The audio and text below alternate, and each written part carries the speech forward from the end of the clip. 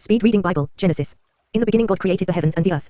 Now the earth was formless and empty, darkness was over the surface of the deep, and the Spirit of God was hovering over the waters. And God said, Let there be light, and there was light. God saw that the light was good, and he separated the light from the darkness. God called the light day, and the darkness he called night. And there was evening, and there was morning the first day. And God said, Let there be an expanse between the waters to separate water from water. So God made the expanse and separated the water under the expanse from the water above it. And it was so. God called the expanse sky. And there was evening, and there was morning the second day. And God said, Let the water under the sky be gathered to one place, and let dry ground appear. And it was so. God called the dry ground land, and the gathered waters he called seas. And God saw that it was good. Then God said, Let the land produce vegetation, seed-bearing plants and trees on the land that bear fruit with seed in it, according to their various kinds. And it was so. The land produced vegetation, plants bearing seed according to their kinds, and trees bearing fruit with seed in it according to their kinds. And God saw that it was good. And there was evening, and there was morning the third day. And God said, Let there be lights in the expanse of the sky to separate the day from the night, and let them serve as signs to mark seasons and days and years. And let them be lights in the expanse of the sky to give light on the earth. And it was so. God made two great lights, the greater light to govern the day and the lesser light to govern the night. He also made the stars. God set them in the expanse of the sky to give light on the earth, to govern the day and the night, and to separate light from darkness. And God saw that it was good.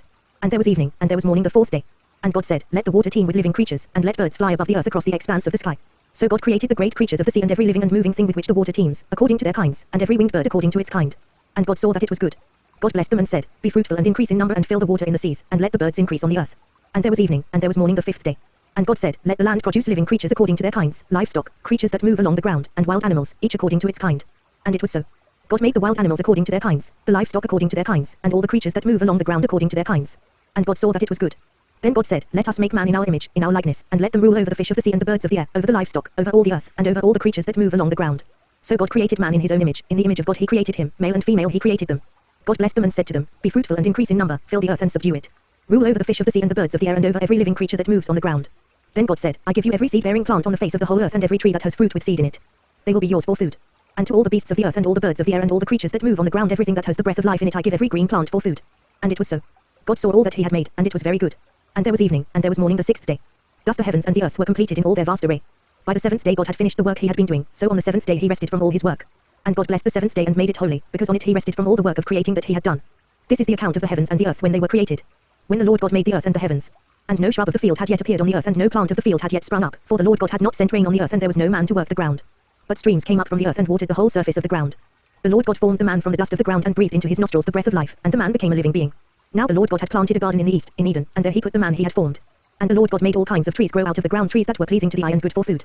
In the middle of the garden were the tree of life and the tree of the knowledge of good and evil. A river watering the garden flowed from Eden, from there it was separated into 4 headwaters. The name of the first is the Pishon, it winds through the entire land of Havilah, where there is gold. The gold of that land is good, aromatic resin and onyx are also there. The name of the second river is the Jahan, it winds through the entire land of Cush. The name of the third river is the Tigris, it runs along the east side of Ashur. And the fourth river is the Euphrates. The Lord God took the man and put him in the garden of Eden to work it and take care of it. And the Lord God commanded the man, You are free to eat from any tree in the garden. But you must not eat from the tree of the knowledge of good and evil, for when you eat of it you will surely die.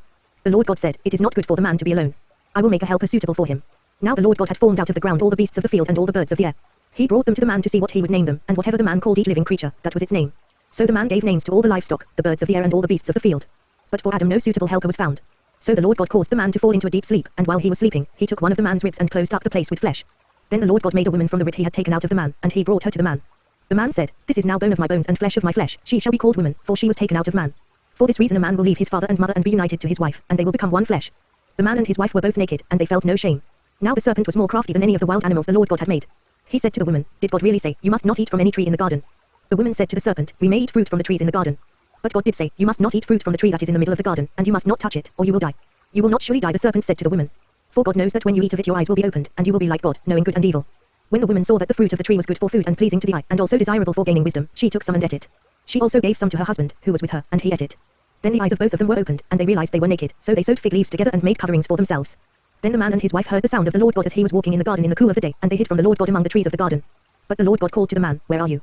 He answered, I heard you in the garden, and I was afraid because I was naked, so I hid. And he said, Who told you that you were naked? Have you eaten from the tree that I commanded you not to eat from? The man said, The woman you put here with me, she gave me some fruit from the tree, and I ate it. Then the Lord God said to the woman, What is this you have done? The woman said, The serpent deceived me, and I ate. So the Lord God said to the serpent, Because you have done this, cursed are you above all the livestock and all the wild animals. You will crawl on your belly and you will eat dust all the days of your life. And I will put enmity between you and the woman, and between your offspring and hers, he will crush your head, and you will strike his heel. To the woman he said, I will greatly increase your pains in childbearing, with pain you will give birth to children. Your desire will be for your husband, and he will rule over you. To Adam he said, Because you listened to your wife and ate from the tree about which I commanded you, you must not eat of it, cursed is the ground because of you, through painful toil you will eat of it all the days of your life. It will produce thorns and thistles for you, and you will eat the plants of the field. By the sweat of your brow you will eat your food until you return to the ground, since from you were taken, for dust you are and to dust you will return. Adam named his wife Eve, because she would become the mother of all the living. The Lord God made garments of skin for Adam and his wife and clothed them. And the Lord God said, the man has now become like one of us, knowing good and evil. He must not be allowed to reach out his hand and take also from the tree of life and eat, and live forever. So the Lord God banished him from the Garden of Eden to work the ground from which he had been taken.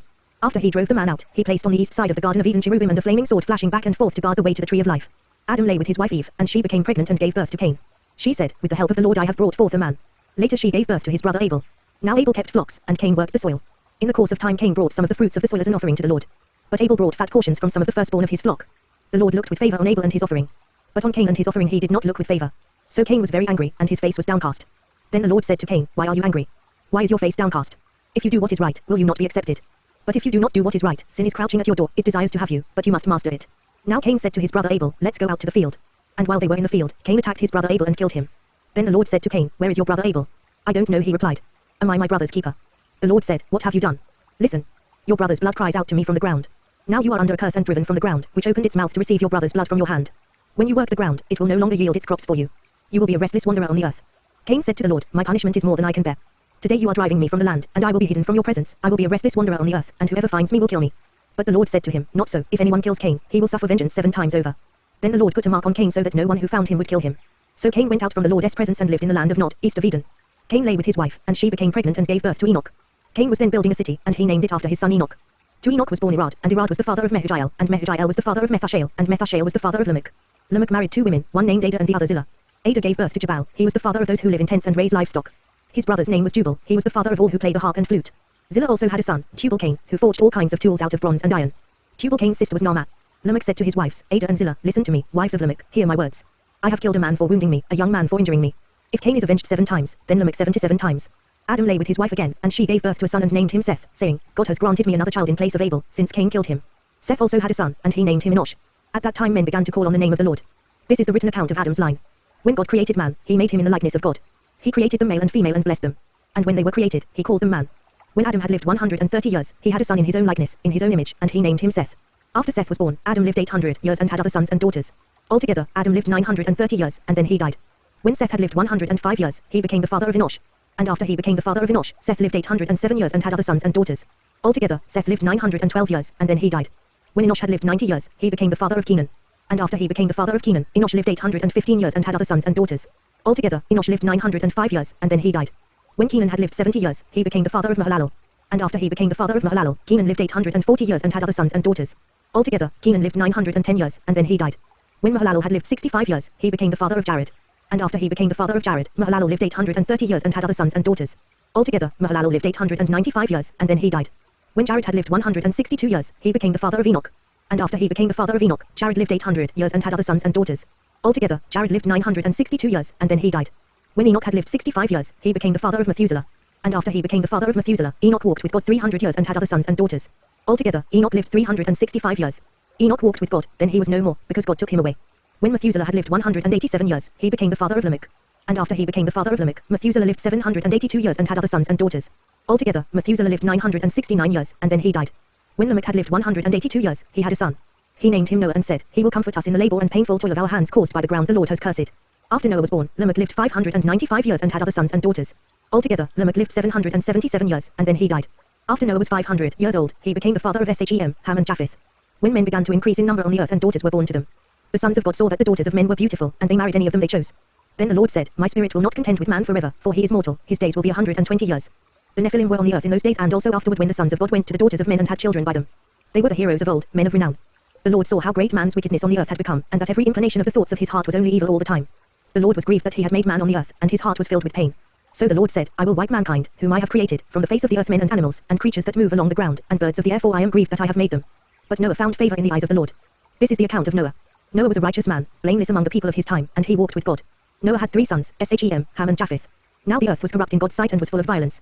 God saw how corrupt the earth had become, for all the people on earth had corrupted their ways. So God said to Noah, I am going to put an end to all people, for the earth is filled with violence because of them. I am surely going to destroy both them and the earth. So make yourself an ark of cypress wood, make rooms in it and coat it with pitch inside and out. This is how you are to build it. The ark is to be 450 feet long, 75 feet wide and 45 feet high. Make a roof for it and finish the ark to within 18 inches of the top. Put a door in the side of the ark and make lower, middle and upper decks. I am going to bring flood waters on the earth to destroy all life under the heavens, every creature that has the breath of life in it. Everything on earth will perish. But I will establish my covenant with you, and you will enter the ark, you and your sons and your wife and your sons' wives with you. You are to bring into the ark 2 of all living creatures, male and female, to keep them alive with you. 2 of every kind of bird, of every kind of animal and of every kind of creature that moves along the ground will come to you to be kept alive. You are to take every kind of food that is to be eaten and store it away as food for you and for them. Noah did everything just as God commanded him. The Lord then said to Noah, Go into the ark, you and your whole family, because I have found you righteous in this generation. Take with you 7 of every kind of clean animal, a male and its mate, and 2 of every kind of unclean animal, a male and its mate. And also 7 of every kind of bird, male and female, to keep their various kinds alive throughout the earth. 7 days from now I will send rain on the earth for 40 days and 40 nights, and I will wipe from the face of the earth every living creature I have made. And Noah did all that the Lord commanded him. Noah was 600 years old when the flood waters came on the earth. And Noah and his sons and his wife and his sons' wives entered the ark to escape the waters of the flood. Pairs of clean and unclean animals, of birds and of all creatures that move along the ground, male and female, came to Noah and entered the ark, as God had commanded Noah. And after the 7 days the flood waters came on the earth. In the 600th year of Noah's life, on the 17th day of the 2nd month, on that day all the springs of the great deep burst forth, and the floodgates of the heavens were opened. And rain fell on the earth 40 days and 40 nights. On that very day Noah and his sons, Shem, Ham and Japheth, together with his wife and the wives of his 3 sons, entered the ark. They had with them every wild animal according to its kind, all livestock according to their kinds, every creature that moves along the ground according to its kind, and every bird according to its kind, everything with wings. Pairs of all creatures that have the breath of life in them came to Noah and entered the ark. The animals going in were male and female of every living thing, as God had commanded Noah. Then the Lord shut him in. For 40 days the flood kept coming on the earth, and as the waters increased they lifted the ark high above the earth. The waters rose and increased greatly on the earth, and the ark floated on the surface of the water.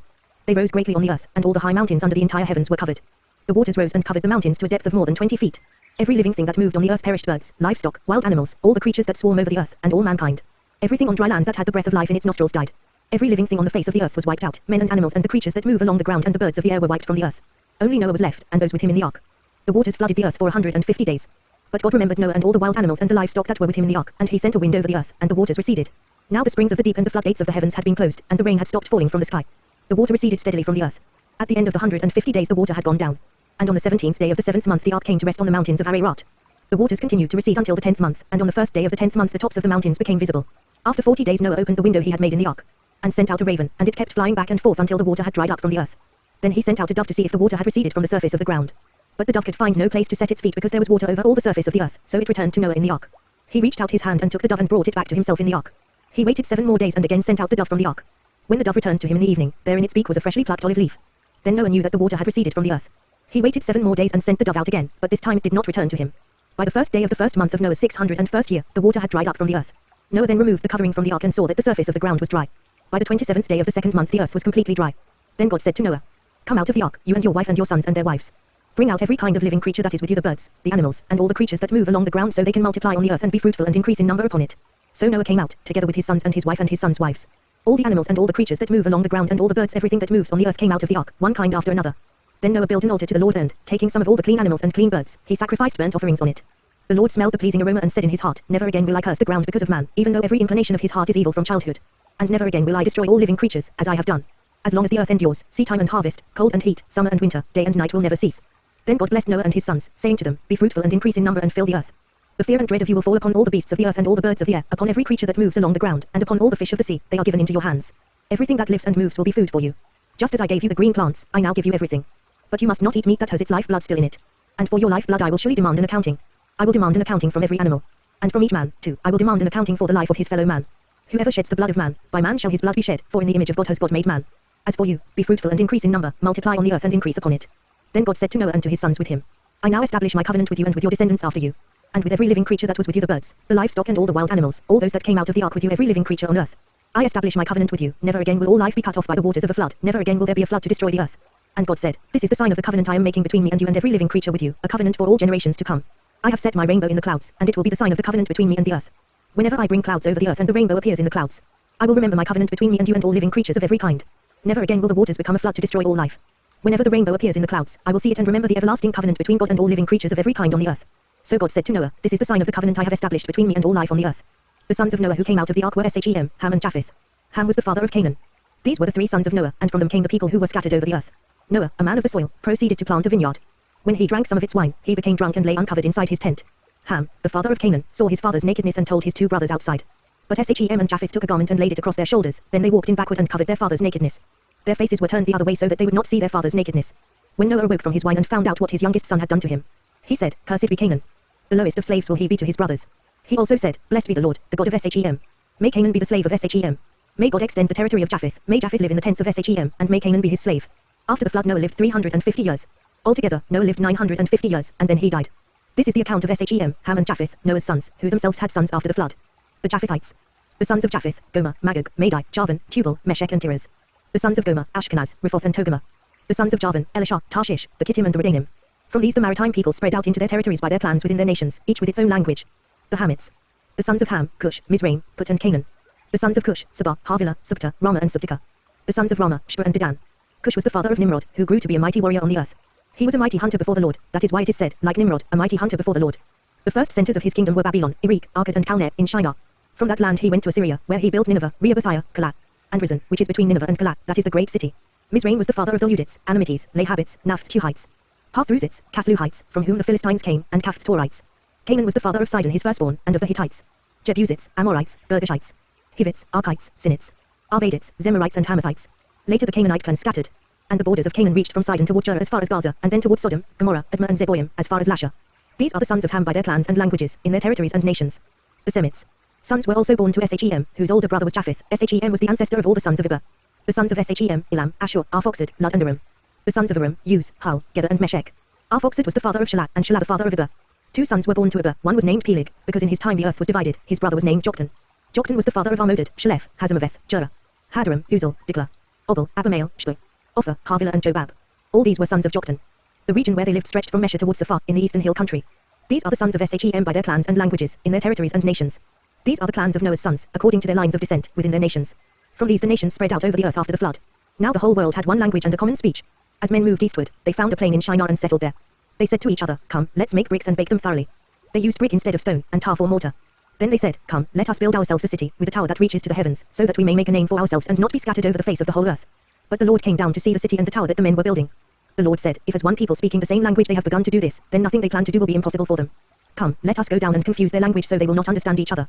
So the Lord scattered them from there over all the earth, and they stopped building the city. That is why it was called Babel, because there the Lord confused the language of the whole world. From there the Lord scattered them over the face of the whole earth. This is the account of Shem. 2 years after the flood, when Shem was 100 years old, he became the father of Arphaxad. And after he became the father of Arphaxad, Shem lived 500 years and had other sons and daughters. When Arphaxad had lived 35 years, he became the father of Shelah. And after he became the father of Shelah, Arphaxad lived 403 years and had other sons and daughters. When Shelah had lived 30 years, he became the father of Eber.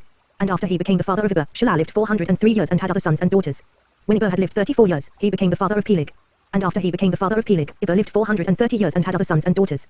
When Peleg had lived 30 years, he became the father of Ru. And after he became the father of Ru, Peleg lived 209 years and had other sons and daughters. When Ru had lived 32 years, he became the father of Serug. And after he became the father of Serug, Ru lived 207 years and had other sons and daughters. When Serug had lived 30 years, he became the father of Nara. And after he became the father of Nara, Serug lived 200 years and had other sons and daughters. When Nara had lived 29 years, he became the father of Tro. And after he became the father of Tro, Nara lived 119 years and had other sons and daughters. After Tro had lived 70 years, he became the father of Abram, Nara and Haran.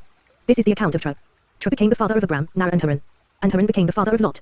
While his father Tro was still alive, Haran died in Ur of the Chaldeans, in the land of his birth. Abram and Nara both married. The name of Abram's wife was Sarai, and the name of Nara's wife was Milcah. She was the daughter of Haran, the father of both Milcah and Iscah.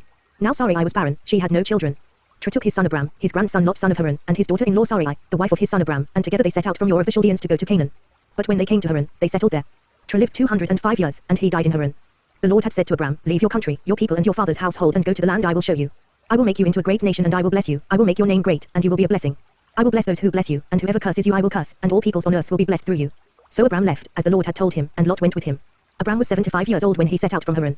He took his wife Sarai, his nephew Lot, all the possessions they had accumulated and the people they had acquired in Haran, and they set out for the land of Canaan, and they arrived there. Abram travelled through the land as far as the site of the great tree of Moreh at Shechem. At that time the Canaanites were in the land. The Lord appeared to Abram and said, "To your offspring I will give this land." So he built an altar there to the Lord, who had appeared to him. From there he went on toward the hills east of Bethel and pitched his tent, with Bethel on the west and Ai on the east. There he built an altar to the Lord and called on the name of the Lord. Then Abram set out and continued toward the Negev. Now there was a famine in the land, and Abram went down to Egypt to live there for a while because the famine was severe. As he was about to enter Egypt, he said to his wife Sarai, "I know what a beautiful woman you are. When the Egyptians see you, they will say, 'This is his wife.' Then they will kill me but will let you live. Say you are my sister, so that I will be treated well for your sake and my life will be spared because of you." When Abram came to Egypt, the Egyptians saw that she was a very beautiful woman. And when Pharaoh's officials saw her, they praised her to Pharaoh, and she was taken into his palace. He treated Abram well for her sake, and Abram acquired sheep and cattle, male and female donkeys, men servants and maid servants, and camels. But the Lord inflicted serious diseases on Pharaoh and his household because of Abram's wife Sarai. So Pharaoh summoned Abram. "What have you done to me?" he said. "Why didn't you tell me she was your wife? Why did you say, 'She is my sister,' so that I took her to be my wife? Now then, here is your wife. Take her and go." Then Pharaoh gave orders about Abram to his men, and they sent him on his way, with his wife and everything he had. So Abram went up from Egypt to the Negev, with his wife and everything he had, and Lot went with him. Abram had become very wealthy in livestock and in silver and gold. From the Negev he went from place to place until he came to Bethel, to the place between Bethel and Ari where his tent had been earlier, and where he had first built an altar. There Abram called on the name of the Lord. Now Lot, who was moving about with Abram, also had flocks and herds and tents. But the land could not support them while they stayed together, for their possessions were so great that they were not able to stay together. And quarreling arose between Abram's herdsmen and the herdsmen of Lot. The Canaanites and Perizzites were also living in the land at that time. So Abram said to Lot, let's not have any quarreling between you and me, or between your herdsmen and mine, for we are brothers. Is not the whole land before you? Let's part company. If you go to the left, I'll go to the right, if you go to the right, I'll go to the left. Lot looked up and saw that the whole plain of the Jordan was well watered, like the garden of the Lord, like the land of Egypt, towards Or. This was before the Lord destroyed Sodom and Gomorrah. So Lot chose for himself the whole plain of the Jordan and set out toward the east. The two men parted company. Abram lived in the land of Canaan, while Lot lived among the cities of the plain and pitched his tents near Sodom. Now the men of Sodom were wicked and were sinning greatly against the Lord. The Lord said to Abram after Lot had parted from him, lift up your eyes from where you are and look north and south, east and west. All the land that you see I will give to you and your offspring forever. I will make your offspring like the dust of the earth, so that if anyone could count the dust, then your offspring could be counted. Go, walk through the length and breadth of the land, for I am giving it to you. So Abram moved his tents and went to live near the great trees of Mamre at Hebron, where he built an altar to the Lord.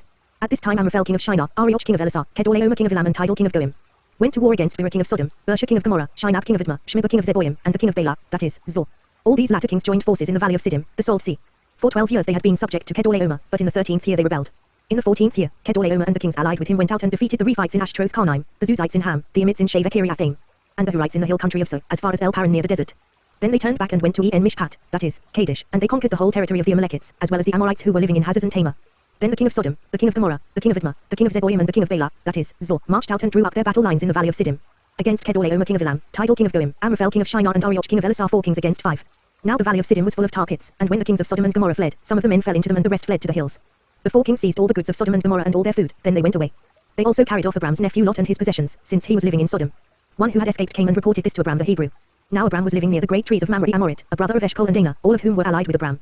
When Abram heard that his relative had been taken captive, he called out the 318 trained men born in his household and went in pursuit as far as Dan. During the night Abram divided his men to attack them and he routed them, pursuing them as far as Hobah, north of Damascus. He recovered all the goods and brought back his relative Lot and his possessions, together with the women and the other people. After Abram returned from defeating Kedorlaomer and the kings allied with him, the king of Sodom came out to meet him in the valley of Shaveh, that is, the king's valley. Then Melchizedek king of Salem brought out bread and wine. He was priest of God Most High. And he blessed Abram, saying, Blessed be Abram by God Most High, creator of heaven and earth. And blessed be God Most High, who delivered your enemies into your hand. Then Abram gave him a tenth of everything. The king of Sodom said to Abram, Give me the people and keep the goods for yourself. But Abram said to the king of Sodom, I have raised my hand to the Lord, God Most High, creator of heaven and earth, and have taken an oath, that I will accept nothing belonging to you, not even a thread or the thong of a sandal, so that you will never be able to say, I made Abram rich. I will accept nothing but what my men have eaten and the share that belongs to the men who went with me to Anah, Eshcol and Mamre. Let them have their share. After this, the word of the Lord came to Abram in a vision, Do not be afraid, Abram. I am your shield, your very great reward. But Abram said, O sovereign Lord, what can you give me since I remain childless and the one who will inherit my estate is Eliezer of Damascus? And Abram said, You have given me no children, so a servant in my household will be my heir. Then the word of the Lord came to him, This man will not be your heir, but a son coming from your own body will be your heir. He took him outside and said, Look up at the heavens and count the stars if indeed you can count them. Then he said to him, So shall your offspring be. Abram believed the Lord, and he credited it to him as righteousness. He also said to him, I am the Lord, who brought you out of Ur of the Chaldeans to give you this land to take possession of it. But Abram said, O sovereign Lord, how can I know that I will gain possession of it? So the Lord said to him, Bring me a heifer, a goat and a ram, each 3 years old, along with a dove and a young pigeon. Abram brought all these to him, cut them in two and arranged the halves opposite each other. The birds, however, he did not cut in half. Then birds of prey came down on the carcasses, but Abram drove them away. As the sun was setting, Abram fell into a deep sleep, and a thick and dreadful darkness came over him. Then the Lord said to him, Know for certain that your descendants will be strangers in a country not their own, and they will be enslaved and mistreated 400 years. But I will punish the nation they serve as slaves, and afterward they will come out with great possessions. You, however, will go to your fathers in peace and be buried at a good old age. In the 4th generation your descendants will come back here, for the sin of the Amorites has not yet reached its full measure. When the sun had set and darkness had fallen, a smoking fire put with a blazing torch appeared and passed between the pieces. On that day the Lord made a covenant with Abram and said, To your descendants I give this land, from the river of Egypt to the great river, the Euphrates. The land of the Kenites, Kenizzites, Cadmonites, Hittites, Perizzites, Rephites, Amorites, Canaanites, Girgashites and Jebusites. Now Sarai, Abram's wife, had borne him no children.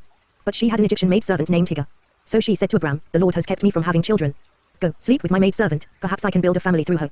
Abram agreed to what Sarai said. So after Abram had been living in Canaan 10 years, Sarai his wife took her Egyptian maidservant Hagar and gave her to her husband to be his wife. He slept with Hagar, and she conceived. When she knew she was pregnant, she began to despise her mistress. Then Sarai said to Abram, You are responsible for the wrong I am suffering. I put my servant in your arms, and now that she knows she is pregnant, she despises me. May the Lord judge between you and me. Your servant is in your hands, Abram said. Do with her whatever you think best. Then Sarai mistreated Hagar, so she fled from her. The angel of the Lord found Hagar near a spring in the desert. It was the spring that is beside the road to Shur. And he said, Hagar, servant of Sarai, where have you come from, and where are you going? I'm running away from my mistress Sarai, she answered. Then the angel of the Lord told her, Go back to your mistress and submit to her. The angel added, I will so increase your descendants that they will be too numerous to count. The angel of the Lord also said to her, You are now with child and you will have a son. You shall name him Ishmael, for the Lord has heard of your misery. He will be a wild donkey of a man, his hand will be against everyone and everyone's hand against him, and he will live in hostility toward all his brothers. She gave this name to the Lord who spoke to her, You are the God who sees me, for she said, I have now seen the one who sees me. That is why the well was called Bir-lahai-roi. It is still there, between Kadesh and Bud. So Hagar bore Abram a son, and Abram gave the name Ishmael to the son she had born. Abram was 86 years old when Hagar bore him Ishmael. When Abram was 99 years old, the Lord appeared to him and said, I am God Almighty, walk before me and be blameless. I will confirm my covenant between me and you and will greatly increase your numbers. Abram fell face down, and God said to him, As for me, this is my covenant with you, you will be the father of many nations. No longer will you be called Abram, your name will be Abraham, for I have made you a father of many nations. I will make you very fruitful, I will make nations of you, and kings will come from you. I will establish my covenant as an everlasting covenant between me and you and your descendants after you for the generations to come, to be your God and the God of your descendants after you. The whole land of Canaan, where you are now an alien, I will give as an everlasting possession to you and your descendants after you, and I will be their God. Then God said to Abraham, As for you, you must keep my covenant, you and your descendants after you for the generations to come. This is my covenant with you and your descendants after you, the covenant you are to keep, every male among you shall be circumcised. You are to undergo circumcision, and it will be the sign of the covenant between me and you. For the generations to come every male among you who is 8 days old must be circumcised, including those born in your household or bought with money from a foreigner, those who are not your offspring. Whether born in your household or bought with your money, they must be circumcised. My covenant in your flesh is to be an everlasting covenant. Any uncircumcised male, who has not been circumcised in the flesh, will be cut off from his people, he has broken my covenant. God also said to Abraham, As for Sarai your wife, you are no longer to call her Sarai, her name will be Sarah. I will bless her and will surely give you a son by her. I will bless her so that she will be the mother of nations, kings of peoples will come from her. Abraham fell face down, he laughed and said to himself, Will a son be born to a man 100 years old? Will Sarah bear a child at the age of 90? And Abraham said to God, If only Ishmael might live under your blessing. Then God said, Yes, but your wife Sarah will bear you a son, and you will call him Isaac. I will establish my covenant with him as an everlasting covenant for his descendants after him. And as for Ishmael, I have heard you, I will surely bless him, I will make him fruitful and will greatly increase his numbers. He will be the father of 12 rulers, and I will make him into a great nation. But my covenant I will establish with Isaac, whom Sarah will bear to you by this time next year. When he had finished speaking with Abraham, God went up from him. On that very day Abraham took his son Ishmael and all those born in his household or bought with his money, every male in his household, and circumcised them, as God told him. Abraham was 99 years old when he was circumcised. And his son Ishmael was 13. Abraham and his son Ishmael were both circumcised on that same day. And every male in Abraham's household, including those born in his household or bought from a foreigner, was circumcised with him. The Lord appeared to Abraham near the great trees of Mamre while he was sitting at the entrance to his tent in the heat of the day. Abraham looked up and saw 3 men standing nearby. When he saw them, he hurried from the entrance of his tent to meet them and bowed low to the ground. He said, If I have found favor in your eyes, my Lord, do not pass your servant by. Let a little water be brought, and then you may all wash your feet and rest under this tree. Let me get you something to eat, so you can be refreshed and then go on your way now that you have come to your servant. Very well, they answered, do as you say. So Abraham hurried into the tent to Sarah. Quick, he said, get 3 seahs of fine flour and knead it and bake some bread. Then he ran to the herd and selected a choice, tender calf and gave it to a servant, who hurried to prepare it. He then brought some curds and milk and the calf that had been prepared, and set these before them. While they ate, he stood near them under a tree. Where is your wife Sarah? They asked him. There, in the tent, he said. Then the Lord said, I will surely return to you about this time next year, and Sarah your wife will have a son. Now Sarah was listening at the entrance to the tent, which was behind him. Abraham and Sarah were already old and well advanced in years, and Sarah was past the age of childbearing. So Sarah laughed to herself as she thought, After I am worn out and my master is old, will I now have this pleasure? Then the Lord said to Abraham, Why did Sarah laugh and say, Will I really have a child, now that I am old? Is anything too hard for the Lord? I will return to you at the appointed time next year and Sarah will have a son. Sarah was afraid, so she lied and said, I did not laugh. But he said, Yes, you did laugh. When the men got up to leave, they looked down towards Sodom, and Abraham walked along with them to see them on their way. Then the Lord said, Shall I hide from Abraham what I am about to do? Abraham will surely become a great and powerful nation, and all nations on earth will be blessed through him. For I have chosen him, so that he will direct his children and his household after him to keep the way of the Lord by doing what is right and just, so that the Lord will bring about for Abraham what he has promised him. Then the Lord said, The outcry against Sodom and Gomorrah is so great and their sin so grievous, that I will go down and see if what they have done is as bad as the outcry that has reached me. If not, I will know. The men turned away and went towards Sodom, but Abraham remained standing before the Lord. Then Abraham approached him and said, Will you sweep away the righteous with the wicked? What if there are 50 righteous people in the city? Will you really sweep it away and not spare the place for the sarke of the 50 righteous people in it? Far be it from you to do such a thing, to kill the righteous with the wicked, treating the righteous and the wicked alike. Far be it from you. Will not the judge of all the earth do right? The Lord said, If I find 50 righteous people in the city of Sodom, I will spare the whole place for their sarke. Then Abraham spoke up again, Now that I have been so bold as to speak to the Lord, though I am nothing but dust and ashes. What if the number of the righteous is 5 less than 50? Will you destroy the whole city because of 5 people? If I find 45 there, he said, I will not destroy it. Once again he spoke to him, What if only 40 are found there? He said, For the sarke of 40, I will not do it. Then he said, May the Lord not be angry, but let me speak. What if only 30 can be found there? He answered, I will not do it if I find 30 there. Abraham said, Now that I have been so bold as to speak to the Lord, what if only 20 can be found there? He said, For the sarke of 20, I will not destroy it. Then he said, May the Lord not be angry, but let me speak just once more. What if only 10 can be found there? He answered, For the sarke of 10, I will not destroy it. When the Lord had finished speaking with Abraham, he left, and Abraham returned home. The 2 angels arrived at Sodom in the evening, and Lot was sitting in the gateway of the city. When he saw them, he got up to meet them and bowed down with his face to the ground. My lords, he said, Please turn aside to your servant's house. You can wash your feet and spend the night and then go on your way early in the morning. No, they answered, We will spend the night in the square. But he insisted so strongly that they did go with him and entered his house. He prepared a meal for them, baking bread without yeast, and they ate. Before they had gone to bed, all the men from every part of the city of Sodom, both young and old, surrounded the house. They called to Lot, Where are the men who came to you tonight? Bring them out to us so that we can have sex with them. Lot went outside to meet them and shut the door behind him. And said, No, my friends. Don't do this wicked thing. Look, I have 2 daughters who have never slept with a man. Let me bring them out to you, and you can do what you like with them. But don't do anything to these men, for they have come under the protection of my roof. Get out of our way, they replied. And they said, This fellow came here as an alien, and now he wants to play the judge. We'll treat you worse than them. They kept bringing pressure on Lot and moved forward to break down the door. But the men inside reached out and pulled Lot back into the house and shut the door. Then they struck the men who were at the door of the house, young and old, with blindness so that they could not find the door. The two men said to Lot, "Do you have anyone else here, sons-in-law, sons or daughters, or anyone else in the city who belongs to you? Get them out of here. Because we are going to destroy this place. The outcry to the Lord against its people is so great that he has sent us to destroy it." So Lot went out and spoke to his sons-in-law, who were pledged to marry his daughters. He said, "Hurry and get out of this place, because the Lord is about to destroy the city." But his sons-in-law thought he was joking. With the coming of dawn, the angels urged Lot, saying, "Hurry. Take your wife and your 2 daughters who are here, or you will be swept away when the city is punished." When he hesitated, the men grasped his hand and the hands of his wife and of his 2 daughters and led them safely out of the city, for the Lord was merciful to them. As soon as they had brought them out, one of them said, "Flee for your lives. Don't look back, and don't stop anywhere in the plain. Flee to the mountains or you will be swept away." But Lot said to them, "No, my lords, please. Your servant has found favor in your eyes, and you have shown great kindness to me in sparing my life. But I can't flee to the mountains, this disaster will overtake me, and I'll die. Look, here is a town near enough to run to, and it is small. Let me flee to it, it is very small, isn't it? Then my life will be spared." He said to him, "Very well, I will grant this request too, I will not overthrow the town you speak of. But flee there quickly, because I cannot do anything until you reach it." That is why the town was called Zor. By the time Lot reached Zor, the sun had risen over the land. Then the Lord rained down burning sulfur on Sodom and Gomorrah from the Lord out of the heavens. Thus he overthrew those cities and the entire plain, including all those living in the cities and also the vegetation in the land. But Lot's wife looked back, and she became a pillar of salt. Early the next morning Abraham got up and returned to the place where he had stood before the Lord. He looked down toward Sodom and Gomorrah, toward all the land of the plain, and he saw dense smoke rising from the land, like smoke from a furnace. So when God destroyed the cities of the plain, he remembered Abraham, and he brought Lot out of the catastrophe that overthrew the cities where Lot had lived. Lot and his 2 daughters left Zor and settled in the mountains, for he was afraid to stay in Zor. He and his 2 daughters lived in a cave. One day the older daughter said to the younger, "Our father is old, and there is no man around here to lie with us, as is the custom all over the earth. Let's get our father to drink wine and then lie with him and preserve our family line through our father." That night they got their father to drink wine, and the older daughter went in and lay with him. He was not aware of it when she lay down or when she got up. The next day the older daughter said to the younger, "Last night I lay with my father. Let's get him to drink wine again tonight, and you go in and lie with him so we can preserve our family line through our father." So they got their father to drink wine that night also, and the younger daughter went and lay with him. Again he was not aware of it when she lay down or when she got up. So both of Lot's daughters became pregnant by their father. The older daughter had a son, and she named him Moab, he is the father of the Moabites of today. The younger daughter also had a son, and she named him Ben-Ammi, he is the father of the Ammonites of today. Now Abraham moved on from there into the region of the Negev and lived between Kadesh and Shur. For a while he stayed in Gerar. And there Abraham said of his wife Sarah, "She is my sister." Then Abimelech king of Gerar sent for Sarah and took her. But God came to Abimelech in a dream one night and said to him, "You are as good as dead because of the woman you have taken, she is a married woman." Now Abimelech had not gone near her, so he said, "Lord, will you destroy an innocent nation?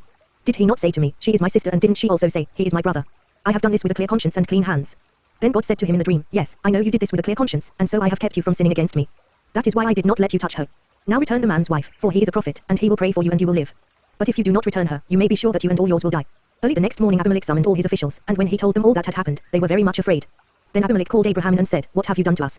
How have I wronged you that you have brought such great guilt upon me and my kingdom? You have done things to me that should not be done." And Abimelech asked Abraham, "What was your reason for doing this?" Abraham replied, "I said to myself, there is surely no fear of God in this place, and they will kill me because of my wife.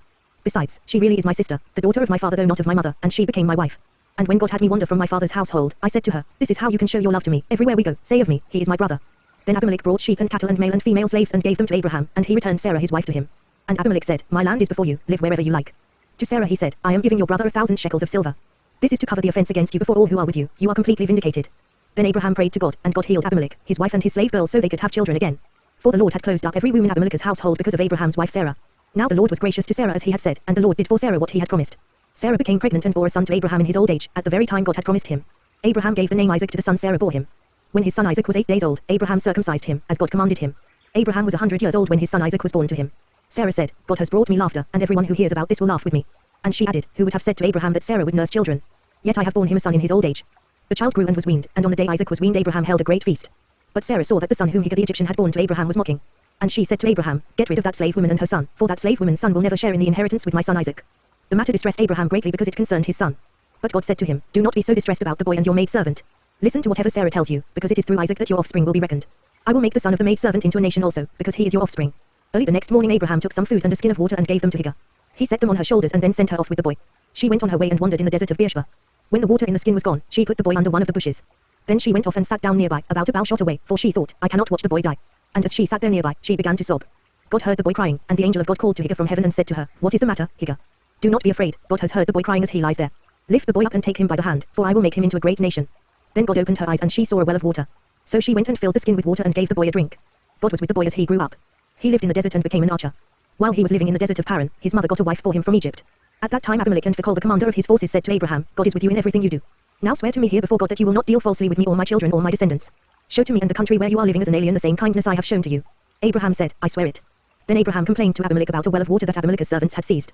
But Abimelech said, "I don't know who has done this. You did not tell me, and I heard about it only today. So Abraham brought sheep and cattle and gave them to Abimelech, and the two men made a treaty. Abraham set apart 7 ewe lambs from the flock. And Abimelech asked Abraham, what is the meaning of these 7 ewe lambs you have set apart by themselves? He replied, accept these 7 lambs from my hand as a witness that I dug this well. So that place was called Beersheba, because the two men swore an oath there. After the treaty had been made at Beersheba, Abimelech and Phicol the commander of his forces returned to the land of the Philistines. Abraham planted a tamarisk tree in Beersheba, and there he called upon the name of the Lord, the eternal God. And Abraham stayed in the land of the Philistines for a long time. Some time later God tested Abraham. He said to him, Abraham. Here I am, he replied. Then God said, take your son, your only son, Isaac, whom you love, and go to the region of Moriah. Sacrifice him there as a burnt offering on one of the mountains I will tell you about. Early the next morning Abraham got up and saddled his donkey. He took with him 2 of his servants and his son Isaac. When he had cut enough wood for the burnt offering, he set out for the place God had told him about. On the 3rd day Abraham looked up and saw the place in the distance. He said to his servants, stay here with the donkey while I and the boy go over there. We will worship and then we will come back to you. Abraham took the wood for the burnt offering and placed it on his son Isaac, and he himself carried the fire and the knife. As the two of them went on together, Isaac spoke up and said to his father Abraham, Father. Yes, my son. Abraham replied. The fire and wood are here, Isaac said, but where is the lamb for the burnt offering? Abraham answered, God himself will provide the lamb for the burnt offering, my son. And the two of them went on together. When they reached the place God had told him about, Abraham built an altar there and arranged the wood on it. He bound his son Isaac and laid him on the altar, on top of the wood. Then he reached out his hand and took the knife to slay his son. But the angel of the Lord called out to him from heaven, Abraham. Abraham. Here I am, he replied. Do not lay a hand on the boy, he said. Do not do anything to him. Now I know that you fear God, because you have not withheld from me your son, your only son. Abraham looked up and there in a thicket he saw a ram caught by its horns. He went over and took the ram and sacrificed it as a burnt offering instead of his son. So Abraham called that place the Lord will provide. And to this day it is said, on the mountain of the Lord it will be provided. The angel of the Lord called to Abraham from heaven a second time, and said, I swear by myself, declares the Lord, that because you have done this and have not withheld your son, your only son, I will surely bless you and make your descendants as numerous as the stars in the sky and as the sand on the seashore. Your descendants will take possession of the cities of their enemies. And through your offspring all nations on earth will be blessed, because you have obeyed me. Then Abraham returned to his servants, and they set off together for Beersheba. And Abraham stayed in Beersheba. Some time later Abraham was told, Milcah is also a mother, she has borne sons to your brother Narah. Use the firstborn, Buz his brother, Kemuel, the father of Aram, Gust, Hazo, Pildash, Jidlaph and Bethuel. Bethuel became the father of Rebekah. Milcah bore these 8 sons to Abraham's brother Narah. His concubine, whose name was Reumah, also had sons, Tebah, Garham, Tahash and Mgah. Sarah lived to be 127 years old. She died at Kiriath Arba, that is, Hebron, in the land of Canaan, and Abraham went to mourn for Sarah and to weep over her. Then Abraham rose from beside his dead wife and spoke to the Hittites. He said, I am an alien and a stranger among you. Sell me some property for a burial site here so I can bury my dead. The Hittites replied to Abraham, Sir, listen to us. You are a mighty prince among us. Bury your dead in the choicest of our tombs. None of us will refuse you his tomb for burying your dead. Then Abraham rose and bowed down before the people of the land, the Hittites.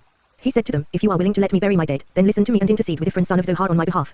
So he will sell me the cave of Machpelah, which belongs to him and is at the end of his field. Ask him to sell it to me for the full price as a burial site among you. Ephron the Hittite was sitting among his people, and he replied to Abraham in the hearing of all the Hittites who had come to the gate of his city. No, my lord, he said. Listen to me, I give you the field, and I give you the cave that is in it. I give it to you in the presence of my people. Bury your dead. Again Abraham bowed down before the people of the land. And he said to Ephron in their hearing, Listen to me, if you will. I will pay the price of the field. Accept it from me so I can bury my dead there. Ephron answered Abraham. Listen to me, my lord, the land is worth 400 shekels of silver, but what is that between me and you? Bury your dead. Abraham agreed to Ephron's terms and weighed out for him the price he had named in the hearing of the Hittites, 400 shekels of silver, according to the weight current among the merchants. So Ephron's field in Machpelah near Mamre, both the field and the cave in it, and all the trees within the borders of the field was deeded to Abraham as his property in the presence of all the Hittites who had come to the gate of the city. Afterward Abraham buried his wife Sarah in the cave in the field of Machpelah near Mamre, which is at Hebron, in the land of Canaan. So the field and the cave in it were deeded to Abraham by the Hittites as a burial site. Abraham was now old and well advanced in years, and the Lord had blessed him in every way. He said to the chief servant in his household, the one in charge of all that he had, Put your hand under my thigh. I want you to swear by the Lord, the God of heaven and the God of earth, that you will not get a wife for my son from the daughters of the Canaanites, among whom I am living, but will go to my country and my own relatives and get a wife for my son Isaac. The servant asked him, What if the woman is unwilling to come back with me to this land? Shall I then take your son back to the country you came from? Make sure that you do not take my son back there, Abraham said. The Lord, the God of heaven, who brought me out of my father's household and my native land, and who spoke to me and promised me on oath, saying, To your offspring I will give this land, he will send his angel before you so that you can get a wife for my son from there. If the woman is unwilling to come back with you, then you will be released from this oath of mine. Only do not take my son back there. So the servant put his hand under the thigh of his master Abraham and swore an oath to him concerning this matter. Then the servant took 10 of his master's camels and left, taking with him all kinds of good things from his master. He set out for Naharaim and made his way to the town of Narah. He had the camels kneel down near the well outside the town. It was toward evening, the time the women go out to draw water. Then he prayed, O Lord, God of my master Abraham, give me success today, and show kindness to my master Abraham. See, I am standing beside this spring, and the daughters of the townspeople are coming out to draw water. May it be that when I say to a girl, Please let down your jar that I may have a drink, and she says, Drink, and I'll water your camels too, let her be the one you have chosen for your servant Isaac. By this I will know that you have shown kindness to my master. Before he had finished praying, Rebekah came out with her jar on her shoulder. She was the daughter of Bethuel son of Milcah, who was the wife of Abraham's brother Narah. The girl was very beautiful, a virgin, no man had ever lain with her. She went down to the spring, filled her jar and came up again. The servant hurried to meet her and said, Please give me a little water from your jar. Drink, my lord, she said, and quickly lowered the jar to her hands and gave him a drink. After she had given him a drink, she said, I'll draw water for your camels too, until they have finished drinking. So she quickly emptied her jar into the trough, ran back to the well to draw more water, and drew enough for all his camels. Without saying a word, the man watched her closely to learn whether or not the Lord had made his journey successful. When the camels had finished drinking, the man took out a gold nose ring weighing a becker and 2 gold bracelets weighing 10 shekels. Then he asked, "Whose daughter are you? Please tell me, is there room in your father's house for us to spend the night?" She answered him, "I am the daughter of Bethuel, the son that Milcah bore to Nara."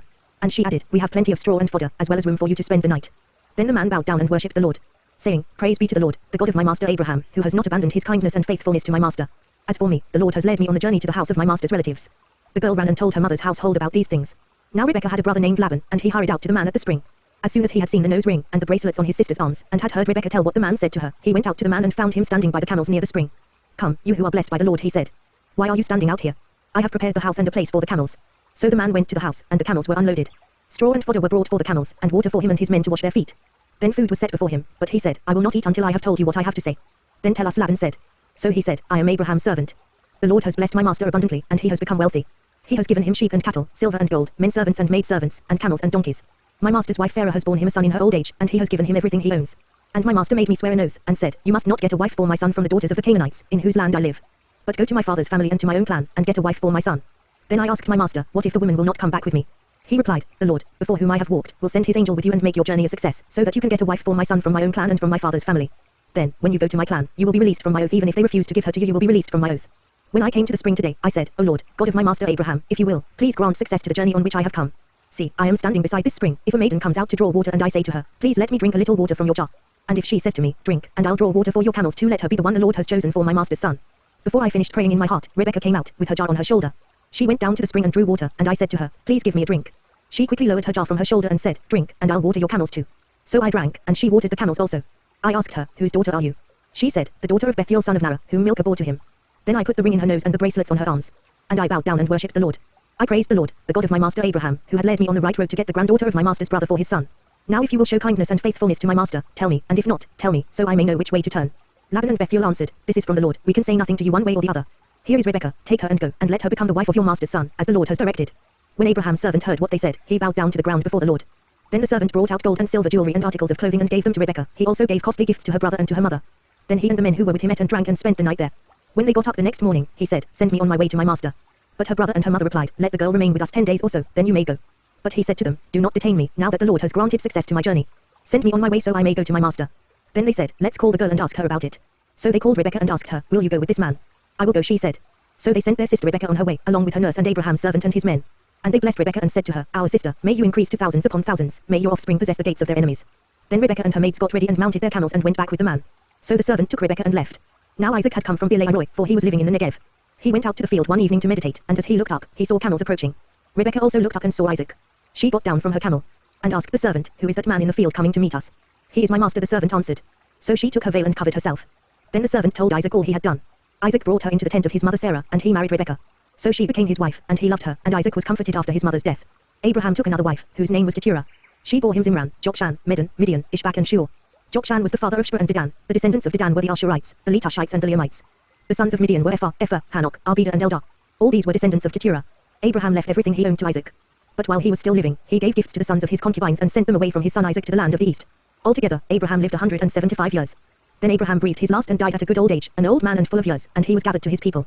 His sons Isaac and Ishmael buried him in the cave of Machpelah near Mamre, in the field of Ephron son of Zohar the Hittite. The field Abraham had bought from the Hittites. There Abraham was buried with his wife Sarah.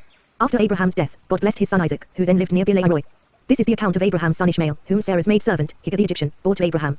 These are the names of the sons of Ishmael, listed in the order of their birth: Nebaioth the firstborn of Ishmael, Kedar, Abiel, Mibsam, Mishma, Duma, Massa, Hadad, Tamar, Jether, Naphish and Kedemah.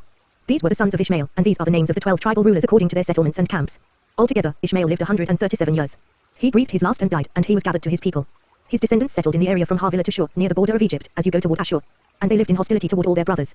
This is the account of Abraham's son Isaac. Abraham became the father of Isaac. And Isaac was 40 years old when he married Rebekah, daughter of Bethuel the Aramean from Padanaram and sister of Laban the Aramean. Isaac prayed to the Lord on behalf of his wife, because she was barren. The Lord answered his prayer, and his wife Rebekah became pregnant. The babies jostled each other within her, and she said, "Why is this happening to me?" So she went to inquire of the Lord. The Lord said to her, "2 nations are in your womb, and 2 peoples from within you will be separated. One people will be stronger than the other, and the older will serve the younger." When the time came for her to give birth, there were twin boys in her womb. The first to come out was red, and his whole body was like a hairy garment, so they named him Esau. After this, his brother came out, with his hand grasping Esau's heel, so he was named Jacob. Isaac was 60 years old when Rebekah gave birth to them. The boys grew up, and Esau became a skillful hunter, a man of the open country, while Jacob was a quiet man, staying among the tents. Isaac, who had a taste for wild game, loved Esau, but Rebekah loved Jacob. Once when Jacob was cooking some stew, Esau came in from the open country, famished. He said to Jacob, "Quick, let me have some of that red stew. I'm famished." That is why he was also called Edom. Jacob replied, first sell me your birthright. Look, I am about to die. Esau said. What good is the birthright to me? But Jacob said, swear to me first. So he swore an oath to him, selling his birthright to Jacob. Then Jacob gave Esau some bread and some lentil stew. He ate and drank, and then got up and left. So Esau despised his birthright. Now there was a famine in the land besides the earlier famine of Abraham's time, and Isaac went to Abimelech king of the Philistines in Gerar. The Lord appeared to Isaac and said, do not go down to Egypt, live in the land where I tell you to live. Stay in this land for a while, and I will be with you and will bless you. For to you and your descendants I will give all these lands and will confirm the oath I swore to your father Abraham. I will make your descendants as numerous as the stars in the sky and will give them all these lands, and through your offspring all nations on earth will be blessed. Because Abraham obeyed me and kept my requirements, my commands, my decrees and my laws. So Isaac stayed in Gerar. When the men of that place asked him about his wife, he said, she is my sister, because he was afraid to say, she is my wife. He thought, the men of this place might kill me on account of Rebekah, because she is beautiful. When Isaac had been there a long time, Abimelech king of the Philistines looked down from a window and saw Isaac caressing his wife Rebekah. So Abimelech summoned Isaac and said, she is really your wife. Why did you say, she is my sister? Isaac answered him, because I thought I might lose my life on account of her. Then Abimelech said, what is this you have done to us? One of the men might well have slept with your wife, and you would have brought guilt upon us. So Abimelech gave orders to all the people, anyone who molests this man or his wife shall surely be put to death. Isaac planted crops in that land and the same year reaped 100-fold, because the Lord blessed him. The man became rich, and his wealth continued to grow until he became very wealthy. He had so many flocks and herds and servants that the Philistines envied him. So all the wells that his father's servants had dug in the time of his father Abraham, the Philistines stopped up, filling them with earth. Then Abimelech said to Isaac, move away from us, you have become too powerful for us. So Isaac moved away from there and encamped in the valley of Gerar and settled there. Isaac reopened the wells that had been dug in the time of his father Abraham, which the Philistines had stopped up after Abraham died, and he gave them the same names his father had given them. Isaac's servants dug in the valley and discovered a well of fresh water there. But the herdsmen of Gerar quarreled with Isaac's herdsmen and said, the water is ours. So he named the well Esek, because they disputed with him. Then they dug another well, but they quarreled over that one also, so he named it Sitnah. He moved on from there and dug another well, and no one quarreled over it. He named it Rehoboth, saying, now the Lord has given us room and we will flourish in the land. From there he went up to Beersheba. That night the Lord appeared to him and said, I am the God of your father Abraham. Do not be afraid, for I am with you, I will bless you and will increase the number of your descendants for the sake of my servant Abraham. Isaac built an altar there and called on the name of the Lord. There he pitched his tent, and there his servants dug a well. Meanwhile, Abimelech had come to him from Gerar, with Ahazath his personal advisor and Phicol the commander of his forces. Isaac asked them, why have you come to me, since you were hostile to me and sent me away? They answered, we saw clearly that the Lord was with you, so we said, there ought to be a sworn agreement between us and you. Let us make a treaty with you. That you will do us no harm, just as we did not molest you but always treated you well and sent you away in peace. And now you are blessed by the Lord. Isaac then made a feast for them, and they ate and drank. Early the next morning the men swore an oath to each other. Then Isaac sent them on their way, and they left him in peace. That day Isaac's servants came and told him about the well they had dug. They said, we've found water. He called it Shibah, and to this day the name of the town has been Beersheba. When Esau was 40 years old, he married Judith daughter of Beeri the Hittite, and also Basemath daughter of Elon the Hittite. They were a source of grief to Isaac and Rebekah. When Isaac was old and his eyes were so weak that he could no longer see, he called for Esau his older son and said to him, my son. Here I am, he answered. Isaac said, I am now an old man and don't know the day of my death. Now then, get your weapons, your quiver and bow, and go out to the open country to hunt some wild game for me. Prepare me the kind of tasty food I like and bring it to me to eat, so that I may give you my blessing before I die. Now Rebekah was listening as Isaac spoke to his son Esau. When Esau left for the open country to hunt game and bring it back, Rebekah said to her son Jacob, look, I overheard your father say to your brother Esau, bring me some game and prepare me some tasty food to eat, so that I may give you my blessing in the presence of the Lord before I die. Now, my son, listen carefully and do what I tell you. Go out to the flock and bring me 2 choice young goats, so I can prepare some tasty food for your father, just the way he likes it. Then take it to your father to eat, so that he may give you his blessing before he dies. Jacob said to Rebekah his mother, but my brother Esau is a hairy man, and I'm a man with smooth skin. What if my father touches me? I would appear to be tricking him and would bring down a curse on myself rather than a blessing. His mother said to him, my son, let the curse fall on me. Just do what I say, go and get them for me. So he went and got them and brought them to his mother, and she prepared some tasty food, just the way his father liked it. Then Rebekah took the best clothes of Esau her older son, which she had in the house, and put them on her younger son Jacob. She also covered his hands and the smooth part of his neck with the goatskins.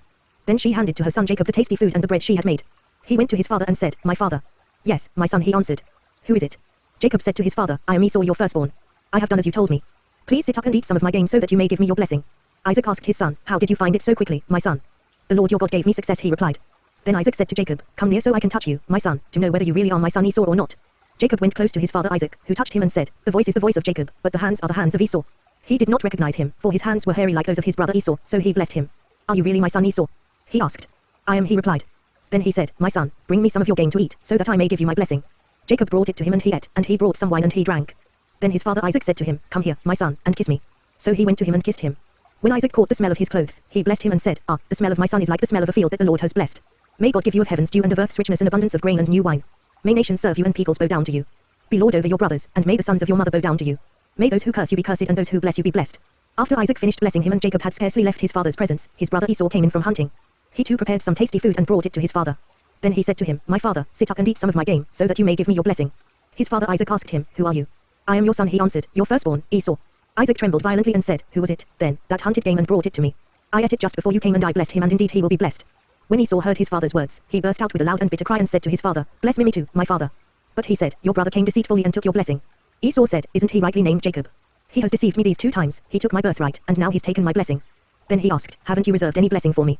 Isaac answered Esau, I have made him lord over you and have made all his relatives his servants, and I have sustained him with grain and new wine. So what can I possibly do for you, my son? Esau said to his father, do you have only one blessing, my father? Bless me too, my father. Then Esau wept aloud.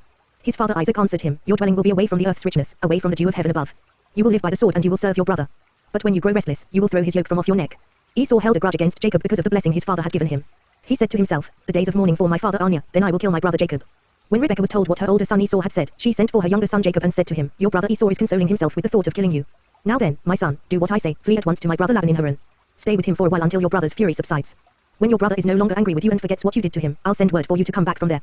Why should I lose both of you in one day? Then Rebekah said to Isaac, I'm disgusted with living because of these Hittite women.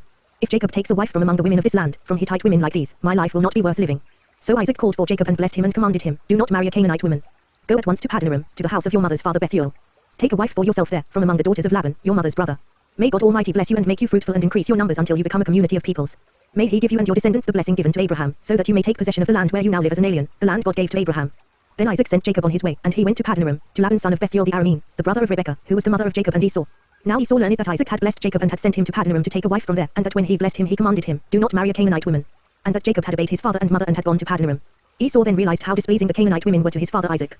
So he went to Ishmael and married Mahalath, the sister of Nebaioth and daughter of Ishmael son of Abraham, in addition to the wives he already had. Jacob left Beersheba and set out for Haran. When he reached a certain place, he stopped for the night because the sun had set. Taking one of the stones there, he put it under his head and lay down to sleep. He had a dream in which he saw a stairway resting on the earth, with its top reaching to heaven, and the angels of God were ascending and descending on it. There above it stood the Lord, and he said, I am the Lord, the God of your father Abraham and the God of Isaac. I will give you and your descendants the land on which you are lying. Your descendants will be like the dust of the earth, and you will spread out to the west and to the east, to the north and to the south. All peoples on earth will be blessed through you and your offspring. I am with you and will watch over you wherever you go, and I will bring you back to this land. I will not leave you until I have done what I have promised you. When Jacob awoke from his sleep, he thought, surely the Lord is in this place, and I was not aware of it. He was afraid and said, how awesome is this place? This is none other than the house of God, this is the gate of heaven. Early the next morning Jacob took the stone he had placed under his head and set it up as a pillar and poured oil on top of it. He called that place Bethel, though the city used to be called Luz. Then Jacob made a vow, saying, if God will be with me and will watch over me on this journey I am taking and will give me food to eat and clothes to wear, so that I return safely to my father's house, then the Lord will be my God. And this stone that I have set up as a pillar will be God's house, and of all that you give me I will give you a tenth. Then Jacob continued on his journey and came to the land of the eastern peoples. There he saw a well in the field, with 3 flocks of sheep lying near it because the flocks were watered from that well. The stone over the mouth of the well was large. When all the flocks were gathered there, the shepherds would roll the stone away from the well's mouth and water the sheep. Then they would return the stone to its place over the mouth of the well. Jacob asked the shepherds, my brothers, where are you from? We are from Haran, they replied. He said to them, do you know Laban, Naar's grandson? Yes, we know him, they answered. Then Jacob asked them, is he well? Yes, he is, they said, and here comes his daughter Rachel with the sheep. Look, he said, the sun is still high, it is not time for the flocks to be gathered. Water the sheep and take them back to pasture. We can't, they replied, until all the flocks are gathered and the stone has been rolled away from the mouth of the well. Then we will water the sheep. While he was still talking with them, Rachel came with her father's sheep, for she was a shepherdess. When Jacob saw Rachel daughter of Laban, his mother's brother, and Laban's sheep, he went over and rolled the stone away from the mouth of the well and watered his uncle's sheep. Then Jacob kissed Rachel and began to weep aloud. He had told Rachel that he was a relative of her father and a son of Rebekah. So she ran and told her father. As soon as Laban heard the news about Jacob, his sister's son, he hurried to meet him. He embraced him and kissed him and brought him to his home, and there Jacob told him all these things. Then Laban said to him, you are my own flesh and blood. After Jacob had stayed with him for a whole month, Laban said to him, just because you are a relative of mine, should you work for me for nothing? Tell me what your wages should be. Now Laban had 2 daughters, the name of the older was Leah, and the name of the younger was Rachel.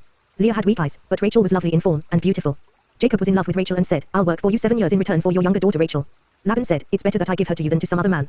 Stay here with me. So Jacob served 7 years to get Rachel, but they seemed like only a few days to him because of his love for her. Then Jacob said to Laban, give me my wife. My time is completed, and I want to lie with her. So Laban brought together all the people of the place and gave a feast. But when evening came, he took his daughter Leah and gave her to Jacob, and Jacob lay with her.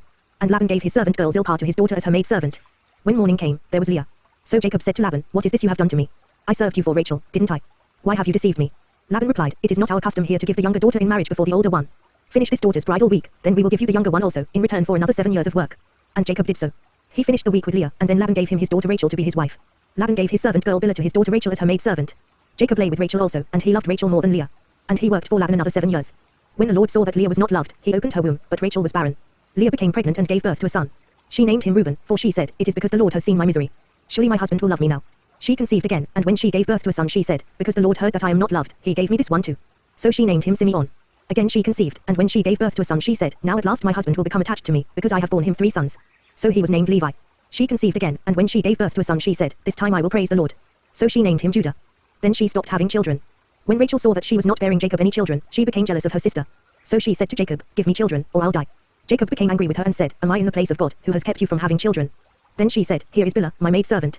Sleep with her so that she can bear children for me and that through her I too can build a family. So she gave him her servant Bilhah as a wife. Jacob slept with her. And she became pregnant and bore him a son. Then Rachel said, God has vindicated me, he has listened to my plea and given me a son. Because of this she named him Dan. Rachel's servant Bilhah conceived again and bore Jacob a second son. Then Rachel said, I have had a great struggle with my sister, and I have won. So she named him Naphtali. When Leah saw that she had stopped having children, she took her maidservant Zilpah and gave her to Jacob as a wife. Leah's servant Zilpah bore Jacob a son. Then Leah said, what good fortune. So she named him Gad. Leah's servant Zilpah bore Jacob a second son. Then Leah said, how happy I am. The women will call me happy.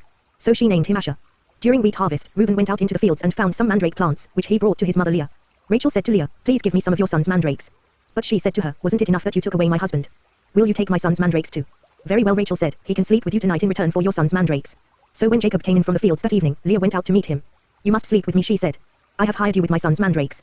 So he slept with her that night. God listened to Leah, and she became pregnant and bore Jacob a fifth son.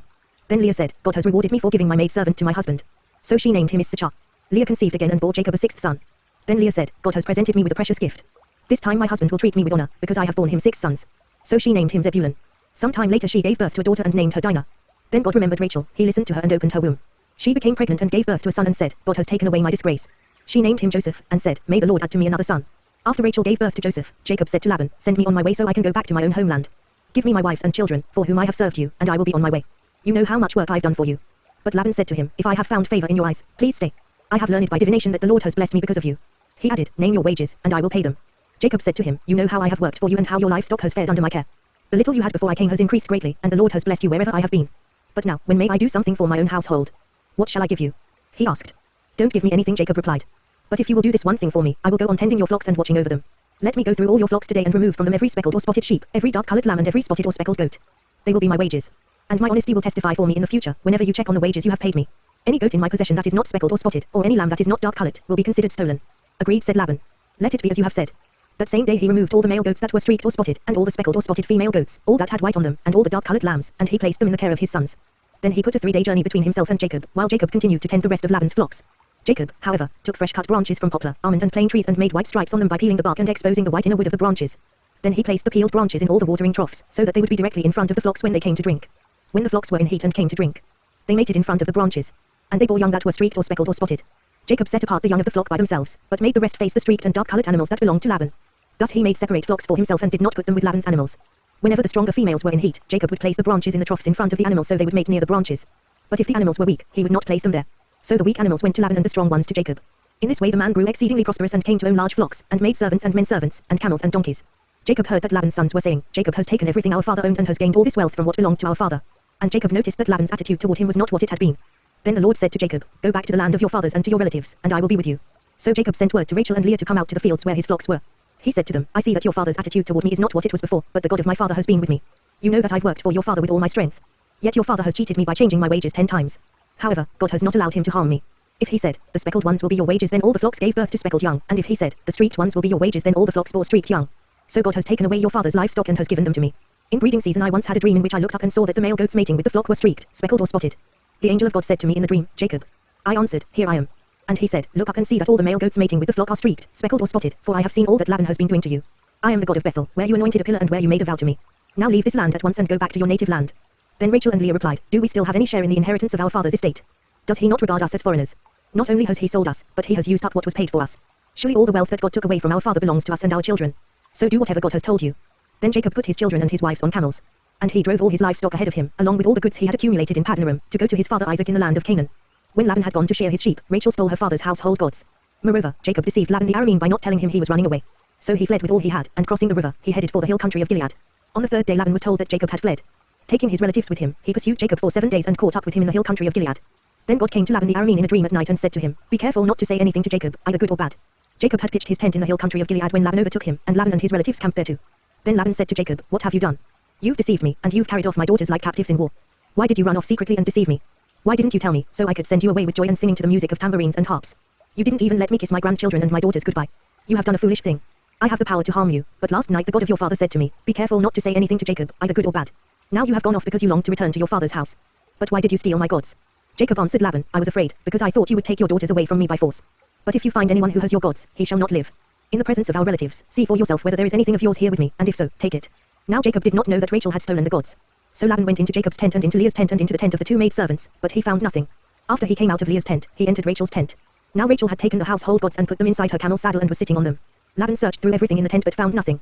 Rachel said to her father, "Don't be angry, my lord, that I cannot stand up in your presence, I'm having my period."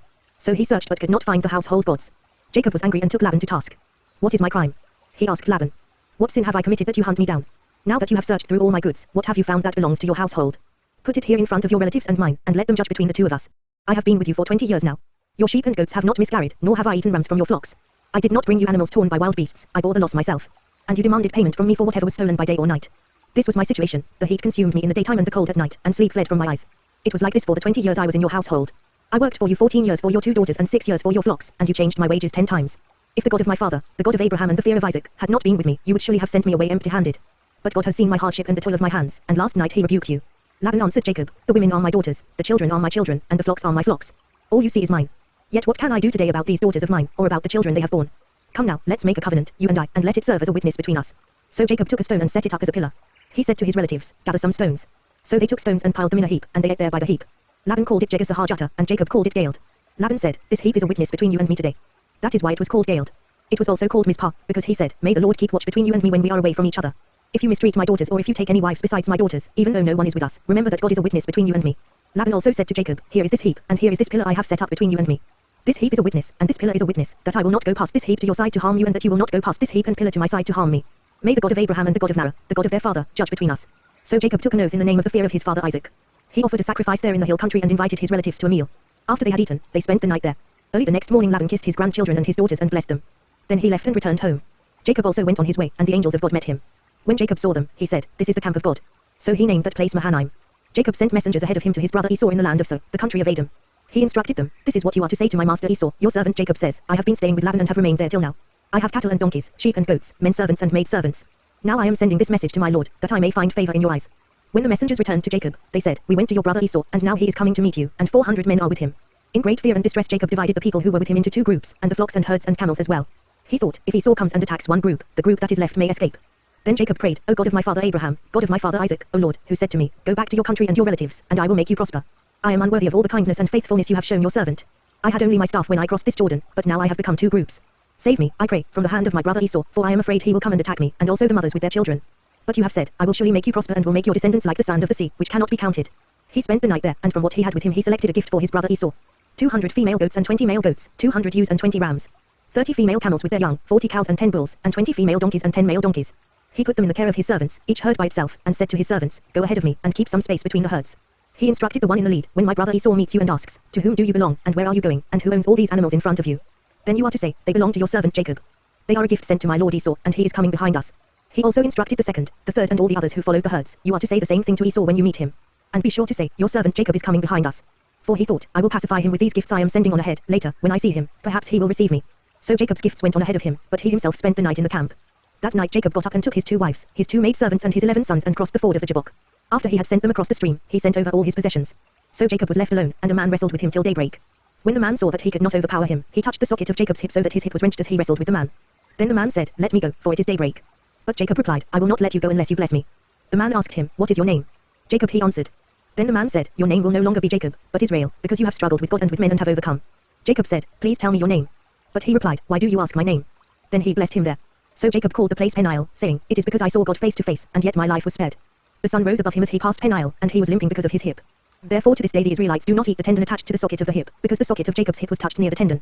Jacob looked up and there was Esau, coming with his 400 men, so he divided the children among Leah, Rachel and the 2 maid servants. He put the maid servants and their children in front, Leah and her children next, and Rachel and Joseph in the rear. He himself went on ahead and bowed down to the ground 7 times as he approached his brother. But Esau ran to meet Jacob and embraced him, he threw his arms around his neck and kissed him. And they wept. Then Esau looked up and saw the women and children. "Who are these with you?" he asked. Jacob answered, "They are the children God has graciously given your servant." Then the maid servants and their children approached and bowed down. Next, Leah and her children came and bowed down. Last of all came Joseph and Rachel, and they too bowed down. Esau asked, "What do you mean by all these droves I met?" "To find favor in your eyes, my lord," he said. But Esau said, "I already have plenty, my brother. Keep what you have for yourself." "No, please," said Jacob. "If I have found favor in your eyes, accept this gift from me. For to see your face is like seeing the face of God, now that you have received me favorably. Please accept the present that was brought to you, for God has been gracious to me and I have all I need." And because Jacob insisted, Esau accepted it. Then Esau said, "Let us be on our way, I'll accompany you." But Jacob said to him, "My lord knows that the children are tender and that I must care for the ewes and cows that are nursing their young. If they are driven hard just one day, all the animals will die. So let my lord go on ahead of his servant, while I move along slowly at the pace of the droves before me and that of the children, until I come to my lord in So." Esau said, "Then let me leave some of my men with you." But why do that? Jacob asked. Just let me find favor in the eyes of my Lord. So that day Esau started on his way back to Seir.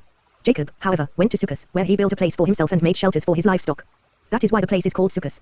After Jacob came from Padanaram, he arrived safely at the city of Shechem in Canaan and camped within sight of the city. For 100 pieces of silver, he bought from the sons of Hamor, the father of Shechem, the plot of ground where he pitched his tent. There he set up an altar and called it El Eloh Israel. Now Dinah, the daughter Leah had born to Jacob, went out to visit the women of the land. When Shechem son of Hamor the Hivite, the ruler of that area, saw her, he took her and violated her. His heart was drawn to Dinah daughter of Jacob, and he loved the girl and spoke tenderly to her. And Shechem said to his father Hamor, "Get me this girl as my wife." When Jacob heard that his daughter Dinah had been defiled, his sons were in the fields with his livestock, so he kept quiet about it until they came home. Then Shechem's father Hamor went out to talk with Jacob. Now Jacob's sons had come in from the fields as soon as they heard what had happened. They were filled with grief and fury, because Shechem had done a disgraceful thing in Israel by lying with Jacob's daughter, a thing that should not be done. But Hamor said to them, "My son Shechem has his heart set on your daughter. Please give her to him as his wife. Intermarry with us, give us your daughters and take our daughters for yourselves. You can settle among us, the land is open to you. Live in it, trade in it, and acquire property in it."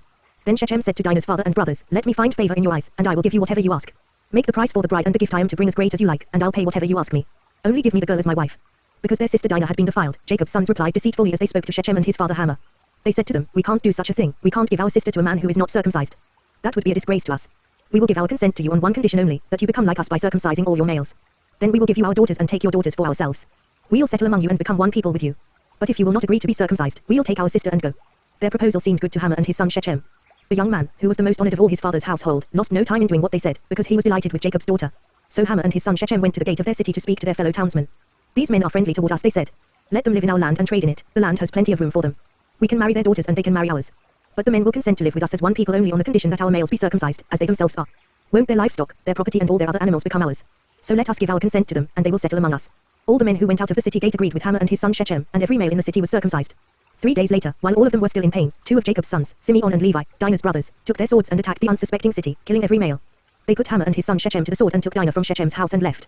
The sons of Jacob came upon the dead bodies and looted the city where their sister had been defiled. They seized their flocks and herds and donkeys and everything else of theirs in the city and out in the fields. They carried off all their wealth and all their women and children, taking as plunder everything in the houses.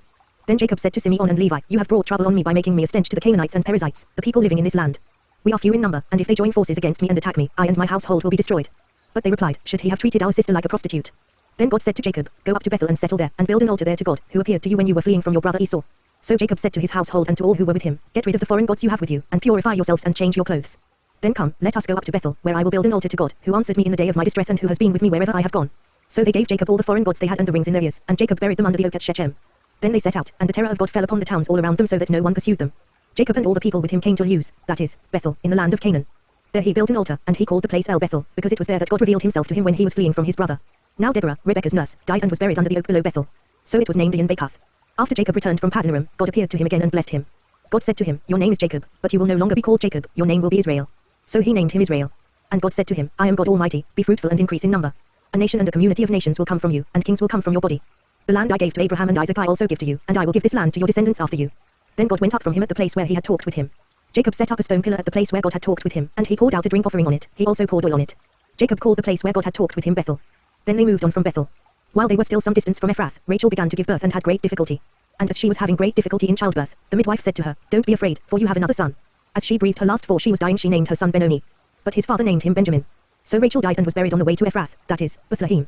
Over her tomb Jacob set up a pillar, and to this day that pillar marks Rachel's tomb. Israel moved on again and pitched his tent beyond Migdal-Eder. While Israel was living in that region, Reuben went in and slept with his father's concubine Bilhah, and Israel heard of it. Jacob had 12 sons. The sons of Leah, Reuben the firstborn of Jacob, Simeon, Levi, Judah, Issachar and Zebulun. The sons of Rachel, Joseph and Benjamin. The sons of Rachel's maidservant Bilhah, Dan and Naphtali. The sons of Leah's maidservant Zilpah, Gad and Asher. These were the sons of Jacob, who were born to him in Padanaram. Jacob came home to his father Isaac in Mamre, near Kiriath Arba, that is, Hebron, where Abraham and Isaac had stayed. Isaac lived 180 years. Then he breathed his last and died and was gathered to his people, old and full of years. And his sons Esau and Jacob buried him. This is the account of Esau, that is, Edom. Esau took his wives from the women of Canaan, Ada daughter of Elon the Hittite, and Aholibamah daughter of Anna and granddaughter of Zebon the Hivite. Also Basemath daughter of Ishmael and sister of Nebaioth. Ada bore Eliphaz to Esau, Basemath bore Reuel. And Aholibamah bore Jush, Jalam and Korah. These were the sons of Esau, who were born to him in Canaan. Esau took his wives and sons and daughters and all the members of his household, as well as his livestock and all his other animals and all the goods he had acquired in Canaan, and moved to a land some distance from his brother Jacob. Their possessions were too great for them to remain together, the land where they were staying could not support them both because of their livestock. So Esau, that is, Edom, settled in the hill country of Seir. This is the account of Esau the father of the Edomites in the hill country of Seir. These are the names of Esau's sons, Eliphaz, the son of Esau's wife Ada, and Reuel, the son of Esau's wife Basemath. The sons of Eliphaz, Timon, Omar, Zepho, Gatam and Kenaz. Esau's son Eliphaz also had a concubine named Timnah, who bore him Amalek. These were grandsons of Esau's wife Ada. The sons of Reuel, Nahath, Zerah, Shammah and Mizah. These were grandsons of Esau's wife Basemath. The sons of Esau's wife Aholibama daughter of Anna and granddaughter of Zebon, whom she bore to Esau, Shush, Jalam and Korah. These were the chiefs among Esau's descendants, the sons of Eliphaz the firstborn of Esau, chiefs Timon, Omar, Zepho, Kenas, Korah, Gatam and Amalek. These were the chiefs descended from Eliphaz in Adam, they were grandsons of Ada. The sons of Esau's son Reuel, chiefs Nahath, Zerah, Shammah and Mizah. These were the chiefs descended from Reuel in Adam, they were grandsons of Esau's wife Basemath. The sons of Esau's wife Aholibama, chiefs Shush, Jalam and Korah. These were the chiefs descended from Esau's wife Aholibama daughter of Anna. These were the sons of Esau, that is, Adam, and these were their chiefs. These were the sons of Sedahirit, who were living in the region, Lotan, Shobal, Zibon, Anna, Dissan, Ezer and Dishon. These sons of Ser in Adam were Hurit chiefs. The sons of Lotan, Huri and Homam. Timnah was Lotan's sister. The sons of Shobal, Alvan, Manahath, Ebal, Shepho and Anam. The sons of Zibon, Ara and Anna. This is the Anna who discovered the hot springs in the desert while he was grazing the donkeys of his father Zibon. The children of Anna, Dissan and Aholibama daughter of Anna. The sons of Dissan, Hemdan, Eshban, Ithran and Keren. The sons of Ezer, Bilhan, Zavan and Akan. The sons of Dishon, Uz and Aaron. These were the Hurit chiefs, Lotan, Shobal, Zibon, Anna, Dissan, Ezer and Dishon. These were the Hurit chiefs, according to their divisions, in the land of Sur. These were the kings who reigned in Adam before any Israelite king reigned. Bela son of Beer became king of Adam. His city was named Dinhabah. When Bela died, Jobab son of Zerah from Basra succeeded him as king. When Jobab died, Husham from the land of the Temanites succeeded him as king. When Husham died, Hadad son of Badad, who defeated Midian in the country of Moab, succeeded him as king. His city was named Avith. When Hadad died, Samlah from Masrekah succeeded him as king. When Samlah died, Shaul from Rehoboth on the river succeeded him as king. When Shaul died, Baal-Hanan son of Akbor succeeded him as king. When Baal-Hanan son of Akbor died, Hadad succeeded him as king. His city was named Pau, and his wife's name was Mehetabel daughter of Matred, the daughter of Mizahab. These were the chiefs descended from Esau, by name, according to their clans and regions, Timnah, Alva, Jetheth, Aholibama, Elah, Benan, Kenas, Timon, Mibzah, Magdiel and Iram. These were the chiefs of Adam, according to their settlements in the land they occupied. This was Esau the father of the Adamites. Jacob lived in the land where his father had stayed, the land of Canaan. This is the account of Jacob. Joseph, a young man of 17, was tending the flocks with his brothers, the sons of Bilhah and the sons of Zilpah, his father's wives, and he brought their father a bad report about them. Now Israel loved Joseph more than any of his other sons, because he had been born to him in his old age, and he made a richly ornamented robe for him. When his brothers saw that their father loved him more than any of them, they hated him and could not speak a kind word to him. Joseph had a dream, and when he told it to his brothers, they hated him all the more. He said to them, "Listen to this dream I had. We were binding sheaves of grain out in the field when suddenly my sheaf rose and stood upright, while your sheaves gathered around mine and bowed down to it." His brothers said to him, "Do you intend to reign over us? Will you actually rule us?" And they hated him all the more because of his dream and what he had said. Then he had another dream, and he told it to his brothers. "Listen," he said, "I had another dream, and this time the sun and moon and 11 stars were bowing down to me." When he told his father as well as his brothers, his father rebuked him and said, "What is this dream you had? Will your mother and I and your brothers actually come and bow down to the ground before you?" His brothers were jealous of him, but his father kept the matter in mind. Now his brothers had gone to graze their father's flocks near Shechem. And Israel said to Joseph, "As you know, your brothers are grazing the flocks near Shechem. Come, I am going to send you to them." "Very well," he replied. So he said to him, "Go and see if all is well with your brothers and with the flocks, and bring word back to me." Then he sent him off from the valley of Hebron. When Joseph arrived at Shechem, a man found him wandering around in the fields and asked him, "What are you looking for?" He replied, "I'm looking for my brothers. Can you tell me where they are grazing their flocks?" "They have moved on from here," the man answered. "I heard them say, 'Let's go to Dutton.'" So Joseph went after his brothers and found them near Dutton. But they saw him in the distance, and before he reached them, they plotted to kill him. "Here comes that dreamer," they said to each other. "Come now, let's kill him and throw him into one of these cisterns and say that a ferocious animal devoured him. Then we'll see what comes of his dreams." When Reuben heard this, he tried to rescue him from their hands. "Let's not take his life," he said. "Don't shed any blood. Throw him into this cistern here in the desert, but don't lay a hand on him." Reuben said this to rescue him from them and take him back to his father. So when Joseph came to his brothers, they stripped him of his robe, the richly ornamented robe he was wearing. And they took him and threw him into the cistern. Now the cistern was empty, there was no water in it. As they sat down to eat their meal, they looked up and saw a caravan of Ishmaelites coming from Gilead. Their camels were loaded with spices, balm and myrrh, and they were on their way to take them down to Egypt. Judah said to his brothers, "What will we gain if we kill our brother and cover up his blood? Come, let's sell him to the Ishmaelites and not lay our hands on him. After all, he is our brother, our own flesh and blood." His brothers agreed. So when the Midianite merchants came by, his brothers pulled Joseph up out of the cistern and sold him for 20 shekels of silver to the Ishmaelites, who took him to Egypt. When Reuben returned to the cistern and saw that Joseph was not there, he tore his clothes. He went back to his brothers and said, "The boy isn't there. Where can I turn now?" Then they got Joseph's robe, slaughtered a goat and dipped the robe in the blood. They took the ornamented robe back to their father and said, "We found this. Examine it to see whether it is your son's robe." He recognized it and said, "It is my son's robe. Some ferocious animal has devoured him. Joseph has surely been torn to pieces." Then Jacob tore his clothes, put on sackcloth and mourned for his son many days. All his sons and daughters came to comfort him, but he refused to be comforted. "No," he said, "in mourning will I go down to the grave to my son." So his father wept for him. Meanwhile, the Midianites sold Joseph in Egypt to Potiphar, one of Pharaoh's officials, the captain of the guard. At that time, Judah left his brothers and went down to stay with a man of Adullam named Hirah. There Judah met the daughter of a Canaanite man named Shua. He married her and lay with her. She became pregnant and gave birth to a son, who was named She conceived again and gave birth to a son and named him Anan. She gave birth to still another son and named him Shelah. It was at Kezib that she gave birth to him. Judah got a wife for his firstborn, and her name was Tamar. But Judah's firstborn, was wicked in the Lord's sight, so the Lord put him to death. Then Judah said to Anan, "Lie with your brother's wife and fulfill your duty to her as a brother-in-law to produce offspring for your brother." But Anan knew that the offspring would not be his, so whenever he lay with his brother's wife, he spilled his semen on the ground to keep from producing offspring for his brother. What he did was wicked in the Lord's sight, so he put him to death also. Judah then said to his daughter-in-law Tamar, "Live as a widow in your father's house until my son Shelah grows up." For he thought, he may die too, just like his brothers. So Tamar went to live in her father's house. After a long time Judah's wife, the daughter of Shua, died. When Judah had recovered from his grief, he went up to Timnah, to the men who were shearing his sheep, and his friend Hira the Adullamite went with him. When Tamar was told, "Your father-in-law is on his way to Timnah to shear his sheep," she took off her widow's clothes, covered herself with a veil to disguise herself, and then sat down at the entrance to Enaim, which is on the road to Timnah. For she saw that, though Shelah had now grown up, she had not been given to him as his wife. When Judah saw her, he thought she was a prostitute, for she had covered her face. Not realizing that she was his daughter-in-law, he went over to her by the roadside and said, "Come now, let me sleep with you." "And what will you give me to sleep with you?" she asked. "I'll send you a young goat from my flock," he said. "Will you give me something as a pledge until you send it?" she asked. He said, "What pledge should I give you?" "Your seal and its cord, and the staff in your hand," she answered. So he gave them to her and slept with her, and she became pregnant by him. After she left, she took off her veil and put on her widow's clothes again. Meanwhile Judah sent the young goat by his friend the Adullamite in order to get his pledge back from the woman, but he did not find her. He asked the men who lived there, "Where is the shrine prostitute who was beside the road at Enaim?" "There hasn't been any shrine prostitute here," they said. So he went back to Judah and said, "I didn't find her." Besides, the men who lived there said, "There hasn't been any shrine prostitute here." Then Judah said, "Let her keep what she has, or we will become a laughingstock. After all, I did send her this young goat, but you didn't find her." About 3 months later Judah was told, "Your daughter-in-law Tamar is guilty of prostitution, and as a result she is now pregnant." Judah said, "Bring her out and have her burned to death." As she was being brought out, she sent a message to her father-in-law. "I am pregnant by the man who owns these," she said. And she added, "See if you recognize whose seal and cord and staff these are." Judah recognized them and said, "She is more righteous than I, since I wouldn't give her to my son Shelah." And he did not sleep with her again. When the time came for her to give birth, there were twin boys in her womb. As she was giving birth, one of them put out his hand, so the midwife took a scarlet thread and tied it on his wrist and said, "This one came out first." But when he drew back his hand, his brother came out, and she said, "So this is how you have broken out." And he was named Perez. Then his brother, who had the scarlet thread on his wrist, came out and he was given the name Zerah. Now Joseph had been taken down to Egypt. Potiphar, an Egyptian who was one of Pharaoh's officials, the captain of the guard, bought him from the Ishmaelites who had taken him there. The Lord was with Joseph and he prospered, and he lived in the house of his Egyptian master. When his master saw that the Lord was with him and that the Lord gave him success in everything he did, Joseph found favor in his eyes and became his attendant. Potiphar put him in charge of his household, and he entrusted to his care everything he owned. From the time he put him in charge of his household and of all that he owned, the Lord blessed the household of the Egyptian because of Joseph. The blessing of the Lord was on everything Potiphar had, both in the house and in the field. So he left in Joseph's care everything he had, with Joseph in charge. He did not concern himself with anything except the food he ate. Now Joseph was well built and handsome. And after a while his master's wife took notice of Joseph and said, "Come to bed with me." But he refused. "With me in charge," he told her, "my master does not concern himself with anything in the house. Everything he owns he has entrusted to my care. No one is greater in this house than I am. My master has withheld nothing from me except you, because you are his wife. How then could I do such a wicked thing and sin against God?" And though she spoke to Joseph day after day, he refused to go to bed with her or even be with her. One day he went into the house to attend to his duties, and none of the household servants was inside. She caught him by his cloak and said, "Come to bed with me." But he left his cloak in her hand and ran out of the house. When she saw that he had left his cloak in her hand and had run out of the house, she called her household servants. "Look," she said to them, "this Hebrew has been brought to us to make sport of us. He came in here to sleep with me, but I screamed. When he heard me scream for help, he left his cloak beside me and ran out of the house." She kept his cloak beside her until his master came home. Then she told him this story, "That Hebrew slave you brought us came to me to make sport of me. But as soon as I screamed for help, he left his cloak beside me and ran out of the house." When his master heard the story his wife told him, saying, "This is how your slave treated me." He burned with anger. Joseph's master took him and put him in prison, the place where the king's prisoners were confined. But while Joseph was there in the prison, the Lord was with him. He showed him kindness and granted him favor in the eyes of the prison warden. So the warden put Joseph in charge of all those held in the prison, and he was made responsible for all that was done there. The warden paid no attention to anything under Joseph's care, because the Lord was with Joseph and gave him success in whatever he did. Some time later, the cupbearer and the baker of the king of Egypt offended their master, the king of Egypt. Pharaoh was angry with his two officials, the chief cupbearer and the chief baker, and put them in custody in the house of the captain of the guard, in the same prison where Joseph was confined. The captain of the guard assigned them to Joseph, and he attended them. After they had been in custody for some time, each of the two men, the cupbearer and the baker of the king of Egypt, who were being held in prison, had a dream the same night, and each dream had a meaning of its own. When Joseph came to them the next morning, he saw that they were dejected. So he asked Pharaoh's officials who were in custody with him in his master's house, "Why are your faces so sad today?"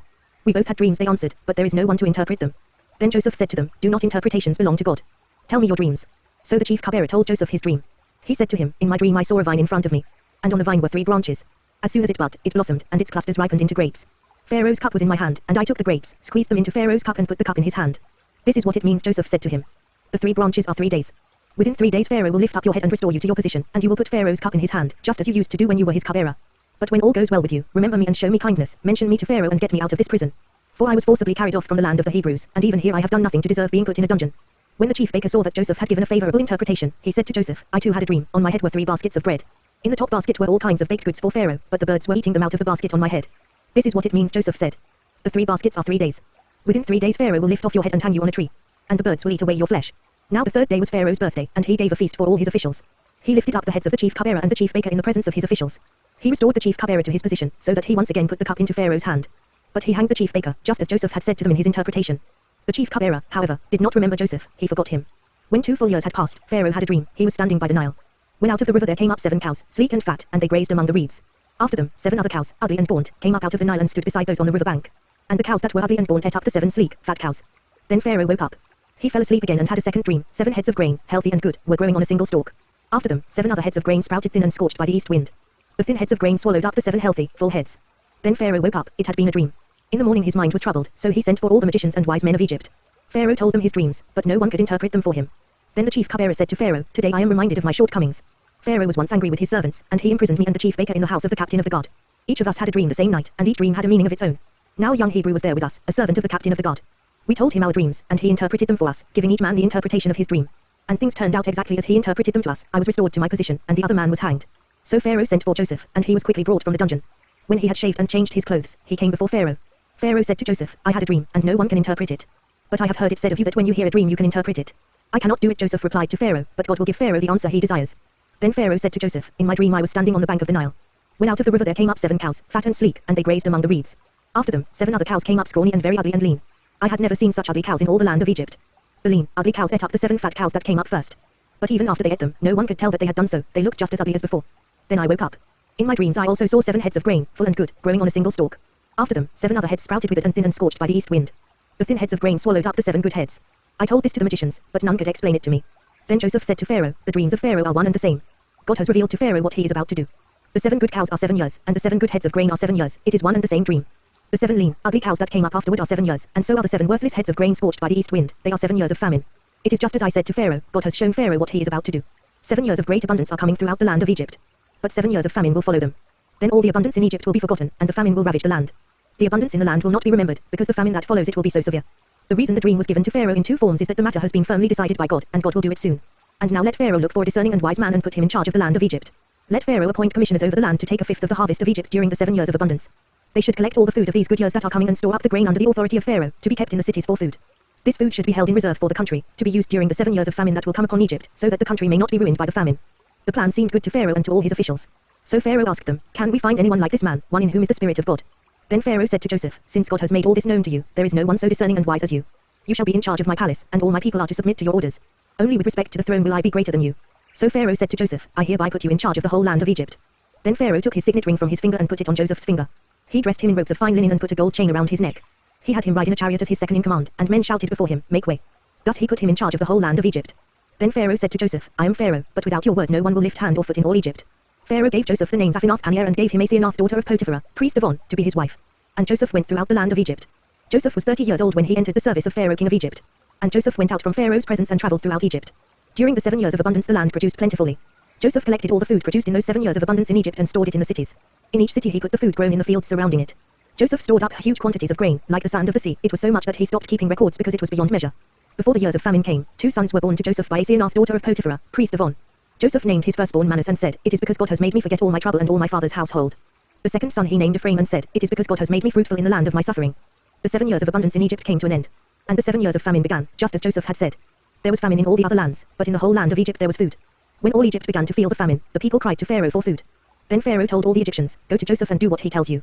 When the famine had spread over the whole country, Joseph opened the storehouses and sold grain to the Egyptians, for the famine was severe throughout Egypt. And all the countries came to Egypt to buy grain from Joseph, because the famine was severe in all the world. When Jacob learned that there was grain in Egypt, he said to his sons, "Why do you just keep looking at each other?" He continued, "I have heard that there is grain in Egypt. Go down there and buy some for us, so that we may live and not die." Then 10 of Joseph's brothers went down to buy grain from Egypt. But Jacob did not send Benjamin, Joseph's brother, with the others, because he was afraid that harm might come to him. So Israel's sons were among those who went to buy grain, for the famine was in the land of Canaan also. Now Joseph was the governor of the land, the one who sold grain to all its people. So when Joseph's brothers arrived, they bowed down to him with their faces to the ground. As soon as Joseph saw his brothers, he recognized them, but he pretended to be a stranger and spoke harshly to them. "Where do you come from?" he asked. "From the land of Canaan," they replied, "to buy food." Although Joseph recognized his brothers, they did not recognize him. Then he remembered his dreams about them and said to them, "You are spies. You have come to see where our land is unprotected." "No, my lord," they answered. "Your servants have come to buy food. We are all the sons of one man. Your servants are honest men, not spies." "No," he said to them. "You have come to see where our land is unprotected." But they replied, "Your servants were 12 brothers, the sons of one man, who lives in the land of Canaan. The youngest is now with our father, and one is no more." Joseph said to them, "It is just as I told you, you are spies.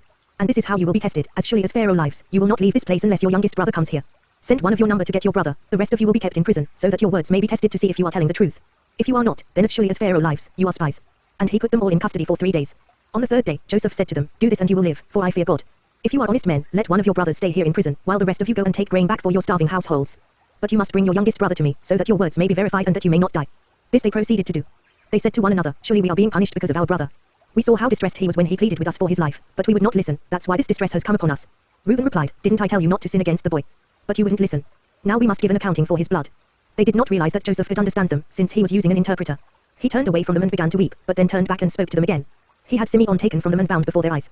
Joseph gave orders to fill their bags with grain, to put each man's silver back in his sack, and to give them provisions for their journey. After this was done for them, they loaded their grain on their donkeys and left. At the place where they stopped for the night, one of them opened his sack to get feed for his donkey, and he saw his silver in the mouth of his sack. "My silver has been returned," he said to his brothers. "Here it is in my sack." Their hearts sank and they turned to each other trembling and said, "What is this that God has done to us?" When they came to their father Jacob in the land of Canaan, they told him all that had happened to them. They said, "The man who is lord over the land spoke harshly to us and treated us as though we were spying on the land. But we said to him, 'We are honest men, we are not spies. We were 12 brothers, sons of one father. One is no more, and the youngest is now with our father in Canaan.' Then the man who is lord over the land said to us, 'This is how I will know whether you are honest men. Leave one of your brothers here with me, and take food for your starving households and go. But bring your youngest brother to me, so I will know that you are not spies but honest men. Then I will give your brother back to you, and you can trade in the land.' As they were emptying their sacks, there in each man's sack was his pouch of silver. When they and their father saw the money pouches, they were frightened. Their father Jacob said to them, 'You have deprived me of my children. Joseph is no more and Simeon is no more, and now you want to take Benjamin. Everything is against me.' Then Reuben said to his father, 'You may put both of my sons to death if I do not bring him back to you. Entrust him to my care, and I will bring him back.' But Jacob said, 'My son will not go down there with you, his brother is dead and he is the only one left. If harm comes to him on the journey you are taking, you will bring my grey head down to the grave in sorrow.' Now the famine was still severe in the land. So when they had eaten all the grain they had brought from Egypt, their father said to them, 'Go back and buy us a little more food.' But Judah said to him, 'The man warned us solemnly, you will not see my face again unless your brother is with you. If you will send our brother along with us, we will go down and buy food for you. But if you will not send him, we will not go down, because the man said to us, you will not see my face again unless your brother is with you.' Israel asked, 'Why did you bring this trouble on me by telling the man you had another brother?' They replied, 'The man questioned us closely about ourselves and our family. Is your father still living? He asked us, 'Do you have another brother?' We simply answered his questions. How were we to know he would say, 'Bring your brother down here'? Then Judah said to Israel his father, 'Send the boy along with me and we will go at once, so that we and you and our children may live and not die. I myself will guarantee his safety, you can hold me personally responsible for him. If I do not bring him back to you and set him here before you, I will bear the blame before you all my life. As it is, if we had not delayed, we could have gone and returned twice.' Then their father Israel said to them, 'If it must be, then do this, put some of the best products of the land in your bags and take them down to the man as a gift, a little balm and a little honey, some spices and myrrh, some pistachio nuts and almonds. Take double the amount of silver with you, for you must return the silver that was put back into the mouths of your sacks. Perhaps it was a mistake. Take your brother also and go back to the man at once. And may God Almighty grant you mercy before the man so that he will let your other brother and Benjamin come back with you. As for me, if I am bereaved, I am bereaved.' So the men took the gifts and double the amount of silver, and Benjamin also. They hurried down to Egypt and presented themselves to Joseph. When Joseph saw Benjamin with them, he said to the steward of his house, 'Take these men to my house, slaughter an animal and prepare dinner, they are to eat with me at noon.' The man did as Joseph told him and took the men to Joseph's house. Now the men were frightened when they were taken to his house. They thought, 'We were brought here because of the silver that was put back into our sacks the first time. He wants to attack us and overpower us and seize us as slaves and take our donkeys.' So they went up to Joseph's steward and spoke to him at the entrance to the house. 'Please, sir,' they said, 'we came down here the first time to buy food.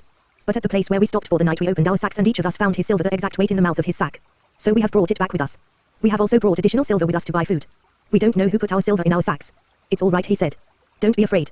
Your God, the God of your father, has given you treasure in your sacks. I received your silver.' Then he brought Simeon out to them.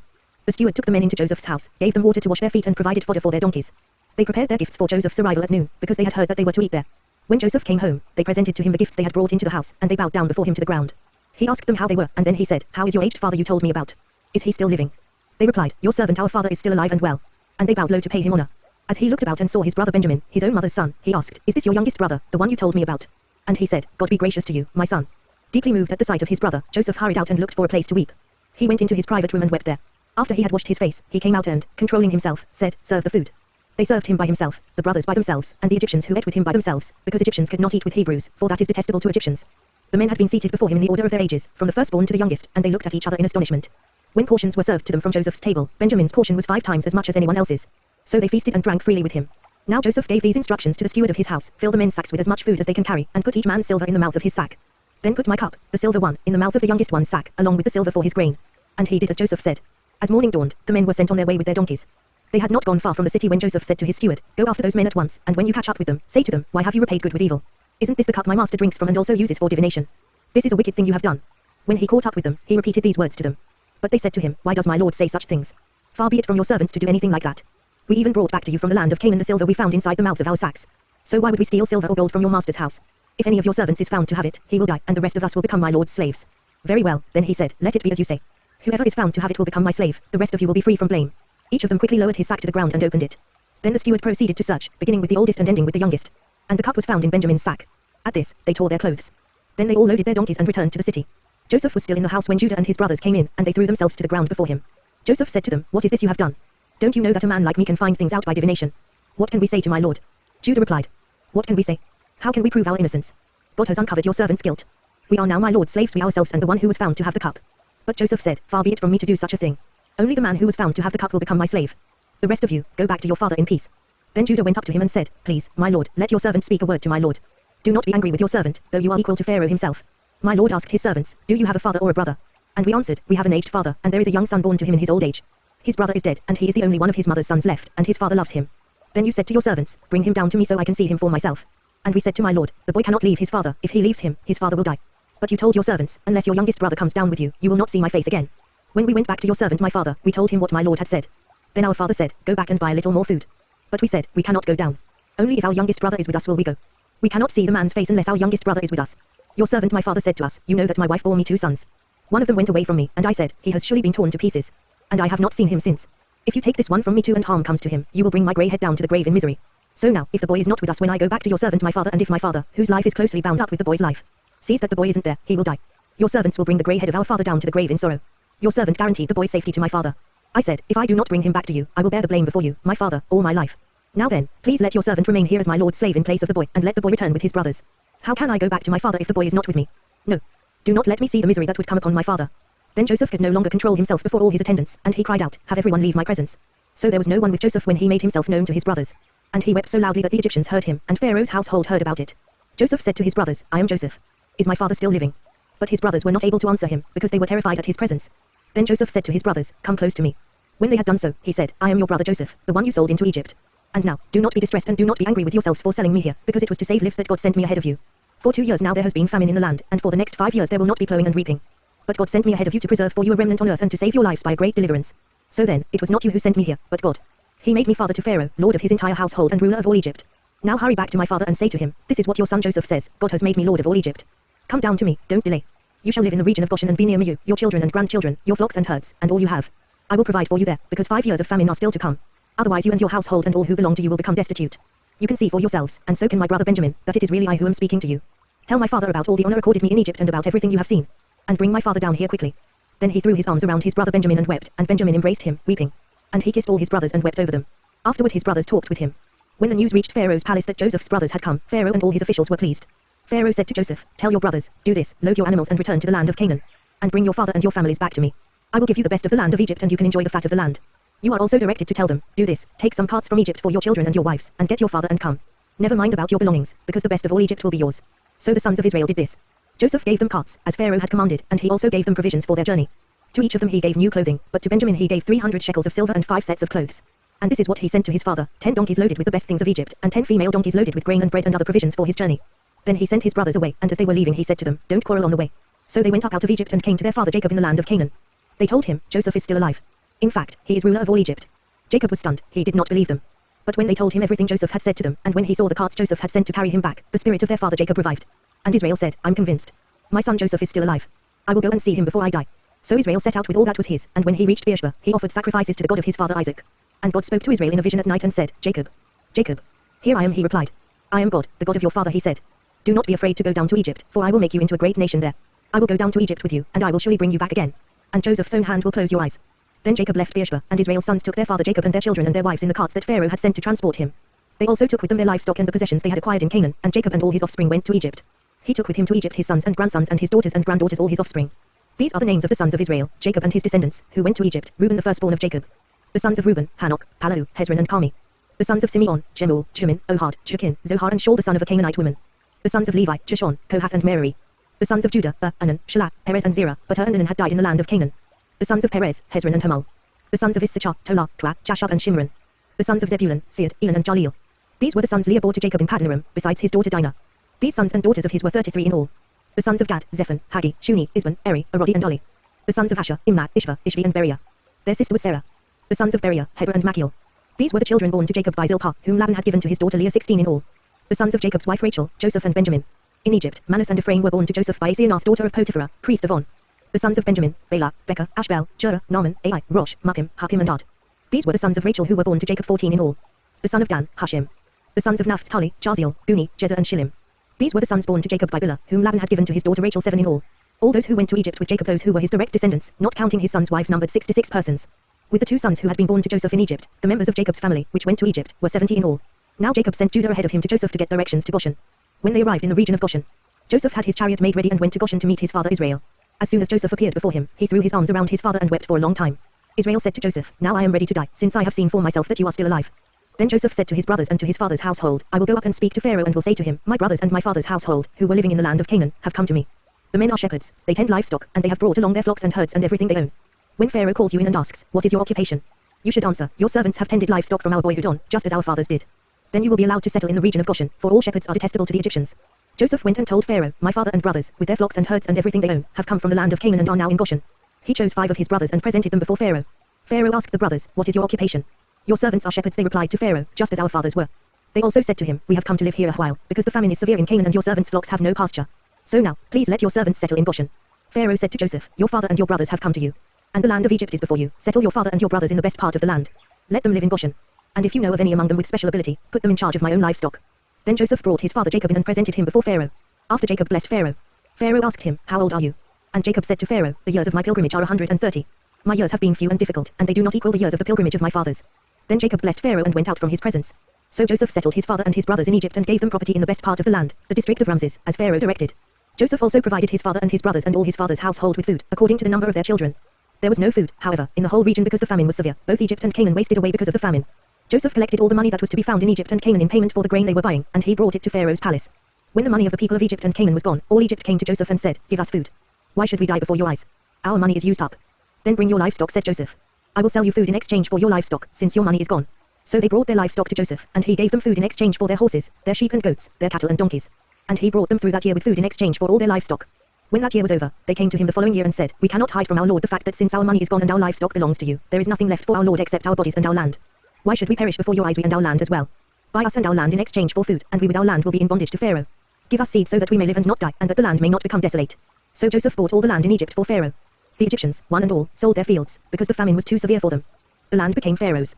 And Joseph reduced the people to servitude, from one end of Egypt to the other. However, he did not buy the land of the priests, because they received a regular allotment from Pharaoh and had food enough from the allotment Pharaoh gave them. That is why they did not sell their land. Joseph said to the people, now that I have bought you and your land today for Pharaoh, here is seed for you so you can plant the ground. But when the crop comes in, give 1/5 of it to Pharaoh. The other 4/5 you may keep as seed for the fields and as food for yourselves and your households and your children. You have saved our lives, they said. May we find favor in the eyes of our Lord, we will be in bondage to Pharaoh. So Joseph established it as a law concerning land in Egypt still in force today that 1/5 of the produce belongs to Pharaoh. It was only the land of the priests that did not become Pharaoh's. Now the Israelites settled in Egypt in the region of Goshen. They acquired property there and were fruitful and increased greatly in number. Jacob lived in Egypt 17 years, and the years of his life were 147. When the time drew near for Israel to die, he called for his son Joseph and said to him, if I have found favor in your eyes, put your hand under my thigh and promise that you will show me kindness and faithfulness. Do not bury me in Egypt. But when I rest with my fathers, carry me out of Egypt and bury me where they are buried. I will do as you say, he said. Swear to me, he said. Then Joseph swore to him, and Israel worshipped as he leaned on the top of his staff. Some time later Joseph was told, your father is ill. So he took his 2 sons Manasseh and Ephraim along with him. When Jacob was told, your son Joseph has come to you, Israel rallied his strength and sat up on the bed. Jacob said to Joseph, God Almighty appeared to me at Luz in the land of Canaan, and there he blessed me. And said to me, I am going to make you fruitful and will increase your numbers. I will make you a community of peoples, and I will give this land as an everlasting possession to your descendants after you. Now then, your 2 sons born to you in Egypt before I came to you here will be reckoned as mine. Ephraim and Manasseh will be mine, just as Reuben and Simeon are mine. Any children born to you after them will be yours. In the territory they inherit they will be reckoned under the names of their brothers. As I was returning from Paddan, to my sorrow Rachel died in the land of Canaan while we were still on the way, a little distance from Ephrath. So I buried her there beside the road to Ephrath, that is, Bethlehem. When Israel saw the sons of Joseph, he asked, who are these? They are the sons God has given me here, Joseph said to his father. Then Israel said, bring them to me so I may bless them. Now Israel's eyes were failing because of old age, and he could hardly see. So Joseph brought his sons close to him, and his father kissed them and embraced them. Israel said to Joseph, I never expected to see your face again, and now God has allowed me to see your children too. Then Joseph removed them from Israel's knees and bowed down with his face to the ground. And Joseph took both of them, Ephraim on his right toward Israel's left hand and Manasseh on his left toward Israel's right hand, and brought them close to him. But Israel reached out his right hand and put it on Ephraim's head, though he was the younger, and crossing his arms, he put his left hand on Manasseh's head, even though Manasseh was the firstborn. Then he blessed Joseph and said, may the God before whom my fathers Abraham and Isaac walked, the God who has been my shepherd all my life to this day, the angel who has delivered me from all harm, may he bless these boys. May they be called by my name and the names of my fathers Abraham and Isaac, and may they increase greatly upon the earth. When Joseph saw his father placing his right hand on Ephraim's head he was displeased, so he took hold of his father's hand to move it from Ephraim's head to Manasseh's head. Joseph said to him, no, my father, this one is the firstborn, put your right hand on his head. But his father refused and said, I know, my son, I know. He too will become a people, and he too will become great. Nevertheless, his younger brother will be greater than he, and his descendants will become a group of nations. He blessed them that day and said, in your name will Israel pronounce this blessing, may God make you like Ephraim and Manasseh. So he put Ephraim ahead of Manasseh. Then Israel said to Joseph, I am about to die, but God will be with you and take you back to the land of your fathers. And to you, as one who is over your brothers, I give the ridge of land I took from the Amorites with my sword and my bow. Then Jacob called for his sons and said, gather around so I can tell you what will happen to you in days to come. Assemble and listen, sons of Jacob, listen to your father Israel. Reuben, you are my firstborn, my might, the first sign of my strength, excelling in honor, excelling in power. Turbulent as the waters, you will no longer excel, for you went up onto your father's bed, onto my couch and defiled it. Simeon and Levi are brothers, their swords are weapons of violence. Let me not enter their council, let me not join their assembly, for they have killed men in their anger and hamstrung oxen as they pleased. Cursed be their anger, so fierce, and their fury, so cruel. I will scatter them in Jacob and disperse them in Israel. Judah, your brothers will praise you, your hand will be on the neck of your enemies, your father's sons will bow down to you. You are a lion's cub, O Judah, you return from the prey, my son. Like a lion he crouches and lies down, like a lioness who dares to rouse him. The scepter will not depart from Judah, nor the ruler's staff from between his feet, until he comes to whom it belongs and the obedience of the nations is his. He will tether his donkey to a vine, his colt to the choicest branch, he will wash his garments in wine, his robes in the blood of grapes. His eyes will be darker than wine, his teeth whiter than milk. Zebulun will live by the seashore and become a haven for ships, his border will extend toward Sidon. Issachar is a raw-boned donkey lying down between two saddlebags. When he sees how good is his resting place and how pleasant is his land, he will bend his shoulder to the burden and submit to forced labor. Dan will provide justice for his people as one of the tribes of Israel. Dan will be a serpent by the roadside, a viper along the path, that bites the horse's heel so that its rider tumbles backward. I look for your deliverance, O Lord. Gad will be attacked by a band of raiders, but he will attack them at their heels. Asher's food will be rich, he will provide delicacies fit for a king. Naphtali is a doe set free that bears beautiful fawns. Joseph is a fruitful vine near a spring, whose branches climb over a wall. With bitterness archers attacked him, they shot at him with hostility. But his bow remained steady, his strong arms stayed limber, because of the hand of the mighty one of Jacob, because of the shepherd, the rock of Israel. Because of your father's God, who helps you, because of the Almighty, who blesses you with blessings of the heavens above, blessings of the deep that lies below, blessings of the breast and womb. Your father's blessings are greater than the blessings of the ancient mountains, than the bounty of the age-old hills. Let all these rest on the head of Joseph, on the brow of the prince among his brothers. Benjamin is a ravenous wolf, in the morning he devours the prey, in the evening he divides the plunder. All these are the 12 tribes of Israel, and this is what their father said to them when he blessed them, giving each the blessing appropriate to him. Then he gave them these instructions, I am about to be gathered to my people. Bury me with my fathers in the cave in the field of Ephron the Hittite. The cave in the field of Machpelah, near Mamre in Canaan, which Abraham bought as a burial place from Ephron the Hittite, along with the field. There Abraham and his wife Sarah were buried, there Isaac and his wife Rebekah were buried, and there I buried Leah. The field and the cave in it were bought from the Hittites. When Jacob had finished giving instructions to his sons, he drew his feet up into the bed, breathed his last and was gathered to his people. Joseph threw himself upon his father and wept over him and kissed him. Then Joseph directed the physicians in his service to embalm his father Israel. So the physicians embalmed him, taking a full 40 days, for that was the time required for embalming. And the Egyptians mourned for him 70 days. When the days of mourning had passed, Joseph said to Pharaoh's court, If I have found favor in your eyes, speak to Pharaoh for me.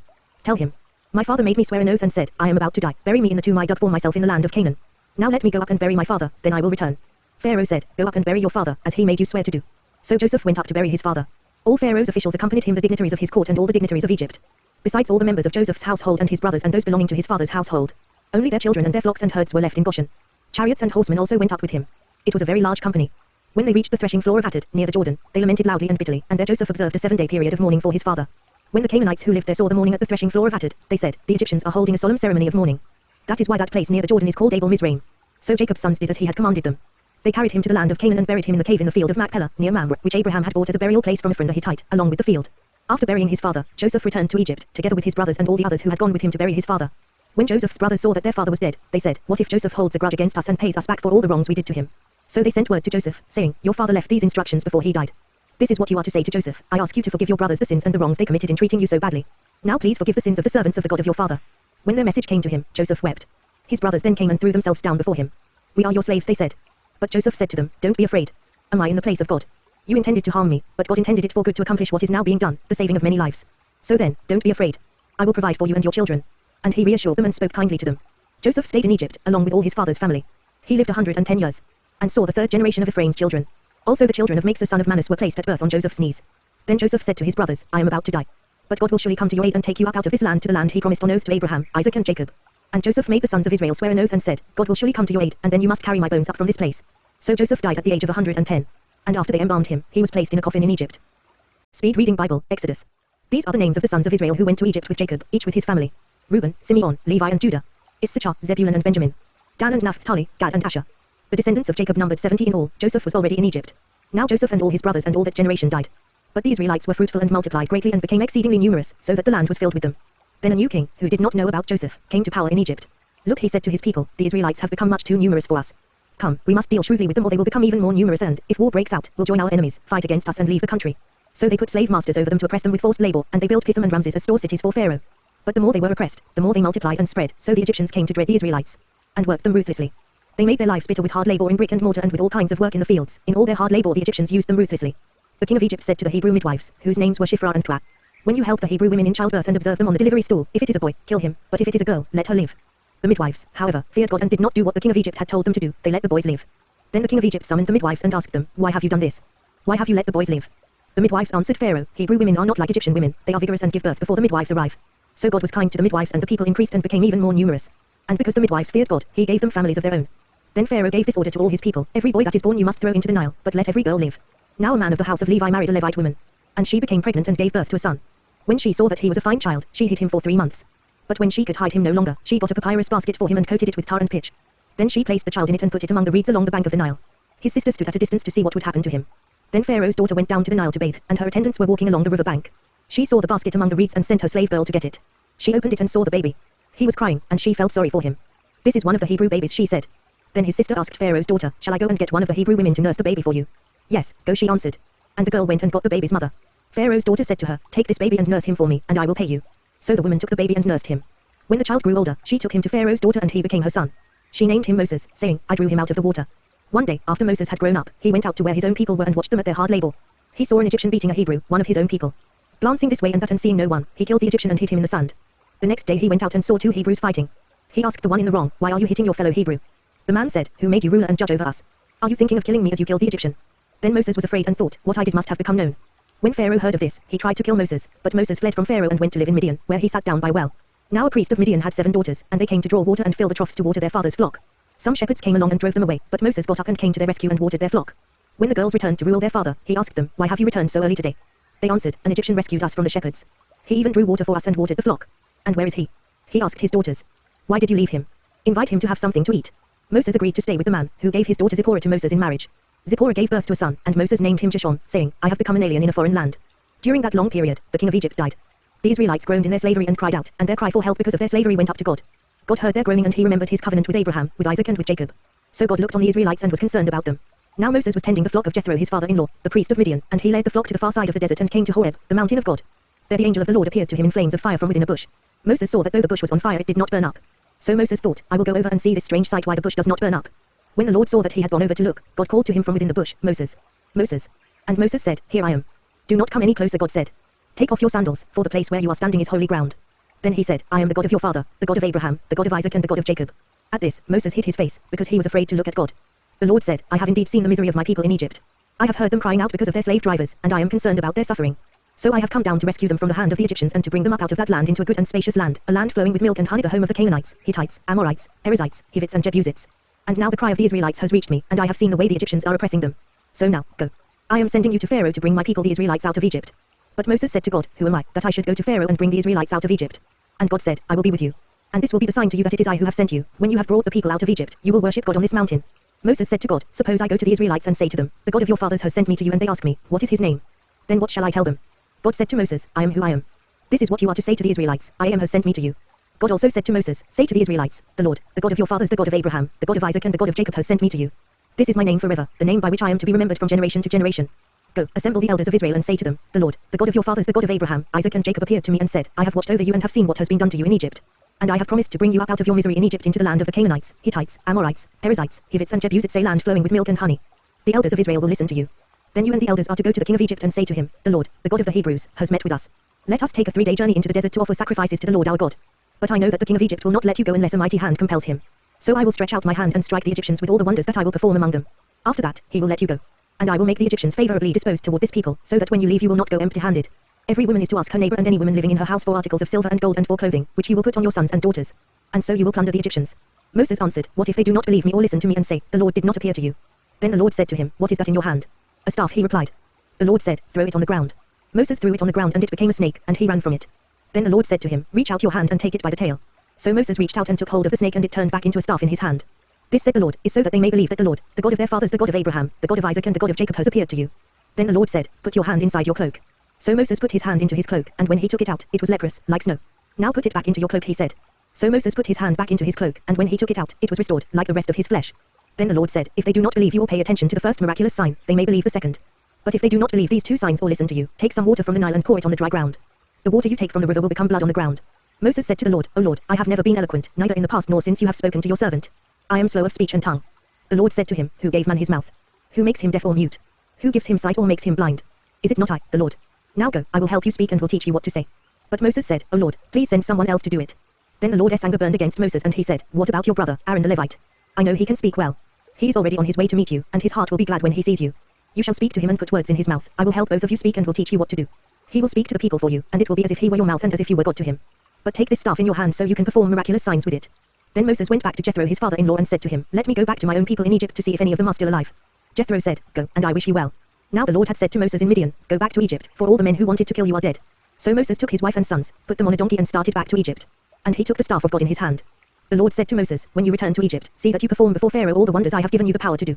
But I will harden his heart so that he will not let the people go. Then say to Pharaoh, this is what the Lord says, Israel is my firstborn son. And I told you, let my son go, so he may worship me. But you refused to let him go, so I will kill your firstborn son. At a lodging place on the way, the Lord met Moses, and was about to kill him.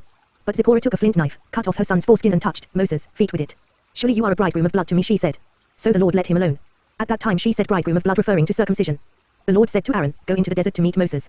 So he met Moses at the mountain of God and kissed him. Then Moses told Aaron everything the Lord had sent him to say, and also about all the miraculous signs he had commanded him to perform. Moses and Aaron brought together all the elders of the Israelites. And Aaron told them everything the Lord had said to Moses. He also performed the signs before the people. And they believed. And when they heard that the Lord was concerned about them and had seen their misery, they bowed down and worshipped.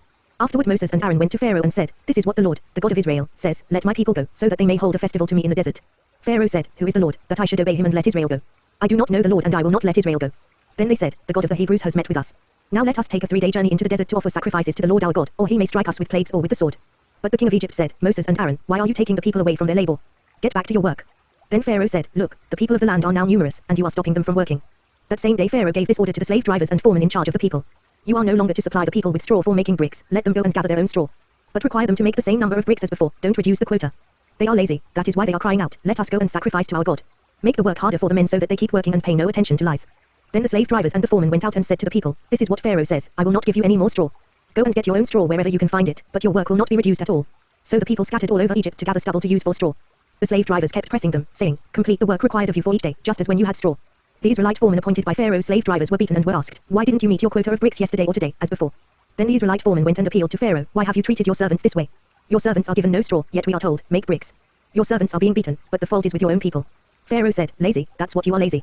That is why you keep saying, let us go and sacrifice to the Lord. Now get to work. You will not be given any straw, yet you must produce your full quota of bricks. The Israelite foremen realized they were in trouble when they were told, you are not to reduce the number of bricks required of you for each day. When they left Pharaoh, they found Moses and Aaron waiting to meet them. And they said, may the Lord look upon you and judge you. You have made us a stench to Pharaoh and his officials and have put a sword in their hand to kill us. Moses returned to the Lord and said, O Lord, why have you brought trouble upon this people? Is this why you sent me? Ever since I went to Pharaoh to speak in your name, he has brought trouble upon this people, and you have not rescued your people at all. Then the Lord said to Moses, now you will see what I will do to Pharaoh, because of my mighty hand he will let them go, because of my mighty hand he will drive them out of his country. God also said to Moses, I am the Lord. I appeared to Abraham, to Isaac and to Jacob as God Almighty, but by my name the Lord I did not make myself known to them. I also established my covenant with them to give them the land of Canaan, where they lived as aliens. Moreover, I have heard the groaning of the Israelites, whom the Egyptians are enslaving, and I have remembered my covenant. Therefore, say to the Israelites, I am the Lord, and I will bring you out from under the yoke of the Egyptians. I will free you from being slaves to them, and I will redeem you with an outstretched arm and with mighty acts of judgment. I will take you as my own people, and I will be your God.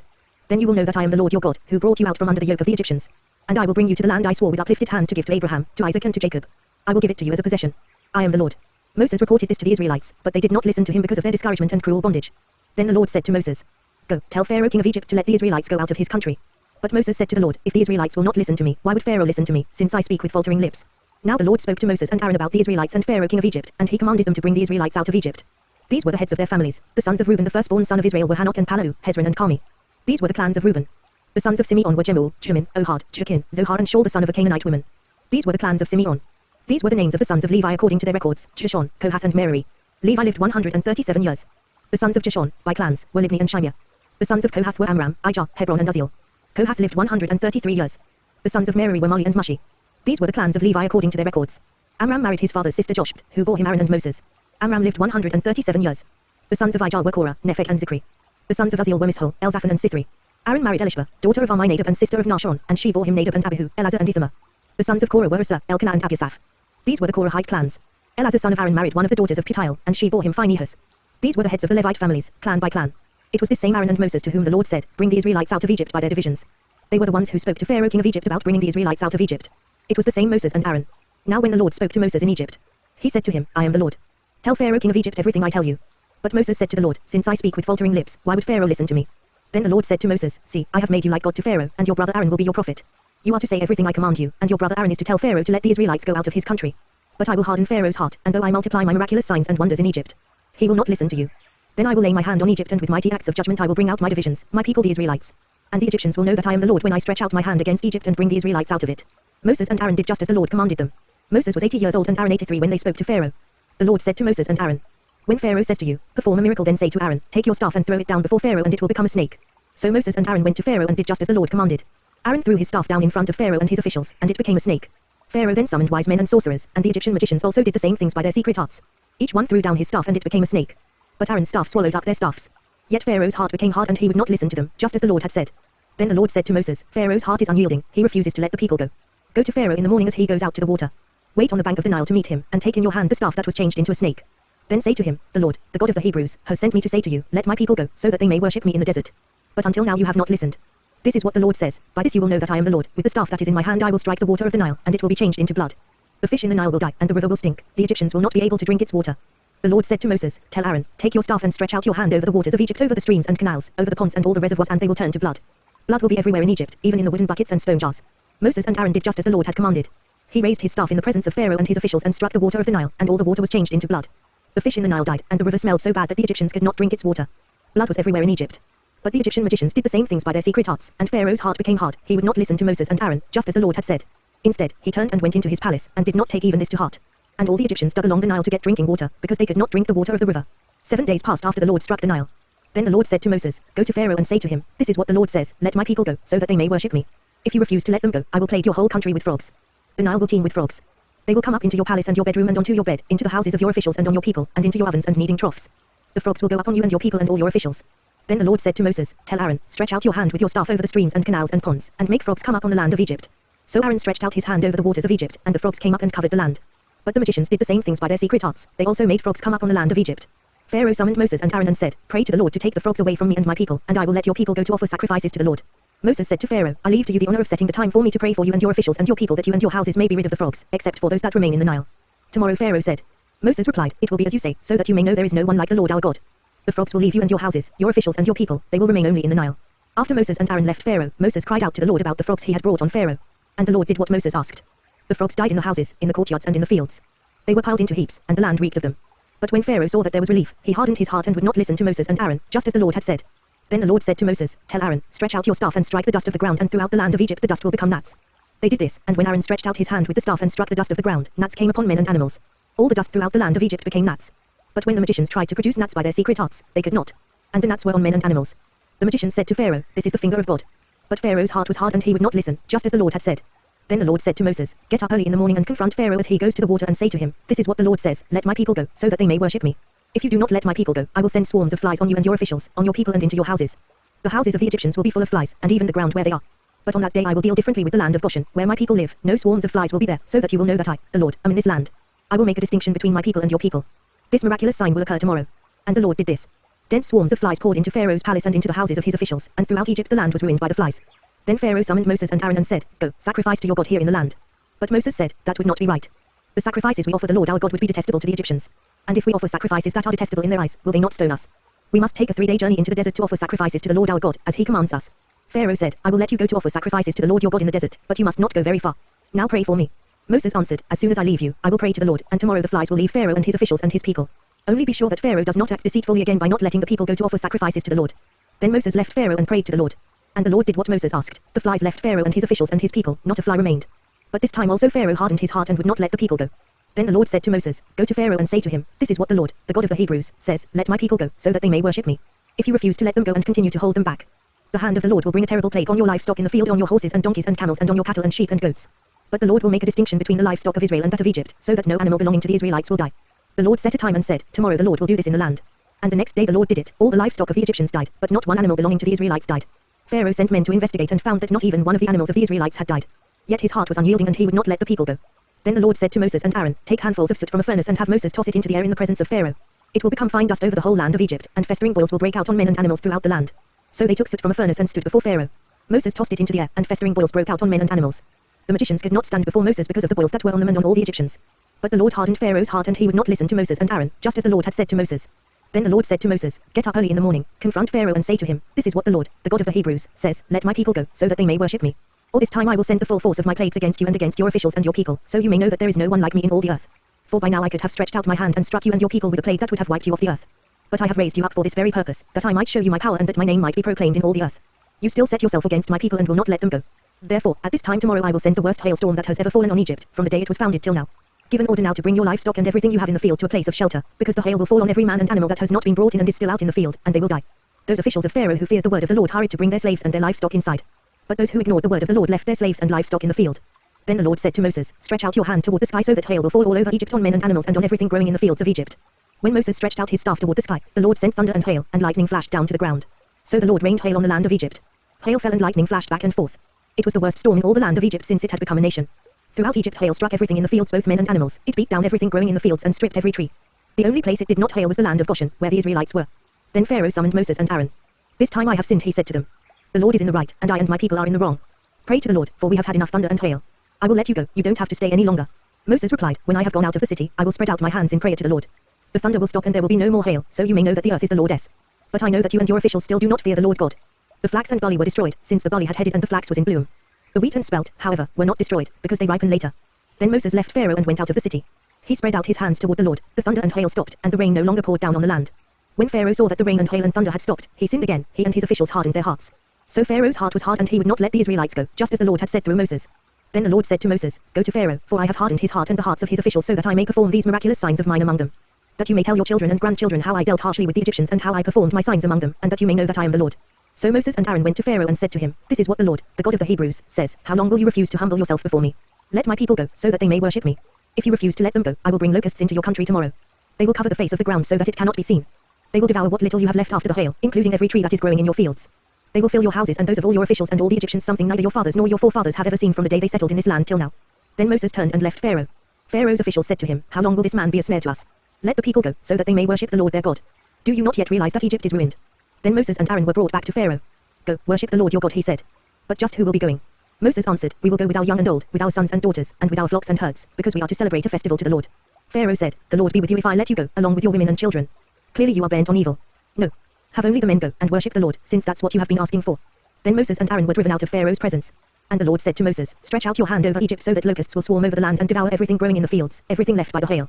So Moses stretched out his staff over Egypt, and the Lord made an east wind blow across the land all that day and all that night. By morning the wind had brought the locusts. They invaded all Egypt and settled down in every area of the country in great numbers. Never before had there been such a plague of locusts, nor will there ever be again. They covered all the ground until it was black. They devoured all that was left after the hail, everything growing in the fields and the fruit on the trees. Nothing green remained on tree or plant in all the land of Egypt. Pharaoh quickly summoned Moses and Aaron and said, I have sinned against the Lord your God and against you. Now forgive my sin once more and pray to the Lord your God to take this deadly plague away from me. Moses then left Pharaoh and prayed to the Lord. And the Lord changed the wind to a very strong west wind, which caught up the locusts and carried them into the Red Sea. Not a locust was left anywhere in Egypt. But the Lord hardened Pharaoh's heart, and he would not let the Israelites go. Then the Lord said to Moses, stretch out your hand toward the sky so that darkness will spread over Egypt, darkness that can be felt. So Moses stretched out his hand toward the sky, and total darkness covered all Egypt for 3 days. No one could see anyone else or leave his place for 3 days. Yet all the Israelites had light in the places where they lived. Then Pharaoh summoned Moses and said, go, worship the Lord. Even your women and children may go with you, only leave your flocks and herds behind. But Moses said, you must allow us to have sacrifices and burnt offerings to present to the Lord our God. Our livestock too must go with us, not a hoof is to be left behind. We have to use some of them in worshipping the Lord our God, and until we get there we will not know what we are to use to worship the Lord. But the Lord hardened Pharaoh's heart, and he was not willing to let them go. Pharaoh said to Moses, get out of my sight. Make sure you do not appear before me again. The day you see my face you will die. Just as you say, Moses replied, I will never appear before you again. Now the Lord had said to Moses, I will bring one more plague on Pharaoh and on Egypt. After that, he will let you go from here, and when he does, he will drive you out completely. Tell the people that men and women alike are to ask their neighbors for articles of silver and gold. The Lord made the Egyptians favorably disposed toward the people, and Moses himself was highly regarded in Egypt by Pharaoh's officials and by the people. So Moses said, this is what the Lord says, about midnight I will go throughout Egypt. Every firstborn son in Egypt will die, from the firstborn son of Pharaoh, who sits on the throne, to the firstborn son of the slave girl, who is at her hand mill, and all the firstborn of the cattle as well. There will be loud wailing throughout Egypt, worse than there has ever been or ever will be again. But among the Israelites not a dog will bark at any man or animal. Then you will know that the Lord makes a distinction between Egypt and Israel. All these officials of yours will come to me, bowing down before me and saying, go, you and all the people who follow you. After that I will leave. Then Moses, hot with anger, left Pharaoh. The Lord had said to Moses, Pharaoh will refuse to listen to you so that my wonders may be multiplied in Egypt.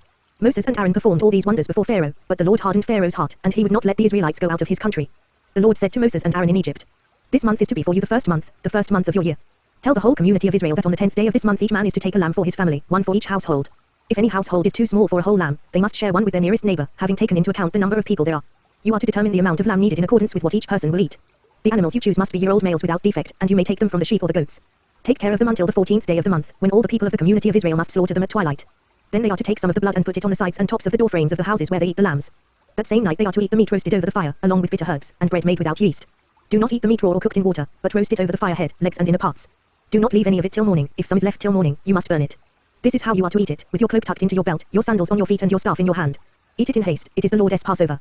On that same night I will pass through Egypt and strike down every firstborn, both men and animals, and I will bring judgment on all the gods of Egypt. I am the Lord. The blood will be a sign for you on the houses where you are, and when I see the blood, I will pass over you. No destructive plague will touch you when I strike Egypt. This is a day you are to commemorate. For the generations to come you shall celebrate it as a festival to the Lord, a lasting ordinance. For 7 days you are to eat bread made without yeast. On the first day remove the yeast from your houses, for whoever eats anything with yeast in it from the first day through the 7th must be cut off from Israel. On the first day hold a sacred assembly, and another one on the 7th day. Do no work at all on these days, except to prepare food for everyone to eat, that is all you may do. Celebrate the feast of unleavened bread, because it was on this very day that I brought your divisions out of Egypt. Celebrate this day as a lasting ordinance for the generations to come. In the first month you are to eat bread made without yeast, from the evening of the 14th day until the evening of the 21st day. For 7 days no yeast is to be found in your houses. And whoever eats anything with yeast in it must be cut off from the community of Israel, whether he is an alien or native born. Eat nothing made with yeast. Wherever you live, you must eat unleavened bread. Then Moses summoned all the elders of Israel and said to them, Go at once and select the animals for your families and slaughter the Passover lamb. Take a bunch of hyssop, dip it into the blood in the basin and put some of the blood on the top and on both sides of the doorframe. Not one of you shall go out the door of his house until morning. When the Lord goes through the land to strike down the Egyptians, he will see the blood on the top and sides of the doorframe and will pass over that doorway, and he will not permit the destroyer to enter your houses and strike you down. Obey these instructions as a lasting ordinance for you and your descendants. When you enter the land that the Lord will give you as he promised, observe this ceremony. And when your children ask you, what does this ceremony mean to you? Then tell them, it is the Passover sacrifice to the Lord, who passed over the houses of the Israelites in Egypt and spared our homes when he struck down the Egyptians. Then the people bowed down and worshipped. The Israelites did just what the Lord commanded Moses and Aaron. At midnight the Lord struck down all the firstborn in Egypt, from the firstborn of Pharaoh, who sat on the throne, to the firstborn of the prisoner, who was in the dungeon, and the firstborn of all the livestock as well. Pharaoh and all his officials and all the Egyptians got up during the night, and there was loud wailing in Egypt, for there was not a house without someone dead. During the night Pharaoh summoned Moses and Aaron and said, Up. Leave my people, you and the Israelites. Go, worship the Lord as you have requested. Take your flocks and herds, as you have said, and go. And also bless me. The Egyptians urged the people to hurry and leave the country. For otherwise they said, we will all die. So the people took their dough before the yeast was added, and carried it on their shoulders in kneading troughs wrapped in clothing. The Israelites did as Moses instructed and asked the Egyptians for articles of silver and gold and for clothing. The Lord had made the Egyptians favorably disposed toward the people, and they gave them what they asked for, so they plundered the Egyptians. The Israelites journeyed from Ramses to Succoth. There were about 600,000 men on foot, besides women and children. Many other people went up with them, as well as large droves of livestock, both flocks and herds. With the dough they had brought from Egypt, they baked cakes of unleavened bread. The dough was without yeast because they had been driven out of Egypt and did not have time to prepare food for themselves. Now the length of time the Israelite people lived in Egypt was 430 years. At the end of the 430 years, to the very day, all the Lord's divisions left Egypt. Because the Lord kept vigil that night to bring them out of Egypt, on this night all the Israelites are to keep vigil to honor the Lord for the generations to come. The Lord said to Moses and Aaron, These are the regulations for the Passover, no foreigner is to eat of it. Any slave you have bought may eat of it after you have circumcised him. But a temporary resident and a hired worker may not eat of it. It must be eaten inside one house, take none of the meat outside the house. Do not break any of the bones. The whole community of Israel must celebrate it. An alien living among you who wants to celebrate the Lord's Passover must have all the males in his household circumcised, then he may take part like one born in the land. No uncircumcised male may eat of it. The same law applies to the native born and to the alien living among you. All the Israelites did just what the Lord had commanded Moses and Aaron. And on that very day the Lord brought the Israelites out of Egypt by their divisions. The Lord said to Moses, Consecrate to me every firstborn male. The first offspring of every womb among the Israelites belongs to me, whether man or animal. Then Moses said to the people, Commemorate this day, the day you came out of Egypt, out of the land of slavery, because the Lord brought you out of it with a mighty hand. Eat nothing containing yeast. Today, in the month of Abib, you are leaving. When the Lord brings you into the land of the Canaanites, Hittites, Amorites, Hivites and Jebusites, the land he swore to your forefathers to give you, a land flowing with milk and honey, you are to observe this ceremony in this month. For 7 days eat bread made without yeast, and on the 7th day hold a festival to the Lord. Eat unleavened bread during those 7 days, nothing with yeast in it is to be seen among you, nor shall any yeast be seen anywhere within your borders. On that day tell your son, I do this because of what the Lord did for me when I came out of Egypt. This observance will be for you like a sign on your hand and a reminder on your forehead that the law of the Lord is to be on your lips. For the Lord brought you out of Egypt with his mighty hand. You must keep this ordinance at the appointed time year after year. After the Lord brings you into the land of the Canaanites and gives it to you, as he promised on oath to you and your forefathers. You are to give over to the Lord the first offspring of every womb. All the firstborn males of your livestock belong to the Lord. Redeem with a lamb every firstborn donkey, but if you do not redeem it, break its neck. Redeem every firstborn among your sons. In days to come, when your son asks you, what does this mean? Say to him, with a mighty hand the Lord brought us out of Egypt, out of the land of slavery. When Pharaoh stubbornly refused to let us go, the Lord killed every firstborn in Egypt, both man and animal. This is why I sacrifice to the Lord the first male offspring of every womb and redeem each of my firstborn sons. And it will be like a sign on your hand and a symbol on your forehead that the Lord brought us out of Egypt with his mighty hand. When Pharaoh let the people go, God did not lead them on the road through the Philistine country, though that was shorter. For God said, if they face war, they might change their minds and return to Egypt. So God led the people around by the desert road toward the Red Sea. The Israelites went up out of Egypt armed for battle. Moses took the bones of Joseph with him because Joseph had made the sons of Israel swear an oath. He had said, God will surely come to your aid, and then you must carry my bones up with you from this place. After leaving Succoth they camped at Etham on the edge of the desert. By day the Lord went ahead of them in a pillar of cloud to guide them on their way, and by night in a pillar of fire to give them light, so that they could travel by day or night. Neither the pillar of cloud by day nor the pillar of fire by night left its place in front of the people. Then the Lord said to Moses, Tell the Israelites to turn back and encamp near Pi-Hahiroth, between Migdol and the sea. They are to encamp by the sea, directly opposite Baal-Zephon. Pharaoh will think, the Israelites are wandering around the land in confusion, hemmed in by the desert. And I will harden Pharaoh's heart, and he will pursue them. But I will gain glory for myself through Pharaoh and all his army, and the Egyptians will know that I am the Lord. So the Israelites did this. When the king of Egypt was told that the people had fled, Pharaoh and his officials changed their minds about them and said, What have we done? We have let the Israelites go and have lost their services. So he had his chariot made ready and took his army with him. He took 600 of the best chariots, along with all the other chariots of Egypt, with officers over all of them. The Lord hardened the heart of Pharaoh king of Egypt, so that he pursued the Israelites, who were marching out boldly. The Egyptians, all Pharaoh's horses and chariots, horsemen and troops, pursued the Israelites and overtook them as they camped by the sea near Pi-Hahiroth, opposite Baal-Zephon. As Pharaoh approached, the Israelites looked up, and there were the Egyptians, marching after them. They were terrified and cried out to the Lord.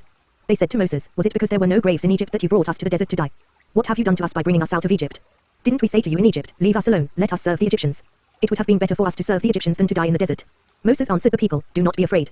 Stand firm and you will see the deliverance the Lord will bring you today. The Egyptians you see today you will never see again. The Lord will fight for you, you need only to be still. Then the Lord said to Moses, why are you crying out to me? Tell the Israelites to move on. Raise your staff and stretch out your hand over the sea to divide the water so that the Israelites can go through the sea on dry ground. I will harden the hearts of the Egyptians so that they will go in after them. And I will gain glory through Pharaoh and all his army, through his chariots and his horsemen. The Egyptians will know that I am the Lord when I gain glory through Pharaoh, his chariots and his horsemen. Then the angel of God, who had been traveling in front of Israel's army, withdrew and went behind them. The pillar of cloud also moved from in front and stood behind them, coming between the armies of Egypt and Israel. Throughout the night the cloud brought darkness to the one side and light to the other side, so neither went near the other all night long. Then Moses stretched out his hand over the sea, and all that night the Lord drove the sea back with a strong east wind and turned it into dry land. The waters were divided. And the Israelites went through the sea on dry ground, with a wall of water on their right and on their left. The Egyptians pursued them, and all Pharaoh's horses and chariots and horsemen followed them into the sea. During the last watch of the night the Lord looked down from the pillar of fire and cloud at the Egyptian army and threw it into confusion. He made the wheels of their chariots come off so that they had difficulty driving. And the Egyptians said, let's get away from the Israelites. The Lord is fighting for them against Egypt. Then the Lord said to Moses, stretch out your hand over the sea so that the waters may flow back over the Egyptians and their chariots and horsemen. Moses stretched out his hand over the sea, and at daybreak the sea went back to its place. The Egyptians were fleeing toward it, and the Lord swept them into the sea. The water flowed back and covered the chariots and horsemen, the entire army of Pharaoh that had followed the Israelites into the sea. Not one of them survived. But the Israelites went through the sea on dry ground, with a wall of water on their right and on their left. That day the Lord saved Israel from the hands of the Egyptians, and Israel saw the Egyptians lying dead on the shore. And when the Israelites saw the great power the Lord displayed against the Egyptians, the people feared the Lord and put their trust in him and in Moses his servant. Then Moses and the Israelites sang this song to the Lord, I will sing to the Lord, for he is highly exalted. The horse and its rider he has hurled into the sea. The Lord is my strength and my song, he has become my salvation. He is my God, and I will praise him, my father's God, and I will exalt him. The Lord is a warrior, the Lord is his name. Pharaoh's chariots and his army he has hurled into the sea. The best of Pharaoh's officers are drowned in the Red Sea. The deep waters have covered them, they sank to the depths like a stone. Your right hand, O Lord, was majestic in power. Your right hand, O Lord, shattered the enemy. In the greatness of your majesty you threw down those who opposed you. You unleashed your burning anger, it consumed them like stubble. By the blast of your nostrils the waters piled up. The surging waters stood firm like a wall, the deep waters congealed in the heart of the sea. The enemy boasted, I will pursue, I will overtake them. I will divide the spoils, I will gorge myself on them. I will draw my sword and my hand will destroy them. But you blew with your breath, and the sea covered them. They sank like lead in the mighty waters. Who among the gods is like you, O Lord? Who is like you, majestic in holiness, awesome in glory, working wonders? You stretched out your right hand and the earth swallowed them. In your unfailing love you will lead the people you have redeemed. In your strength you will guide them to your holy dwelling. The nations will hear and tremble, anguish will grip the people of Philistia. The chiefs of Edom will be terrified, the leaders of Moab will be seized with trembling, the people of Canaan will melt away. Terror and dread will fall upon them. By the power of your arm they will be as still as a stone until your people pass by, O Lord, until the people you bought pass by. You will bring them in and plant them on the mountain of your inheritance, the place, O Lord, you made for your dwelling, the sanctuary, O Lord, your hands established. The Lord will reign forever and ever. When Pharaoh's horses, chariots and horsemen went into the sea, the Lord brought the waters of the sea back over them, but the Israelites walked through the sea on dry ground. Then Miriam the prophetess, Aaron's sister, took a tambourine in her hand, and all the women followed her, with tambourines and dancing. Miriam sang to them, sing to the Lord, for he is highly exalted. The horse and its rider he has hurled into the sea. Then Moses led Israel from the Red Sea and they went into the desert of Shur. For 3 days they traveled in the desert without finding water. When they came to Marah, they could not drink its water because it was bitter. That is why the place is called Marah. So the people grumbled against Moses, saying, what are we to drink? Then Moses cried out to the Lord, and the Lord showed him a piece of wood. He threw it into the water, and the water became sweet. There the Lord made a decree and a law for them, and there he tested them. He said, if you listen carefully to the voice of the Lord your God and do what is right in his eyes, if you pay attention to his commands and keep all his decrees, I will not bring on you any of the diseases I brought on the Egyptians, for I am the Lord, who heals you. Then they came to Elim, where there were 12 springs and 70 palm trees, and they camped there near the water. The whole Israelite community set out from Elim and came to the desert of Sin, which is between Elim and Sinai, on the 15th day of the 2nd month after they had come out of Egypt. In the desert the whole community grumbled against Moses and Aaron. The Israelites said to them, if only we had died by the Lord's hand in Egypt. There we sat around pots of meat and ate all the food we wanted, but you have brought us out into this desert to starve this entire assembly to death. Then the Lord said to Moses, I will rain down bread from heaven for you. The people are to go out each day and gather enough for that day. In this way I will test them and see whether they will follow my instructions. On the 6th day they are to prepare what they bring in, and that is to be twice as much as they gather on the other days. So Moses and Aaron said to all the Israelites, in the evening you will know that it was the Lord who brought you out of Egypt. And in the morning you will see the glory of the Lord, because he has heard your grumbling against him. Who are we, that you should grumble against us? Moses also said, you will know that it was the Lord when he gives you meat to eat in the evening and all the bread you want in the morning, because he has heard your grumbling against him. Who are we? You are not grumbling against us, but against the Lord. Then Moses told Aaron, say to the entire Israelite community, come before the Lord, for he has heard your grumbling. While Aaron was speaking to the whole Israelite community, they looked toward the desert, and there was the glory of the Lord appearing in the cloud. The Lord said to Moses, I have heard the grumbling of the Israelites. Tell them, at twilight you will eat meat, and in the morning you will be filled with bread. Then you will know that I am the Lord your God. That evening quail came and covered the camp, and in the morning there was a layer of dew around the camp. When the dew was gone, thin flakes like frost on the ground appeared on the desert floor. When the Israelites saw it, they said to each other, what is it? For they did not know what it was. Moses said to them, it is the bread the Lord has given you to eat. This is what the Lord has commanded, each one is to gather as much as he needs. Take an omer for each person you have in your tent. The Israelites did as they were told, some gathered much, some little. And when they measured it by the omer, he who gathered much did not have too much, and he who gathered little did not have too little. Each one gathered as much as he needed. Then Moses said to them, no one is to keep any of it until morning. However, some of them paid no attention to Moses. They kept part of it until morning, but it was full of maggots and began to smell. So Moses was angry with them. Each morning everyone gathered as much as he needed, and when the sun grew hot, it melted away. On the 6th day, they gathered twice as much 2 omers for each person, and the leaders of the community came and reported this to Moses. He said to them, "This is what the Lord commanded. Tomorrow is to be a day of rest, a holy Sabbath to the Lord. So bake what you want to bake and boil what you want to boil. Save whatever is left and keep it until morning." So they saved it until morning, as Moses commanded, and it did not stink or get maggots in it. "Eat it today," Moses said, "because today is a Sabbath to the Lord. You will not find any of it on the ground today. 6 days you are to gather it, but on the 7th day, the Sabbath, there will not be any." Nevertheless, some of the people went out on the 7th day to gather it, but they found none. Then the Lord said to Moses, "How long will you refuse to keep my commands and my instructions? Bear in mind that the Lord has given you the Sabbath, that is why on the 6th day he gives you bread for 2 days. Everyone is to stay where he is on the 7th day, no one is to go out." So the people rested on the 7th day. The people of Israel called the bread manna. It was white like coriander seed and tasted like wafers made with honey. Moses said, "This is what the Lord has commanded, take an omer of manna and keep it for the generations to come, so they can see the bread I gave you to eat in the desert when I brought you out of Egypt." So Moses said to Aaron, "Take a jar and put an omer of manna in it. Then place it before the Lord to be kept for the generations to come." As the Lord commanded Moses, Aaron put the manna in front of the testimony, that it might be kept.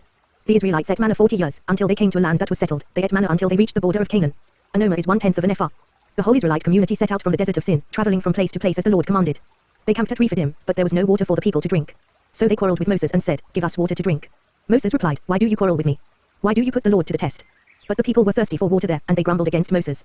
They said, "Why did you bring us up out of Egypt to make us and our children and livestock die of thirst?" Then Moses cried out to the Lord, "What am I to do with these people? They are almost ready to stone me." The Lord answered Moses, "Walk on ahead of the people. Take with you some of the elders of Israel and take in your hand the staff with which you struck the Nile, and go. I will stand there before you by the rock at Horeb. Strike the rock, and water will come out of it for the people to drink." So Moses did this in the sight of the elders of Israel. And he called the place Massah and Meribah because the Israelites quarreled and because they tested the Lord saying, "Is the Lord among us or not?" The Amalekites came and attacked the Israelites at Rephidim. Moses said to Joshua, "Choose some of our men and go out to fight the Amalekites. Tomorrow I will stand on top of the hill with the staff of God in my hands." So Joshua fought the Amalekites as Moses had ordered, and Moses, Aaron and Hur went to the top of the hill. As long as Moses held up his hands, the Israelites were winning, but whenever he lowered his hands, the Amalekites were winning. When Moses' hands grew tired, they took a stone and put it under him and he sat on it. Aaron and Hur held his hands up one on one side, one on the other so that his hands remained steady till sunset. So Joshua overcame the Amalekite army with the sword. Then the Lord said to Moses, "Write this on a scroll as something to be remembered and make sure that Joshua hears it, because I will completely blot out the memory of Amalek from under heaven." Moses built an altar and called it "The Lord is my banner." He said, "4 hands were lifted up to the throne of the Lord. The Lord will be at war against the Amalekites from generation to generation." Now Jethro, the priest of Midian and father-in-law of Moses, heard of everything God had done for Moses and for his people Israel, and how the Lord had brought Israel out of Egypt. After Moses had sent away his wife Zipporah, his father-in-law Jethro received her and her 2 sons. One son was named Gershom, for Moses said, "I have become an alien in a foreign land." And the other was named Eleazar, for he said, "My father's God was my helper, he saved me from the sword of Pharaoh." Jethro, Moses' father-in-law, together with Moses' sons and wife, came to him in the desert, where he was camped near the mountain of God. Jethro had sent word to him, "I, your father-in-law Jethro, am coming to you with your wife and her 2 sons." So Moses went out to meet his father-in-law and bowed down and kissed him. They greeted each other and then went into the tent. Moses told his father-in-law about everything the Lord had done to Pharaoh and the Egyptians for Israel's sake and about all the hardships they had met along the way and how the Lord had saved them. Jethro was delighted to hear about all the good things the Lord had done for Israel in rescuing them from the hand of the Egyptians. He said, "Praise be to the Lord, who rescued you from the hand of the Egyptians and of Pharaoh, and who rescued the people from the hand of the Egyptians. Now I know that the Lord is greater than all other gods, for he did this to those who had treated Israel arrogantly." Then Jethro, Moses' father-in-law, brought a burnt offering and other sacrifices to God, and Aaron came with all the elders of Israel to eat bread with Moses' father-in-law in the presence of God. The next day Moses took his seat to serve as judge for the people, and they stood around him from morning till evening. When his father-in-law saw all that Moses was doing for the people, he said, "What is this you are doing for the people? Why do you alone sit as judge, while all these people stand around you from morning till evening?" Moses answered him, "Because the people come to me to seek God's will. Whenever they have a dispute, it is brought to me, and I decide between the parties and inform them of God's decrees and laws." Moses' father-in-law replied, "What you are doing is not good. You and these people who come to you will only wear yourselves out. The work is too heavy for you, you cannot handle it alone. Listen now to me and I will give you some advice, and may God be with you. You must be the people's representative before God and bring their disputes to him. Teach them the decrees and laws, and show them the way to live and the duties they are to perform. But select capable men from all the people, men who fear God, trustworthy men who hate dishonest gain, and appoint them as officials over thousands, hundreds, fifties and tens. Have them serve as judges for the people at all times, but have them bring every difficult case to you, the simple cases they can decide themselves.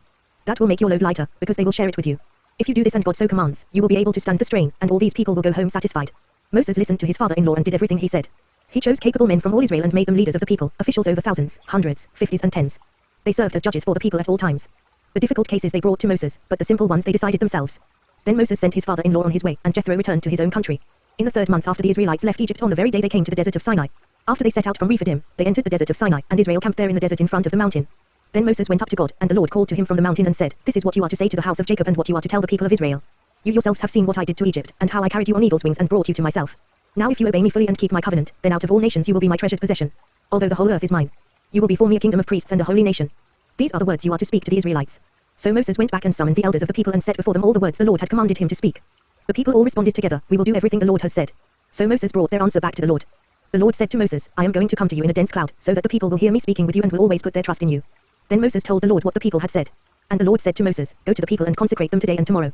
Have them wash their clothes. And be ready by the third day, because on that day the Lord will come down on Mount Sinai in the sight of all the people. Put limits for the people around the mountain and tell them, Be careful that you do not go up the mountain or touch the foot of it. Whoever touches the mountain shall surely be put to death. He shall surely be stoned or shot with arrows, not a hand is to be laid on him. Whether man or animal, he shall not be permitted to live. Only when the ram's horn sounds a long blast may they go up to the mountain. After Moses had gone down the mountain to the people, he consecrated them, and they washed their clothes. Then he said to the people, Prepare yourselves for the third day. Abstain from sexual relations. On the morning of the third day there was thunder and lightning, with a thick cloud over the mountain, and a very loud trumpet blast. Everyone in the camp trembled. Then Moses led the people out of the camp to meet with God, and they stood at the foot of the mountain. Mount Sinai was covered with smoke, because the Lord descended on it in fire. The smoke billowed up from it like smoke from a furnace, the whole mountain trembled violently. And the sound of the trumpet grew louder and louder. Then Moses spoke and the voice of God answered him. The Lord descended to the top of Mount Sinai and called Moses to the top of the mountain. So Moses went up. And the Lord said to him, Go down and warn the people so they do not force their way through to see the Lord, and many of them perish.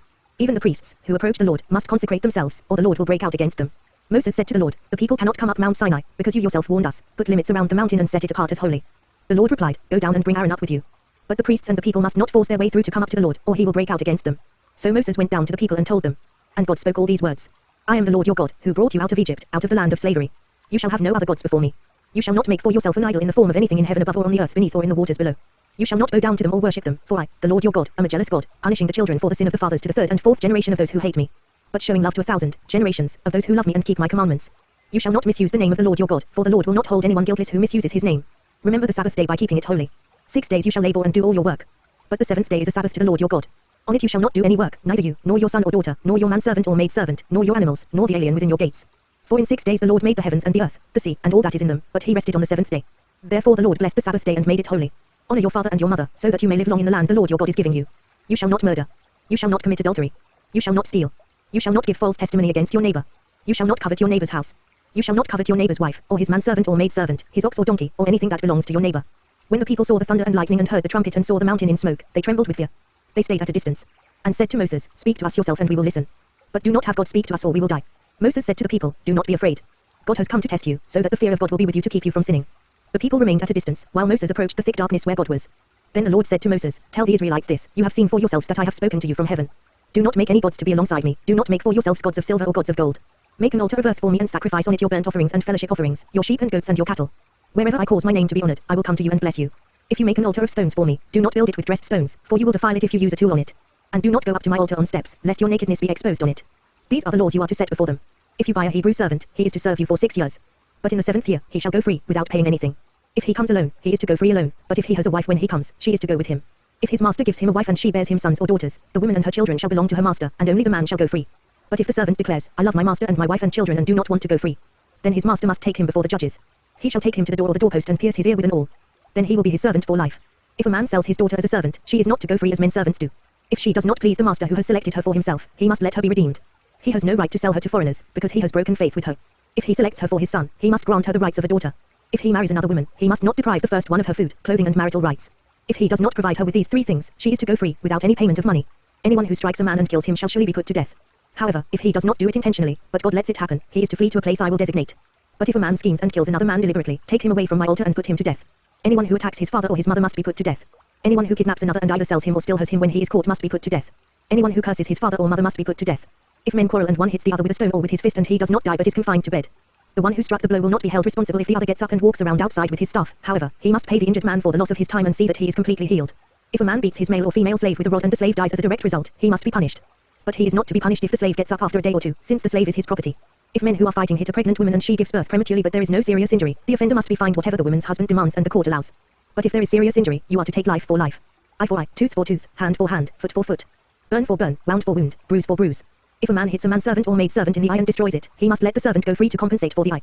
And if he knocks out the tooth of a manservant or maidservant, he must let the servant go free to compensate for the tooth. If a bull gores a man or a woman to death, the bull must be stoned to death, and its meat must not be eaten. But the owner of the bull will not be held responsible. If, however, the bull has had the habit of goring and the owner has been warned but has not kept it penned up and it kills a man or woman, the bull must be stoned and the owner also must be put to death. However, if payment is demanded of him, he may redeem his life by paying whatever is demanded. This law also applies if the bull gores a son or daughter. If the bull gores a male or female slave, the owner must pay 30 shekels of silver to the master of the slave, and the bull must be stoned. If a man uncovers a pit or digs one and fails to cover it and an ox or a donkey falls into it, the owner of the pit must pay for the loss, he must pay its owner, and the dead animal will be his. If a man's bull injures the bull of another and it dies, they are to sell the live one and divide both the money and the dead animal equally. However, if it was known that the bull had the habit of goring, yet the owner did not keep it penned up, the owner must pay, animal for animal, and the dead animal will be his. If a man steals an ox or a sheep and slaughters it or sells it, he must pay back 5 head of cattle for the ox and 4 sheep for the sheep. If a thief is caught breaking in and is struck so that he dies, the defender is not guilty of bloodshed. But if it happens after sunrise, he is guilty of bloodshed. A thief must certainly make restitution, but if he has nothing, he must be sold to pay for his theft. If the stolen animal is found alive in his possession, whether ox or donkey or sheep, he must pay back double. If a man grazes his livestock in a field or vineyard and lets them stray and they graze in another man's field, he must make restitution from the best of his own field or vineyard. If a fire breaks out and spreads into thorn bush so that it burns shocks of grain or standing grain or the whole field, the one who started the fire must make restitution. If a man gives his neighbor silver or goods for safekeeping and they are stolen from the neighbor's house, the thief, if he is caught, must pay back double. But if the thief is not found, the owner of the house must appear before the judges to determine whether he has laid his hands on the other man's property. In all cases of illegal possession of an ox, a donkey, a sheep, a garment, or any other lost property about which somebody says, "This is mine," both parties are to bring their cases before the judges. The one whom the judges declare guilty must pay back double to his neighbor. If a man gives a donkey, an ox, a sheep or any other animal to his neighbor for safekeeping and it dies or is injured or is taken away while no one is looking, the issue between them will be settled by the taking of an oath before the Lord that the neighbor did not lay hands on the other person's property. The owner is to accept this, and no restitution is required. But if the animal was stolen from the neighbor, he must make restitution to the owner. If it was torn to pieces by a wild animal, he shall bring in the remains as evidence and he will not be required to pay for the torn animal. If a man borrows an animal from his neighbor and it is injured or dies while the owner is not present, he must make restitution. But if the owner is with the animal, the borrower will not have to pay. If the animal was hired, the money paid for the hire covers the loss. If a man seduces a virgin who is not pledged to be married and sleeps with her, he must pay the bride price, and she shall be his wife. If her father absolutely refuses to give her to him, he must still pay the bride price for virgins. Do not allow a sorceress to live. Anyone who has sexual relations with an animal must be put to death. Whoever sacrifices to any god other than the Lord must be destroyed. Do not mistreat an alien or oppress him, for you were aliens in Egypt. Do not take advantage of a widow or an orphan. If you do and they cry out to me, I will certainly hear their cry. My anger will be aroused, and I will kill you with the sword. Your wives will become widows and your children fatherless. If you lend money to one of my people among you who is needy, do not be like a moneylender, charge him no interest. If you take your neighbor's cloak as a pledge, return it to him by sunset. Because his cloak is the only covering he has for his body. What else will he sleep in? When he cries out to me, I will hear, for I am compassionate. Do not blaspheme God or curse the ruler of your people. Do not hold back offerings from your granaries or your vats. You must give me the firstborn of your sons. Do the same with your cattle and your sheep. Let them stay with their mothers for 7 days, but give them to me on the 8th day. You are to be my holy people. So do not eat the meat of an animal torn by wild beasts, throw it to the dogs. Do not spread false reports. Do not help a wicked man by being a malicious witness. Do not follow the crowd in doing wrong. When you give testimony in a lawsuit, do not pervert justice by siding with the crowd. And do not show favoritism to a poor man in his lawsuit.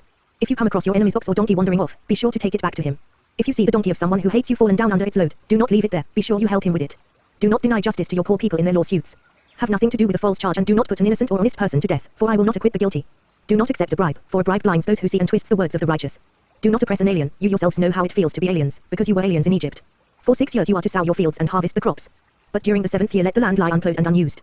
Then the poor among your people may get food from it, and the wild animals may eat what they leave. Do the same with your vineyard and your olive grove. 6 days do your work, but on the 7th day do not work, so that your ox and your donkey may rest and the slave born in your household, and the alien as well, may be refreshed. Be careful to do everything I have said to you. Do not invoke the names of other gods, do not let them be heard on your lips. 3 times a year you are to celebrate a festival to me. Celebrate the feast of unleavened bread, for 7 days eat bread made without yeast, as I commanded you. Do this at the appointed time in the month of Abib, for in that month you came out of Egypt. No one is to appear before me empty-handed. Celebrate the feast of harvest with the first fruits of the crops you sow in your field. Celebrate the feast of ingathering at the end of the year, when you gather in your crops from the field. 3 times a year all the men are to appear before the sovereign Lord. Do not offer the blood of a sacrifice to me along with anything containing yeast. The fat of my festival offerings must not be kept until morning. Bring the best of the first fruits of your soil to the house of the Lord your God. Do not cook a young goat in its mother's milk. See, I am sending an angel ahead of you to guard you along the way and to bring you to the place I have prepared. Pay attention to him and listen to what he says. Do not rebel against him, he will not forgive your rebellion, since my name is in him. If you listen carefully to what he says and do all that I say, I will be an enemy to your enemies and will oppose those who oppose you. My angel will go ahead of you and bring you into the land of the Amorites, Hittites, Perizzites, Canaanites, Hivites and Jebusites, and I will wipe them out. Do not bow down before their gods or worship them or follow their practices. You must demolish them and break their sacred stones to pieces. Worship the Lord your God, and his blessing will be on your food and water. I will take away sickness from among you. And none will miscarry or be barren in your land. I will give you a full lifespan. I will send my terror ahead of you and throw into confusion every nation you encounter. I will make all your enemies turn their backs and run. I will send the hornet ahead of you to drive the Hivites, Canaanites and Hittites out of your way. But I will not drive them out in a single year, because the land would become desolate and the wild animals too numerous for you. Little by little I will drive them out before you, until you have increased enough to take possession of the land. I will establish your borders from the Red Sea to the Sea of the Philistines, and from the desert to the river. I will hand over to you the people who live in the land and you will drive them out before you. Do not make a covenant with them or with their gods. Do not let them live in your land, or they will cause you to sin against me, because the worship of their gods will certainly be a snare to you. Then he said to Moses, Come up to the Lord, you and Aaron, Nadab and Abihu, and 70 of the elders of Israel. You are to worship at a distance. But Moses alone is to approach the Lord, the others must not come near. And the people may not come up with him. When Moses went and told the people all the Lord's words and laws, they responded with one voice, Everything the Lord has said we will do. Moses then wrote down everything the Lord had said. He got up early the next morning and built an altar at the foot of the mountain and set up 12 stone pillars representing the 12 tribes of Israel. Then he sent young Israelite men, and they offered burnt offerings and sacrificed young bulls as fellowship offerings to the Lord. Moses took half of the blood and put it in bowls, and the other half he sprinkled on the altar. Then he took the book of the covenant and read it to the people. They responded, We will do everything the Lord has said, we will obey. Moses then took the blood, sprinkled it on the people and said, This is the blood of the covenant that the Lord has made with you in accordance with all these words. Moses and Aaron, Nadab and Abihu, and the 70 elders of Israel went up, and saw the God of Israel. Under his feet was something like a pavement made of sapphire, clear as the sky itself. But God did not raise his hand against these leaders of the Israelites. They saw God, and they ate and drank. The Lord said to Moses, "Come up to me on the mountain and stay here, and I will give you the tablets of stone, with the law and commands I have written for their instruction." Then Moses set out with Joshua his aide, and Moses went up on the mountain of God. He said to the elders, "Wait here for us until we come back to you. Aaron and Hur are with you, and anyone involved in a dispute can go to them." When Moses went up on the mountain, the cloud covered it. And the glory of the Lord settled on Mount Sinai. For 6 days the cloud covered the mountain, and on the 7th day the Lord called to Moses from within the cloud. To the Israelites the glory of the Lord looked like a consuming fire on top of the mountain. Then Moses entered the cloud as he went on up the mountain. And he stayed on the mountain 40 days and 40 nights. The Lord said to Moses, "Tell the Israelites to bring me an offering. You are to receive the offering for me from each man whose heart prompts him to give. These are the offerings you are to receive from them: gold, silver and bronze, blue, purple and scarlet yarn and fine linen, goat hair, ram skins dyed red and hides of sea cows, acacia wood, olive oil for the light, spices for the anointing oil and for the fragrant incense, and onyx stones and other gems to be mounted on the ephod and breastpiece. Then have them make a sanctuary for me, and I will dwell among them. Make this tabernacle and all its furnishings exactly like the pattern I will show you. Have them make a chest of acacia wood 2.5 cubits long, a cubit and a half wide, and a cubit and a half high. Overlay it with pure gold, both inside and out, and make a gold molding around it. Cast 4 gold rings for it and fasten them to its 4 feet, with 2 rings on one side and 2 rings on the other. Then make poles of acacia wood and overlay them with gold. Insert the poles into the rings on the sides of the chest to carry it. The poles are to remain in the rings of this ark, they are not to be removed. Then put in the ark the testimony, which I will give you. Make an atonement cover of pure gold 2.5 cubits long and a cubit and a half wide. And make 2 cherubim out of hammered gold at the ends of the cover. Make 1 cherub on one end and the second cherub on the other. Make the cherubim of one piece with the cover, at the 2 ends. The cherubim are to have their wings spread upward, overshadowing the cover with them. The cherubim are to face each other, looking toward the cover. Place the cover on top of the ark and put in the ark the testimony, which I will give you. There, above the cover between the 2 cherubim that are over the ark of the testimony, I will meet with you and give you all my commands for the Israelites. Make a table of acacia wood 2 cubits long, a cubit wide and a cubit and a half high. Overlay it with pure gold and make a gold molding around it. Also make around it a rim a handbreadth wide and put a gold molding on the rim. Make 4 gold rings for the table and fasten them to the 4 corners, where the 4 legs are. The rings are to be close to the rim to hold the poles used in carrying the table. Make the poles of acacia wood, overlay them with gold and carry the table with them. And make its plates and dishes of pure gold, as well as its pitchers and bowls for the pouring out of offerings. Put the bread of the presence on this table to be before me at all times. Make a lampstand of pure gold and hammer it out, base and shaft, its flower like cups, buds and blossoms shall be of one piece with it. 6 branches are to extend from the sides of the lampstand, 3 on one side and 3 on the other. 3 cups shaped like almond flowers with buds and blossoms are to be on one branch, 3 on the next branch, and the same for all 6 branches extending from the lampstand. And on the lampstand there are to be 4 cups shaped like almond flowers with buds and blossoms. 1 bud shall be under the first pair of branches extending from the lampstand, a second bud under the second pair, and a third bud under the third pair, 6 branches in all. The buds and branches shall all be of one piece with the lampstand, hammered out of pure gold. Then make it 7 lamps and set them up on it so that they light the space in front of it. Its wick trimmers and trays are to be of pure gold. A talent of pure gold is to be used for the lampstand and all these accessories. See that you make them according to the pattern shown you on the mountain. Make the tabernacle with 10 curtains of finely twisted linen and blue, purple and scarlet yarn, with cherubim worked into them by a skilled craftsman. All the curtains are to be the same size, 28 cubits long and 4 cubits wide. Join 5 of the curtains together, and do the same with the other 5. Make loops of blue material along the edge of the end curtain in one set, and do the same with the end curtain in the other set. Make 50 loops on one curtain and 50 loops on the end curtain of the other set, with the loops opposite each other. Then make 50 gold clasps and use them to fasten the curtains together so that the tabernacle is a unit. Make curtains of goat hair for the tent over the tabernacle, 11 altogether. All 11 curtains are to be the same size, 30 cubits long and 4 cubits wide. Join 5 of the curtains together into one set and the other 6 into another set. Fold the 6th curtain double at the front of the tent. Make 50 loops along the edge of the end curtain in one set and also along the edge of the end curtain in the other set. Then make 50 bronze clasps and put them in the loops to fasten the tent together as a unit. As for the additional length of the tent curtains, the half curtain that is left over is to hang down at the rear of the tabernacle. The tent curtains will be a cubit longer on both sides. What is left will hang over the sides of the tabernacle so as to cover it. Make for the tent a covering of ram skins dyed red, and over that a covering of hides of sea cows. Make upright frames of acacia wood for the tabernacle. Each frame is to be 10 cubits long and a cubit and a half wide, with 2 projections set parallel to each other. Make all the frames of the tabernacle in this way. Make 20 frames for the south side of the tabernacle, and make 40 silver bases to go under them, 2 bases for each frame, 1 under each projection. For the other side, the north side of the tabernacle, make 20 frames, and 40 silver bases, 2 under each frame. Make 6 frames for the far end, that is, the west end of the tabernacle, and make 2 frames for the corners at the far end. At these 2 corners they must be double from the bottom all the way to the top, and fitted into a single ring, both shall be like that. So there will be 8 frames and 16 silver bases, 2 under each frame. Also make crossbars of acacia wood, 5 for the frames on one side of the tabernacle, 5 for those on the other side, and 5 for the frames on the west, at the far end of the tabernacle. The center crossbar is to extend from end to end at the middle of the frames. Overlay the frames with gold and make gold rings to hold the crossbars. Also overlay the crossbars with gold. Set up the tabernacle according to the plan shown you on the mountain. Make a curtain of blue, purple and scarlet yarn and finely twisted linen, with cherubim worked into it by a skilled craftsman. Hang it with gold hooks on 4 posts of acacia wood overlaid with gold and standing on 4 silver bases.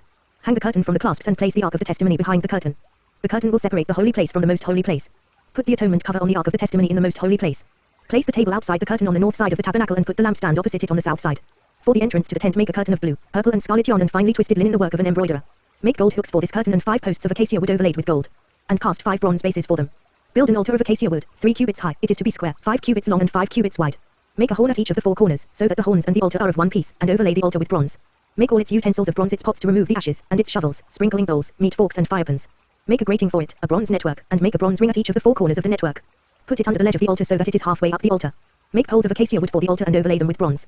The poles are to be inserted into the ring so they will be on two sides of the altar when it is carried. Make the altar hollow, out of boards. It is to be made just as you were shown on the mountain. Make a courtyard for the tabernacle. The south side shall be 100 cubits long and is to have curtains of finely twisted linen, with 20 posts and 20 bronze bases and with silver hooks and bands on the posts. The north side shall also be 100 cubits long and is to have curtains, with 20 posts and 20 bronze bases and with silver hooks and bands on the posts. The west end of the courtyard shall be 50 cubits wide and have curtains, with 10 posts and 10 bases. On the east end, toward the sunrise, the courtyard shall also be 50 cubits wide. Curtains 15 cubits long are to be on one side of the entrance, with 3 posts and 3 bases. And curtains 15 cubits long are to be on the other side, with 3 posts and 3 bases. For the entrance to the courtyard, provide a curtain 20 cubits long, of blue, purple and scarlet yarn and finely twisted linen, the work of an embroiderer, with 4 posts and 4 bases. All the posts around the courtyard are to have silver bands and hooks, and bronze bases. The courtyard shall be 100 cubits long and 50 cubits wide, with curtains of finely twisted linen 5 cubits high, and with bronze bases. All the other articles used in the service of the tabernacle, whatever their function, including all the tent pegs for it and those for the courtyard, are to be of bronze. Command the Israelites to bring you clear oil of pressed olives for the light so that the lamps may be kept burning. In the tent of meeting, outside the curtain that is in front of the testimony, Aaron and his sons are to keep the lamps burning before the Lord from evening till morning. This is to be a lasting ordinance among the Israelites for the generations to come. Have Aaron your brother brought to you from among the Israelites, along with his sons Nadab and Abihu, Eleazar and Ithamar, so they may serve me as priests. Make sacred garments for your brother Aaron, to give him dignity and honor. Tell all the skilled men to whom I have given wisdom in such matters that they are to make garments for Aaron, for his consecration, so he may serve me as priest. These are the garments they are to make: a breastpiece, an ephod, a robe, a woven tunic, a turban and a sash. They are to make these sacred garments for your brother Aaron and his sons, so they may serve me as priests. Have them use gold, and blue, purple and scarlet yarn, and fine linen. Make the ephod of gold, and of blue, purple and scarlet yarn, and of finely twisted linen, the work of a skilled craftsman. It is to have 2 shoulder pieces attached to 2 of its corners, so it can be fastened. Its skillfully woven waistband is to be like it of one piece with the ephod and made with gold, and with blue, purple and scarlet yarn, and with finely twisted linen. Take 2 onyx stones and engrave on them the names of the sons of Israel. In the order of their birth 6 names on one stone and the remaining 6 on the other. Engrave the names of the sons of Israel on the 2 stones the way a gem cutter engraves a seal. Then mount the stones in gold filigree settings. And fasten them on the shoulder pieces of the ephod as memorial stones for the sons of Israel. Aaron is to bear the names on his shoulders as a memorial before the Lord. Make gold filigree settings. And 2 braided chains of pure gold, like a rope, and attach the chains to the settings. Fashion a breastpiece for making decisions, the work of a skilled craftsman. Make it like the ephod, of gold, and of blue, purple and scarlet yarn, and of finely twisted linen. It is to be square, a span long and a span wide and folded double. Then mount 4 rows of precious stones on it. In the first row there shall be a ruby, a topaz and a beryl. In the second row a turquoise, a sapphire and an emerald. In the third row a jacinth, an agate and an amethyst. In the fourth row a chrysolite, an onyx and a jasper. Mount them in gold filigree settings. There are to be 12 stones, 1 for each of the names of the sons of Israel, each engraved like a seal with the name of one of the 12 tribes. For the breastpiece make braided chains of pure gold, like a rope. Make 2 gold rings for it and fasten them to 2 corners of the breastpiece. Fasten the 2 gold chains to the rings at the corners of the breastpiece, and the other ends of the chains to the 2 settings, attaching them to the shoulder pieces of the ephod at the front. Make 2 gold rings and attach them to the other 2 corners of the breastpiece on the inside edge next to the ephod. Make 2 more gold rings and attach them to the bottom of the shoulder pieces on the front of the ephod, close to the seam just above the waistband of the ephod. The rings of the breastpiece are to be tied to the rings of the ephod with blue cord, connecting it to the waistband, so that the breastpiece will not swing out from the ephod. Whenever Aaron enters the holy place, he will bear the names of the sons of Israel over his heart on the breastpiece of decision as a continuing memorial before the Lord. Also put the Urim and the Thummim in the breastpiece, so they may be over Aaron's heart whenever he enters the presence of the Lord. Thus Aaron will always bear the means of making decisions for the Israelites over his heart before the Lord. Make the rope of the ephod entirely of blue cloth, with an opening for the head in its center. There shall be a woven edge like a collar around this opening, so that it will not tear. Make pomegranates of blue, purple and scarlet yarn around the hem of the robe, with gold bells between them. The gold bells and the pomegranates are to alternate around the hem of the robe. Aaron must wear it when he ministers. The sound of the bells will be heard when he enters the holy place before the Lord and when he comes out, so that he will not die. Make a plate of pure gold and engrave on it as on a seal holy to the Lord.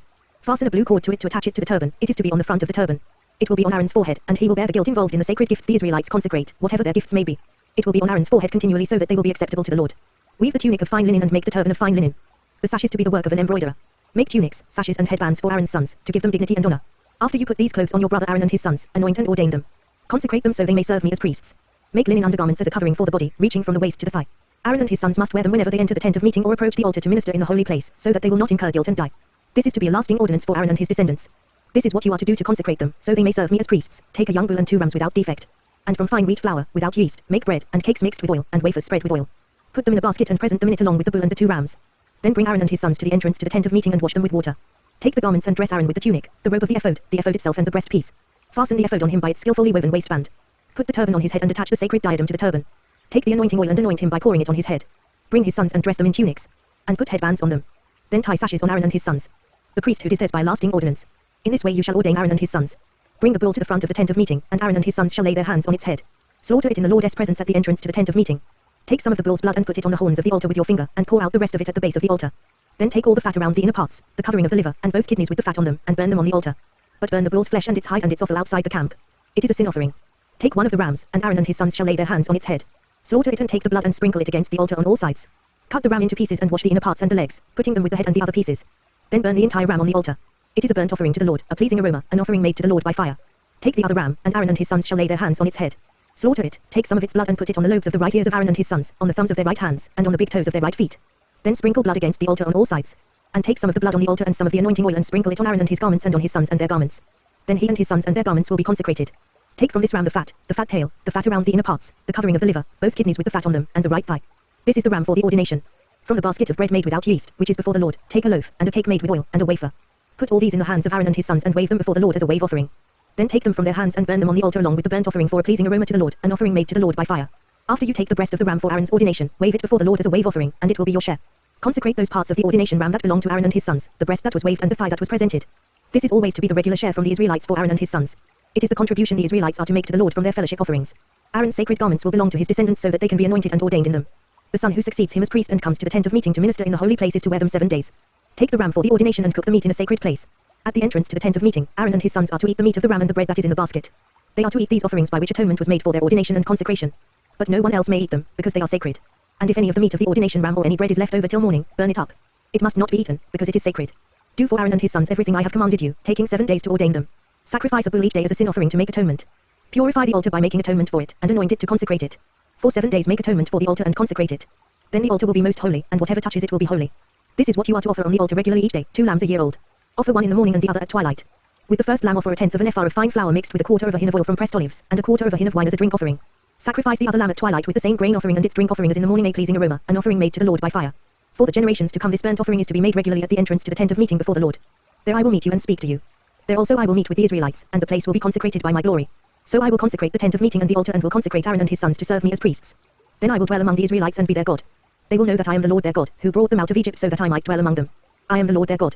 Make an altar of acacia wood for burning incense. It is to be square, a cubit long and a cubit wide, and 2 cubits high, its horns of one piece with it. Overlay the top and all the sides and the horns with pure gold, and make a gold molding around it. Make 2 gold rings for the altar below the molding, 2 on opposite sides to hold the poles used to carry it. Make the poles of acacia wood and overlay them with gold. Put the altar in front of the curtain that is before the ark of the testimony, before the atonement cover that is over the testimony where I will meet with you. Aaron must burn fragrant incense on the altar every morning when he tends the lamps. He must burn incense again when he lights the lamps at twilight, so incense will burn regularly before the Lord for the generations to come. Do not offer on this altar any other incense or any burnt offering or grain offering, and do not pour a drink offering on it. Once a year Aaron shall make atonement on its horns. This annual atonement must be made with the blood of the atoning sin offering for the generations to come. It is most holy to the Lord. Then the Lord said to Moses, when you take a census of the Israelites to count them, each one must pay the Lord a ransom for his life at the time he is counted. Then no plague will come on them when you number them. Each one who crosses over to those already counted is to give a half shekel, according to the sanctuary shekel, which weighs 20 gerahs. This half shekel is an offering to the Lord. All who cross over, those 20 years old or more, are to give an offering to the Lord. The rich are not to give more than a half shekel, and the poor are not to give less when you make the offering to the Lord to atone for your lives. Receive the atonement money from the Israelites and use it for the service of the tent of meeting. It will be a memorial for the Israelites before the Lord, making atonement for your lives. Then the Lord said to Moses, make a bronze basin, with its bronze stand, for washing. Place it between the tent of meeting and the altar, and put water in it. Aaron and his sons are to wash their hands and feet with water from it. Whenever they enter the tent of meeting, they shall wash with water so that they will not die. Also, when they approach the altar to minister by presenting an offering made to the Lord by fire, they shall wash their hands and feet so that they will not die. This is to be a lasting ordinance for Aaron and his descendants for the generations to come. Then the Lord said to Moses, take the following fine spices, 500 shekels of liquid myrrh, half as much, that is, 250 shekels of fragrant cinnamon, 250 shekels of fragrant cane, shekels of cassia, all according to the sanctuary shekel, and a hin of olive oil. Make these into a sacred anointing oil, a fragrant blend, the work of a perfumer. It will be the sacred anointing oil. Then use it to anoint the tent of meeting, the ark of the testimony, the table and all its articles, the lampstand and its accessories, the altar of incense, the altar of burnt offering and all its utensils, and the basin with its stand. You shall consecrate them so they will be most holy, and whatever touches them will be holy. Anoint Aaron and his sons and consecrate them so they may serve me as priests. Say to the Israelites, this is to be my sacred anointing oil for the generations to come. Do not pour it on men's bodies, and do not make any oil with the same formula. It is sacred, and you are to consider it sacred. Whoever makes perfume like it and whoever puts it on anyone other than a priest must be cut off from his people. Then the Lord said to Moses, take fragrant spices, gum resin, onycha and galbanum and pure frankincense, all in equal amounts, and make a fragrant blend of incense, the work of a perfumer. It is to be salted and pure and sacred. Grind some of it to powder and place it in front of the testimony in the tent of meeting, where I will meet with you. It shall be most holy to you. Do not make any incense with this formula for yourselves, consider it holy to the Lord. Whoever makes any like it to enjoy its fragrance must be cut off from his people. Then the Lord said to Moses, see, I have chosen Bezalel son of Uri, the son of Hur, of the tribe of Judah, and I have filled him with the Spirit of God, with skill, ability and knowledge in all kinds of crafts, to make artistic designs for work in gold, silver and bronze, to cut and set stones, to work in wood, and to engage in all kinds of craftsmanship. Moreover, I have appointed Aholiab son of Ahisamach, of the tribe of Dan, to help him. Also I have given skill to all the craftsmen to make everything I have commanded you. The tent of meeting, the ark of the testimony with the atonement cover on it, and all the other furnishings of the tent, the table and its articles, the pure gold lampstand and all its accessories, the altar of incense, the altar of burnt offering and all its utensils, the basin with its stand, and also the woven garments, both the sacred garments for Aaron the priest and the garments for his sons when they serve as priests, and the anointing oil and fragrant incense for the holy place. They are to make them just as I commanded you. Then the Lord said to Moses, say to the Israelites, you must observe my Sabbaths. This will be a sign between me and you for the generations to come, so you may know that I am the Lord, who makes you holy. Observe the Sabbath, because it is holy to you. Anyone who desecrates it must be put to death. Whoever does any work on that day must be cut off from his people. For 6 days, work is to be done, but the 7th day is a Sabbath of rest, holy to the Lord. Whoever does any work on the Sabbath day must be put to death. The Israelites are to observe the Sabbath, celebrating it for the generations to come as a lasting covenant. It will be a sign between me and the Israelites forever, for in 6 days the Lord made the heavens and the earth, and on the 7th day he abstained from work and rested. When the Lord finished speaking to Moses on Mount Sinai, he gave him the 2 tablets of the testimony, the tablets of stone inscribed by the finger of God. When the people saw that Moses was so long in coming down from the mountain, they gathered around Aaron and said, "Come, make us gods who will go before us. As for this fellow Moses who brought us up out of Egypt, we don't know what has happened to him." Aaron answered them, "Take off the gold earrings that your wives, your sons and your daughters are wearing, and bring them to me." So all the people took off their earrings and brought them to Aaron. He took what they handed him and made it into an idol cast in the shape of a calf, fashioning it with a tool. Then they said, "These are your gods, O Israel, who brought you up out of Egypt." When Aaron saw this, he built an altar in front of the calf and announced, "Tomorrow there will be a festival to the Lord." So the next day the people rose early and sacrificed burnt offerings and presented fellowship offerings. Afterward they sat down to eat and drink and got up to indulge in revelry. Then the Lord said to Moses, "Go down, because your people, whom you brought up out of Egypt, have become corrupt. They have been quick to turn away from what I commanded them and have made themselves an idol cast in the shape of a calf. They have bowed down to it and sacrificed to it and have said, 'These are your gods, O Israel, who brought you up out of Egypt.' I have seen these people," the Lord said to Moses, "and they are a stiff-necked people. Now leave me alone so that my anger may burn against them and that I may destroy them. Then I will make you into a great nation." But Moses sought the favor of the Lord his God. "O Lord," he said, "why should your anger burn against your people, whom you brought out of Egypt with great power and a mighty hand? Why should the Egyptians say, 'It was with evil intent that he brought them out, to kill them in the mountains and to wipe them off the face of the earth'? Turn from your fierce anger, relent and do not bring disaster on your people. Remember your servants Abraham, Isaac and Israel, to whom you swore by your own self, 'I will make your descendants as numerous as the stars in the sky and I will give your descendants all this land I promised them, and it will be their inheritance forever.' Then the Lord relented and did not bring on his people the disaster he had threatened. Moses turned and went down the mountain with the 2 tablets of the testimony in his hands. They were inscribed on both sides, front and back. The tablets were the work of God, the writing was the writing of God, engraved on the tablets. When Joshua heard the noise of the people shouting, he said to Moses, "There is the sound of war in the camp." Moses replied, "It is not the sound of victory, it is not the sound of defeat, it is the sound of singing that I hear." When Moses approached the camp and saw the calf and the dancing, his anger burned and he threw the tablets out of his hands, breaking them to pieces at the foot of the mountain. And he took the calf they had made and burned it in the fire, then he ground it to powder, scattered it on the water and made the Israelites drink it. He said to Aaron, "What did these people do to you, that you led them into such great sin?" "Do not be angry, my lord," Aaron answered. "You know how prone these people are to evil. They said to me, 'Make us gods who will go before us.' As for this fellow Moses who brought us up out of Egypt, we don't know what has happened to him. So I told them, 'Whoever has any gold jewelry, take it off.' Then they gave me the gold, and I threw it into the fire, and out came this calf." Moses saw that the people were running wild and that Aaron had let them get out of control and so become a laughingstock to their enemies. So he stood at the entrance to the camp and said, "Whoever is for the Lord, come to me." And all the Levites rallied to him. Then he said to them, "This is what the Lord, the God of Israel, says, each man strap a sword to his side. Go back and forth through the camp from one end to the other, each killing his brother and friend and neighbor." The Levites did as Moses commanded, and that day about 3,000 of the people died. Then Moses said, "You have been set apart to the Lord today, for you were against your own sons and brothers, and he has blessed you this day." The next day Moses said to the people, "You have committed a great sin. But now I will go up to the Lord, perhaps I can make atonement for your sin." So Moses went back to the Lord and said, "Oh, what a great sin these people have committed. They have made themselves gods of gold. But now, please forgive their sin, but if not, then blot me out of the book you have written." The Lord replied to Moses, "Whoever has sinned against me I will blot out of my book. Now go, lead the people to the place I spoke of, and my angel will go before you. However, when the time comes for me to punish, I will punish them for their sin." And the Lord struck the people with a plague because of what they did with the calf Aaron had made. Then the Lord said to Moses, "Leave this place, you and the people you brought up out of Egypt, and go up to the land I promised on oath to Abraham, Isaac and Jacob, saying, 'I will give it to your descendants.' I will send an angel before you and drive out the Canaanites, Amorites, Hittites, Perizzites, Hivites and Jebusites. Go up to the land flowing with milk and honey. But I will not go with you, because you are a stiff-necked people and I might destroy you on the way." When the people heard these distressing words, they began to mourn and no one put on any ornaments. For the Lord had said to Moses, "Tell the Israelites, you are a stiff-necked people. If I were to go with you even for a moment, I might destroy you. Now take off your ornaments and I will decide what to do with you." So the Israelites stripped off their ornaments at Mount Horeb. Now Moses used to take a tent and pitch it outside the camp some distance away, calling it the tent of meeting. Anyone inquiring of the Lord would go to the tent of meeting outside the camp. And whenever Moses went out to the tent, all the people rose and stood at the entrances to their tents, watching Moses until he entered the tent. As Moses went into the tent, the pillar of cloud would come down and stay at the entrance, while the Lord spoke with Moses. Whenever the people saw the pillar of cloud standing at the entrance to the tent, they all stood and worshipped, each at the entrance to his tent. The Lord would speak to Moses face to face, as a man speaks with his friend. Then Moses would return to the camp, but his young age Joshua son of Nun did not leave the tent. Moses said to the Lord, "You have been telling me, 'Lead these people,' but you have not let me know whom you will send with me. You have said, 'I know you by name and you have found favor with me.' If you are pleased with me, teach me your ways so I may know you and continue to find favor with you. Remember that this nation is your people." The Lord replied, "My presence will go with you, and I will give you rest." Then Moses said to him, "If your presence does not go with us, do not send us up from here. How will anyone know that you are pleased with me and with your people unless you go with us? What else will distinguish me and your people from all the other people on the face of the earth?" And the Lord said to Moses, "I will do the very thing you have asked, because I am pleased with you and I know you by name." Then Moses said, "Now show me your glory." And the Lord said, "I will cause all my goodness to pass in front of you, and I will proclaim my name, the Lord, in your presence. I will have mercy on whom I will have mercy, and I will have compassion on whom I will have compassion." But he said, "You cannot see my face, for no one may see me and live." Then the Lord said, "There is a place near me where you may stand on a rock. When my glory passes by, I will put you in a cleft in the rock and cover you with my hand until I have passed by. Then I will remove my hand and you will see my back, but my face must not be seen." The Lord said to Moses, "Chisel out 2 stone tablets like the first ones, and I will write on them the words that were on the first tablets, which you broke. Be ready in the morning, and then come up on Mount Sinai. Present yourself to me there on top of the mountain."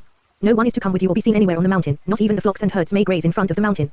So Moses chiseled out 2 stone tablets like the first ones and went up Mount Sinai early in the morning, as the Lord had commanded him, and he carried the 2 stone tablets in his hands. Then the Lord came down in the cloud and stood there with him and proclaimed his name, the Lord.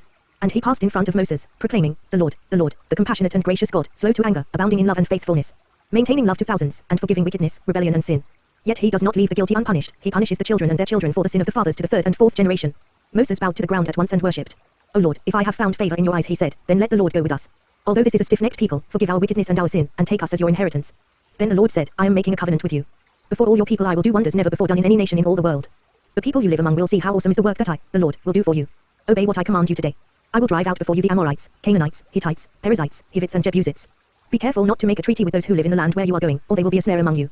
Break down their altars, smash their sacred stones and cut down their Asherah poles. Do not worship any other god, for the Lord, whose name is jealous, is a jealous God. Be careful not to make a treaty with those who live in the land, for when they prostitute themselves to their gods and sacrifice to them, they will invite you and you will eat their sacrifices. And when you choose some of their daughters as wives for your sons and those daughters prostitute themselves to their gods, they will lead your sons to do the same. Do not make cast idols. Celebrate the feast of unleavened bread. For 7 days eat bread made without yeast, as I commanded you. Do this at the appointed time in the month of Abib, for in that month you came out of Egypt. The first offspring of every womb belongs to me, including all the firstborn males of your livestock, whether from herd or flock. Redeem the firstborn donkey with a lamb, but if you do not redeem it, break its neck. Redeem all your firstborn sons. No one is to appear before me empty-handed. 6 days you shall labor, but on the 7th day you shall rest, even during the plowing season and harvest you must rest. Celebrate the feast of weeks with the first fruits of the wheat harvest, and the feast of ingathering at the turn of the year. 3 times a year all your men are to appear before the sovereign Lord, the God of Israel. I will drive out nations before you and enlarge your territory, and no one will covet your land when you go up 3 times each year to appear before the Lord your God. Do not offer the blood of a sacrifice to me along with anything containing yeast, and do not let any of the sacrifice from the Passover feast remain until morning. Bring the best of the first fruits of your soil to the house of the Lord your God. Do not cook a young goat in its mother's milk. Then the Lord said to Moses, write down these words, for in accordance with these words I have made a covenant with you and with Israel. Moses was there with the Lord 40 days and 40 nights without eating bread or drinking water. And he wrote on the tablets the words of the covenant, the 10 commandments. When Moses came down from Mount Sinai with the 2 tablets of the testimony in his hands, he was not aware that his face was radiant because he had spoken with the Lord. When Aaron and all the Israelites saw Moses, his face was radiant, and they were afraid to come near him. But Moses called to them, so Aaron and all the leaders of the community came back to him, and he spoke to them. Afterward all the Israelites came near him, and he gave them all the commands the Lord had given him on Mount Sinai. When Moses finished speaking to them, he put a veil over his face. But whenever he entered the Lord's presence to speak with him, he removed the veil until he came out. And when he came out and told the Israelites what he had been commanded, they saw that his face was radiant. Then Moses would put the veil back over his face until he went in to speak with the Lord. Moses assembled the whole Israelite community and said to them, these are the things the Lord has commanded you to do. For 6 days, work is to be done, but the 7th day shall be your holy day, a Sabbath of rest to the Lord. Whoever does any work on it must be put to death. Do not light a fire in any of your dwellings on the Sabbath day. Moses said to the whole Israelite community, this is what the Lord has commanded. From what you have, take an offering for the Lord. Everyone who is willing is to bring to the Lord an offering of gold, silver and bronze, blue, purple and scarlet yarn and fine linen, goat hair, ram skins dyed red and hides of sea cows, acacia wood, olive oil for the light, spices for the anointing oil and for the fragrant incense, and onyx stones and other gems to be mounted on the ephod and breastpiece. All who are skilled among you are to come and make everything the Lord has commanded. The tabernacle with its tent and its covering, clasps, frames, crossbars, posts and bases. The ark with its poles and the atonement cover and the curtain that shields it. The table with its poles and all its articles and the bread of the presence. The lampstand that is for light with its accessories, lamps and oil for the light. The altar of incense with its poles, the anointing oil and the fragrant incense, the curtain for the doorway at the entrance to the tabernacle. The altar of burnt offering with its bronze grating, its poles and all its utensils, the bronze basin with its stand. The curtains of the courtyard with its posts and bases, and the curtain for the entrance to the courtyard. The tent pegs for the tabernacle and for the courtyard, and their robes. The woven garments worn for ministering in the sanctuary, both the sacred garments for Aaron the priest and the garments for his sons when they serve as priests. Then the whole Israelite community withdrew from Moses' presence. And everyone who was willing and whose heart moved him came and brought an offering to the Lord for the work on the tent of meeting, for all its service, and for the sacred garments. All who were willing, men and women alike, came and brought gold jewelry of all kinds, brooches, earrings, rings and ornaments.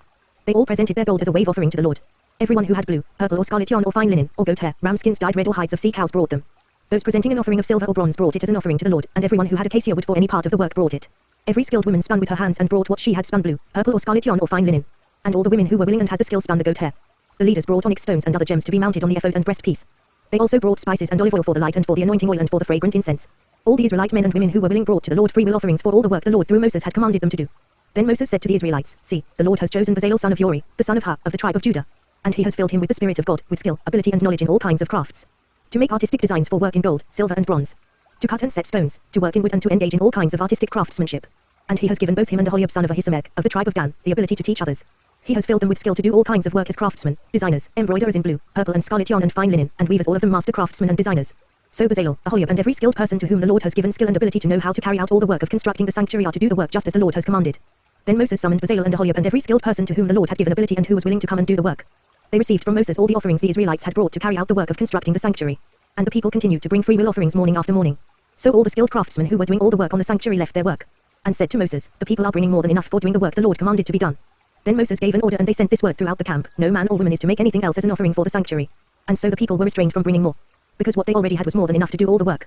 All the skilled men among the workmen made the tabernacle with 10 curtains of finely twisted linen and blue, purple and scarlet yarn, which cherubim worked into them by a skilled craftsman. All the curtains were the same size, 28 cubits long and 4 cubits wide. They joined 5 of the curtains together and did the same with the other 5. Then they made loops of blue material along the edge of the end curtain in one set, and the same was done with the end curtain in the other set. They also made 50 loops on one curtain and 50 loops on the end curtain of the other set, with the loops opposite each other. Then they made 50 gold clasps and used them to fasten the 2 sets of curtains together so that the tabernacle was a unit. They made curtains of goat hair for the tent over the tabernacle, 11 altogether. All 11 curtains were the same size, 30 cubits long and 4 cubits wide. They joined 5 of the curtains into one set and the other 6 into another set. Then they made 50 loops along the edge of the end curtain in one set and also along the edge of the end curtain in the other set. They made 50 bronze clasps to fasten the tent together as a unit. Then they made for the tent a covering of ram skins dyed red, and over that a covering of hides of sea cows. They made upright frames of acacia wood for the tabernacle. Each frame was 10 cubits long and a cubit and a half wide, with 2 projections set parallel to each other. They made all the frames of the tabernacle in this way. They made 20 frames for the south side of the tabernacle, and made 40 silver bases to go under them, 2 bases for each frame, 1 under each projection. For the other side, the north side of the tabernacle, they made 20 frames, and 40 silver bases, 2 under each frame. They made 6 frames for the far end, that is, the west end of the tabernacle, and 2 frames were made for the corners of the tabernacle at the far end. At these 2 corners the frames were double from the bottom all the way to the top and fitted into a single ring, both were made alike. So there were 8 frames and 16 silver bases, 2 under each frame. They also made crossbars of acacia wood, 5 for the frames on one side of the tabernacle, 5 for those on the other side, and 5 for the frames on the west, at the far end of the tabernacle. They made the center crossbar so that it extended from end to end at the middle of the frames. They overlaid the frames with gold and made gold rings to hold the crossbars. They also overlaid the crossbars with gold. They made the curtain of blue, purple and scarlet yarn and finely twisted linen, which cherubim worked into it by a skilled craftsman. They made 4 posts of acacia wood for it and overlaid them with gold. They made gold hooks for them and cast their 4 silver bases. For the entrance to the tent they made a curtain of blue, purple and scarlet yarn and finely twisted linen, the work of an embroiderer. And they made 5 posts with hooks for them. They overlaid the tops of the posts and their bands with gold and made their 5 bases of bronze. Bezalel made the ark of acacia wood 2.5 cubits long, a cubit and a half wide, and a cubit and a half high. He overlaid it with pure gold, both inside and out, and made a gold molding around it. He cast 4 gold rings for it and fastened them to its 4 feet, with 2 rings on one side and 2 rings on the other. Then he made poles of acacia wood and overlaid them with gold. And he inserted the poles into the rings on the sides of the ark to carry it. He made the atonement cover of pure gold 2.5 cubits long and a cubit and a half wide. Then he made 2 cherubim out of hammered gold at the ends of the cover. He made 1 cherub on one end and the second cherub on the other. At the 2 ends he made them of one piece with the cover. The cherubim had their wings spread upward, overshadowing the cover with them. The cherubim faced each other, looking toward the cover. They made the table of acacia wood 2 cubits long, a cubit wide, and a cubit and a half high. Then they overlaid it with pure gold and made a gold molding around it. They also made around it a rim a handbreadth wide and put a gold molding on the rim. They cast 4 gold rings for the table and fastened them to the 4 corners, where the 4 legs were. The rings were put close to the rim to hold the poles used in carrying the table. The poles for carrying the table were made of acacia wood and were overlaid with gold. And they made from pure gold the articles for the table, its plates and dishes and bowls and its pitchers for the pouring out of drink offerings. They made the lampstand of pure gold and hammered it out, base and shaft, its flower-like cups, butts and blossoms were of one piece with it. 6 branches extended from the sides of the lampstand, 3 on one side and 3 on the other. 3 cups shaped like almond flowers with butts and blossoms were on one branch, 3 on the next branch, and the same for all 6 branches extending from the lampstand. And on the lampstand were 4 cups shaped like almond flowers with butts and blossoms. 1 bud was under the first pair of branches extending from the lampstand, a second bud under the second pair, and a third bud under the third pair, 6 branches in all. The buds and the branches were all of one piece with the lampstand, hammered out of pure gold. They made it 7 lamps, as well as its wick trimmers and trays, of pure gold. They made the lampstand and all its accessories from 1 talent of pure gold. They made the altar of incense out of acacia wood. It was square, a cubit long and a cubit wide, and 2 cubits high, its horns of one piece with it. They overlaid the top and all the sides and the horns with pure gold, and made a gold molding around it. They made 2 gold rings below the molding, 2 on opposite sides to hold the poles used to carry it. They made the poles of acacia wood and overlaid them with gold. They also made the sacred anointing oil and the pure, fragrant incense, the work of a perfumer. They built the altar of burnt offering of acacia wood, 3 cubits high, it was square, 5 cubits long and 5 cubits wide. They made a horn at each of the 4 corners, so that the horns and the altar were of one piece, and they overlaid the altar with bronze. They made all its utensils of bronze, its pots, shovels, sprinkling bowls, meat forks and firepans. They made a grating for the altar, a bronze network, to be under its ledge, halfway up the altar. They cast bronze rings to hold the poles for the 4 corners of the bronze grating. They made the poles of acacia wood and overlaid them with bronze. They inserted the poles into the rings so they would be on the sides of the altar for carrying it. They made it hollow, out of boards.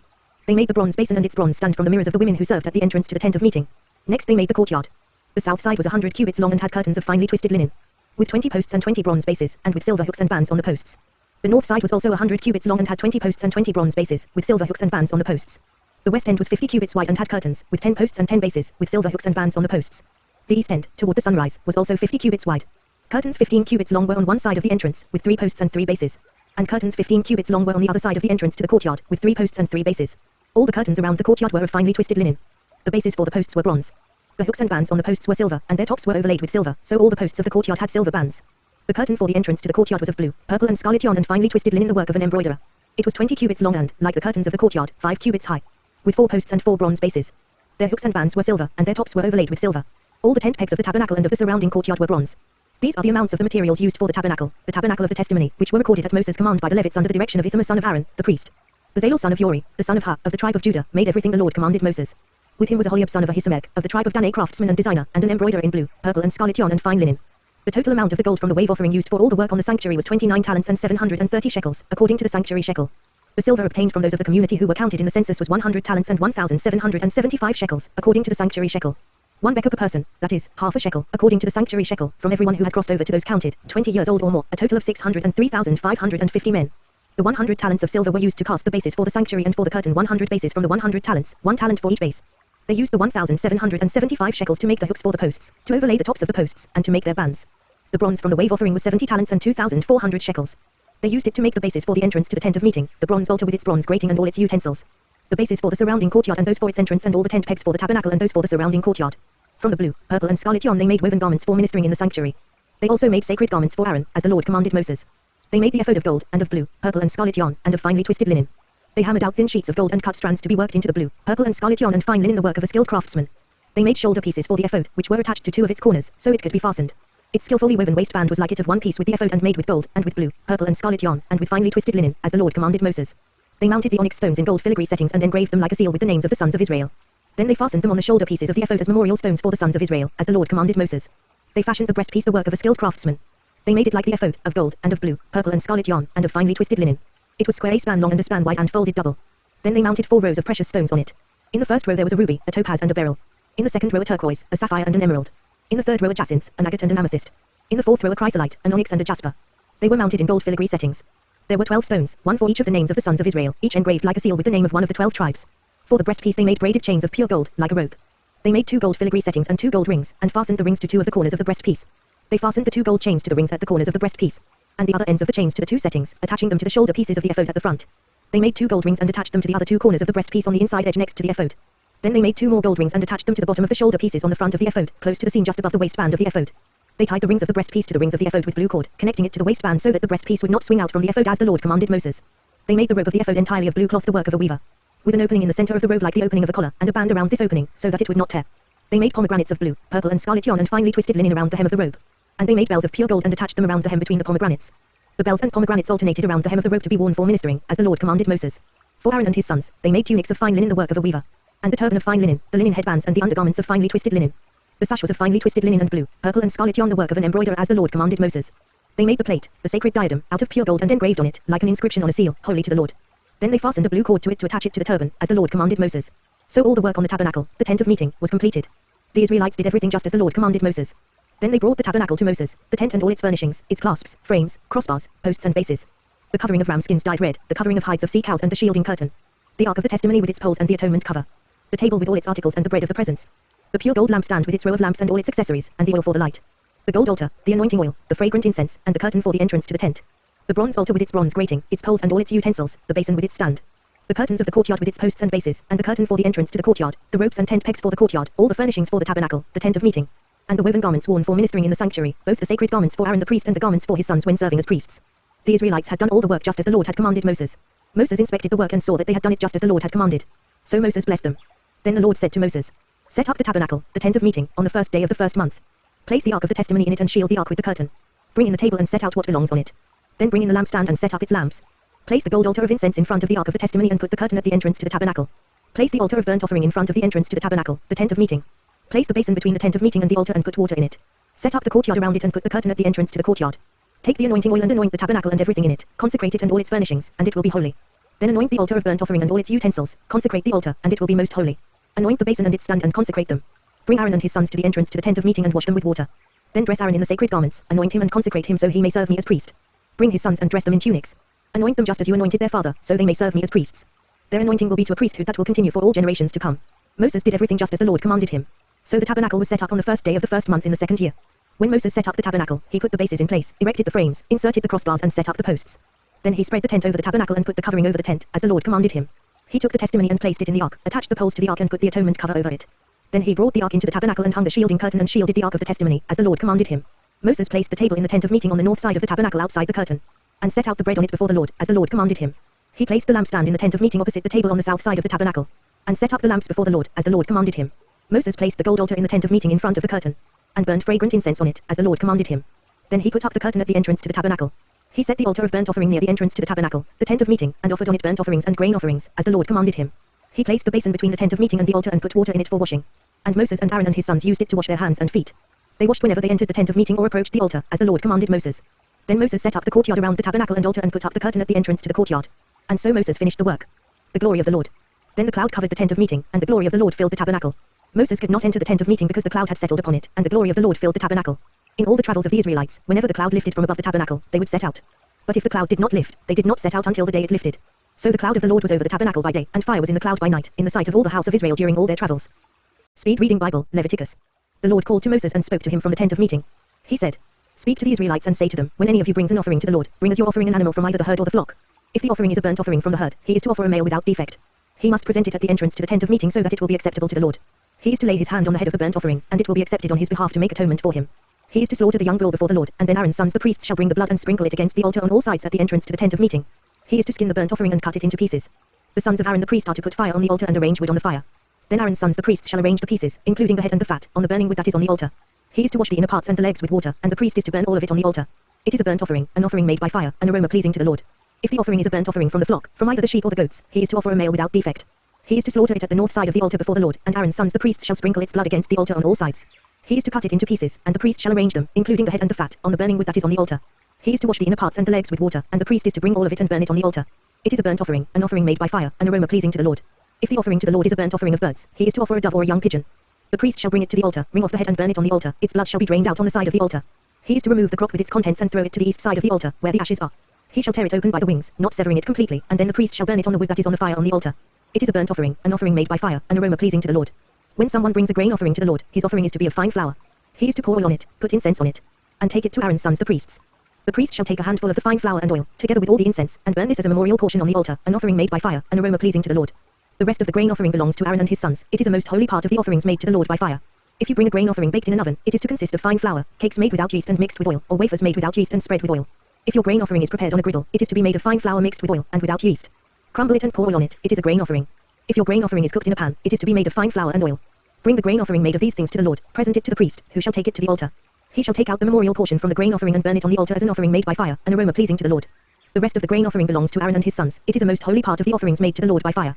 Every grain offering you bring to the Lord must be made without yeast, for you are not to burn any yeast or honey in an offering made to the Lord by fire. You may bring them to the Lord as an offering of the first fruits, but they are not to be offered on the altar as a pleasing aroma. Season all your grain offerings with salt. Do not leave the salt of the covenant of your God out of your grain offerings. Add salt to all your offerings. If you bring a grain offering of first fruits to the Lord, offer crushed heads of new grain roasted in the fire. Put oil and incense on it. It is a grain offering. The priest shall burn the memorial portion of the crushed grain and the oil, together with all the incense, as an offering made to the Lord by fire. If someone's offering is a fellowship offering, and he offers an animal from the herd, whether male or female, he is to present before the Lord an animal without defect. He is to lay his hand on the head of his offering and slaughter it at the entrance to the tent of meeting.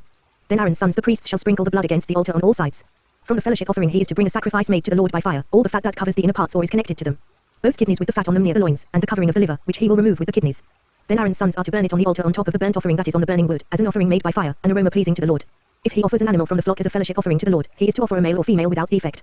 If he offers a lamb, he is to present it before the Lord. He is to lay his hand on the head of his offering and slaughter it in front of the tent of meeting. Then Aaron's sons shall sprinkle its blood against the altar on all sides. From the fellowship offering he is to bring a sacrifice made to the Lord by fire, its fat, the entire fat tail cut off close to the backbone, all the fat that covers the inner parts or is connected to them. Both kidneys with the fat on them near the loins, and the covering of the liver, which he will remove with the kidneys. The priest shall burn them on the altar as food, an offering made to the Lord by fire. If his offering is a goat, he is to present it before the Lord. He is to lay his hand on its head and slaughter it in front of the tent of meeting. Then Aaron's sons shall sprinkle its blood against the altar on all sides.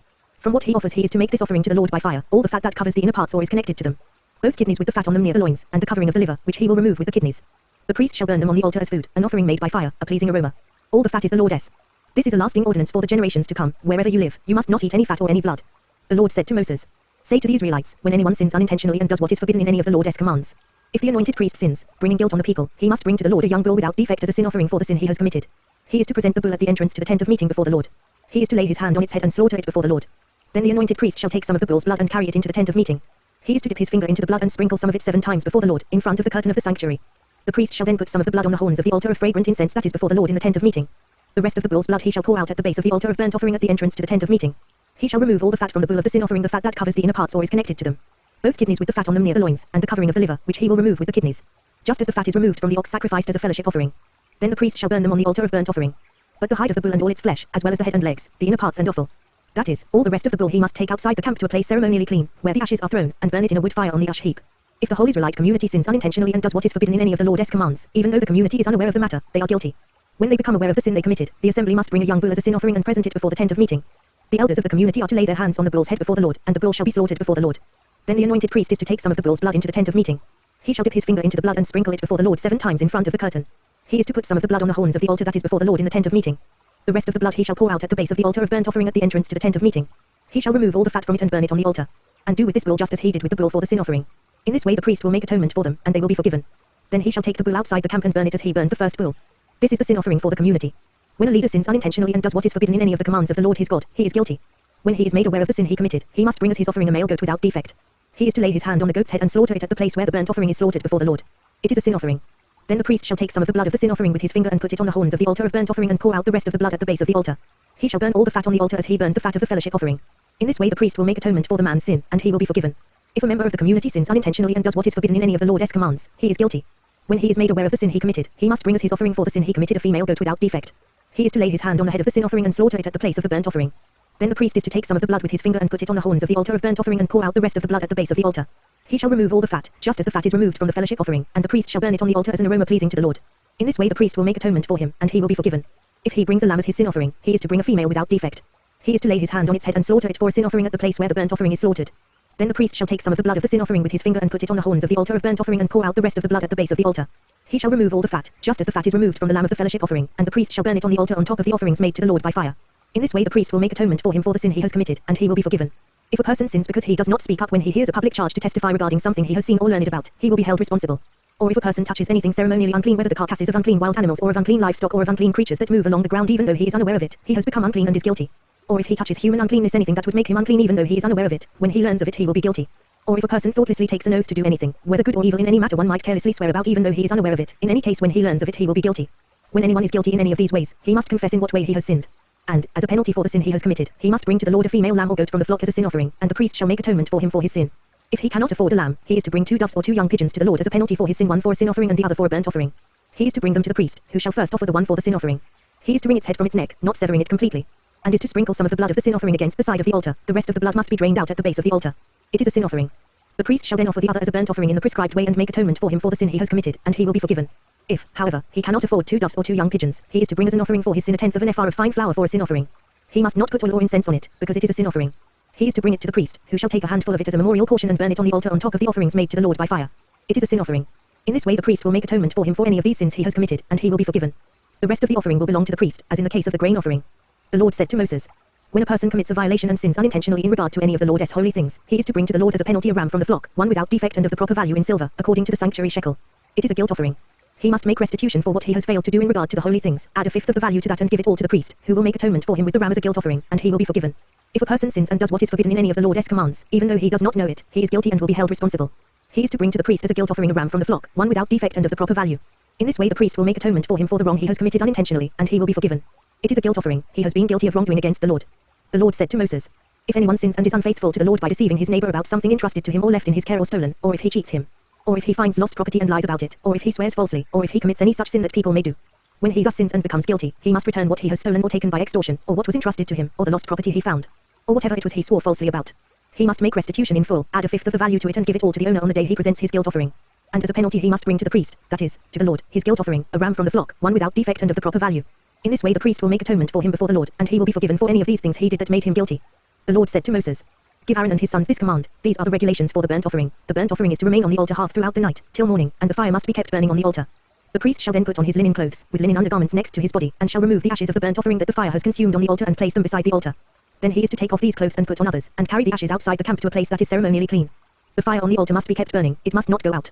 Every morning the priest is to add firewood and arrange the burnt offering on the fire and burn the fat of the fellowship offerings on it. The fire must be kept burning on the altar continuously, it must not go out. These are the regulations for the grain offering. Aaron's sons are to bring it before the Lord, in front of the altar. The priest is to take a handful of fine flour and oil, together with all the incense on the grain offering, and burn the memorial portion on the altar as an aroma pleasing to the Lord.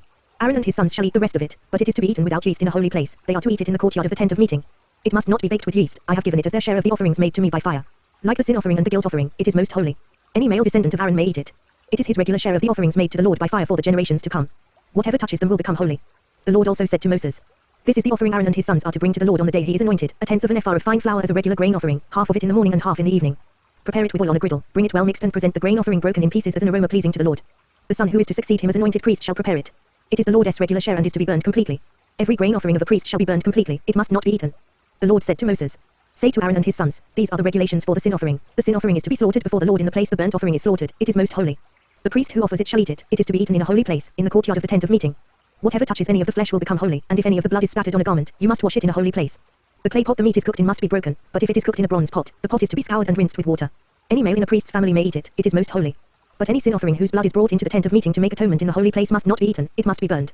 These are the regulations for the guilt offering, which is most holy. The guilt offering is to be slaughtered in the place where the burnt offering is slaughtered, and its blood is to be sprinkled against the altar on all sides. All its fat shall be offered, the fat tail and the fat that covers the inner parts. Both kidneys with the fat on them near the loins, and the covering of the liver, which is to be removed with the kidneys. The priest shall burn them on the altar as an offering made to the Lord by fire. It is a guilt offering. Any male in a priest's family may eat it, but it must be eaten in a holy place, it is most holy. The same law applies to both the sin offering and the guilt offering, they belong to the priest who makes atonement with them. The priest who offers a burnt offering for anyone may keep its hide for himself. Every grain offering baked in an oven or cooked in a pan or on a griddle belongs to the priest who offers it. And every grain offering, whether mixed with oil or dry, belongs equally to all the sons of Aaron.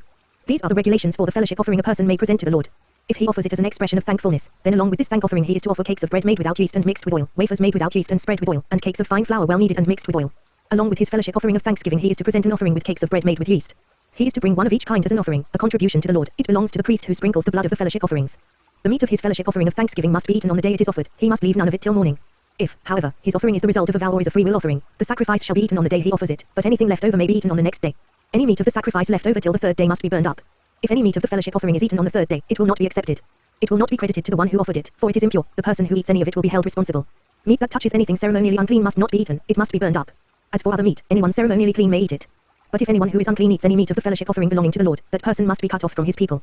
If anyone touches something unclean, whether human uncleanness or an unclean animal or any unclean, detestable thing, and then eats any of the meat of the fellowship offering belonging to the Lord, that person must be cut off from his people. The Lord said to Moses, say to the Israelites, do not eat any of the fat of cattle, sheep or goats. The fat of an animal found dead or torn by wild animals may be used for any other purpose, but you must not eat it. Anyone who eats the fat of an animal from which an offering by fire may be made to the Lord must be cut off from his people.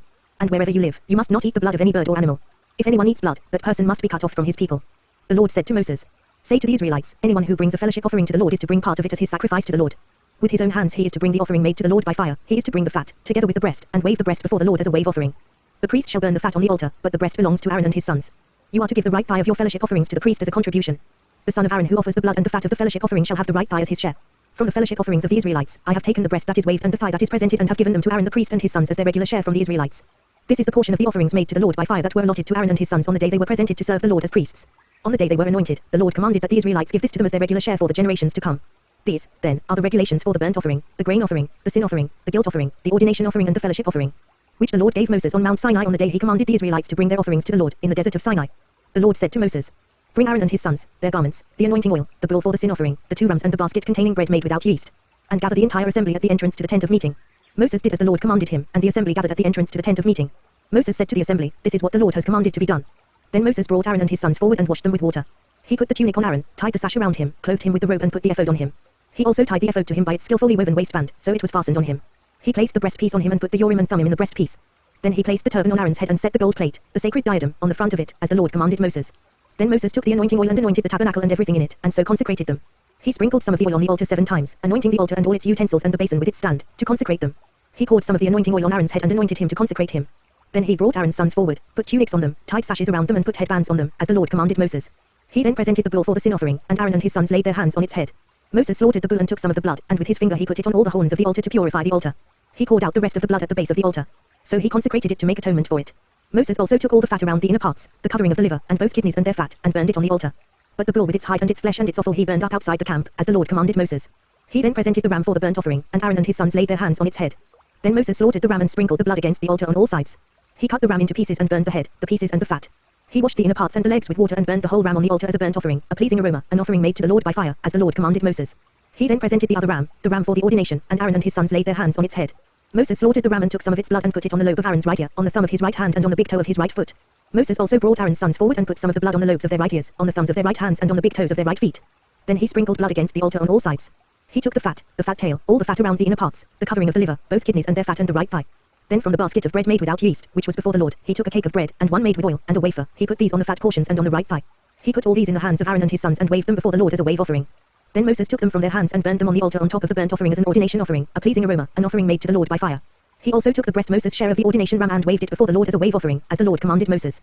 Then Moses took some of the anointing oil and some of the blood from the altar and sprinkled them on Aaron and his garments and on his sons and their garments. So he consecrated Aaron and his garments and his sons and their garments. Moses then said to Aaron and his sons, Cook the meat at the entrance to the tent of meeting and eat it there with the bread from the basket of ordination offerings, as I commanded, saying, Aaron and his sons are to eat it. Then burn up the rest of the meat and the bread. Do not leave the entrance to the tent of meeting for 7 days, until the days of your ordination are completed, for your ordination will last 7 days. What has been done today was commanded by the Lord to make atonement for you. You must stay at the entrance to the tent of meeting day and night for 7 days and do what the Lord requires, so you will not die, for that is what I have been commanded. So Aaron and his sons did everything the Lord commanded through Moses.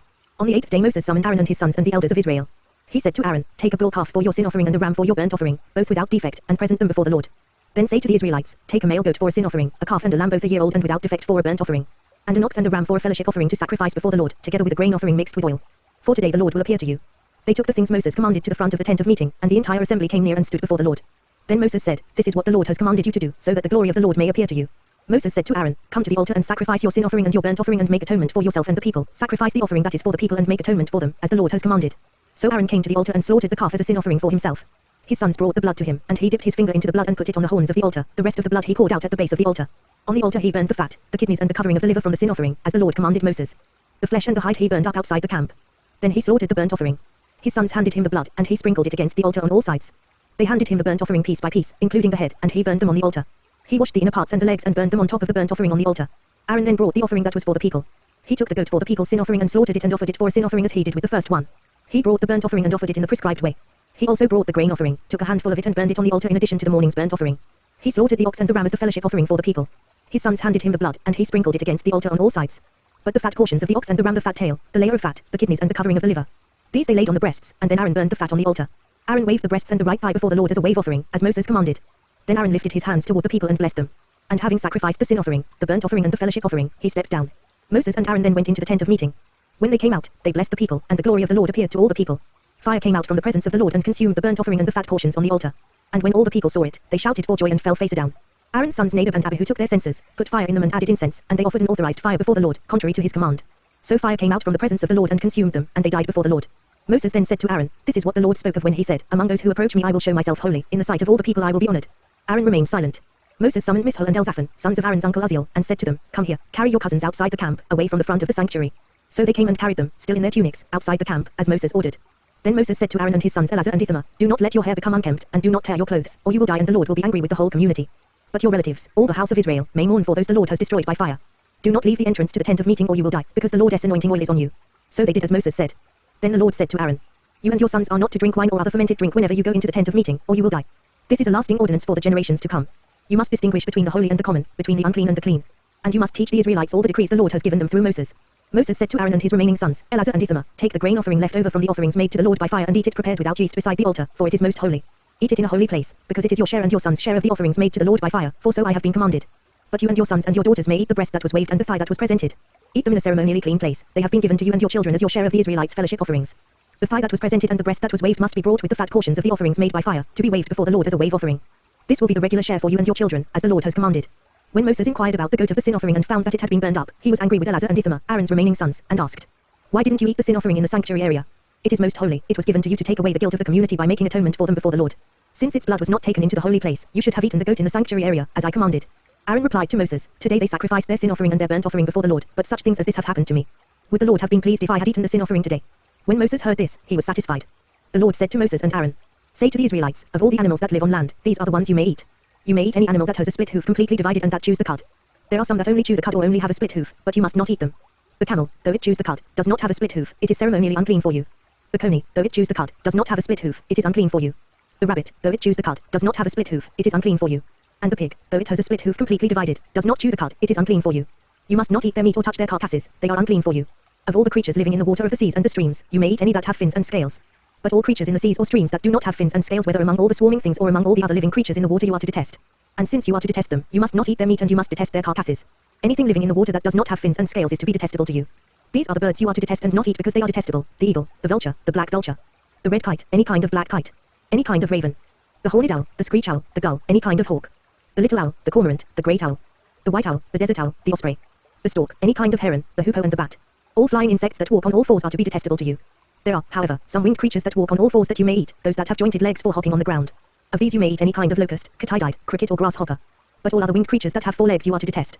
You will make yourselves unclean by these, whoever touches their carcasses will be unclean till evening. Whoever picks up one of their carcasses must wash his clothes, and he will be unclean till evening. Every animal that has a split hoof not completely divided or that does not chew the cud is unclean for you. Whoever touches the carcass of any of them will be unclean. Of all the animals that walk on all fours, those that walk on their paws are unclean for you. Whoever touches their carcasses will be unclean till evening. Anyone who picks up their carcasses must wash his clothes, and he will be unclean till evening. They are unclean for you. Of the animals that move about on the ground, these are unclean for you: the weasel, the rat, any kind of great lizard, the gecko, the monitor lizard, the wall lizard, the skink and the chameleon. Of all those that move along the ground, these are unclean for you. Whoever touches them when they are dead will be unclean till evening. When one of them dies and falls on something, that article, whatever its use, will be unclean, whether it is made of wood, cloth, hide or sackcloth. Put it in water, it will be unclean till evening, and then it will be clean. If one of them falls into a clay pot, everything in it will be unclean, and you must break the pot. Any food that could be eaten but has water on it from such a pot is unclean, and any liquid that could be drunk from it is unclean. Anything that one of their carcasses falls on becomes unclean. An oven or cooking pot must be broken up. They are unclean, and you are to regard them as unclean. A spring, however, or a cistern for collecting water remains clean, but anyone who touches one of these carcasses is unclean. If a carcass falls on any seeds that are to be planted, they remain clean. But if water has been put on the seed and a carcass falls on it, it is unclean for you. If an animal that you are allowed to eat dies, anyone who touches the carcass will be unclean till evening. Anyone who eats some of the carcass must wash his clothes, and he will be unclean till evening. Anyone who picks up the carcass must wash his clothes, and he will be unclean till evening. Every creature that moves about on the ground is detestable, it is not to be eaten. You are not to eat any creature that moves about on the ground, whether it moves on its belly or walks on all fours or on many feet, it is detestable. Do not defile yourselves by any of these creatures. Do not make yourselves unclean by means of them or be made unclean by them. I am the Lord your God, consecrate yourselves and be holy, because I am holy. Do not make yourselves unclean by any creature that moves about on the ground. I am the Lord who brought you up out of Egypt to be your God, therefore be holy, because I am holy. These are the regulations concerning animals, birds, every living thing that moves in the water and every creature that moves about on the ground. You must distinguish between the unclean and the clean, between living creatures that may be eaten and those that may not be eaten. The Lord said to Moses, "Say to the Israelites, a woman who becomes pregnant and gives birth to a son will be ceremonially unclean for 7 days, just as she is unclean during her monthly period. On the 8th day the boy is to be circumcised. Then the woman must wait 33 days to be purified from her bleeding. She must not touch anything sacred or go to the sanctuary until the days of her purification are over. If she gives birth to a daughter, for 2 weeks the woman will be unclean, as during her period. Then she must wait 66 days to be purified from her bleeding. When the days of her purification for a son or daughter are over, she is to bring to the priest at the entrance to the tent of meeting a year-old lamb for a burnt offering and a young pigeon or a dove for a sin offering. He shall offer them before the Lord to make atonement for her, and then she will be ceremonially clean from her flow of blood. These are the regulations for the woman who gives birth to a boy or a girl. If she cannot afford a lamb, she is to bring 2 doves or 2 young pigeons, one for a burnt offering and the other for a sin offering. In this way the priest will make atonement for her, and she will be clean. The Lord said to Moses and Aaron, when anyone has a swelling or a rash or a bright spot on his skin that may become an infectious skin disease, he must be brought to Aaron the priest or to one of his sons who is a priest. The priest is to examine the sore on his skin, and if the hair in the sore has turned white and the sore appears to be more than skin deep, it is an infectious skin disease. When the priest examines him, he shall pronounce him ceremonially unclean. If the spot on his skin is white but does not appear to be more than skin deep and the hair in it has not turned white, the priest is to put the infected person in isolation for 7 days. On the 7th day the priest is to examine him, and if he sees that the sore is unchanged and has not spread in the skin, he is to keep him in isolation another 7 days. On the 7th day the priest is to examine him again, and if the sore has faded and has not spread in the skin, the priest shall pronounce him clean, it is only a rash. The man must wash his clothes, and he will be clean. But if the rash does spread in his skin after he has shown himself to the priest to be pronounced clean, he must appear before the priest again. The priest is to examine him, and if the rash has spread in the skin, he shall pronounce him unclean, it is an infectious disease. When anyone has an infectious skin disease, he must be brought to the priest. The priest is to examine him, and if there is a white swelling in the skin that has turned the hair white and if there is raw flesh in the swelling, it is a chronic skin disease and the priest shall pronounce him unclean. He is not to put him in isolation, because he is already unclean. If the disease breaks out all over his skin and, so far as the priest can see, it covers all the skin of the infected person from head to foot, the priest is to examine him, and if the disease has covered his whole body, he shall pronounce that person clean. Since it has all turned white, he is clean. But whenever raw flesh appears on him, he will be unclean. When the priest sees the raw flesh, he shall pronounce him unclean. The raw flesh is unclean, he has an infectious disease. Should the raw flesh change and turn white, he must go to the priest. The priest is to examine him, and if the sores have turned white, the priest shall pronounce the infected person clean, then he will be clean. When someone has a boil on his skin and it heals, and in the place where the boil was, a white swelling or reddish white spot appears, he must present himself to the priest. The priest is to examine it, and if it appears to be more than skin deep and the hair in it has turned white, the priest shall pronounce him unclean. It is an infectious skin disease that has broken out where the boil was. But if, when the priest examines it, there is no white hair in it and it is not more than skin deep and has faded, then the priest is to put him in isolation for 7 days. If it is spreading in the skin, the priest shall pronounce him unclean, it is infectious. But if the spot is unchanged and has not spread, it is only a scar from the boil, and the priest shall pronounce him clean. When someone has a burn on his skin and a reddish white or white spot appears in the raw flesh of the burn, the priest is to examine the spot, and if the hair in it has turned white, and it appears to be more than skin deep, it is an infectious disease that has broken out in the burn. The priest shall pronounce him unclean, it is an infectious skin disease. But if the priest examines it and there is no white hair in the spot and if it is not more than skin deep and has faded, then the priest is to put him in isolation for 7 days. On the 7th day the priest is to examine him, and if it is spreading in the skin, the priest shall pronounce him unclean, it is an infectious skin disease. If, however, the spot is unchanged and has not spread in the skin but has faded, it is a swelling from the burn, and the priest shall pronounce him clean, it is only a scar from the burn. If a man or woman has a sore on the head or on the chin, the priest is to examine the sore, and if it appears to be more than skin deep and the hair in it is yellow and thin, the priest shall pronounce that person unclean, it is an itch, an infectious disease of the head or chin. But if, when the priest examines this kind of sore, it does not seem to be more than skin deep and there is no black hair in it, then the priest is to put the infected person in isolation for 7 days. On the 7th day the priest is to examine the sore, and if the itch has not spread and there is no yellow hair in it and it does not appear to be more than skin deep, he must be shaved except for the diseased area, and the priest is to keep him in isolation another 7 days. On the 7th day the priest is to examine the itch, and if it has not spread in the skin and appears to be no more than skin deep, the priest shall pronounce him clean. He must wash his clothes, and he will be clean. But if the itch does spread in the skin after he is pronounced clean, The priest is to examine him, and if the itch has spread in the skin, the priest does not need to look for yellow hair, the person is unclean. If, however, in his judgment it is unchanged and black hair has grown in it, the itch is healed. He is clean, and the priest shall pronounce him clean. When a man or woman has white spots on the skin, the priest is to examine them, and if the spots are dull white, it is a harmless rash that has broken out on the skin, that person is clean. When a man has lost his hair and is bald, he is clean. If he has lost his hair from the front of his scalp and has a bald forehead, he is clean. But if he has a reddish white sore on his bald head or forehead, it is an infectious disease breaking out on his head or forehead. The priest is to examine him, and if the swollen sore on his head or forehead is reddish white like an infectious skin disease, the man is diseased and is unclean. The priest shall pronounce him unclean because of the sore on his head. The person with such an infectious disease must wear torn clothes, let his hair be unkempt, cover the lower part of his face and cry out, unclean. Unclean. As long as he has the infection he remains unclean. He must live alone, he must live outside the camp. If any clothing is contaminated with mildew, any woolen or linen clothing, any woven or knitted material of linen or wool, any leather or anything made of leather, and if the contamination in the clothing, or leather, or woven or knitted material, or any leather article, is greenish or reddish, it is a spreading mildew and must be shown to the priest. The priest is to examine the mildew and isolate the affected article for 7 days. On the 7th day he is to examine it, and if the mildew has spread in the clothing, or the woven or knitted material, or the leather, whatever its use, it is a destructive mildew, the article is unclean. He must burn up the clothing, or the woven or knitted material of wool or linen, or any leather article that has the contamination in it, because the mildew is destructive, the article must be burned up. But if, when the priest examines it, the mildew has not spread in the clothing, or the woven or knitted material, or the leather article, he shall order that the contaminated article be washed. Then he is to isolate it for another 7 days. After the affected article has been washed, the priest is to examine it, and if the mildew has not changed its appearance, even though it has not spread, it is unclean. Burn it with fire, whether the mildew has affected one side or the other. If, when the priest examines it, the mildew has faded after the article has been washed, he is to tear the contaminated part out of the clothing, or the leather, or the woven or knitted material. But if it reappears in the clothing, or in the woven or knitted material, or in the leather article, it is spreading, and whatever has the mildew must be burned with fire. The clothing, or the woven or knitted material, or any leather article that has been washed and is rid of the mildew, must be washed again, and it will be clean. These are the regulations concerning contamination by mildew in woolen or linen clothing, woven or knitted material, or any leather article, for pronouncing them clean or unclean. The Lord said to Moses, these are the regulations for the diseased person at the time of his ceremonial cleansing, when he is brought to the priest. The priest is to go outside the camp and examine him. If the person has been healed of his infectious skin disease, the priest shall order that 2 live clean birds and some cedar wood, scarlet yarn and hyssop be brought for the one to be cleansed. Then the priest shall order that one of the birds be killed over fresh water in a clay pot.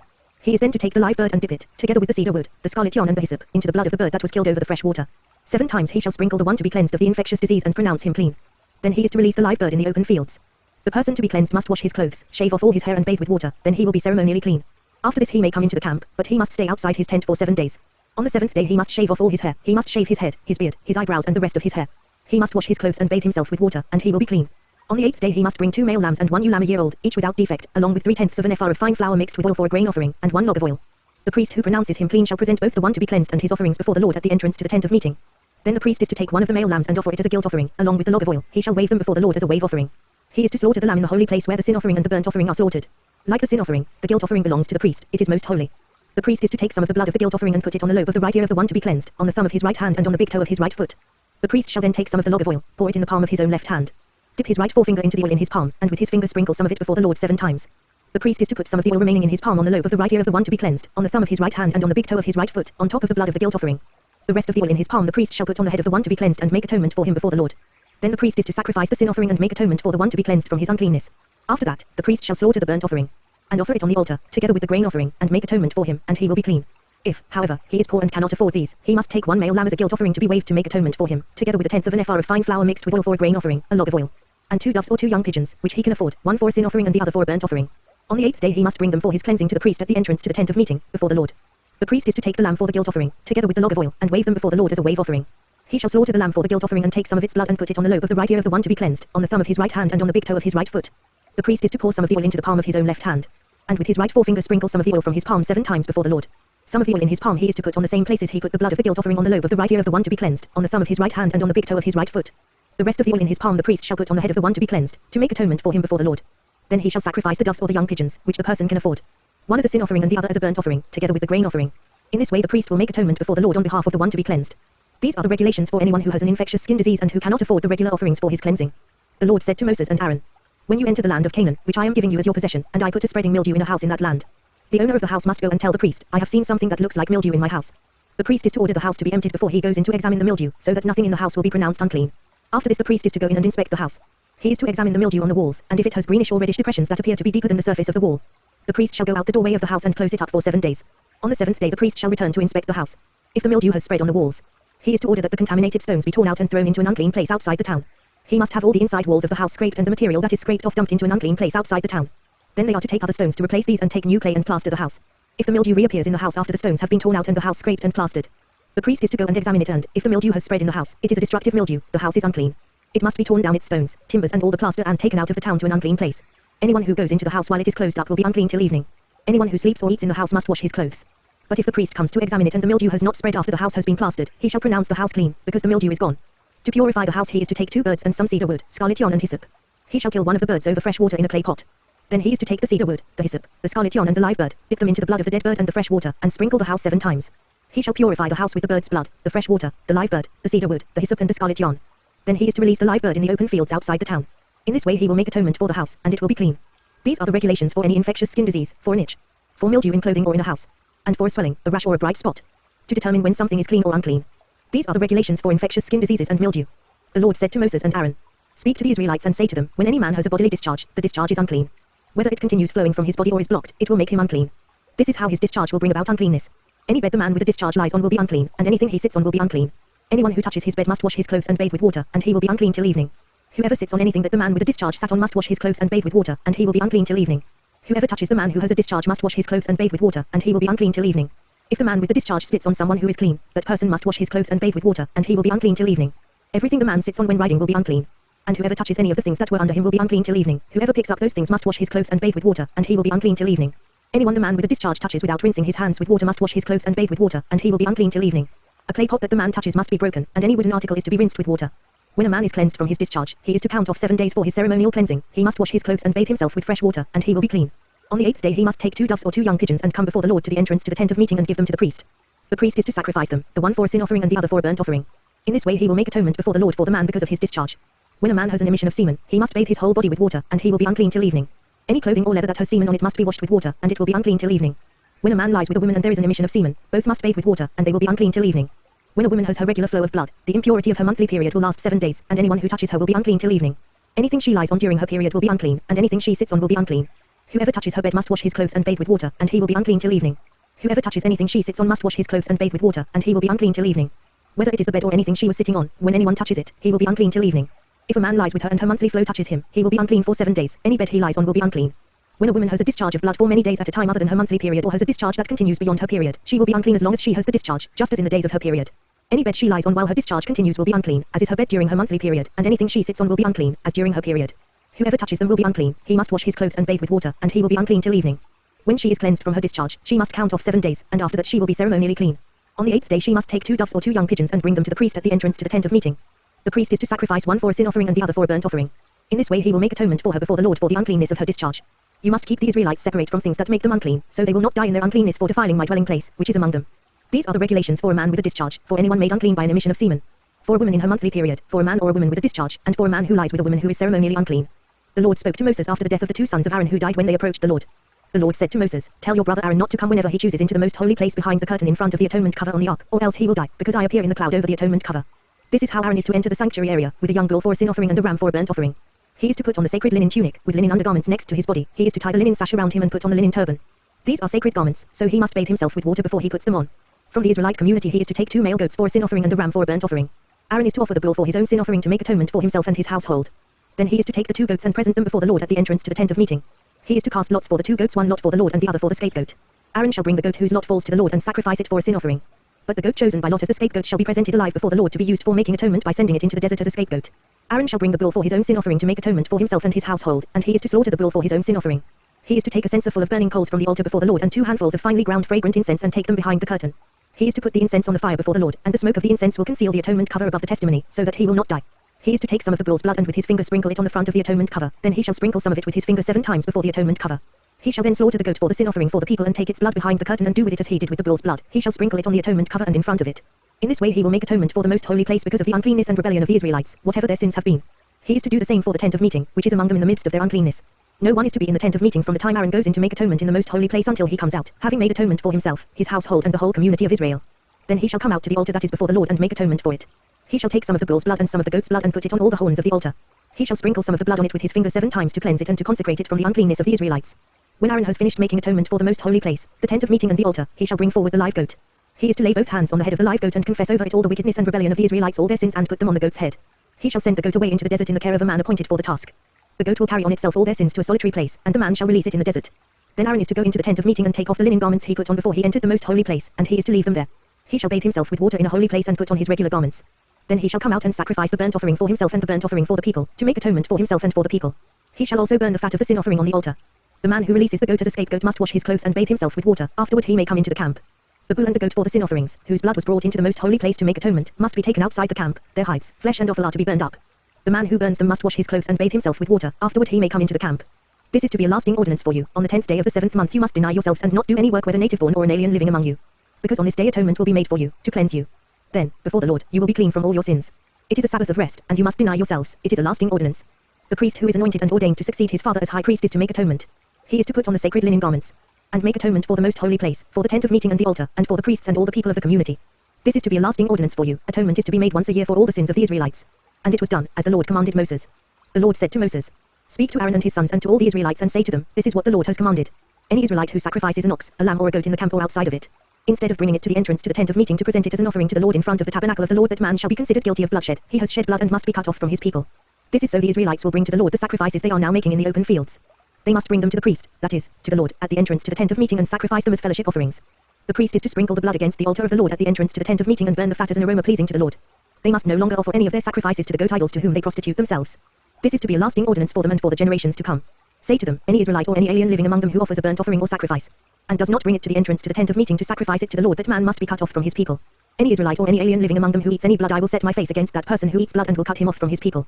For the life of a creature is in the blood, and I have given it to you to make atonement for yourselves on the altar. It is the blood that makes atonement for one's life. Therefore I say to the Israelites, none of you may eat blood, nor may an alien living among you eat blood. Any Israelite or any alien living among you who hunts any animal or bird that may be eaten must drain out the blood and cover it with earth. Because the life of every creature is its blood. That is why I have said to the Israelites, you must not eat the blood of any creature, because the life of every creature is its blood. Anyone who eats it must be cut off. Anyone, whether native born or alien, who eats anything found dead or torn by wild animals must wash his clothes and bathe with water, and he will be ceremonially unclean till evening, then he will be clean. But if he does not wash his clothes and bathe himself, he will be held responsible. The Lord said to Moses, speak to the Israelites and say to them, I am the Lord your God. You must not do as they do in Egypt, where you used to live, and you must not do as they do in the land of Canaan, where I am bringing you. Do not follow their practices. You must obey my laws and be careful to follow my decrees. I am the Lord your God. Keep my decrees and laws, for the man who obeys them will live by them. I am the Lord. No one is to approach any close relative to have sexual relations. I am the Lord. Do not dishonor your father by having sexual relations with your mother. She is your mother, do not have relations with her. Do not have sexual relations with your father's wife, that would dishonor your father. Do not have sexual relations with your sister, either your father's daughter or your mother's daughter, whether she was born in the same home or elsewhere.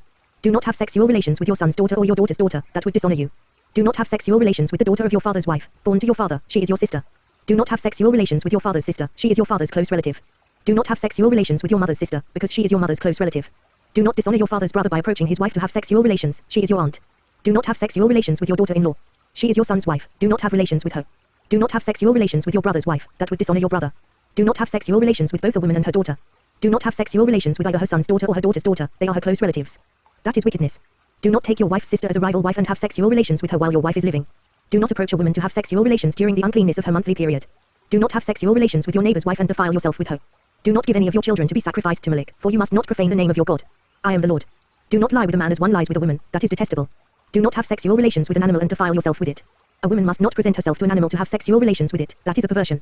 Do not defile yourselves in any of these ways, because this is how the nations that I am going to drive out before you became defiled. Even the land was defiled, so I punished it for its sin, and the land vomited out its inhabitants. But you must keep my decrees and my laws. The native-born and the aliens living among you must not do any of these detestable things. For all these things were done by the people who lived in the land before you, and the land became defiled. And if you defile the land, it will vomit you out as it vomited out the nations that were before you. Everyone who does any of these detestable things, such persons must be cut off from their people. Keep my requirements and do not follow any of the detestable customs that were practiced before you came, and do not defile yourselves with them. I am the Lord your God. The Lord said to Moses, speak to the entire assembly of Israel and say to them, be holy because I, the Lord your God, am holy. Each of you must respect his mother and father, and you must observe my Sabbaths. I am the Lord your God. Do not turn to idols or make gods of cast metal for yourselves. I am the Lord your God. When you sacrifice a fellowship offering to the Lord, sacrifice it in such a way that it will be accepted on your behalf. It shall be eaten on the day you sacrifice it or on the next day. Anything left over until the third day must be burned up. If any of it is eaten on the third day, it is impure and will not be accepted. Whoever eats it will be held responsible because he has desecrated what is holy to the Lord. That person must be cut off from his people. When you reap the harvest of your land, do not reap to the very edges of your field or gather the gleanings of your harvest. Do not go over your vineyard a second time or pick up the grapes that have fallen. Leave them for the poor and the alien. I am the Lord your God. Do not steal. Do not lie. Do not deceive one another. Do not swear falsely by my name and so profane the name of your God. I am the Lord. Do not defraud your neighbor or rob him. Do not hold back the wages of a hired man overnight. Do not curse the deaf or put a stumbling block in front of the blind, but fear your God. I am the Lord. Do not pervert justice. Do not show partiality to the poor or favoritism to the great, but judge your neighbor fairly. Do not go about spreading slander among your people. Do not do anything that endangers your neighbor's life. I am the Lord. Do not hate your brother in your heart. Rebuke your neighbor frankly so you will not share in his guilt. Do not seek revenge or bear a grudge against one of your people, but love your neighbor as yourself. I am the Lord. Keep my decrees. Do not make different kinds of animals. Do not plant your field with two kinds of seed. Do not wear clothing woven of two kinds of material. If a man sleeps with a woman who is a slave girl promised to another man but who has not been ransomed or given her freedom, there must be due punishment. Yet they are not to be put to death, because she had not been freed. The man, however, must bring a ram to the entrance to the tent of meeting for a guilt offering to the Lord. With the ram of the guilt offering the priest is to make atonement for him before the Lord for the sin he has committed, and his sin will be forgiven. When you enter the land and plant any kind of fruit tree, regard its fruit as forbidden. For 3 years you are to consider it forbidden, it must not be eaten. In the 4th year all its fruit will be holy, an offering of praise to the Lord. But in the 5th year you may eat its fruit. In this way your harvest will be increased. I am the Lord your God. Do not eat any meat with the blood still in it. Do not practice divination or sorcery. Do not cut the hair at the sides of your head or clip off the edges of your beard. Do not cut your bodies for the dead or put tattoo marks on yourselves. I am the Lord. Do not degrade your daughter by making her a prostitute, or the land will turn to prostitution and be filled with wickedness. Observe my Sabbaths and have reverence for my sanctuary. I am the Lord. Do not turn to mediums or seek out spiritists, for you will be defiled by them. I am the Lord your God. Rise in the presence of the aged, show respect for the elderly and revere your God. I am the Lord. When an alien lives with you in your land, do not mistreat him. The alien living with you must be treated as one of your native born. Love him as yourself, for you were aliens in Egypt. I am the Lord your God. Do not use dishonest standards when measuring length, weight or quantity. Use honest scales and honest weights, an honest ephah and an honest hin. I am the Lord your God, who brought you out of Egypt. Keep all my decrees and all my laws and follow them. I am the Lord. The Lord said to Moses, say to the Israelites, any Israelite or any alien living in Israel who gives any of his children to Molech must be put to death. The people of the community are to stone him. I will set my face against that man and I will cut him off from his people, for by giving his children to Molech, he has defiled my sanctuary and profaned my holy name. If the people of the community close their eyes when that man gives one of his children to Molech and they fail to put him to death, I will set my face against that man and his family and will cut off from their people both him and all who follow him in prostituting themselves to Molech. I will set my face against the person who turns to mediums and spiritists to prostitute himself by following them, and I will cut him off from his people. Consecrate yourselves and be holy, because I am the Lord your God.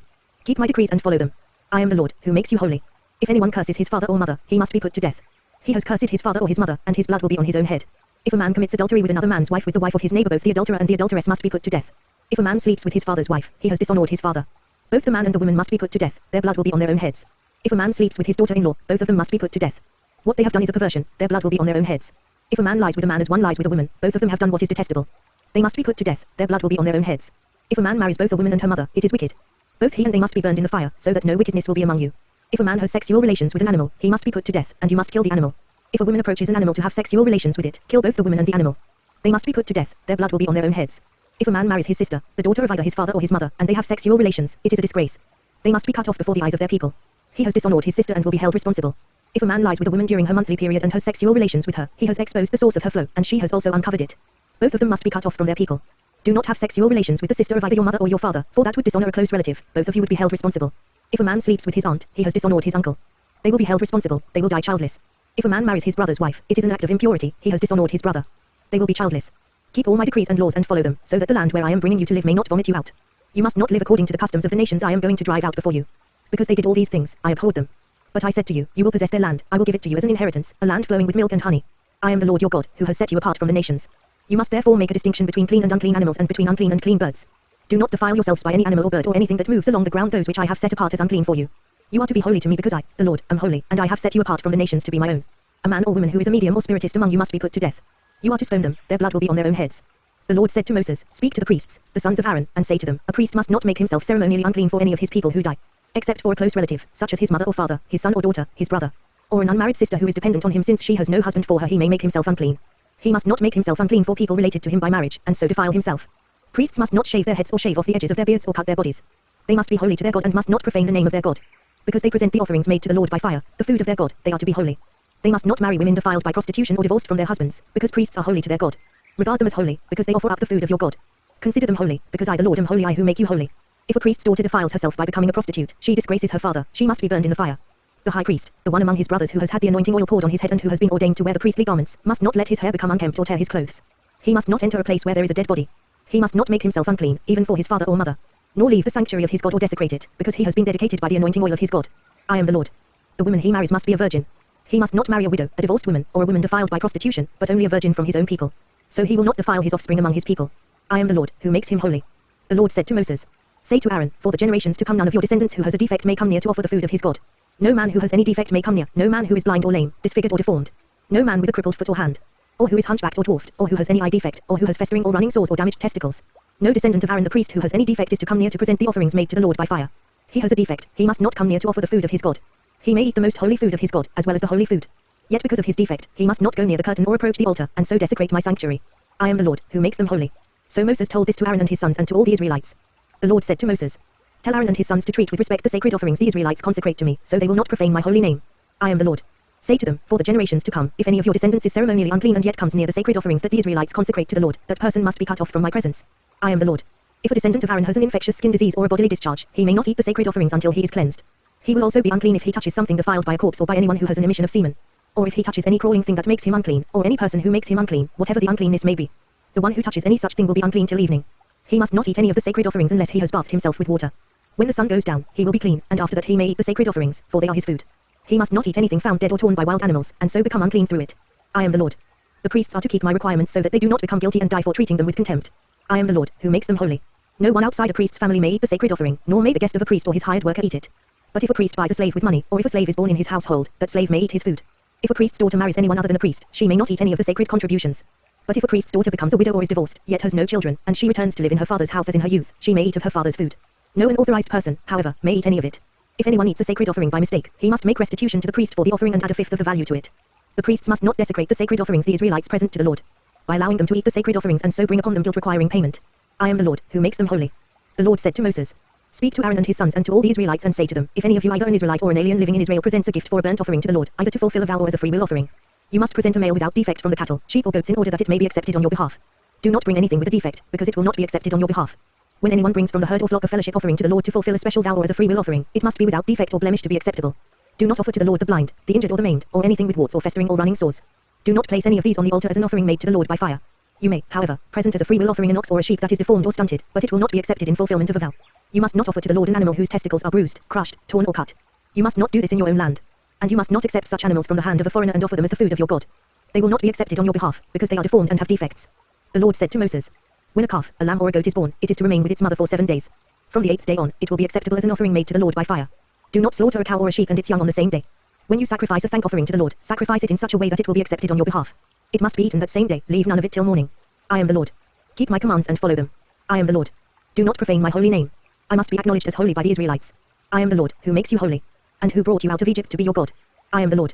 The Lord said to Moses, Speak to the Israelites and say to them, These are my appointed feasts, the appointed feasts of the Lord, which you are to proclaim as sacred assemblies. There are 6 days when you may work, but the 7th day is a Sabbath of rest, a day of sacred assembly. You are not to do any work, wherever you live, it is a Sabbath to the Lord. These are the Lord's appointed feasts, the sacred assemblies you are to proclaim at their appointed times. The Lord's Passover begins at twilight on the 14th day of the first month. On the 15th day of that month the Lord's feast of unleavened bread begins. For 7 days you must eat bread made without yeast. On the first day hold a sacred assembly and do no regular work. For 7 days present an offering made to the Lord by fire. And on the 7th day hold a sacred assembly and do no regular work. The Lord said to Moses, Speak to the Israelites and say to them, When you enter the land I am going to give you and you reap its harvest, bring to the priest a sheaf of the first grain you harvest. He is to wave the sheaf before the Lord so it will be accepted on your behalf. The priest is to wave it on the day after the Sabbath.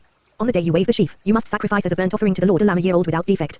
Together with its grain offering of 2/10 of an ephah of fine flour mixed with oil, an offering made to the Lord by fire, a pleasing aroma, and its drink offering of 1/4 of a hin of wine. You must not eat any bread, or roasted or new grain, until the very day you bring this offering to your God.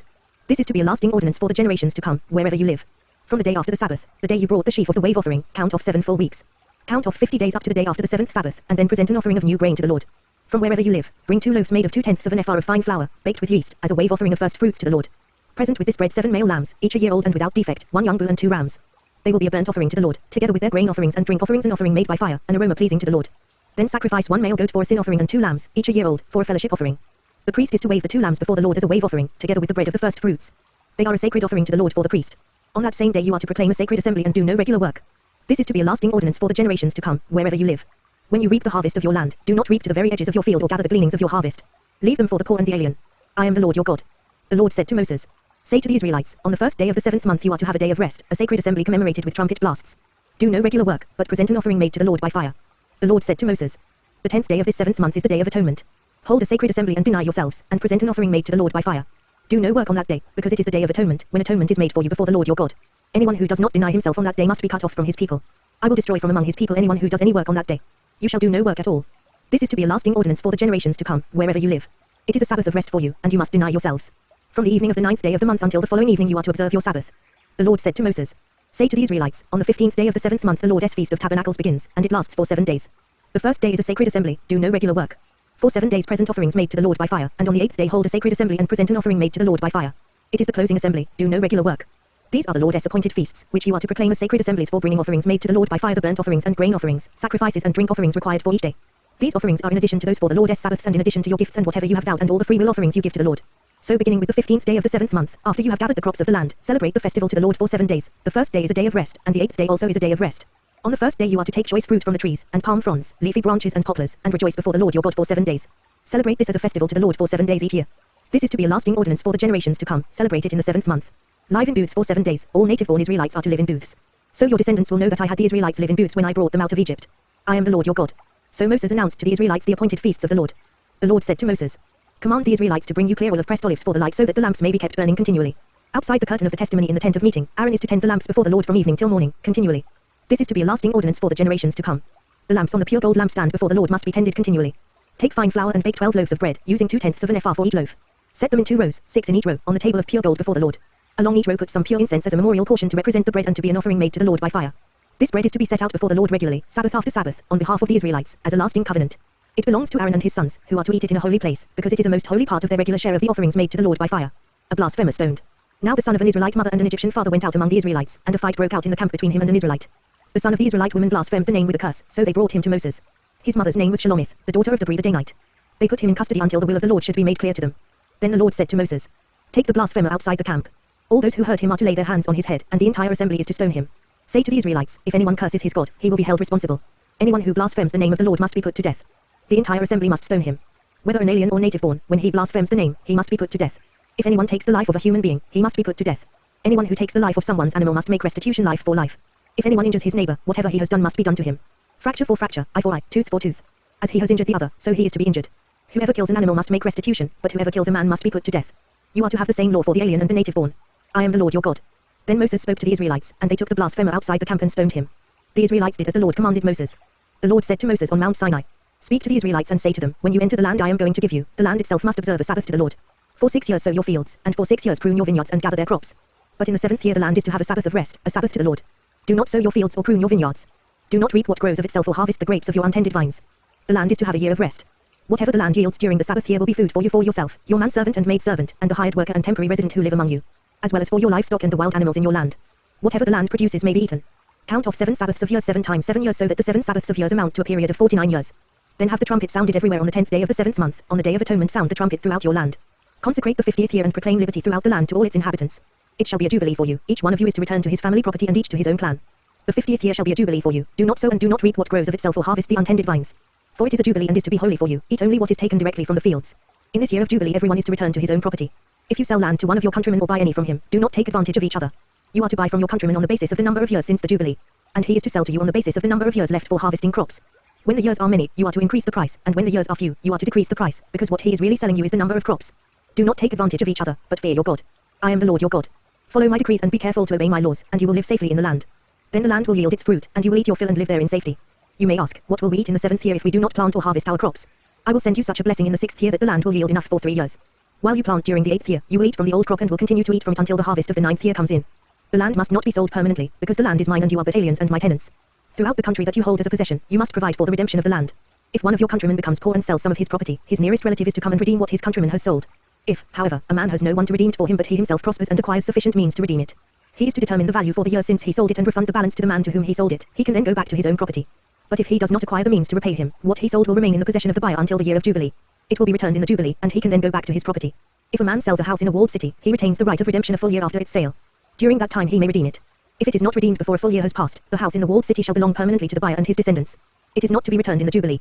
But houses in villages without walls around them are to be considered as open country. They can be redeemed, and they are to be returned in the Jubilee. The Levites always have the right to redeem their houses in the Levitical towns, which they possess. So the property of the Levites is redeemable, that is, a house sold in any town they hold and is to be returned in the Jubilee, because the houses in the towns of the Levites are their property among the Israelites. But the pastureland belonging to their towns must not be sold, it is their permanent possession. If one of your countrymen becomes poor and is unable to support himself among you, help him as you would an alien or a temporary resident, so he can continue to live among you. Do not take interest of any kind from him, but fear your God, so that your countryman may continue to live among you. You must not lend him money at interest or sell him food at a profit. I am the Lord your God, who brought you out of Egypt to give you the land of Canaan and to be your God. If one of your countrymen becomes poor among you and sells himself to you, do not make him work as a slave. He is to be treated as a hired worker or a temporary resident among you. He is to work for you until the year of Jubilee. Then he and his children are to be released, and he will go back to his own clan and to the property of his forefathers. Because the Israelites are my servants, whom I brought out of Egypt, they must not be sold as slaves. Do not rule over them ruthlessly, but fear your God. Your male and female slaves are to come from the nations around you, from them you may buy slaves. You may also buy some of the temporary residents living among you and members of their clans born in your country, and they will become your property. You can will them to your children as inherited property and can make them slaves for life, but you must not rule over your fellow Israelites ruthlessly. If an alien or a temporary resident among you becomes rich and one of your countrymen becomes poor and sells himself to the alien living among you or to a member of the alien's clan, he retains the right of redemption after he has sold himself. One of his relatives may redeem him. An uncle or a cousin or any blood relative in his clan may redeem him. Or if he prospers, he may redeem himself. He and his buyer are to count the time from the year he sold himself up to the year of Jubilee. The price for his release is to be based on the rate paid to a hired man for that number of years. If many years remain, he must pay for his redemption a larger share of the price paid for him. If only a few years remain until the year of Jubilee, he is to compute that and pay for his redemption accordingly. He is to be treated as a man hired from year to year. You must see to it that his owner does not rule over him ruthlessly. Even if he is not redeemed in any of these ways, he and his children are to be released in the year of Jubilee. For the Israelites belong to me as servants. They are my servants, whom I brought out of Egypt. I am the Lord your God. Do not make idols or set up an image or a sacred stone for yourselves, and do not place a carved stone in your land to bow down before it. I am the Lord your God. Observe my Sabbaths and have reverence for my sanctuary. I am the Lord. If you follow my decrees and are careful to obey my commands, I will send you rain in its season, and the ground will yield its crops and the trees of the field their fruit. Your threshing will continue until grape harvest, and the grape harvest will continue until planting, and you will eat all the food you want and live in safety in your land. I will grant peace in the land, and you will lie down and no one will make you afraid. I will remove savage beasts from the land, and the sword will not pass through your country. You will pursue your enemies, and they will fall by the sword before you. 5 of you will chase 100, and 100 of you will chase 10,000, and your enemies will fall by the sword before you. I will look on you with favor and make you fruitful and increase your numbers, and I will keep my covenant with you. You will still be eating last year's harvest when you will have to move it out to make room for the new. I will put my dwelling place among you, and I will not abhor you. I will walk among you and be your God, and you will be my people. I am the Lord your God, who brought you out of Egypt so that you would no longer be slaves to the Egyptians. I broke the bars of your yoke and enabled you to walk with heads held high. But if you will not listen to me and carry out all these commands, and if you reject my decrees and abhor my laws and fail to carry out all my commands and so violate my covenant, then I will do this to you. I will bring upon you sudden terror, wasting diseases and fever that will destroy your sight and drain away your life. You will plant seed in vain, because your enemies will eat it. I will set my face against you so that you will be defeated by your enemies. Those who hate you will rule over you, and you will flee even when no one is pursuing you. If after all this you will not listen to me, I will punish you for your sins 7 times over. I will break down your stubborn pride and make the sky above you like iron and the ground beneath you like bronze. Your strength will be spent in vain, because your soil will not yield its crops, nor will the trees of the land yield their fruit. If you remain hostile toward me and refuse to listen to me, I will multiply your afflictions 7 times over, as your sins deserve. I will send wild animals against you, and they will rob you of your children, destroy your cattle and make you so few in number that your roads will be deserted. If in spite of these things you do not accept my correction but continue to be hostile toward me, I myself will be hostile toward you and will afflict you for your sins 7 times over. And I will bring the sword upon you to avenge the breaking of the covenant. When you withdraw into your cities, I will send a plague among you, and you will be given into enemy hands. When I cut off your supply of bread, 10 women will be able to bake your bread in one oven, and they will dole out the bread by weight. You will eat, but you will not be satisfied. If in spite of this you still do not listen to me but continue to be hostile toward me, then in my anger I will be hostile toward you, and I myself will punish you for your sins 7 times over. You will eat the flesh of your sons and the flesh of your daughters. I will destroy your high places, cut down your incense altars and pile your dead bodies on the lifeless forms of your idols, and I will abhor you. I will turn your cities into ruins and lay waste your sanctuaries, and I will take no delight in the pleasing aroma of your offerings. I will lay waste the land, so that your enemies who live there will be appalled. I will scatter you among the nations and will draw out my sword and pursue you. Your land will be laid waste, and your cities will lie in ruins. Then the land will enjoy its Sabbath years all the time that it lies desolate and you are in the country of your enemies. Then the land will rest and enjoy its Sabbaths. All the time that it lies desolate, the land will have the rest it did not have during the Sabbaths you lived in it. As for those of you who are left, I will make their hearts so fearful in the lands of their enemies that the sound of a wind-blown leaf will put them to flight. They will run as though fleeing from the sword, and they will fall, even though no one is pursuing them. They will stumble over one another as though fleeing from the sword, even though no one is pursuing them. So you will not be able to stand before your enemies. You will perish among the nations, the land of your enemies will devour you. Those of you who are left will waste away in the lands of their enemies because of their sins, also because of their fathers' sins they will waste away. But if they will confess their sins and the sins of their fathers, their treachery against me and their hostility toward me, which made me hostile toward them so that I sent them into the land of their enemies, then when their uncircumcised hearts are humbled and they pay for their sin, I will remember my covenant with Jacob and my covenant with Isaac and my covenant with Abraham, and I will remember the land. For the land will be deserted by them and will enjoy its Sabbaths while it lies desolate without them. They will pay for their sins because they rejected my laws and abhorred my decrees. Yet in spite of this, when they are in the land of their enemies, I will not reject them or abhor them so as to destroy them completely, breaking my covenant with them. I am the Lord their God. But for their sake I will remember the covenant with their ancestors whom I brought out of Egypt in the sight of the nations to be their God. I am the Lord. These are the decrees, the laws and the regulations that the Lord established on Mount Sinai between himself and the Israelites through Moses. The Lord said to Moses, "Speak to the Israelites and say to them, if anyone makes a special vow to dedicate persons to the Lord by giving equivalent values, set the value of a male between the ages of 20 and 60 at 50 shekels of silver, according to the sanctuary shekel. And if it is a female, set her value at 30 shekels. If it is a person between the ages of 5 and 20, set the value of a male at 20 shekels and of a female at 10 shekels. If it is a person between 1 month and 5 years, set the value of a male at 5 shekels of silver and that of a female at 3 shekels of silver. If it is a person 60 years old or more, set the value of a male at 15 shekels and of a female at 10 shekels. If anyone making the vow is too poor to pay the specified amount, he is to present the person to the priest, who will set the value for him according to what the man making the vow can afford. If what he vowed is an animal that is acceptable as an offering to the Lord, such an animal given to the Lord becomes holy. He must not exchange it or substitute a good one for a bad one, or a bad one for a good one. If he should substitute one animal for another, both it and the substitute become holy. If what he vowed is a ceremonially unclean animal, one that is not acceptable as an offering to the Lord, the animal must be presented to the priest, who will judge its quality as good or bad. Whatever value the priest then sets, that is what it will be. If the owner wishes to redeem the animal, he must add a fifth to its value. If a man dedicates his house as something holy to the Lord, the priest will judge its quality as good or bad. Whatever value the priest then sets, so it will remain. If the man who dedicates his house redeems it, he must add a fifth to its value, and the house will again become his. If a man dedicates to the Lord part of his family land, its value is to be set according to the amount of seed required for it, 50 shekels of silver to a homer of barley seed. If he dedicates his field during the year of Jubilee, the value that has been set remains. But if he dedicates his field after the Jubilee, the priest will determine the value according to the number of years that remain until the next year of Jubilee, and its set value will be reduced. If the man who dedicates the field wishes to redeem it, he must add a fifth to its value, and the field will again become his. If, however, he does not redeem the field, or if he has sold it to someone else, it can never be redeemed. When the field is released in the Jubilee, it will become holy, like a field devoted to the Lord. It will become the property of the priests. If a man dedicates to the Lord a field he has bought, which is not part of his family land, the priest will determine its value up to the year of Jubilee, and the man must pay its value on that day as something holy to the Lord. In the year of Jubilee the field will revert to the person from whom he bought it, the one whose land it was. Every value is to be set according to the sanctuary shekel, 20 gerahs to the shekel. No one, however, may dedicate the firstborn of an animal, since the firstborn already belongs to the Lord, whether an ox or a sheep, it is the Lord's. If it is one of the unclean animals, he may buy it back at its set value, adding a fifth of the value to it. If he does not redeem it, it is to be sold at its set value. But nothing that a man owns and devotes to the Lord, whether man or animal or family land, may be sold or redeemed. Everything so devoted is most holy to the Lord. No person devoted to destruction may be ransomed, he must be put to death. A tithe of everything from the land, whether grain from the soil or fruit from the trees, belongs to the Lord, it is holy to the Lord. If a man redeems any of his tithe, he must add a fifth of the value to it. The entire tithe of the herd and flock, every 10th animal that passes under the shepherd's rod, will be holy to the Lord. He must not pick out the good from the bad or make any substitution. If he does make a substitution, both the animal and its substitute become holy and cannot be redeemed. These are the commands the Lord gave Moses on Mount Sinai for the Israelites. The Lord. Speed reading Bible, Numbers. The Lord spoke to Moses in the tent of meeting in the desert of Sinai on the first day of the second month of the second year after the Israelites came out of Egypt. He said, "Take a census of the whole Israelite community by their clans and families, listing every man by name, one by one. You and Aaron are to number by their divisions all the men in Israel 20 years old or more who are able to serve in the army. One man from each tribe, each the head of his family, is to help you. These are the names of the men who are to assist you: from Reuben, Elitzur son of Shaddai. From Simeon, Shalumiel son of Zurishaddai. From Judah, Nahshon son of Amminadab. From Issachar, Nethanel son of Zua. From Zebulun, Eliab son of Helon. From the sons of Joseph, from Ephraim, Elishama son of Ammiad. From Manasseh, Gamaliel son of Pedazur. From Benjamin, Abidan son of Gideoni. From Dan, Ahizah son of Ammishaddai. From Asher, Pagiel son of Okran. From Gad, Eliasaph son of Dalel. From Naphtali, Ahira son of Enan. These were the men appointed from the community, the leaders of their ancestral tribes. They were the heads of the clans of Israel. Moses and Aaron took these men whose names had been given, and they called the whole community together on the first day of the second month. The people indicated their ancestry by their clans and families, and the men 20 years old or more were listed by name, one by one, as the Lord commanded Moses. And so he counted them in the desert of Sinai. From the descendants of Reuben, the firstborn son of Israel, all the men 20 years old or more who were able to serve in the army were listed by name, one by one, according to the records of their clans and families. The number from the tribe of Reuben was 46,500. From the descendants of Simeon, all the men 20 years old or more who were able to serve in the army were counted and listed by name, one by one, according to the records of their clans and families. The number from the tribe of Simeon was 59,300. From the descendants of Gad, all the men 20 years old or more who were able to serve in the army were listed by name, according to the records of their clans and families. The number from the tribe of Gad was 45,650. From the descendants of Judah, all the men 20 years old or more who were able to serve in the army were listed by name, according to the records of their clans and families. The number from the tribe of Judah was 74,600. From the descendants of Issachar, all the men 20 years old or more who were able to serve in the army were listed by name, according to the records of their clans and families. The number from the tribe of Issachar was 54,400. From the descendants of Zebulun, all the men 20 years old or more who were able to serve in the army were listed by name, according to the records of their clans and families. The number from the tribe of Zebulun was 57,400. From the sons of Joseph, from the descendants of Ephraim, all the men 20 years old or more who were able to serve in the army were listed by name, according to the records of their clans and families. The number from the tribe of Ephraim was 40,500. From the descendants of Manasseh, all the men 20 years old or more who were able to serve in the army were listed by name, according to the records of their clans and families.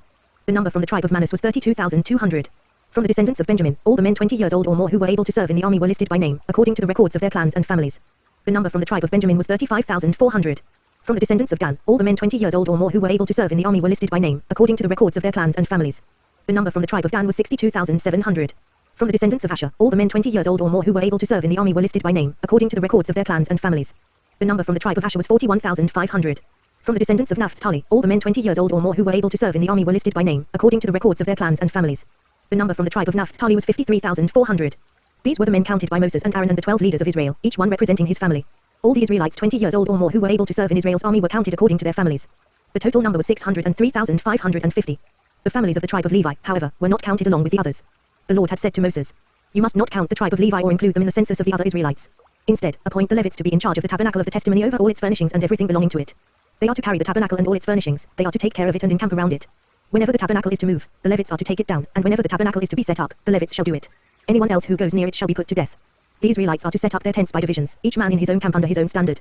The Levites, however, are to set up their tents around the tabernacle of the testimony so that wrath will not fall on the Israelite community. The Levites are to be responsible for the care of the tabernacle of the testimony. The Israelites did all this just as the Lord commanded Moses. The Lord said to Moses and Aaron, "The Israelites are to camp around the tent of meeting some distance from it, each man under his standard with the banners of his family. On the east, toward the sunrise, the divisions of the camp of Judah are to encamp under their standard. The leader of the people of Judah is Nahshon son of Amminadab. His division numbers 74,600. The tribe of Issachar will camp next to them. The leader of the people of Issachar is Nethanel son of Zua. His division numbers 54,400. The tribe of Zebulun will be next. The leader of the people of Zebulun is Eliab son of Helon. His division numbers 57,400. All the men assigned to the camp of Judah, according to their divisions, number 186,400. They will set out first. On the south will be the divisions of the camp of Reuben under their standard. The leader of the people of Reuben is Elitzur son of Shaddai. His division numbers 46,500. The tribe of Simeon will camp next to them. The leader of the people of Simeon is Shalumiel son of Zurishaddai. His division numbers 59,300. The tribe of Gad will be next. The leader of the people of Gad is Eliasaph son of Deuel. His division numbers 45,650. All the men assigned to the camp of Reuben, according to their divisions, number 151,450. They will set out second. Then the tent of meeting and the camp of the Levites will set out in the middle of the camps. They will set out in the same order as they encamp, each in his own place under his standard. On the west will be the divisions of the camp of Ephraim under their standard. The leader of the people of Ephraim is Elishama son of Ammiad. His division numbers 40,500. The tribe of Manasseh will be next to them. The leader of the people of Manasseh is Gamaliel son of Pedazah. His division numbers 32,200. The tribe of Benjamin will be next. The leader of the people of Benjamin is Abidin son of Gideoni. His division numbers 35,400. All the men assigned to the camp of Ephraim, according to their divisions, number 108,100. They will set out third. On the north will be the divisions of the camp of Dan, under their standard. The leader of the people of Dan is Ahijah son of Ammishaddai. His division numbers 62,700. The tribe of Asher will camp next to them. The leader of the people of Asher is Pagiel son of Ochran. His division numbers 41,500. The tribe of Naphtali will be next. The leader of the people of Naphtali is Ahira son of Enan. His division numbers 53,400. All the men assigned to the camp of Dan number 157,600. They will set out last, under their standards. These are the Israelites, counted according to their families. All those in the camps, by their divisions, number 603,550.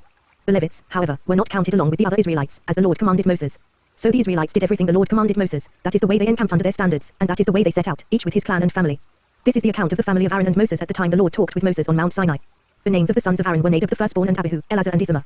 Those were the names of Aaron's sons, the anointed priests, who were ordained to serve as priests. Nadab and Abihu, however, fell dead before the Lord when they made an offering with an authorized fire before him in the desert of Sinai. They had no sons, so only Eleazar and Ithamar served as priests during the lifetime of their father Aaron. The Lord said to Moses, "Bring the tribe of Levi and present them to Aaron the priest to assist him. They are to perform duties for him and for the whole community at the tent of meeting by doing the work of the tabernacle. They are to take care of all the furnishings of the tent of meeting, fulfilling the obligations of the Israelites by doing the work of the tabernacle. Give the Levites to Aaron and his sons, they are the Israelites who are to be given wholly to him. Appoint Aaron and his sons to serve as priests, anyone else who approaches the sanctuary must be put to death." The Lord also said to Moses, "I have taken the Levites from among the Israelites in place of the first male offspring of every Israelite woman. The Levites are mine. For all the firstborn are mine. When I struck down all the firstborn in Egypt, I set apart for myself every firstborn in Israel, whether man or animal. They are to be mine. I am the Lord." The Lord said to Moses in the desert of Sinai, "Count the Levites by their families and clans. Count every male a month old or more." So Moses counted them, as he was commanded by the word of the Lord. These were the names of the sons of Levi, Gershon, Kohath and Merari. These were the names of the Gershonite clans, Libni and Shimea. The Kohathite clans, Amram, Ijah, Hebron and Uzziel. The Merarite clans, Mali and Mushi. These were the Levite clans, according to their families. To Gershon belonged the clans of the Libnites and Shimites, these were the Gershonite clans. The number of all the males a month old or more who were counted was 7,500. The Gershonite clans were to camp on the west, behind the tabernacle. The leader of the families of the Gershonites was Eliasaph son of Liel. At the tent of meeting the Gershonites were responsible for the care of the tabernacle and tent, its coverings, the curtain at the entrance to the tent of meeting, the curtains of the courtyard, the curtain at the entrance to the courtyard surrounding the tabernacle and altar, and the ropes and everything related to their use. To Kohath belonged the clans of the Amramites, Ijerites, Hebronites and Uzzielites, these were the Kohathite clans. The number of all the males a month old or more was 8,600. The Kohathites were responsible for the care of the sanctuary. The Kohathite clans were to camp on the south side of the tabernacle. The leader of the families of the Kohathite clans was Elizaphan son of Uzziel. They were responsible for the care of the ark, the table, the lampstand, the altars, the articles of the sanctuary used in ministering, the curtain, and everything related to their use. The chief leader of the Levites was Eleazar son of Aaron, the priest. He was appointed over those who were responsible for the care of the sanctuary. To Merari belonged the clans of the Marlites and the Mushites, these were the Merarite clans. The number of all the males a month old or more who were counted was 6,200. The leader of the families of the Merarite clans was Zoil son of Abihail, they were to camp on the north side of the tabernacle. The Merarites were appointed to take care of the frames of the tabernacle, its crossbars, posts, bases, all its equipment, and everything related to their use, as well as the posts of the surrounding courtyard with their bases, tent pegs and ropes. Moses and Aaron and his sons were to camp to the east of the tabernacle, toward the sunrise, in front of the tent of meeting. They were responsible for the care of the sanctuary on behalf of the Israelites. Anyone else who approached the sanctuary was to be put to death. The total number of Levites counted at the Lord's command by Moses and Aaron according to their clans, including every male a month old or more, was 22,000. The Lord said to Moses, "Count all the firstborn Israelite males who are a month old or more and make a list of their names. Take the Levites for me in place of all the firstborn of the Israelites, and the livestock of the Levites in place of all the firstborn of the livestock of the Israelites. I am the Lord." So Moses counted all the firstborn of the Israelites, as the Lord commanded him. The total number of firstborn males a month old or more, listed by name, was 22,273. The Lord also said to Moses, "Take the Levites in place of all the firstborn of Israel, and the livestock of the Levites in place of their livestock. The Levites are to be mine. I am the Lord. To redeem the 273 firstborn Israelites who exceed the number of the Levites. Collect 5 shekels for each one, according to the sanctuary shekel, which weighs 20 gerahs. Give the money for the redemption of the additional Israelites to Aaron and his sons." So Moses collected the redemption money from those who exceeded the number redeemed by the Levites. From the firstborn of the Israelites he collected silver weighing 1,365 shekels, according to the sanctuary shekel. Moses gave the redemption money to Aaron and his sons, as he was commanded by the word of the Lord. The Lord said to Moses and Aaron, "Take a census of the Kohathite branch of the Levites by their clans and families. Count all the men from 30 to 50 years of age who come to serve in the work in the tent of meeting. This is the work of the Kohathites in the tent of meeting, the care of the most holy things. When the camp is to move, Aaron and his sons are to go in and take down the shielding curtain and cover the ark of the testimony with it. Then they are to cover this with hides of sea cows, spread a cloth of solid blue over that and put the poles in place. Over the table of the presence they are to spread a blue cloth and put on it the plates, dishes and bowls, and the jars for drink offerings, the bread that is continually there is to remain on it. Over these they are to spread a scarlet cloth, cover that with hides of sea cows and put its poles in place. They are to take a blue cloth and cover the lampstand that is for light, together with its lamps, its wick trimmers and trays, and all its jars for the oil used to supply it. Then they are to wrap it and all its accessories in a covering of hides of sea cows and put it on a carrying frame. Over the gold altar they are to spread a blue cloth and cover that with hides of sea cows and put its poles in place. They are to take all the articles used for ministering in the sanctuary, wrap them in a blue cloth, cover that with hides of sea cows and put them on a carrying frame. They are to remove the ashes from the bronze altar and spread a purple cloth over it. Then they are to place on it all the utensils used for ministering at the altar, including the firepans, meat forks, shovels and sprinkling bowls. Over it they are to spread a covering of hides of sea cows and put its poles in place. After Aaron and his sons have finished covering the holy furnishings and all the holy articles, and when the camp is ready to move, the Kohathites are to come to do the carrying. But they must not touch the holy things or they will die. The Kohathites are to carry those things that are in the tent of meeting. Eleazar son of Aaron, the priest, is to have charge of the oil for the light, the fragrant incense, the regular grain offering and the anointing oil. He is to be in charge of the entire tabernacle and everything in it, including its holy furnishings and articles. The Lord said to Moses and Aaron, "See that the Kohathite tribal clans are not cut off from the Levites, so that they may live and not die when they come near the most holy things. Do this for them. Aaron and his sons are to go into the sanctuary and assign to each man his work and what he is to carry. But the Kohathites must not go in to look at the holy things, even for a moment, or they will die." The Lord said to Moses, "Take a census also of the Gershonites by their families and clans. Count all the men from 30 to 50 years of age who come to serve in the work at the tent of meeting. This is the service of the Gershonite clans as they work and carry burdens. They are to carry the curtains of the tabernacle, the tent of meeting, its covering and the outer covering of hides of sea cows, the curtains for the entrance to the tent of meeting, the curtains of the courtyard surrounding the tabernacle and altar, the curtain for the entrance, the ropes and all the equipment used in its service. The Gershonites are to do all that needs to be done with these things. All their service, whether carrying or doing other work, is to be done under the direction of Aaron and his sons. You shall assign to them as their responsibility all they are to carry. This is the service of the Gershonite clans at the tent of meeting. Their duties are to be under the direction of Ithamar son of Aaron, the priest. Count the Merarites by their clans and families. Count all the men from 30 to 50 years of age who come to serve in the work at the tent of meeting. This is their duty as they perform service at the tent of meeting, to carry the frames of the tabernacle, its crossbars, posts and bases, as well as the posts of the surrounding courtyard with their bases, tent pegs, ropes, all their equipment and everything related to their use. Assign to each man the specific things he is to carry. This is the service of the Merarite clans as they work at the tent of meeting under the direction of Ithamar son of Aaron, the priest. Moses, Aaron and the leaders of the community counted the Kohathites by their clans and families. All the men from 30 to 50 years of age who came to serve in the work in the tent of meeting, counted by clans, were 2,750. This was the total of all those in the Kohathite clans who served in the tent of meeting. Moses and Aaron counted them according to the Lord's command through Moses. The Gershonites were counted by their clans and families. All the men from 30 to 50 years of age who came to serve in the work at the tent of meeting, counted by their clans and families, were 2,630. This was the total of those in the Gershonite clans who served at the tent of meeting. Moses and Aaron counted them according to the Lord's command. The Merarites were counted by their clans and families. All the men from 30 to 50 years of age who came to serve in the work at the tent of meeting, counted by their clans, were 3,200. This was the total of those in the Merarite clans. Moses and Aaron counted them according to the Lord's command through Moses. So Moses, Aaron and the leaders of Israel counted all the Levites by their clans and families. All the men from 30 to 50 years of age who came to do the work of serving and carrying the tent of meeting, numbered 8,580. At the Lord's command through Moses, each was assigned his work and told what to carry. Thus they were counted, as the Lord commanded Moses. The Lord said to Moses, "Command the Israelites to send away from the camp anyone who has an infectious skin disease or a discharge of any kind, or who is ceremonially unclean because of a dead body. Send away male and female alike, send them outside the camp so they will not defile their camp, where I dwell among them." The Israelites did this, they sent them outside the camp. They did just as the Lord had instructed Moses. The Lord said to Moses, "Say to the Israelites, when a man or woman wrongs another in any way and so is unfaithful to the Lord, that person is guilty, and must confess the sin he has committed. He must make full restitution for his wrong, add 1/5 to it and give it all to the person he has wronged. But if that person has no close relative to whom restitution can be made for the wrong, the restitution belongs to the Lord and must be given to the priest, along with the ram with which atonement is made for him. All the sacred contributions the Israelites bring to a priest will belong to him. Each man's sacred gifts are his own, but what he gives to the priest will belong to the priest." Then the Lord said to Moses, "Speak to the Israelites and say to them, if a man's wife goes astray and is unfaithful to him, by sleeping with another man, and this is hidden from her husband and her impurity is undetected, since there is no witness against her and she has not been caught in the act, and if feelings of jealousy come over her husband and he suspects his wife and she is impure, or if he is jealous and suspects her even though she is not impure, then he is to take his wife to the priest. He must also take an offering of 1/10 of an ephah of barley flour on her behalf. He must not pour oil on it or put incense on it, because it is a grain offering for jealousy, a reminder offering to draw attention to guilt. The priest shall bring her and have her stand before the Lord. Then he shall take some holy water in a clay jar and put some dust from the tabernacle floor into the water. After the priest has had the woman stand before the Lord, he shall loosen her hair and place in her hands the reminder offering, the grain offering for jealousy, while he himself holds the bitter water that brings a curse.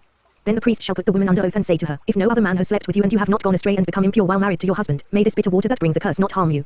But if you have gone astray while married to your husband and you have defiled yourself by sleeping with a man other than your husband, here the priest is to put the woman under this curse of the oath, may the Lord cause your people to curse and denounce you when he causes your thigh to waste away and your abdomen to swell. May this water that brings a curse enter your body so that your abdomen swells and your thigh wastes away. Then the woman is to say, Amen. So be it. The priest is to write these curses on a scroll and then wash them off into the bitter water. He shall have the woman drink the bitter water that brings a curse, and this water will enter her and cause bitter suffering. The priest is to take from her hands the grain offering for jealousy, wave it before the Lord and bring it to the altar. The priest is then to take a handful of the grain offering as a memorial offering and burn it on the altar. After that, he is to have the woman drink the water.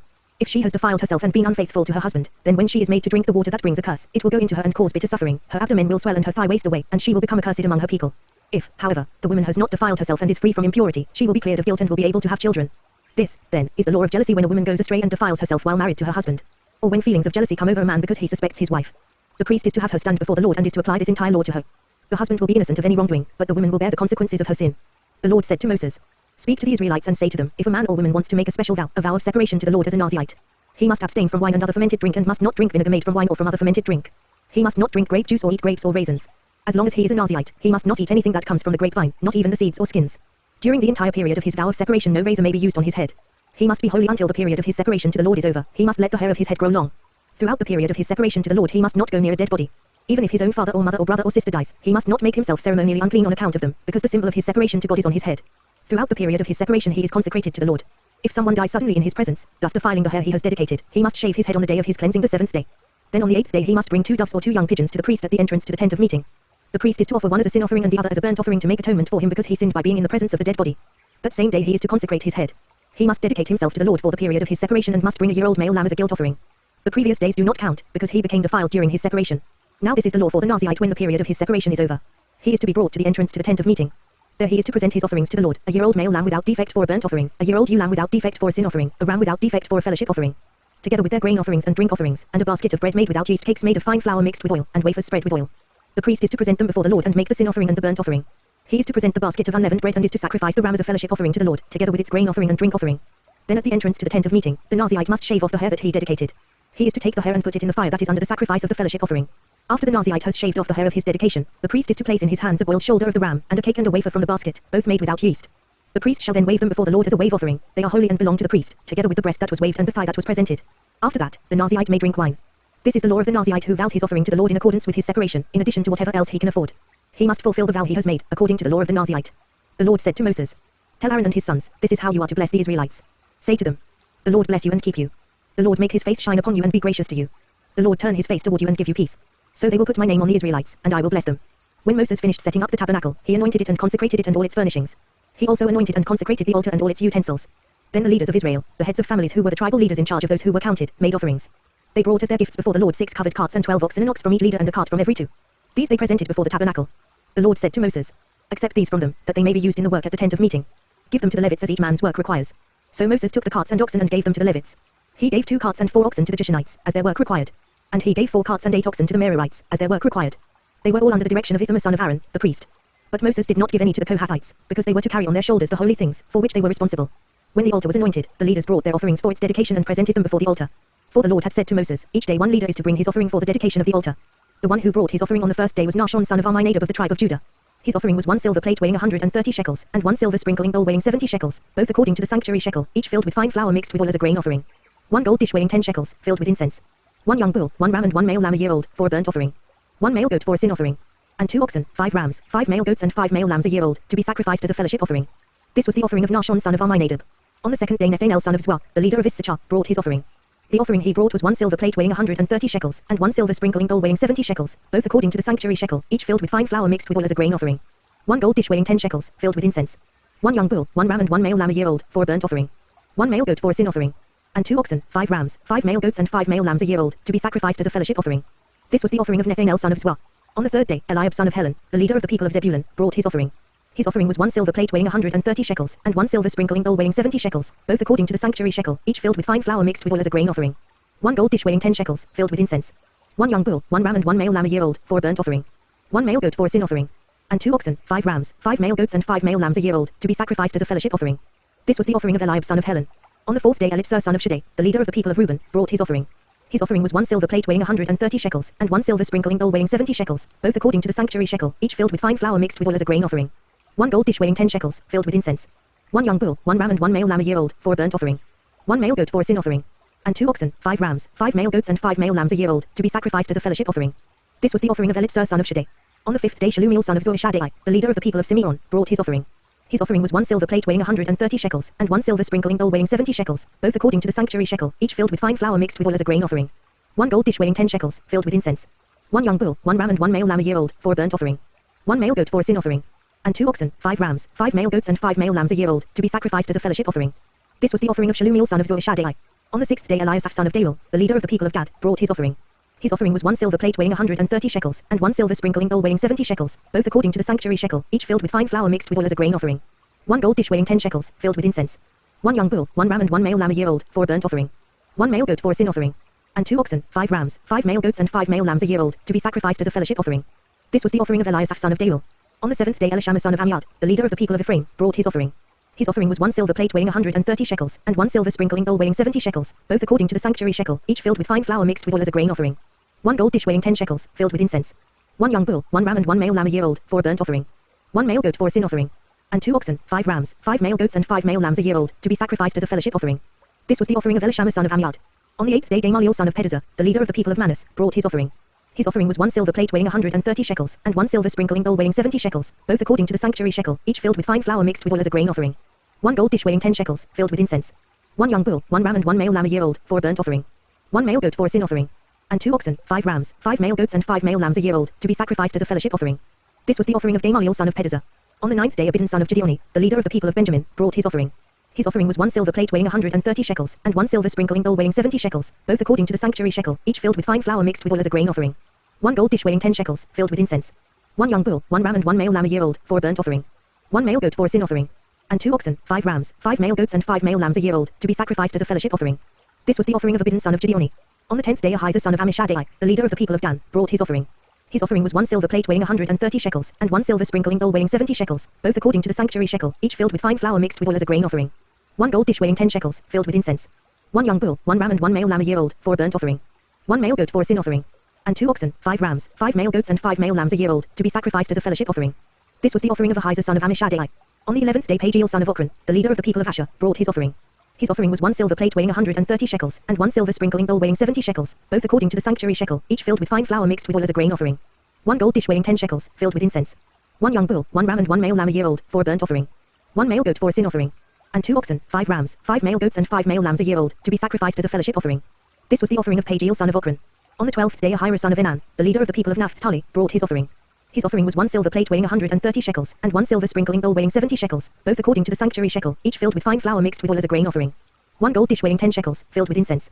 1 young bull, 1 ram and 1 male lamb a year old, for a burnt offering. 1 male goat for a sin offering. And 2 oxen, 5 rams, 5 male goats and 5 male lambs a year old, to be sacrificed as a fellowship offering. This was the offering of Ahira son of Enan. These were the offerings of the Israelite leaders for the dedication of the altar when it was anointed, 12 silver plates, 12 silver sprinkling bowls and 12 gold dishes. Each silver plate weighed 130 shekels, and each sprinkling bowl 70 shekels. Altogether, the silver dishes weighed 2,400 shekels, according to the sanctuary shekel. The 12 gold dishes filled with incense weighed 10 shekels each, according to the sanctuary shekel. Altogether, the gold dishes weighed 120 shekels. The total number of animals for the burnt offering came to 12 young bulls, 12 rams and 12 male lambs a year old, together with their grain offering. 12 male goats were used for the sin offering.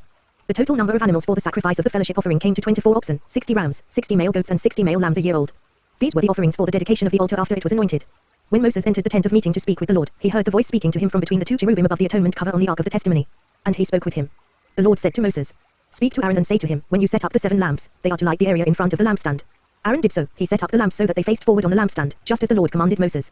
This is how the lampstand was made. It was made of hammered gold from its base to its blossoms. The lampstand was made exactly like the pattern the Lord had shown Moses. The Lord said to Moses, "Take the Levites from among the other Israelites and make them ceremonially clean. To purify them, do this, sprinkle the water of cleansing on them, then have them shave their whole bodies and wash their clothes, and so purify themselves. Have them take a young bull with its grain offering of fine flour mixed with oil, then you are to take a second young bull for a sin offering. Bring the Levites to the front of the tent of meeting and assemble the whole Israelite community. You are to bring the Levites before the Lord, and the Israelites are to lay their hands on them. Aaron is to present the Levites before the Lord as a wave offering from the Israelites, so that they may be ready to do the work of the Lord. After the Levites lay their hands on the heads of the bulls, use the one for a sin offering to the Lord and the other for a burnt offering, to make atonement for the Levites. Have the Levites stand in front of Aaron and his sons and then present them as a wave offering to the Lord. In this way you are to set the Levites apart from the other Israelites, and the Levites will be mine.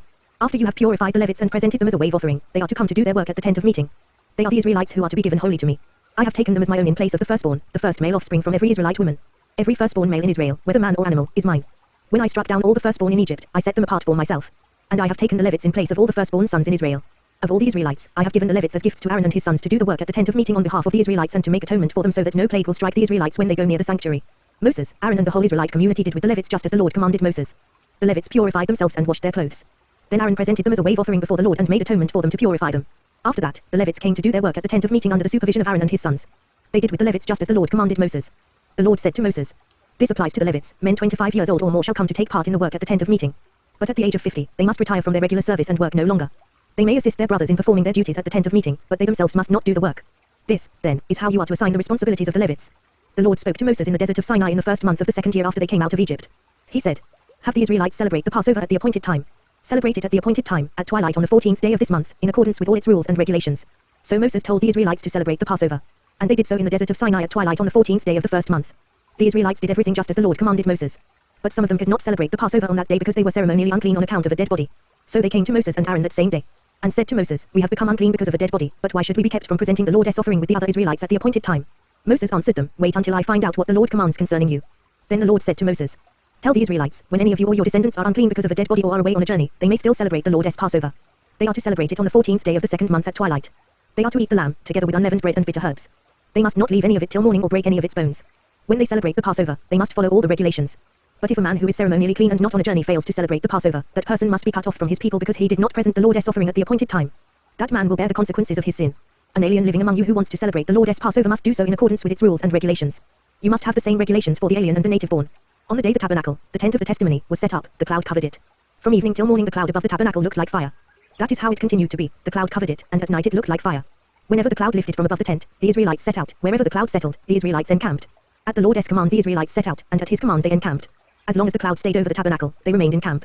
When the cloud remained over the tabernacle a long time, the Israelites obeyed the Lord's order and did not set out. Sometimes the cloud was over the tabernacle only a few days, at the Lord's command they would encamp, and then at his command they would set out. Sometimes the cloud stayed only from evening till morning, and when it lifted in the morning, they set out. Whether by day or by night, whenever the cloud lifted, they set out. Whether the cloud stayed over the tabernacle for 2 days or a month or a year, the Israelites would remain in camp and not set out, but when it lifted, they would set out. At the Lord's command they encamped, and at the Lord's command they set out. They obeyed the Lord's order, in accordance with his command through Moses. The Lord said to Moses, Make 2 trumpets of hammered silver, and use them for calling the community together and for having the camp set out. When both are sounded, the whole community is to assemble before you at the entrance to the tent of meeting. If only one is sounded, the leaders, the heads of the clans of Israel, are to assemble before you. When a trumpet blast is sounded, the tribes camping on the east are to set out. At the sounding of a second blast, the camps on the south are to set out. The blast will be the signal for setting out. To gather the assembly, blow the trumpets, but not with the same signal. The sons of Aaron, the priests, are to blow the trumpets. This is to be a lasting ordinance for you and the generations to come. When you go into battle in your own land against an enemy who is oppressing you, sound a blast on the trumpets.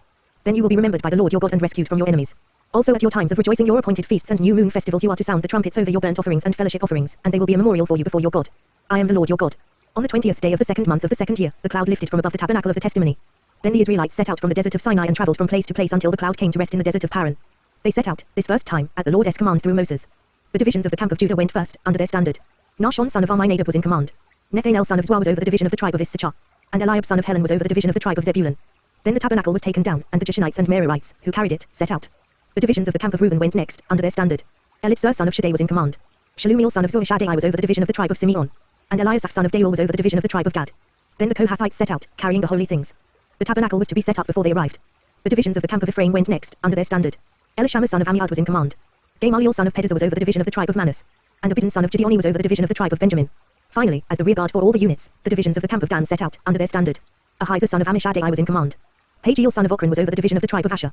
And Ahira son of Enan was over the division of the tribe of Naphtali. This was the order of march for the Israelite divisions as they set out. Now Moses said to Hobab son of Ruel the Midianite, Moses' father-in-law, we are setting out for the place about which the Lord said, I will give it to you. Come with us and we will treat you well, for the Lord has promised good things to Israel. He answered, No, I will not go, I am going back to my own land and my own people. But Moses said, Please do not leave us. You know where we should camp in the desert, and you can be our eyes. If you come with us, we will share with you whatever good things the Lord gives us. So they set out from the mountain of the Lord and travelled for 3 days. The ark of the covenant of the Lord went before them during those 3 days to find them a place to rest. The cloud of the Lord was over them by day when they set out from the camp. Whenever the ark set out, Moses said, Rise up, O Lord. May your enemies be scattered, may your foes flee before you. Whenever it came to rest, he said, Return, O Lord, to the countless thousands of Israel. Now the people complained about their hardships in the hearing of the Lord, and when he heard them his anger was aroused. Then fire from the Lord burned among them and consumed some of the outskirts of the camp. When the people cried out to Moses, he prayed to the Lord and the fire died down. So that place was called Taberah, because fire from the Lord had burned among them. Quail from the Lord. The rabble with them began to crave other food, and again the Israelites started wailing and said, If only we had meat to eat. We remember the fish we ate in Egypt at no cost, also the cucumbers, melons, leeks, onions and garlic. But now we have lost our appetite, we never see anything but this manna. The manna was like coriander seed and looked like resin. The people went around gathering it, and then ground it in a handmill or crushed it in a mortar. They cooked it in a pot or made it into cakes. And it tasted like something made with olive oil. When the dew settled on the camp at night, the manna also came down. Moses heard the people of every family wailing, each at the entrance to his tent. The Lord became exceedingly angry, and Moses was troubled. He asked the Lord, Why have you brought this trouble on your servant? What have I done to displease you that you put the burden of all these people on me? Did I conceive all these people? Did I give them birth? Why do you tell me to carry them in my arms, as a nurse carries an infant, to the land you promised on oath to their forefathers? Where can I get meat for all these people? They keep wailing to me, Give us meat to eat. I cannot carry all these people by myself, the burden is too heavy for me. If this is how you are going to treat me, put me to death right now if I have found favor in your eyes, and do not let me face my own ruin. The Lord said to Moses, Bring me 70 of Israel's elders who are known to you as leaders and officials among the people. Have them come to the tent of meeting, that they may stand there with you. I will come down and speak with you there, and I will take of the spirit that is on you and put the spirit on them. They will help you carry the burden of the people so that you will not have to carry it alone. Tell the people, consecrate yourselves in preparation for tomorrow, when you will eat meat. The Lord heard you when you wailed, If only we had meat to eat.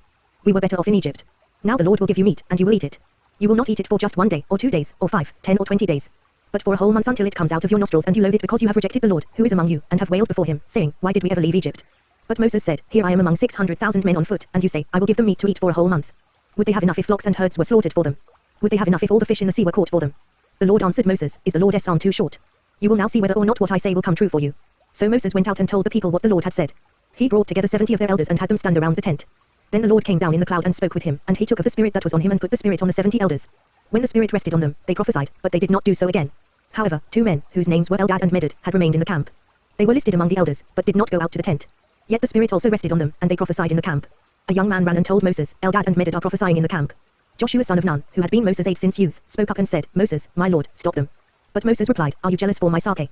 I wish that all the Lord's people were prophets and that the Lord would put his spirit on them. Then Moses and the elders of Israel returned to the camp. Now a wind went out from the Lord and drove quail in from the sea. It brought them down all around the camp to about 3 feet above the ground, as far as a day's walk in any direction. All that day and night and all the next day the people went out and gathered quail. No one gathered less than 10 homers. Then they spread them out all around the camp. But while the meat was still between their teeth and before it could be consumed, the anger of the Lord burned against the people, and he struck them with a severe plague. Therefore the place was named Kibroth-Hattaavah, because there they buried the people who had craved other food. From Kibroth-Hattaavah the people traveled to Hazeroth and stayed there. Miriam and Aaron began to talk against Moses because of his Cushite wife, for he had married a Cushite. Has the Lord spoken only through Moses? They asked. Hasn't he also spoken through us? And the Lord heard this. Now Moses was a very humble man, more humble than anyone else on the face of the earth. At once the Lord said to Moses, Aaron and Miriam, come out to the tent of meeting, all 3 of you. So the 3 of them came out. Then the Lord came down in a pillar of cloud, he stood at the entrance to the tent and summoned Aaron and Miriam. When both of them stepped forward, he said, Listen to my words, when a prophet of the Lord is among you, I reveal myself to him in visions, I speak to him in dreams. But this is not true of my servant Moses, he is faithful in all my house. With him I speak face to face, clearly and not in riddles, he sees the form of the Lord. Why then were you not afraid to speak against my servant Moses? The anger of the Lord burned against them, and he left them. When the cloud lifted from above the tent, there stood Miriam leprous, like snow. Aaron turned toward her and saw that she had leprosy. And he said to Moses, Please, my Lord, do not hold against us the sin we have so foolishly committed. Do not let her be like a stillborn infant coming from its mother's womb with its flesh half eaten away. So Moses cried out to the Lord, O God, please heal her. The Lord replied to Moses, If her father had spit in her face, would she not have been in disgrace for 7 days? Confine her outside the camp for 7 days, after that she can be brought back. So Miriam was confined outside the camp for 7 days, and the people did not move until she was brought back. After that, the people left Hazeroth and encamped in the desert of Paran. The Lord said to Moses, Send some men to explore the land of Canaan, which I am giving to the Israelites. From each ancestral tribe send one of its leaders. So at the Lord's command Moses sent them out from the desert of Paran. All of them were leaders of the Israelites. These are their names, from the tribe of Reuben, Shammua son of Zaccur. From the tribe of Simeon, Shaphat son of Huri. From the tribe of Judah, Caleb son of Jephunneh. From the tribe of Issachar, Agul son of Joseph. From the tribe of Ephraim, Hoshea son of Nun. From the tribe of Benjamin, Palti son of Raphu. From the tribe of Zebulun, Gadiel son of Sodi. From the tribe of Manasseh, a tribe of Joseph, Gadi son of Suzi. From the tribe of Dan, Amiel son of Gemali. From the tribe of Asher, Sethur son of Michael. From the tribe of Naphtali, Nabi son of Vophsi. From the tribe of Gad, Jewel son of Maki. These are the names of the men Moses sent to explore the land. Moses gave Hoshea son of Nun the name Joshua. When Moses sent them to explore Canaan, he said, Go up through the Negev and on into the hill country. See what the land is like and whether the people who live there are strong or weak, few or many. What kind of land do they live in? Is it good or bad? What kind of towns do they live in? Are they unwalled or fortified? How is the soil? Is it fertile or poor? Are there trees on it or not? Do your best to bring back some of the fruit of the land. It was the season for the first ripe grapes. So they went up and explored the land from the desert of Zin as far as Rehob, toward Lebo-Hamath. They went up through the Negev and came to Hebron, where Ahiman, Shishai and Talmai, the descendants of Anak, lived. Hebron had been built 7 years before Zoan in Egypt. When they reached the valley of Eshcol, they cut off a branch bearing a single cluster of grapes. 2 of them carried it on a pole between them, along with some pomegranates and figs. That place was called the valley of Eshcol because of the cluster of grapes the Israelites cut off there. At the end of 40 days they returned from exploring the land. They came back to Moses and Aaron and the whole Israelite community at Kadesh in the desert of Paran. There they reported to them and to the whole assembly and showed them the fruit of the land. They gave Moses this account, We went into the land to which you sent us, and it does flow with milk and honey. Here is its fruit. But the people who live there are powerful, and the cities are fortified and very large. We even saw descendants of Anak there. The Amalekites live in the Negev, the Hittites, Jebusites and Amorites live in the hill country, and the Canaanites live near the sea and along the Jordan. Then Caleb silenced the people before Moses and said, We should go up and take possession of the land, for we can certainly do it. But the men who had gone up with him said, We can't attack those people, they are stronger than we are. And they spread among the Israelites a bad report about the land they had explored. They said, The land we explored devours those living in it. All the people we saw there are of great size. We saw the Nephilim there, the descendants of Anak come from the Nephilim. We seemed like grasshoppers in our own eyes, and we looked the same to them. That night all the people of the community raised their voices and wept aloud. All the Israelites grumbled against Moses and Aaron, and the whole assembly said to them, If only we had died in Egypt. Or in this desert. Why is the Lord bringing us to this land only to let us fall by the sword? Our wives and children will be taken as plunder. Wouldn't it be better for us to go back to Egypt? And they said to each other, We should choose a leader and go back to Egypt. Then Moses and Aaron fell face down in front of the whole Israelite assembly gathered there. Joshua son of Nun and Caleb son of Jephunneh, who were among those who had explored the land, tore their clothes. And said to the entire Israelite assembly, The land we passed through and explored is exceedingly good. If the Lord is pleased with us, he will lead us into that land, a land flowing with milk and honey, and will give it to us. Only do not rebel against the Lord. And do not be afraid of the people of the land, because we will swallow them up. Their protection is gone, but the Lord is with us. Do not be afraid of them. But the whole assembly talked about stoning them. Then the glory of the Lord appeared at the tent of meeting to all the Israelites. The Lord said to Moses, How long will these people treat me with contempt? How long will they refuse to believe in me, in spite of all the miraculous signs I have performed among them? I will strike them down with a plague and destroy them, but I will make you into a nation greater and stronger than they. Moses said to the Lord, then the Egyptians will hear about it. By your power you brought these people up from among them. And they will tell the inhabitants of this land about it. They have already heard that you, O Lord, are with these people and that you, O Lord, have been seen face to face, that your cloud stays over them, and that you go before them in a pillar of cloud by day and a pillar of fire by night. If you put these people to death all at one time, the nations who have heard this report about you will say, the Lord was not able to bring these people into the land he promised them on oath, so he slaughtered them in the desert. Now may the Lord's strength be displayed, just as you have declared. The Lord is slow to anger, abounding in love and forgiving sin and rebellion. Yet he does not leave the guilty unpunished, he punishes the children for the sin of the fathers to the third and fourth generation. In accordance with your great love, forgive the sin of these people, just as you have pardoned them from the time they left Egypt until now. The Lord replied, I have forgiven them, as you asked. Nevertheless, as surely as I live and as surely as the glory of the Lord fills the whole earth. Not one of the men who saw my glory and the miraculous signs I performed in Egypt and in the desert but who disobeyed me and tested me 10 times. Not one of them will ever see the land I promised on oath to their forefathers. No one who has treated me with contempt will ever see it. But because my servant Caleb has a different spirit and follows me wholeheartedly, I will bring him into the land he went to, and his descendants will inherit it. Since the Amalekites and Canaanites are living in the valleys, turn back tomorrow and set out toward the desert along the route to the Red Sea. The Lord said to Moses and Aaron, how long will this wicked community grumble against me? I have heard the complaints of these grumbling Israelites. So tell them, as surely as I live, declares the Lord, I will do to you the very things I heard you say. In this desert your bodies will fall, every one of you 20 years old or more who was counted in the census and who has grumbled against me.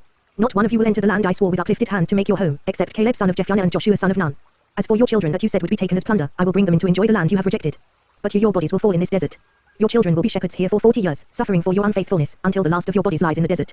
For 40 years, 1 year for each of the 40 days you explored the land, you will suffer for your sins and know what it is like to have me against you. I, the Lord, have spoken, and I will surely do these things to this whole wicked community, which has banded together against me. They will meet their end in this desert, here they will die.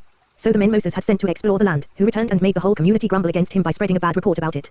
These men responsible for spreading the bad report about the land were struck down and died of a plague before the Lord. Of the men who went to explore the land, only Joshua son of Nun and Caleb son of Jephunneh survived. When Moses reported this to all the Israelites, they mourned bitterly. Early the next morning they went up toward the high hill country. We have sinned, they said. We will go up to the place the Lord promised. But Moses said, why are you disobeying the Lord's command? This will not succeed. Do not go up, because the Lord is not with you. You will be defeated by your enemies. For the Amalekites and Canaanites will face you there. Because you have turned away from the Lord, he will not be with you and you will fall by the sword. Nevertheless, in their presumption they went up toward the high hill country, though neither Moses nor the ark of the Lord's covenant moved from the camp. Then the Amalekites and Canaanites who lived in that hill country came down and attacked them and beat them down all the way to Hormah. The Lord said to Moses, speak to the Israelites and say to them, after you enter the land I am giving you as a home, and you present to the Lord offerings made by fire, from the herd or the flock, as an aroma pleasing to the Lord, whether burnt offerings or sacrifices, for special vows or freewill offerings or festival offerings. Then the one who brings his offering shall present to the Lord a grain offering of 1/10 of an ephah of fine flour mixed with a quarter of a hin of oil. With each lamb for the burnt offering or the sacrifice, prepare a quarter of a hin of wine as a drink offering. With a ram prepare a grain offering of 2/10 of an ephah of fine flour mixed with a third of a hin of oil, and a third of a hin of wine as a drink offering. Offer it as an aroma pleasing to the Lord. When you prepare a young bull as a burnt offering or sacrifice, for a special vow or a fellowship offering to the Lord, bring with the bull a grain offering of 3/10 of an ephah of fine flour mixed with half a hin of oil. Also bring half a hin of wine as a drink offering. It will be an offering made by fire, an aroma pleasing to the Lord. Each bull or ram, each lamb or young goat, is to be prepared in this manner. Do this for each one, for as many as you prepare. Everyone who is native born must do these things in this way when he brings an offering made by fire as an aroma pleasing to the Lord. For the generations to come, whenever an alien or anyone else living among you presents an offering made by fire as an aroma pleasing to the Lord, he must do exactly as you do. The community is to have the same rules for you and for the alien living among you. This is a lasting ordinance for the generations to come. You and the alien shall be the same before the Lord. The same laws and regulations will apply both to you and to the alien living among you. The Lord said to Moses, speak to the Israelites and say to them, when you enter the land to which I am taking you, and you eat the food of the land, present a portion as an offering to the Lord. Present a cake from the first of your ground meal and present it as an offering from the threshing floor. Throughout the generations to come you are to give this offering to the Lord from the first of your ground meal. Now if you unintentionally fail to keep any of these commands the Lord gave Moses, any of the Lord's commands to you through him, from the day the Lord gave them and continuing through the generations to come, and if this is done unintentionally without the community being aware of it, then the whole community is to offer a young bull for a burnt offering as an aroma pleasing to the Lord, along with its prescribed grain offering and drink offering, and a male goat for a sin offering. The priest is to make atonement for the whole Israelite community, and they will be forgiven, for it was not intentional and they have brought to the Lord for their wrong an offering made by fire and a sin offering. The whole Israelite community and the aliens living among them will be forgiven, because all the people were involved in the unintentional wrong. But if just one person sins unintentionally, he must bring a year-old female goat for a sin offering. The priest is to make atonement before the Lord for the one who erred by sinning unintentionally, and when atonement has been made for him, he will be forgiven. One and the same law applies to everyone who sins unintentionally, whether he is a native-born Israelite or an alien. But anyone who sins defiantly, whether native-born or alien, blasphemes the Lord, and that person must be cut off from his people. Because he has despised the Lord's word and broken his commands, that person must surely be cut off, his guilt remains on him. While the Israelites were in the desert, a man was found gathering wood on the Sabbath day. Those who found him gathering wood brought him to Moses and Aaron and the whole assembly. And they kept him in custody, because it was not clear what should be done to him. Then the Lord said to Moses, the man must die. The whole assembly must stone him outside the camp. So the assembly took him outside the camp and stoned him to death, as the Lord commanded Moses. The Lord said to Moses, speak to the Israelites and say to them, throughout the generations to come you are to make tassels on the corners of your garments, with a blue cord on each tassel. You will have these tassels to look at, and so you will remember all the commands of the Lord, that you may obey them and not prostitute yourselves by going after the lusts of your own hearts and eyes. Then you will remember to obey all my commands and will be consecrated to your God. I am the Lord your God, who brought you out of Egypt to be your God. I am the Lord your God.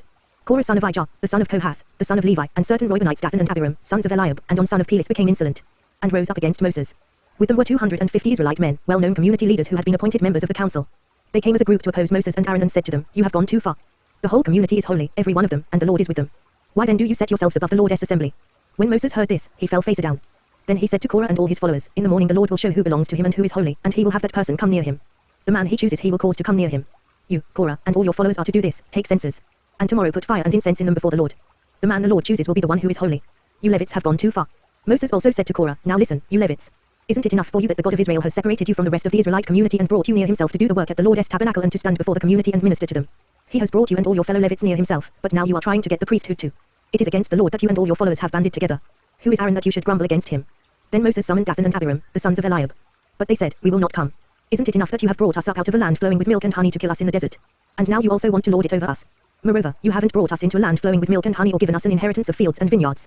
Will you gouge out the eyes of these men? No, we will not come." Then Moses became very angry and said to the Lord, "Do not accept their offering. I have not taken so much as a donkey from them, nor have I wronged any of them." Moses said to Korah, "You and all your followers are to appear before the Lord tomorrow, you and they and Aaron. Each man is to take his censer and put incense in it, 250 censers in all, and present it before the Lord. You and Aaron are to present your censers also."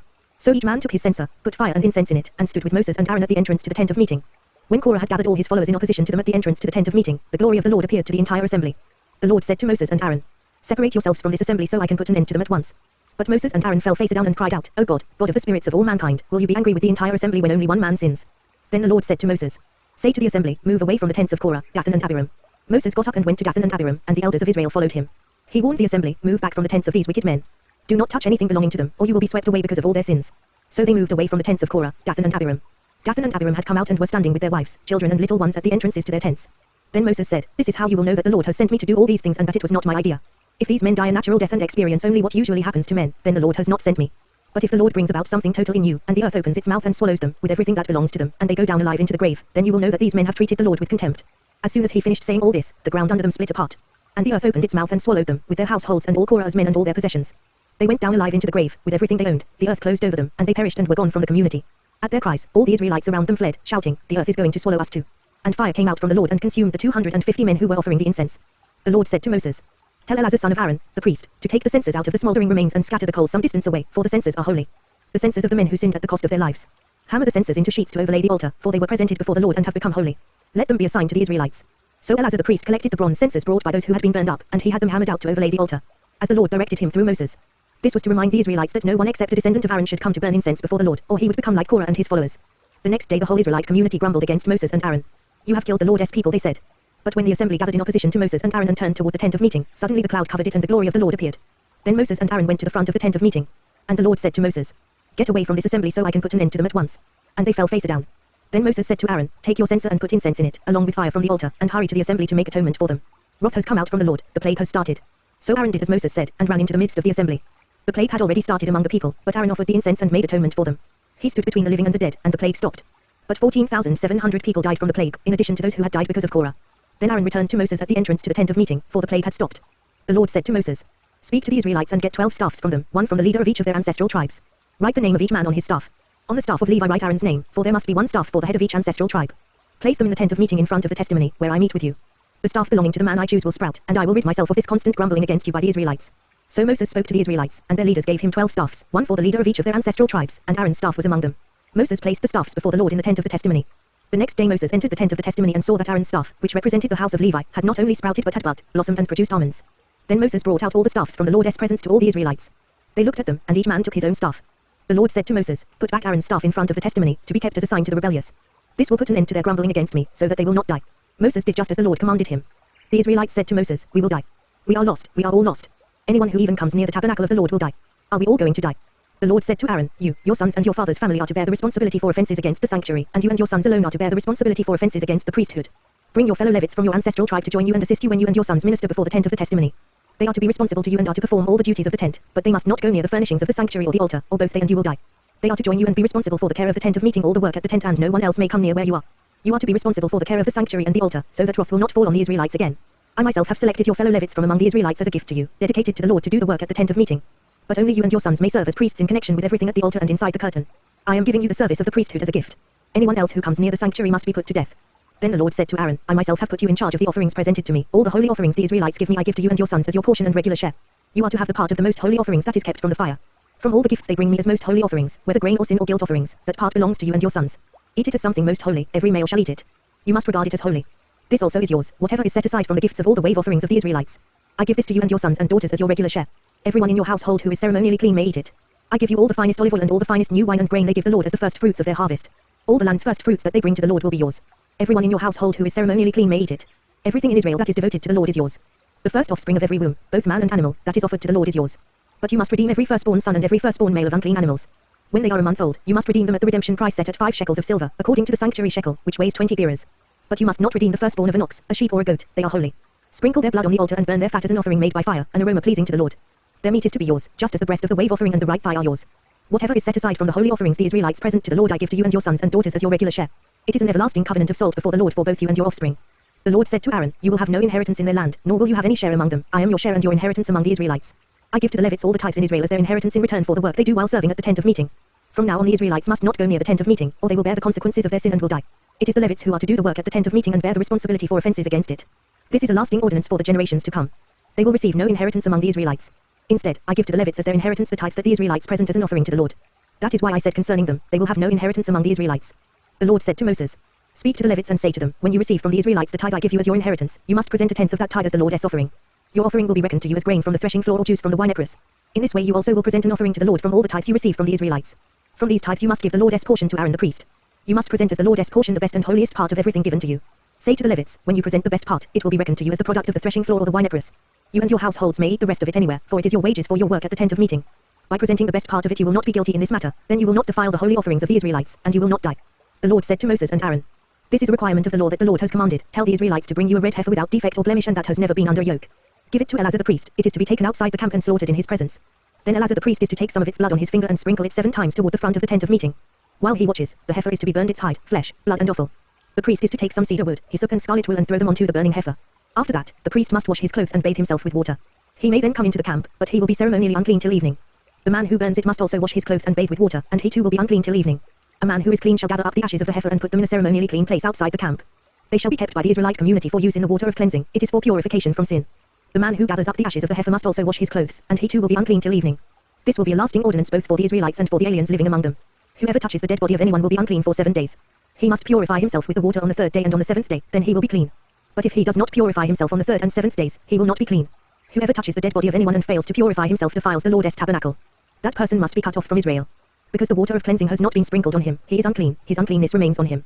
This is the law that applies when a person dies in a tent. Anyone who enters the tent and anyone who is in it will be unclean for 7 days. And every open container without a lid fastened on it will be unclean. Anyone out in the open who touches someone who has been killed with a sword or someone who has died a natural death, or anyone who touches a human bone or a grave, will be unclean for 7 days. For the unclean person, put some ashes from the burnt purification offering into a jar and pour fresh water over them. Then a man who is ceremonially clean is to take some hyssop, dip it in the water and sprinkle the tent and all the furnishings and the people who were there. He must also sprinkle anyone who has touched a human bone or a grave or someone who has been killed or someone who has died a natural death. The man who is clean is to sprinkle the unclean person on the 3rd and 7th days, and on the 7th day he is to purify him. The person being cleansed must wash his clothes and bathe with water, and that evening he will be clean. But if a person who is unclean does not purify himself, he must be cut off from the community, because he has defiled the sanctuary of the Lord. The water of cleansing has not been sprinkled on him, and he is unclean. This is a lasting ordinance for them. The man who sprinkles the water of cleansing must also wash his clothes, and anyone who touches the water of cleansing will be unclean till evening. Anything that an unclean person touches becomes unclean, and anyone who touches it becomes unclean till evening. In the first month the whole Israelite community arrived at the desert of Zin, and they stayed at Kadesh. There Miriam died and was buried. Now there was no water for the community, and the people gathered in opposition to Moses and Aaron. They quarreled with Moses and said, if only we had died when our brothers fell dead before the Lord. Why did you bring the Lord's community into this desert, that we and our livestock should die here? Why did you bring us up out of Egypt to this terrible place? It has no grain or figs, grapevines or pomegranates. And there is no water to drink. Moses and Aaron went from the assembly to the entrance to the tent of meeting and fell face down, and the glory of the Lord appeared to them. The Lord said to Moses, take the staff, and you and your brother Aaron gather the assembly together. Speak to that rock before their eyes and it will pour out its water. You will bring water out of the rock for the community so they and their livestock can drink. So Moses took the staff from the Lord's presence, just as he commanded him. He and Aaron gathered the assembly together in front of the rock and Moses said to them, listen, you rebels, must we bring you water out of this rock? Then Moses raised his arm and struck the rock twice with his staff. Water gushed out, and the community and their livestock drank. But the Lord said to Moses and Aaron, because you did not trust in me enough to honor me as holy in the sight of the Israelites, you will not bring this community into the land I give them. These were the waters of Meribah, where the Israelites quarreled with the Lord and where he showed himself holy among them. Moses sent messengers from Kadesh to the king of Edom, saying, this is what your brother Israel says, you know about all the hardships that have come upon us. Our forefathers went down into Egypt, and we lived there many years. The Egyptians mistreated us and our fathers. But when we cried out to the Lord, he heard our cry and sent an angel and brought us out of Egypt. Now we are here at Kadesh, a town on the edge of your territory. Please let us pass through your country. We will not go through any field or vineyard, or drink water from any well.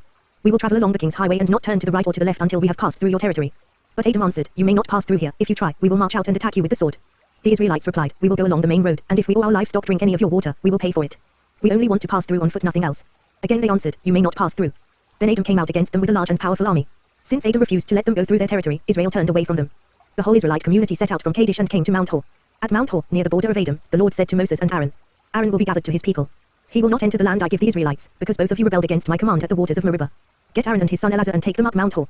Remove Aaron's garments and put them on his son Eleazar, for Aaron will be gathered to his people, he will die there. Moses did as the Lord commanded, they went up Mount Hor in the sight of the whole community. Moses removed Aaron's garments and put them on his son Eleazar. And Aaron died there on top of the mountain. Then Moses and Eleazar came down from the mountain.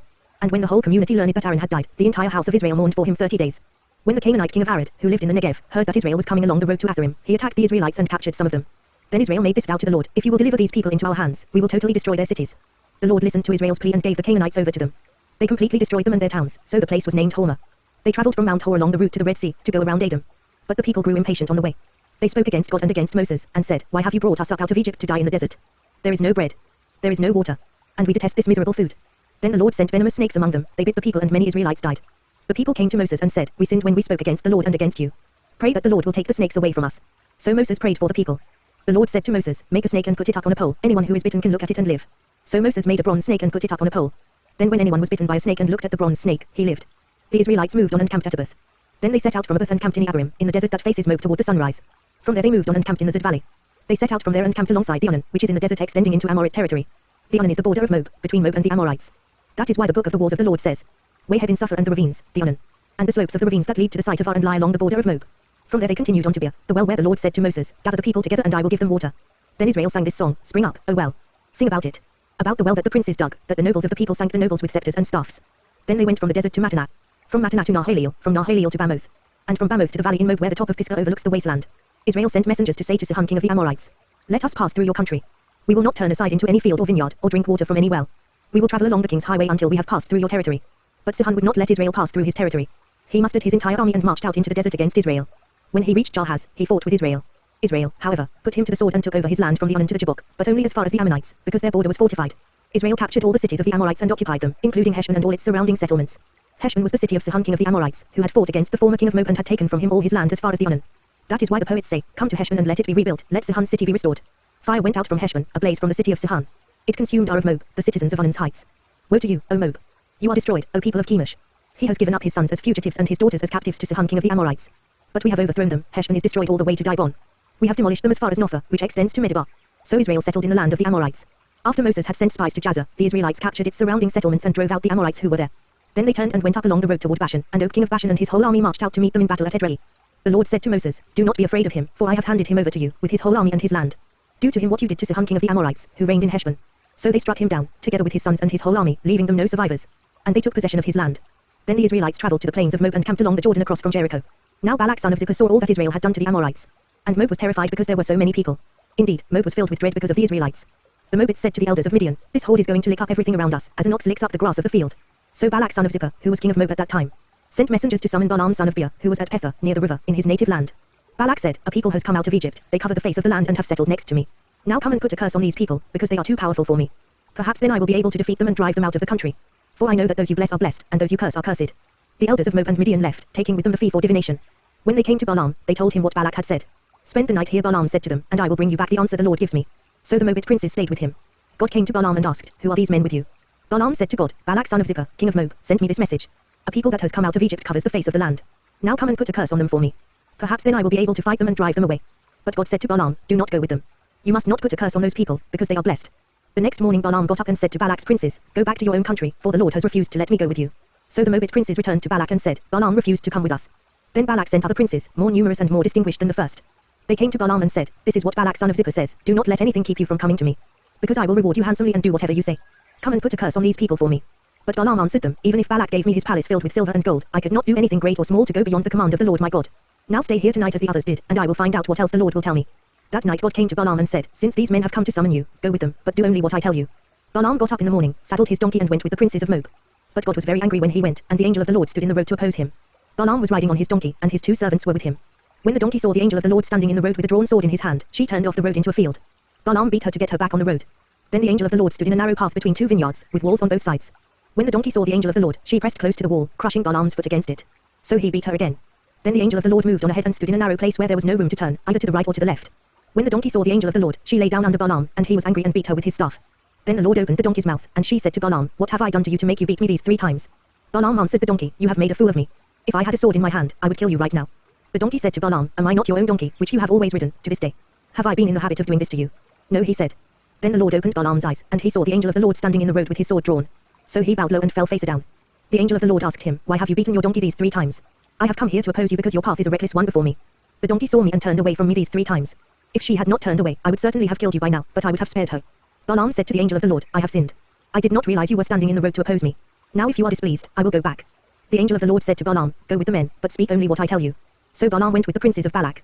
When Balak heard that Balaam was coming, he went out to meet him at the Moabite town on the Ammon border, at the edge of his territory. Balak said to Balaam, Did I not send you an urgent summons? Why didn't you come to me? Am I really not able to reward you? Well, I have come to you now, Balaam replied. But can I say just anything? I must speak only what God puts in my mouth. Then Balaam went with Balak to Kiriath-Huzoth. Balak sacrificed cattle and sheep, and gave some to Balaam and the princes who were with him. The next morning Balak took Balaam up to Bamoth-Baal, and from there he saw part of the people. Balaam said, Build me 7 altars here, and prepare 7 bulls and 7 rams for me. Balak did as Balaam said, and the 2 of them offered a bull and a ram on each altar. Then Balaam said to Balak, Stay here beside your offering while I go aside. Perhaps the Lord will come to meet with me. Whatever he reveals to me I will tell you. Then he went off to a barren height. God met with him, and Balaam said, I have prepared 7 altars, and on each altar I have offered a bull and a ram. The Lord put a message in Balaam's mouth and said, Go back to Balak and give him this message. So he went back to him and found him standing beside his offering, with all the princes of Moab. Then Balaam uttered his oracle, Balak brought me from Aram, the king of Moab from the eastern mountains. Come, he said, curse Jacob for me, come, denounce Israel. How can I curse those whom God has not cursed? How can I denounce those whom the Lord has not denounced? From the rocky peaks I see them, from the heights I view them. I see a people who live apart and do not consider themselves one of the nations. Who can count the dust of Jacob or number the 4th part of Israel? Let me die the death of the righteous, and may my end be like theirs. Balak said to Balaam, What have you done to me? I brought you to curse my enemies, but you have done nothing but bless them. He answered, Must I not speak what the Lord puts in my mouth? Then Balak said to him, Come with me to another place where you can see them, you will see only a part but not all of them. And from there, curse them for me. So he took him to the field of Zophim on the top of Pisgah, and there he built 7 altars and offered a bull and a ram on each altar. Balaam said to Balak, Stay here beside your offering while I meet with him over there. The Lord met with Balaam and put a message in his mouth and said, Go back to Balak and give him this message. So he went to him and found him standing beside his offering, with the princes of Moab. Balak asked him, What did the Lord say? Then he uttered his oracle, Arise, Balak, and listen, hear me, son of Zippor. God is not a man, that he should lie, nor a son of man, that he should change his mind. Does he speak and then not act? Does he promise and not fulfill? I have received a command to bless, he has blessed, and I cannot change it. No misfortune is seen in Jacob, no misery observed in Israel. The Lord their God is with them, the shout of the king is among them. God brought them out of Egypt, they have the strength of a wild ox. There is no sorcery against Jacob, no divination against Israel. It will now be said of Jacob and of Israel, See what God has done. The people rise like a lioness, they rouse themselves like a lion that does not rest till he devours his prey and drinks the blood of his victims. Then Balak said to Balaam, Neither curse them at all nor bless them at all. Balaam answered, Did I not tell you I must do whatever the Lord says? Then Balak said to Balaam, Come, let me take you to another place. Perhaps it will please God to let you curse them for me from there. And Balak took Balaam to the top of Peor, overlooking the wasteland. Balaam said, Build me 7 altars here, and prepare 7 bulls and 7 rams for me. Balak did as Balaam had said, and offered a bull and a ram on each altar. Now when Balaam saw that it pleased the Lord to bless Israel, he did not resort to sorcery as at other times, but turned his face toward the desert. When Balaam looked out and saw Israel encamped tribe by tribe, the Spirit of God came upon him. And he uttered his oracle, the oracle of Balaam son of Beor, the oracle of one whose eye sees clearly. The oracle of one who hears the words of God, who sees a vision from the Almighty, who falls prostrate, and whose eyes are opened. How beautiful are your tents, O Jacob, your dwelling places, O Israel. Like valleys they spread out, like gardens beside a river, like aloes planted by the Lord, like cedars beside the waters. Water will flow from their buckets, their seed will have abundant water. Their king will be greater than Agag, their kingdom will be exalted. God brought them out of Egypt, they have the strength of a wild ox. They devour hostile nations and break their bones in pieces, with their arrows they pierce them. Like a lion they crouch and lie down, like a lioness who dares to rouse them. May those who bless you be blessed and those who curse you be cursed. Then Balak's anger burned against Balaam. He struck his hands together and said to him, I summoned you to curse my enemies, but you have blessed them these 3 times. Now leave at once and go home. I said I would reward you handsomely, but the Lord has kept you from being rewarded. Balaam answered Balak, Did I not tell the messengers you sent me? Even if Balak gave me his palace filled with silver and gold, I could not do anything of my own accord, good or bad, to go beyond the command of the Lord, and I must say only what the Lord says. Now I am going back to my people, but come, let me warn you of what this people will do to your people in days to come. Then he uttered his oracle, the oracle of Balaam son of Beor, the oracle of one whose eye sees clearly. The oracle of one who hears the words of God, who has knowledge from the Most High, who sees a vision from the Almighty, who falls prostrate, and whose eyes are opened. I see him, but not now, I behold him, but not near. A star will come out of Jacob, a scepter will rise out of Israel. He will crush the foreheads of Moab, the skulls of all the sons of Sheth. Edom will be conquered, so, his enemy, will be conquered, but Israel will grow strong. A ruler will come out of Jacob and destroy the survivors of the city. Then Balaam saw Amalek and uttered his oracle, Amalek was first among the nations, but he will come to ruin at last. Then he saw the Kenites and uttered his oracle, Your dwelling place is secure, your nest is set in a rock. Yet you Kenites will be destroyed when Ashur takes you captive. Then he uttered his oracle, who can live when God does this? Ships will come from the shores of Kittim, they will subdue Ashur and Debir, but they too will come to ruin. Then Balaam got up and returned home and Balak went his own way. While Israel was staying in Shittim, the men began to indulge in sexual immorality with Moabite women, who invited them to the sacrifices to their gods. The people ate and bowed down before these gods. So Israel joined in worshipping the Baal of Peor. And the Lord's anger burned against them. The Lord said to Moses, take all the leaders of these people, kill them and expose them in broad daylight before the Lord, so that the Lord's fierce anger may turn away from Israel. So Moses said to Israel's judges, each of you must put to death those of your men who have joined in worshipping the Baal of Peor. Then an Israelite man brought to his family a Midianite woman right before the eyes of Moses and the whole assembly of Israel while they were weeping at the entrance to the tent of meeting. When Phinehas son of Eleazar, the son of Aaron, the priest, saw this, he left the assembly, took a spear in his hand, and followed the Israelite into the tent. He drove the spear through both of them, through the Israelite and into the woman's body. Then the plague against the Israelites was stopped. But those who died in the plague numbered 24,000. The Lord said to Moses, Phinehas son of Eleazar, the son of Aaron, the priest, has turned my anger away from the Israelites, for he was as zealous as I am for my honor among them, so that in my zeal I did not put an end to them. Therefore tell him I am making my covenant of peace with him. He and his descendants will have a covenant of a lasting priesthood, because he was zealous for the honor of his God and made atonement for the Israelites. The name of the Israelite who was killed with the Midianite woman was Zimri son of Salu, the leader of a Simonite family. And the name of the Midianite woman who was put to death was Cosbi daughter of Zo, a tribal chief of a Midianite family. The Lord said to Moses, treat the Midianites as enemies and kill them. Because they treated you as enemies when they deceived you in the affair of Peor and their sister Cosbi, the daughter of a Midianite leader, the woman who was killed when the plague came as a result of Peor. After the plague the Lord said to Moses and Eleazar son of Aaron, the priest, take a census of the whole Israelite community by families, all those 20 years old or more who are able to serve in the army of Israel. So on the plains of Moab by the Jordan across from Jericho, Moses and Eleazar the priest spoke with them and said, take a census of the men 20 years old or more, as the Lord commanded Moses. These were the Israelites who came out of Egypt. The descendants of Reuben, the firstborn son of Israel, were, through Hanok, the Hanokite clan, through Palu, the Palud clan, through Hezron, the Hezronite clan, through Carmi, the Carmite clan. These were the clans of Reuben, those numbered were 43,730. The son of Palu was Eliab. And the sons of Eliab were Nemuel, Dathan and Abiram. The same Dathan and Abiram were the community officials who rebelled against Moses and Aaron and were among Korah's followers when they rebelled against the Lord. The earth opened its mouth and swallowed them along with Korah, whose followers died when the fire devoured the 250 men. And they served as a warning sign. The line of Korah, however, did not die out. The descendants of Simeon by their clans were, through Nemuel, the Nemuelite clan, through Jamin, the Jaminite clan, through Jachin, the Jachinite clan, through Zerah, the Zerahite clan, through Shaul, the Shaulite clan. These were the clans of Simeon, there were 22,200 men. The descendants of Gad by their clans were, through Zephon, the Zephonite clan, through Haggi, the Haggite clan, through Shuni, the Shunite clan, through Ozni, the Oznite clan, through Eri, the Erite clan, through Arodi, the Aradite clan, through Oli, the Olite clan. These were the clans of Gad, those numbered were 40,500. and Anan were sons of Judah, but they died in Canaan. The descendants of Judah by their clans were, through Shelah, the Shelanite clan, through Perez, the Perezite clan, through Zerah, the Zerahite clan. The descendants of Perez were, through Hezron, the Hezronite clan, through Hamul, the Hamulite clan. These were the clans of Judah, those numbered were 76,500. The descendants of Issachar by their clans were, through Tola, the Tolate clan, through Pua, the Put clan, through Jashub, the Jashubite clan, through Shimron, the Shimronite clan. These were the clans of Issachar, those numbered were 64,300. The descendants of Zebulun by their clans were, through Sead, the Suridite clan, through Elon, the Elonite clan, through Jaleel, the Jalelite clan. These were the clans of Zebulun, those numbered were 60,500.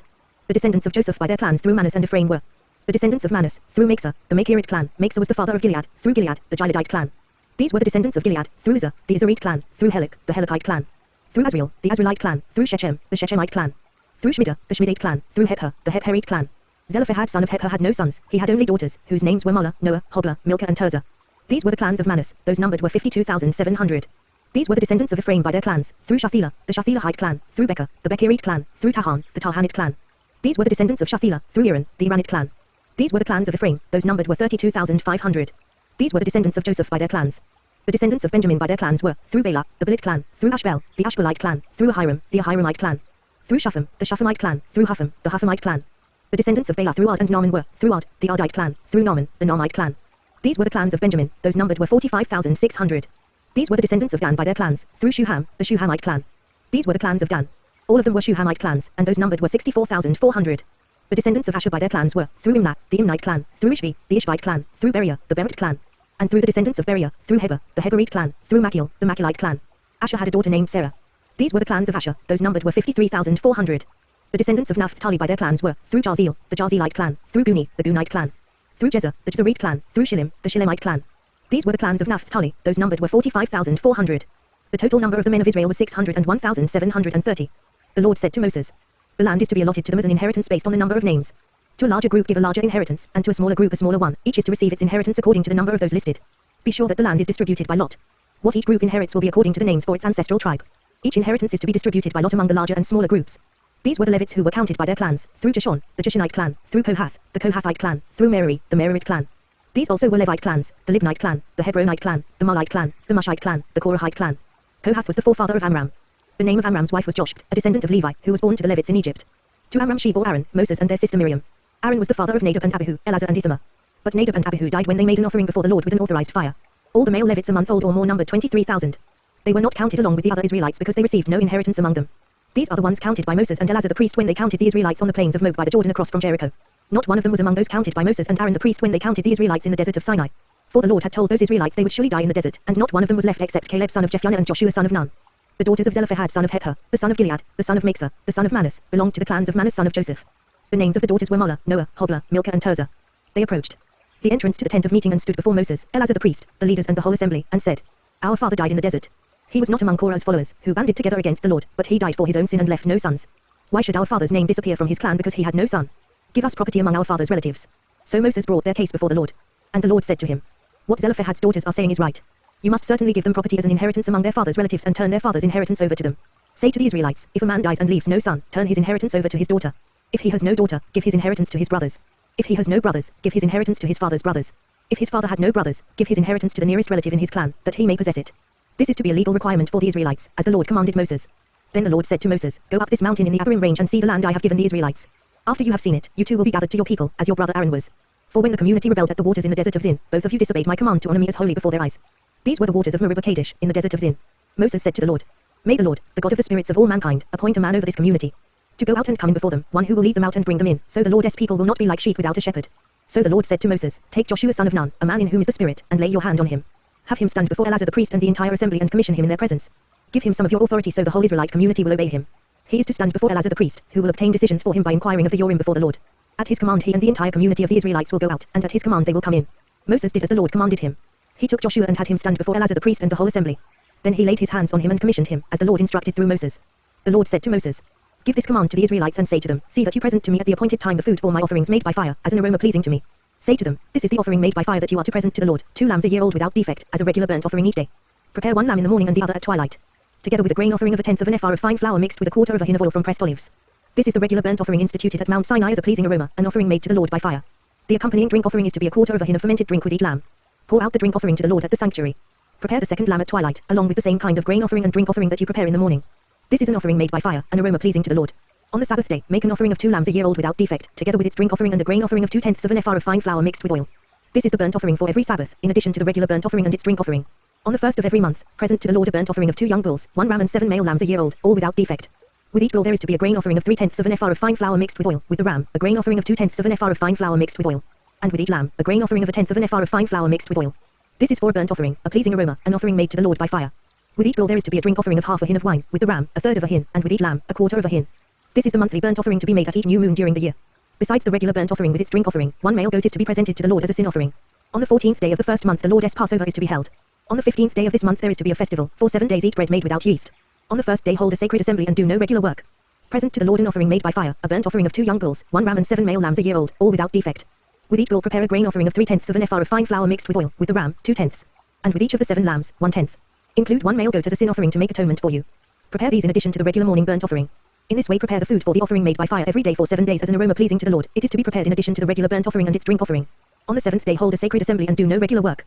On the day of first fruits, when you present to the Lord an offering of new grain during the Feast of Weeks, hold a sacred assembly and do no regular work. Present a burnt offering of 2 young bulls, 1 ram and 7 male lambs a year old as an aroma pleasing to the Lord. With each bull there is to be a grain offering of 3/10 of an ephah of fine flour mixed with oil, with the ram, 2/10. And with each of the 7 lambs, 1/10. Include 1 male goat to make atonement for you. Prepare these together with their drink offerings, in addition to the regular burnt offering and its grain offering. Be sure the animals are without defect. On the first day of the 7th month hold a sacred assembly and do no regular work. It is a day for you to sound the trumpets. As an aroma pleasing to the Lord, prepare a burnt offering of 1 young bull, 1 ram and 7 male lambs a year old, all without defect.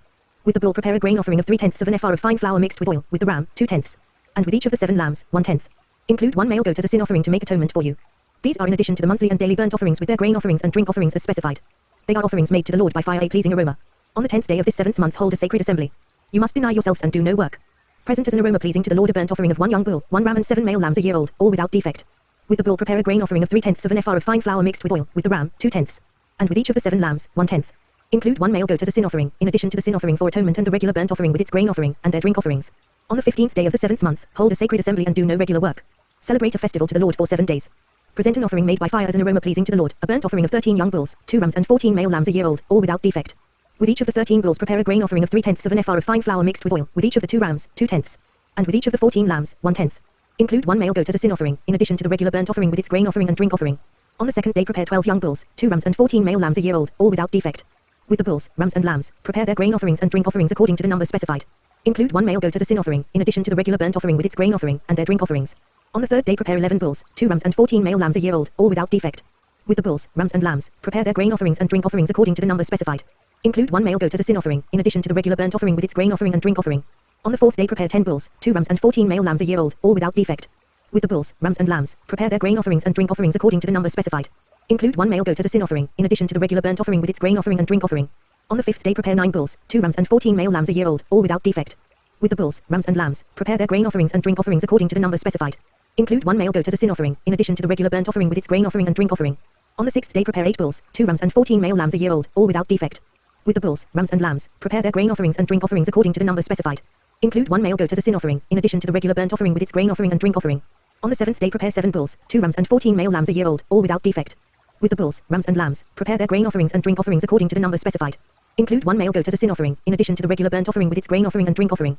On the 8th day hold an assembly and do no regular work. Present an offering made by fire as an aroma pleasing to the Lord, a burnt offering of 1 bull, 1 ram and 7 male lambs a year old, all without defect. With the bull, the ram and the lambs, prepare their grain offerings and drink offerings according to the number specified. Include 1 male goat as a sin offering, in addition to the regular burnt offering with its grain offering and drink offering. In addition to what you vow and your free will offerings, prepare these for the Lord at your appointed feasts, your burnt offerings, grain offerings, drink offerings and fellowship offerings. Moses told the Israelites all that the Lord commanded him. Moses said to the heads of the tribes of Israel, this is what the Lord commands. When a man makes a vow to the Lord or takes an oath to obligate himself by a pledge, he must not break his word but must do everything he said.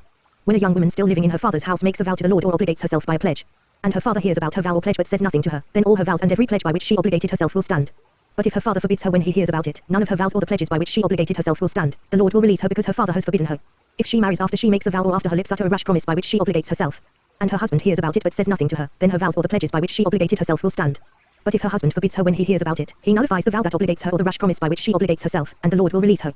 Any vow or obligation taken by a widow or divorced woman will be binding on her. If a woman living with her husband makes a vow or obligates herself by a pledge under oath, and her husband hears about it but says nothing to her and does not forbid her, then all her vows or the pledges by which she obligated herself will stand.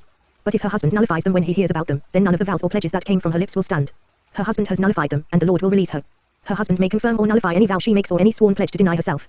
But if her husband says nothing to her about it from day to day, then he confirms all her vows or the pledges binding on her. He confirms them by saying nothing to her when he hears about them. If, however, he nullifies them some time after he hears about them, then he is responsible for her guilt. These are the regulations the Lord gave Moses concerning relationships between a man and his wife, and between a father and his young daughter still living in his house. The Lord said to Moses, take vengeance on the Midianites for the Israelites. After that, you will be gathered to your people. So Moses said to the people, arm some of your men to go to war against the Midianites and to carry out the Lord's vengeance on them. Send into battle 1,000 men from each of the tribes of Israel. So 12,000 men armed for battle, 1,000 from each tribe, were supplied from the clans of Israel. Moses sent them into battle, 1,000 from each tribe, along with Phinehas son of Eleazar, the priest, who took with him articles from the sanctuary and the trumpets for signaling. They fought against Midian, as the Lord commanded Moses, and killed every man. Among their victims were Evi, Rechem, Zoh, and Rabah, the 5 kings of Midian. They also killed Balaam son of Beor with the sword. The Israelites captured the Midianite women and children and took all the Midianite herds, flocks and goods as plunder. They burned all the towns where the Midianites had settled, as well as all their camps. They took all the plunder and spoils, including the people and animals, and brought the captives, spoils and plunder to Moses and Eleazar the priest and the Israelite assembly at their camp on the plains of Moab, by the Jordan across from Jericho. Moses, Eleazar the priest and all the leaders of the community went to meet them outside the camp. Moses was angry with the officers of the army, the commanders of thousands and commanders of hundreds who returned from the battle. Have you allowed all the women to live? He asked them. They were the ones who followed Balaam's advice and were the means of turning the Israelites away from the Lord in what happened at Peor, so that a plague struck the Lord's people. Now kill all the boys, and kill every woman who has slept with a man. But save for yourselves every girl who has never slept with a man. All of you who have killed anyone or touched anyone who was killed must stay outside the camp 7 days. On the 3rd and 7th days you must purify yourselves and your captives. Purify every garment as well as everything made of leather, goat hair or wood. Then Eleazar the priest said to the soldiers who had gone into battle, this is the requirement of the law that the Lord gave Moses. Gold, silver, bronze, iron, tin, lead, and anything else that can withstand fire must be put through the fire, and then it will be clean. But it must also be purified with the water of cleansing. And whatever cannot withstand fire must be put through that water. On the 7th day wash your clothes and you will be clean. Then you may come into the camp. The Lord said to Moses, you and Eleazar the priest and the family heads of the community are to count all the people and animals that were captured. Divide the spoils between the soldiers who took part in the battle and the rest of the community. From the soldiers who fought in the battle, set apart as tribute for the Lord 1 out of every 500, whether persons, cattle, donkeys, sheep or goats. Take this tribute from their half share and give it to Eleazar the priest as the Lord's part. From the Israelites' half, select 1 out of every 50, whether persons, cattle, donkeys, sheep, goats or other animals. Give them to the Levites, who are responsible for the care of the Lord's tabernacle. So Moses and Eleazar the priest did as the Lord commanded Moses. The plunder remaining from the spoils that the soldiers took was 675,000 sheep, 000 cattle, 000 donkeys, and 32,000 women who had never slept with a man. The half share of those who fought in the battle was 337,500 sheep, of which the tribute for the Lord was 675, 000 cattle, of which the tribute for the Lord was 72, 500 donkeys, of which the tribute for the Lord was 61, 000 people, of which the tribute for the Lord was 32. Moses gave the tribute to Eleazar the priest as the Lord's part, as the Lord commanded Moses. The half belonging to the Israelites, which Moses set apart from that of the fighting men. The community's half was 337,500 sheep, 000 cattle, 500 donkeys, and 16,000 people. From the Israelites' half, Moses selected 1 out of every 50 persons and animals, as the Lord commanded him, and gave them to the Levites, who were responsible for the care of the Lord's tabernacle. Then the officers who were over the units of the army, the commanders of thousands and commanders of hundreds, went to Moses. and said to him, Your servants have counted the soldiers under our command, and not one is missing. So we have brought as an offering to the Lord the gold articles each of us acquired, armlets, bracelets, signet rings, earrings and necklaces to make atonement for ourselves before the Lord. Moses and Eleazar the priest accepted from them the gold, all the crafted articles. All the gold from the commanders of thousands and commanders of hundreds that Moses and Eleazar presented as a gift to the Lord weighed 16,750 shekels. Each soldier had taken plunder for himself. Moses and Eleazar the priest accepted the gold from the commanders of thousands and commanders of hundreds and brought it into the tent of meeting as a memorial for the Israelites before the Lord. The Reubenites and Gadites, who had very large herds and flocks, saw that the lands of Jazer and Gilead were suitable for livestock. So they came to Moses and Eleazar the priest and to the leaders of the community, and said, At Aroth, Dibon, Jazer, Nimrah, Heshbon, Elileh, Sabam, Nebo and Bon. The land the Lord subdued before the people of Israel are suitable for livestock, and your servants have livestock. If we have found favor in your eyes, they said, let this land be given to your servants as our possession. Do not make us cross the Jordan. Moses said to the Gadites and Reubenites, Shall your countrymen go to war while you sit here? Why do you discourage the Israelites from going over into the land the Lord has given them? This is what your fathers did when I sent them from Kadesh Barnea to look over the land. After they went up to the valley of Eshcol and viewed the land, they discouraged the Israelites from entering the land the Lord had given them. The Lord's anger was aroused that day, and he swore this oath. Because they have not followed me wholeheartedly, not one of the men 20 years old or more who came up out of Egypt will see the land I promised on oath to Abraham, Isaac and Jacob. Not one except Caleb son of Jephunneh the Kenizzite and Joshua son of Nun, for they followed the Lord wholeheartedly. The Lord's anger burned against Israel, and he made them wander in the desert 40 years, until the whole generation of those who had done evil in his sight was gone. And here you are, a brood of sinners, standing in the place of your fathers and making the Lord even more angry with Israel. If you turn away from following him, he will again leave all this people in the desert, and you will be the cause of their destruction. Then they came up to him and said, We would like to build pens here for our livestock and cities for our women and children. But we are ready to arm ourselves and go ahead of the Israelites until we have brought them to their place. Meanwhile our women and children will live in fortified cities, for protection from the inhabitants of the land. We will not return to our homes until every Israelite has received his inheritance. We will not receive any inheritance with them on the other side of the Jordan, because our inheritance has come to us on the east side of the Jordan. Then Moses said to them, If you will do this, if you will arm yourselves before the Lord for battle, and if all of you will go armed over the Jordan before the Lord until he has driven his enemies out before him, then when the land is subdued before the Lord, you may return and be free from your obligation to the Lord and to Israel. And this land will be your possession before the Lord. But if you fail to do this, you will be sinning against the Lord, and you may be sure that your sin will find you out. Build cities for your women and children, and pens for your flocks, but do what you have promised. The Gadites and Reubenites said to Moses, We your servants will do as our Lord commands. Our children and wives, our flocks and herds will remain here in the cities of Gilead. But your servants, every man armed for battle, will cross over to fight before the Lord, just as our Lord says. Then Moses gave orders about them to Eleazar the priest and Joshua son of Nun and to the family heads of the Israelite tribes. He said to them, If the Gadites and Reubenites, every man armed for battle, cross over the Jordan with you before the Lord, then when the land is subdued before you, give them the land of Gilead as their possession. But if they do not cross over with you armed, they must accept their possession with you in Canaan. The Gadites and Reubenites answered, Your servants will do what the Lord has said. We will cross over before the Lord into Canaan armed, but the property we inherit will be on this side of the Jordan. Then Moses gave to the Gadites, the Reubenites and the half-tribe of Manasseh son of Joseph the kingdom of Sihon king of the Amorites and the kingdom of Og king of Bashan the whole land with its cities and the territory around them. The Gadites built up Dibon, at Aroth, Aruah, at Roth-Shofan, Jazer, Jopahah, Beth Nimrah and Beth Horon as fortified cities, and built pens for their flocks. And the Reubenites rebuilt Heshbon, Elileh and Kiriathaim, as well as Nebo and Baalmon. These names were changed, and Sibmah. They gave names to the cities they rebuilt. The descendants of Machsah son of Manasseh went to Gilead, captured it and drove out the Amorites who were there. So Moses gave Gilead to the Machirites, the descendants of Manasseh, and they settled there. Jer, a descendant of Manasseh, captured their settlements and called them Havoth-Jer. And Noba captured Kenath and its surrounding settlements and called it Noba after himself. Here are the stages in the journey of the Israelites when they came out of Egypt by divisions under the leadership of Moses and Aaron. At the Lord's command Moses recorded the stages in their journey. This is their journey by stages. The Israelites set out from Ramses on the 15th day of the first month, the day after the Passover. They marched out boldly in full view of all the Egyptians, who were burying all their firstborn, whom the Lord had struck down among them, for the Lord had brought judgment on their gods. The Israelites left Ramses and camped at Sukkot. They left Sukkot and camped at Etham, on the edge of the desert. They left Etham, turned back to Pi-Hahiroth, to the east of Baal-Zephon, and camped near Migdol. They left Pi-Hahiroth and passed through the sea into the desert, and when they had travelled for 3 days in the desert of Etham, they camped at Marah. They left Marah and went to Elim, where there were 12 springs and 70 palm trees, and they camped there. They left Elim and camped by the Red Sea. They left the Red Sea and camped in the desert of Sin. They left the desert of Sin and camped at Dophkah. They left Dophkah and camped at Alush.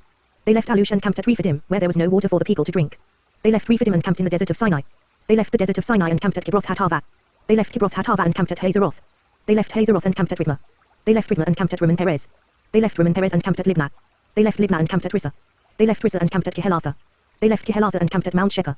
They left Mount Shekah and camped at Haradah. They left Haradah and camped at Machelath. They left Machelath and camped at Tahath. They left Tahath and camped at Tro. They left Tro and camped at Mithkah. They left Mithkah and camped at Hashmonah. They left Hashmonah and camped at Moseroth. They left Moseroth and camped at Ben-Jarkan. They left Ben-Jarkan and camped at Hor-Haggigid. They left Hor-Haggigid and camped at Jotbatha.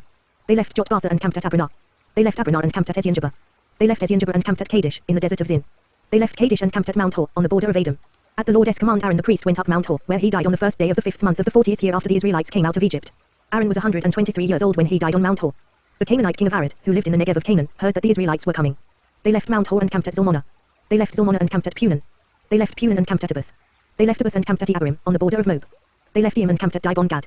They left Dibon Gad and camped at Armon-Diblathaim. They left Armon-Diblathaim and camped in the mountains of Abarim, near Nebo. They left the mountains of Abarim and camped on the plains of Moab by the Jordan across from Jericho.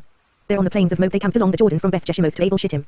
On the plains of Moab by the Jordan across from Jericho the Lord said to Moses, Speak to the Israelites and say to them, when you cross the Jordan into Canaan, Drive out all the inhabitants of the land before you. Destroy all their carved images and their cast idols, and demolish all their high places. Take possession of the land and settle in it, for I have given you the land to possess. Distribute the land by lot, according to your clans. To a larger group give a larger inheritance, and to a smaller group a smaller one. Whatever falls to them by lot will be theirs. Distribute it according to your ancestral tribes. But if you do not drive out the inhabitants of the land, those you allow to remain will become barbs in your eyes and thorns in your sides. They will give you trouble in the land where you will live. And then I will do to you what I plan to do to them.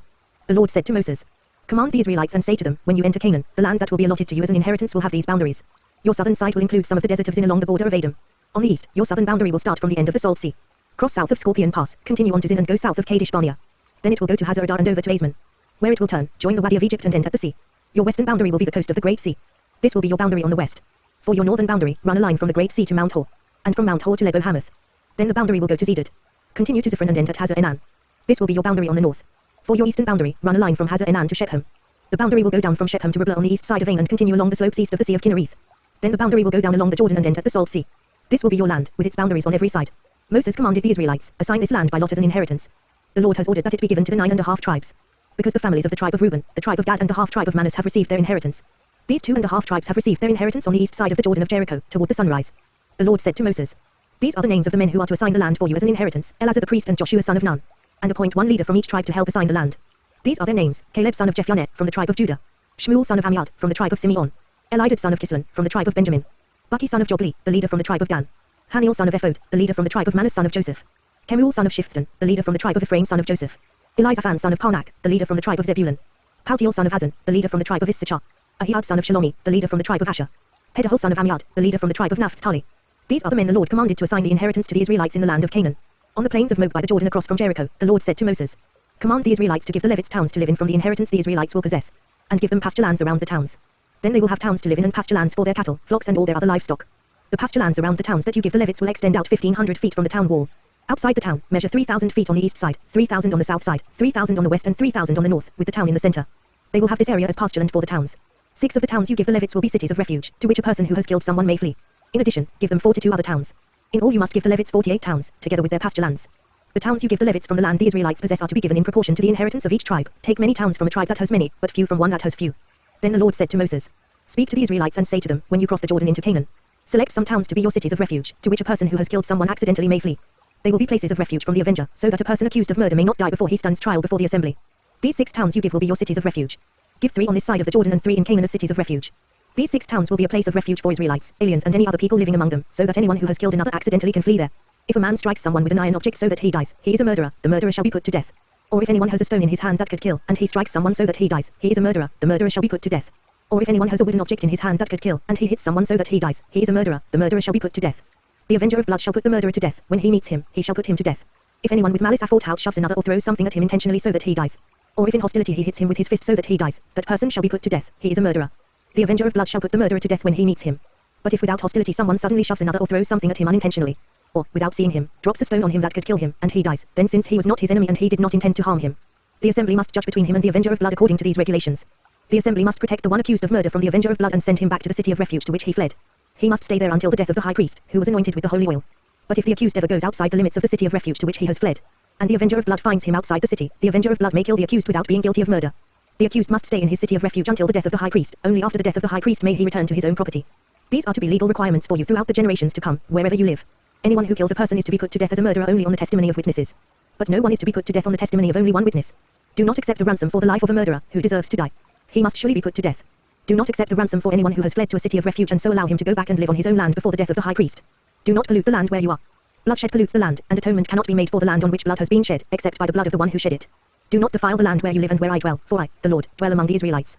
The family heads of the clan of Gilead son of Machsah, the son of Manasseh, who were from the clans of the descendants of Joseph, came and spoke before Moses and the leaders, the heads of the Israelite families. They said, when the Lord commanded my Lord to give the land as an inheritance to the Israelites by lot, he ordered you to give the inheritance of our brother Zelophehad to his daughters. Now suppose they marry men from other Israelite tribes, then their inheritance will be taken from our ancestral inheritance and added to that of the tribe they marry into. And so part of the inheritance allotted to us will be taken away.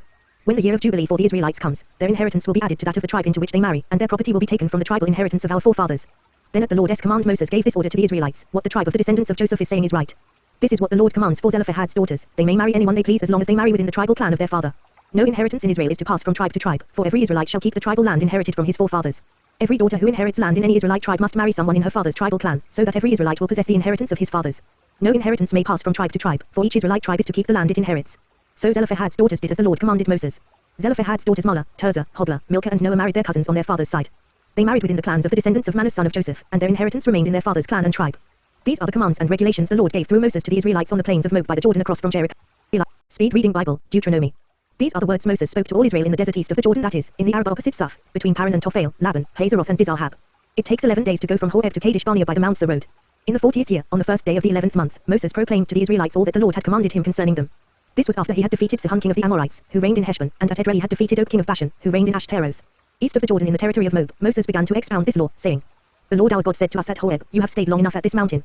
Break camp and advance into the hill country of the Amorites. Go to all the neighboring peoples in the Arabah, in the mountains, in the western foothills, in the Negev and along the coast, to the land of the Canaanites and to Lebanon, as far as the great river, the Euphrates. See, I have given you this land.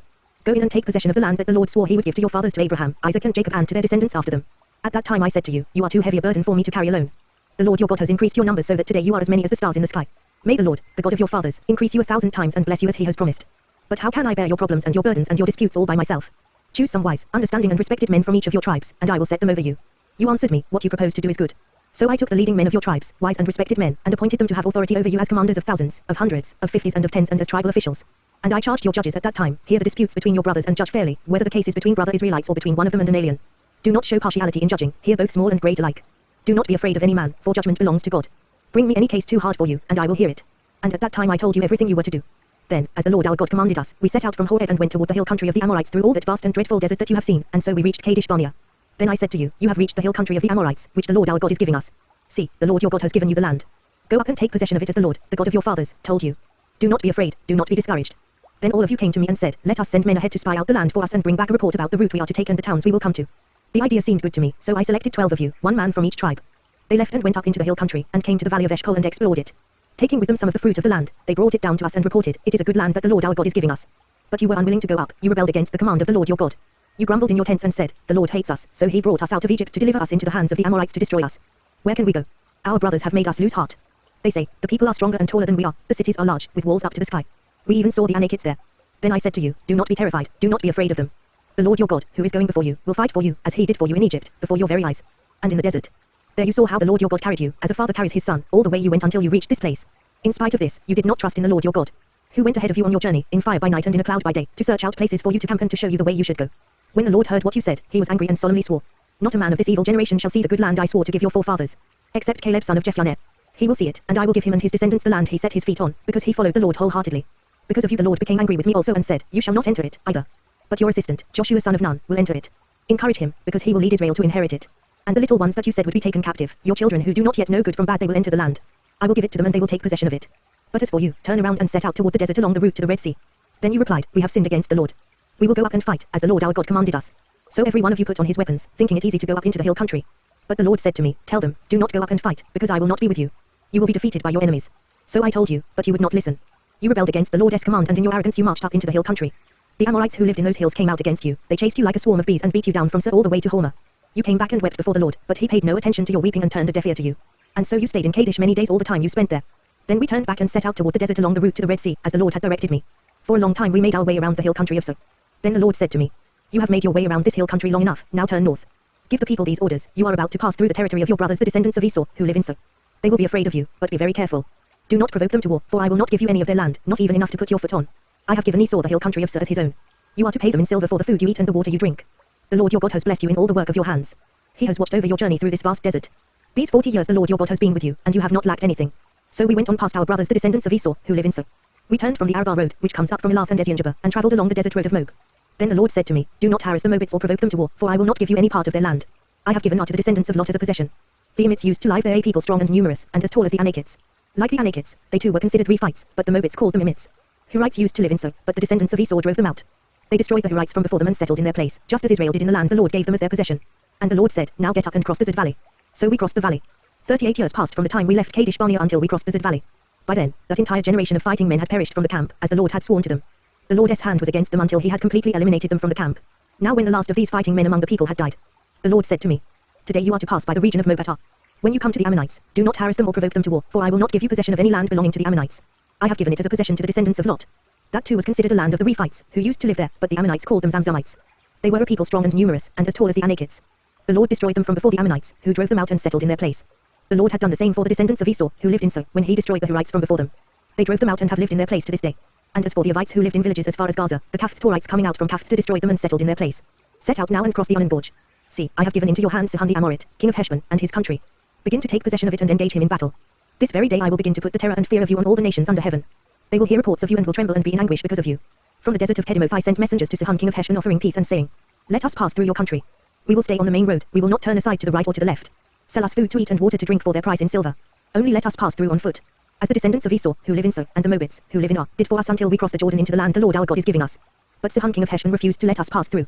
For the Lord your God had made his spirit stubborn and his heart obstinate in order to give him into your hands, as he has now done. The Lord said to me, see, I have begun to deliver Sihon and his country over to you. Now begin to conquer and possess his land. When Sihon and all his army came out to meet us in battle at Jahaz, the Lord our God delivered him over to us and we struck him down, together with his sons and his whole army. At that time we took all his towns and completely destroyed them, men, women and children. We left no survivors.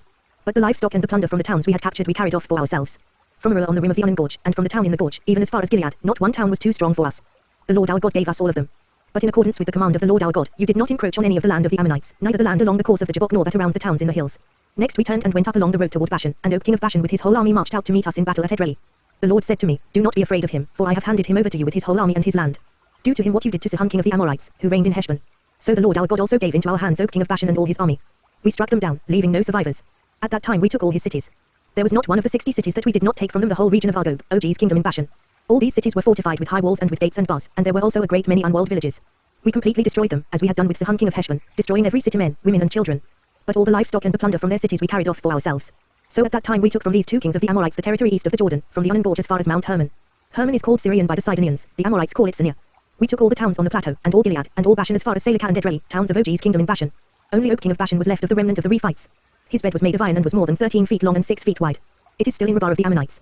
Of the land that we took over at that time, I gave the Reubenites and the Gadites the territory north of Arua by the Arnon gorge, including half the hill country of Gilead, together with its towns. The rest of Gilead and also all of Bashan, the kingdom of Og, I gave to the half-tribe of Manus. The whole region of Argob in Bashan used to be known as a land of the Rephites. Je, a descendant of Manus, took the whole region of Argob as far as the border of the Jeshurites and the Gathites. It was named after him, so that to this day Bashan is called Havoth Je. And I gave Gilead to Mesa. But to the Reubenites and the Gadites I gave the territory extending from Gilead down to the Arnon gorge, the middle of the gorge being the border, and out to the Jabbok river, which is the border of the Ammonites. Its western border was the Jordan in the Arabah, from Kinnereth to the sea of the Arabah, the Salt Sea, below the slopes of Pisgah. I commanded you at that time, the Lord your God has given you this land to take possession of it. But all your able-bodied men, armed for battle, must cross over ahead of your brother Israelites. However, your wives, your children and your livestock, I know you have much livestock, may stay in the towns I have given you. Until the Lord gives rest to your brothers as he has to you, and they too have taken over the land that the Lord your God is giving them, across the Jordan. After that, each of you may go back to the possession I have given you. At that time I commanded Joshua, you have seen with your own eyes all that the Lord your God has done to these two kings. The Lord will do the same to all the kingdoms over there where you are going. Do not be afraid of them, the Lord your God himself will fight for you. At that time I pleaded with the Lord. O sovereign Lord, you have begun to show to your servant your greatness and your strong hand. For what God is there in heaven or on earth who can do the deeds and mighty works you do? Let me go over and see the good land beyond the Jordan, that fine hill country and Lebanon. But because of you the Lord was angry with me and would not listen to me. That is enough, the Lord said. Do not speak to me any more about this matter. Go up to the top of Pisgah and look west and north and south and east. Look at the land with your own eyes, since you are not going to cross this Jordan. But commission Joshua, and encourage and strengthen him, for he will lead this people across and will cause them to inherit the land that you will see. So we stayed in the valley near Beth-peor. Hear now, O Israel, the decrees and laws I am about to teach you. Follow them so that you may live and may go in and take possession of the land that the Lord, the God of your fathers, is giving you. Do not add to what I command you and do not subtract from it, but keep the commands of the Lord your God that I give you. You saw with your own eyes what the Lord did at Baal-peor. The Lord your God destroyed from among you everyone who followed the Baal of Peor. But all of you who held fast to the Lord your God are still alive today.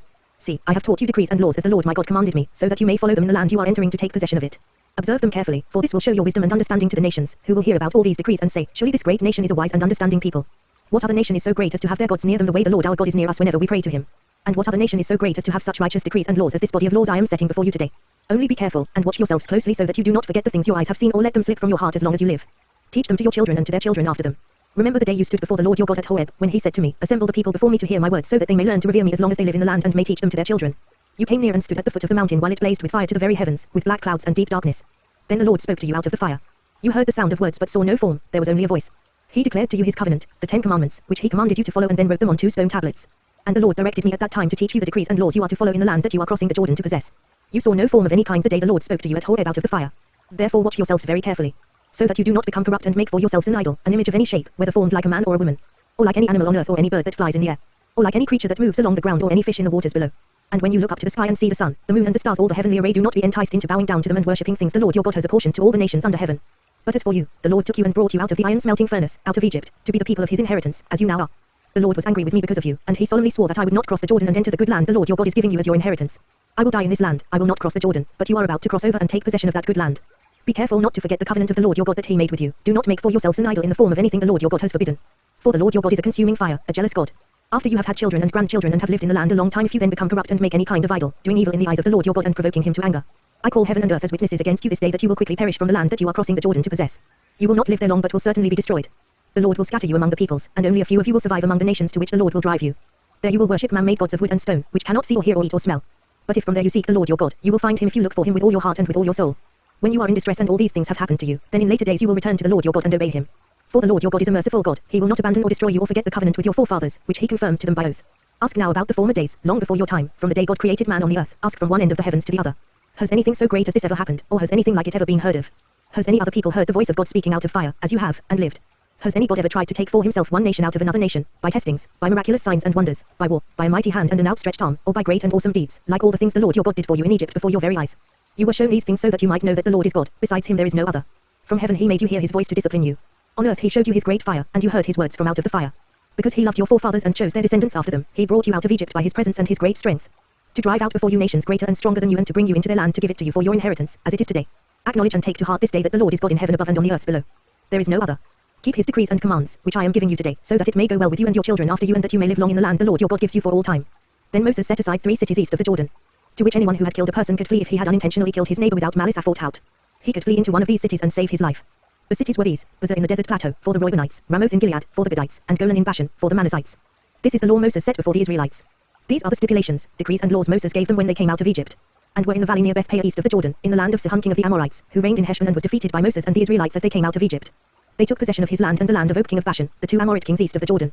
This land extended from Aroer on the rim of the Arnon gorge to Mount Sion, that is, Hermon, and included all the Arabah east of the Jordan, as far as the sea of the Arabah, below the slopes of Pisgah. Moses summoned all Israel and said, Hear, O Israel, the decrees and laws I declare in your hearing today. Learn them and be sure to follow them. The Lord our God made a covenant with us at Horeb. It was not with our fathers that the Lord made this covenant, but with us, with all of us who are alive here today. The Lord spoke to you face to face out of the fire on the mountain. At that time I stood between the Lord and you to declare to you the word of the Lord, because you were afraid of the fire and did not go up the mountain. And he said, I am the Lord your God, who brought you out of Egypt, out of the land of slavery. You shall have no other gods before me. You shall not make for yourself an idol in the form of anything in heaven above or on the earth beneath or in the waters below. You shall not bow down to them or worship them, for I, the Lord your God, am a jealous God, punishing the children for the sin of the fathers to the 3rd and 4th generation of those who hate me, but showing love to 1,000 generations of those who love me and keep my commandments. You shall not misuse the name of the Lord your God, for the Lord will not hold anyone guiltless who misuses his name. Observe the Sabbath day by keeping it holy, as the Lord your God has commanded you. 6 days you shall labor and do all your work. But the 7th day is a Sabbath to the Lord your God. On it you shall not do any work, neither you, nor your son or daughter, nor your manservant or maidservant, nor your ox, your donkey or any of your animals, nor the alien within your gates, so that your manservant and maidservant may rest, as you do. Remember that you were slaves in Egypt and that the Lord your God brought you out of there with a mighty hand and an outstretched arm. Therefore the Lord your God has commanded you to observe the Sabbath day. Honor your father and your mother, as the Lord your God has commanded you, so that you may live long and that it may go well with you in the land the Lord your God is giving you. You shall not murder. You shall not commit adultery. You shall not steal. You shall not give false testimony against your neighbor. You shall not covet your neighbor's wife. You shall not set your desire on your neighbor's house or land, his manservant or maidservant, his ox or donkey, or anything that belongs to your neighbor. These are the commandments the Lord proclaimed in a loud voice to your whole assembly there on the mountain from out of the fire, the cloud and the deep darkness, and he added nothing more. Then he wrote them on 2 stone tablets and gave them to me. When you heard the voice out of the darkness, while the mountain was ablaze with fire, all the leading men of your tribes and your elders came to me. And you said, The Lord our God has shown us his glory and his majesty, and we have heard his voice from the fire. Today we have seen that a man can live even if God speaks with him. But now, why should we die? This great fire will consume us, and we will die if we hear the voice of the Lord our God any longer. For what mortal man has ever heard the voice of the living God speaking out of fire, as we have, and survived? Go near and listen to all that the Lord our God says. Then tell us whatever the Lord our God tells you. We will listen and obey. The Lord heard you when you spoke to me, and the Lord said to me, I have heard what this people said to you. Everything they said was good. Oh, that their hearts would be inclined to fear me and keep all my commands always, so that it might go well with them and their children forever. Go, tell them to return to their tents. But you stay here with me so that I may give you all the commands, decrees and laws you are to teach them to follow in the land I am giving them to possess. So be careful to do what the Lord your God has commanded you. Do not turn aside to the right or to the left. Walk in all the way that the Lord your God has commanded you, so that you may live and prosper and prolong your days in the land that you will possess. These are the commands, decrees and laws the Lord your God directed me to teach you to observe in the land that you are crossing the Jordan to possess. So that you, your children and their children after them may fear the Lord your God as long as you live by keeping all his decrees and commands that I give you, and so that you may enjoy long life. Hear, O Israel, and be careful to obey so that it may go well with you and that you may increase greatly in a land flowing with milk and honey, just as the Lord, the God of your fathers, promised you. Hear, O Israel, the Lord our God, the Lord is one. Love the Lord your God with all your heart and with all your soul and with all your strength. These commandments that I give you today are to be upon your hearts. Impress them on your children. Talk about them when you sit at home and when you walk along the road, when you lie down and when you get up. Tie them as symbols on your hands and bind them on your foreheads. Write them on the doorframes of your houses and on your gates. When the Lord your God brings you into the land he swore to your fathers, to Abraham, Isaac and Jacob, to give you a land with large, flourishing cities you did not build. Houses filled with all kinds of good things you did not provide, wells you did not dig, and vineyards and olive groves you did not plant, then when you eat and are satisfied. Be careful that you do not forget the Lord, who brought you out of Egypt, out of the land of slavery. Fear the Lord your God, serve him only and take your oaths in his name. Do not follow other gods, the gods of the peoples around you. For the Lord your God, who is among you, is a jealous God, and his anger will burn against you, and he will destroy you from the face of the land. Do not test the Lord your God as you did at Massa. Be sure to keep the commands of the Lord your God and the stipulations and decrees he has given you. Do what is right and good in the Lord's sight, so that it may go well with you and you may go in and take over the good land that the Lord promised on oath to your forefathers, thrusting out all your enemies before you, as the Lord said. In the future, when your son asks you, what is the meaning of the stipulations, decrees and laws the Lord our God has commanded you, tell him, we were slaves of Pharaoh in Egypt, but the Lord brought us out of Egypt with a mighty hand. Before our eyes the Lord sent miraculous signs and wonders great and terrible upon Egypt and Pharaoh and his whole household. But he brought us out from there to bring us in and give us the land that he promised on oath to our forefathers. The Lord commanded us to obey all these decrees and to fear the Lord our God, so that we might always prosper and be kept alive, as is the case today. And if we are careful to obey all this law before the Lord our God, as he has commanded us, that will be our righteousness. When the Lord your God brings you into the land you are entering to possess and drives out before you many nations, the Hittites, Girgashites, Amorites, Canaanites, Perizzites, Hivites and Jebusites, 7 nations larger and stronger than you. And when the Lord your God has delivered them over to you and you have defeated them, then you must destroy them totally. Make no treaty with them, and show them no mercy. Do not intermarry with them. Do not give your daughters to their sons or take their daughters for your sons. For they will turn your sons away from following me to serve other gods, and the Lord's anger will burn against you and will quickly destroy you. This is what you are to do to them: break down their altars, smash their sacred stones, cut down their Asherah poles and burn their idols in the fire. For you are a people holy to the Lord your God. The Lord your God has chosen you out of all the peoples on the face of the earth to be his people, his treasured possession. The Lord did not set his affection on you and choose you because you were more numerous than other peoples, for you were the fewest of all peoples. But it was because the Lord loved you and kept the oath he swore to your forefathers that he brought you out with a mighty hand and redeemed you from the land of slavery, from the power of Pharaoh king of Egypt.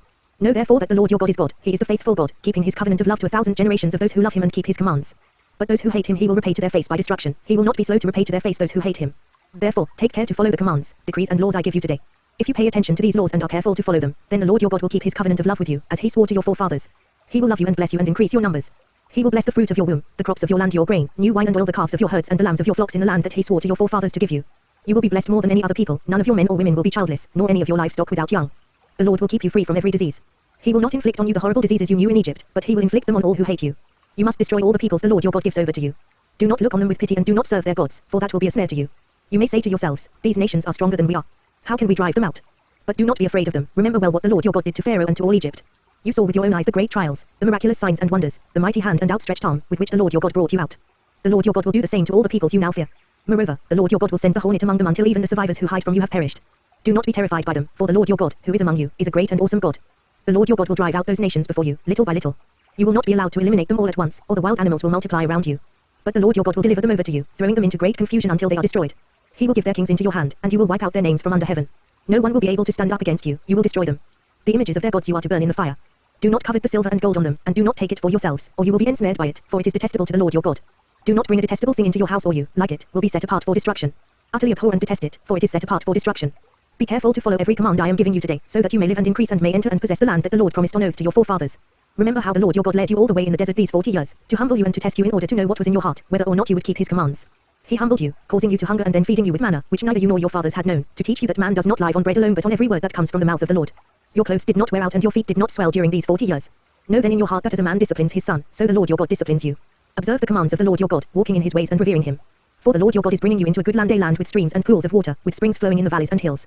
A land with wheat and barley, vines and fig trees, pomegranates, olive oil and honey. A land where bread will not be scarce and you will lack nothing, a land where the rocks are iron and you can dig copper out of the hills. When you have eaten and are satisfied, praise the Lord your God for the good land he has given you. Be careful that you do not forget the Lord your God, failing to observe his commands, his laws and his decrees that I am giving you this day. Otherwise, when you eat and are satisfied, when you build fine houses and settle down, and when your herds and flocks grow large and your silver and gold increase and all you have is multiplied, then your heart will become proud and you will forget the Lord your God, who brought you out of Egypt, out of the land of slavery.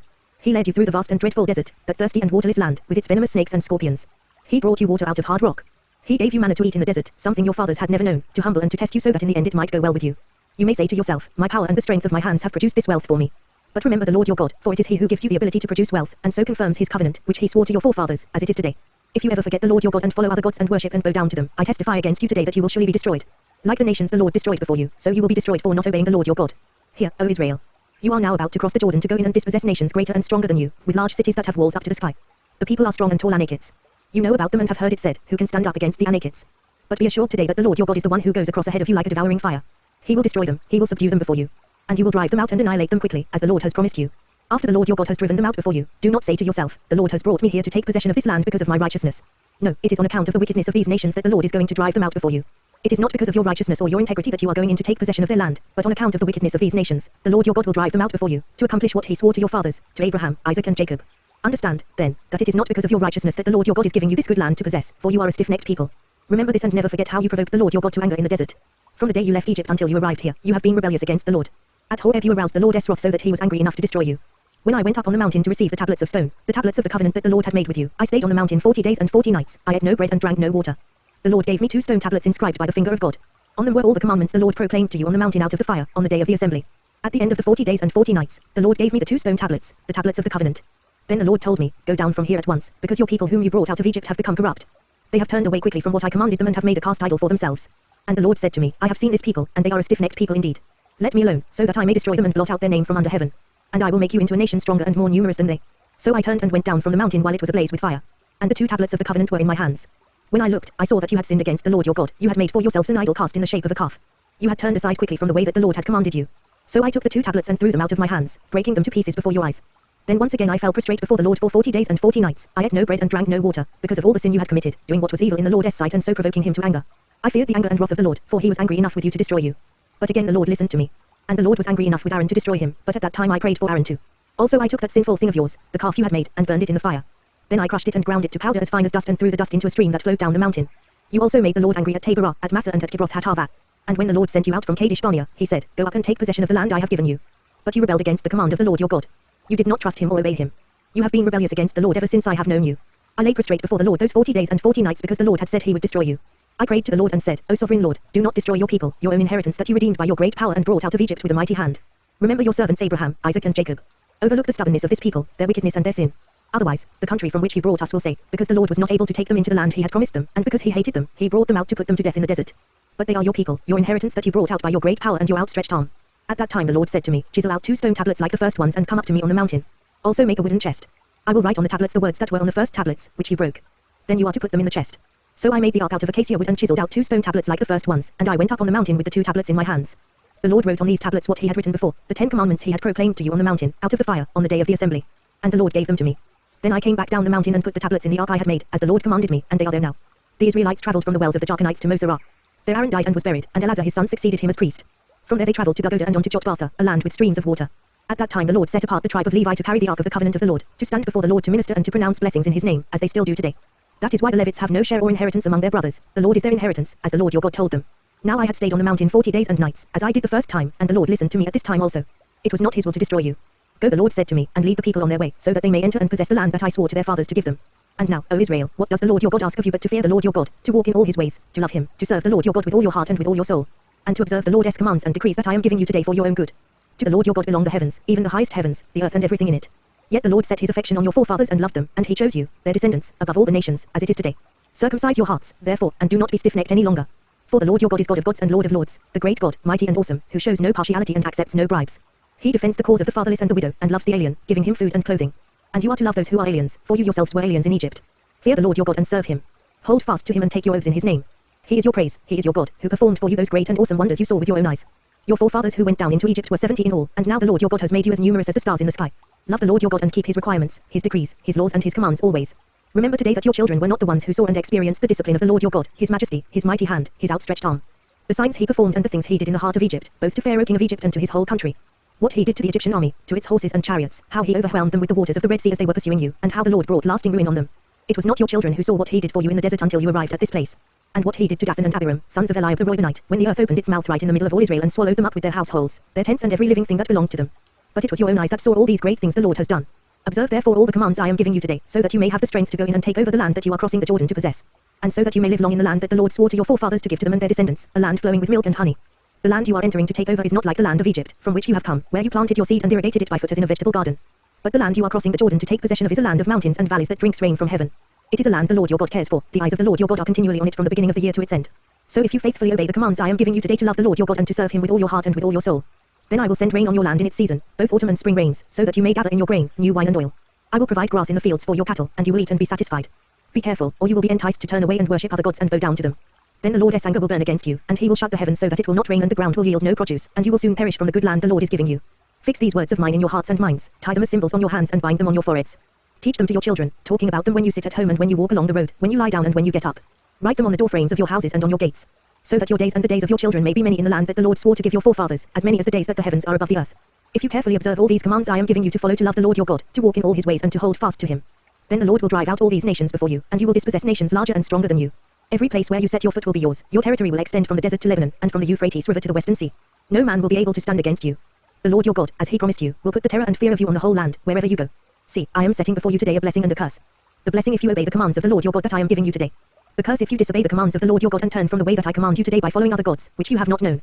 When the Lord your God has brought you into the land you are entering to possess, you are to proclaim on Mount Gerizim the blessings, and on Mount Ebal the curses. As you know, these mountains are across the Jordan, west of the road, toward the setting sun, near the great trees of Moreh, in the territory of those Canaanites living in the Arabah in the vicinity of Gilgal. You are about to cross the Jordan to enter and take possession of the land the Lord your God is giving you. When you have taken it over and are living there, be sure that you obey all the decrees and laws I am setting before you today.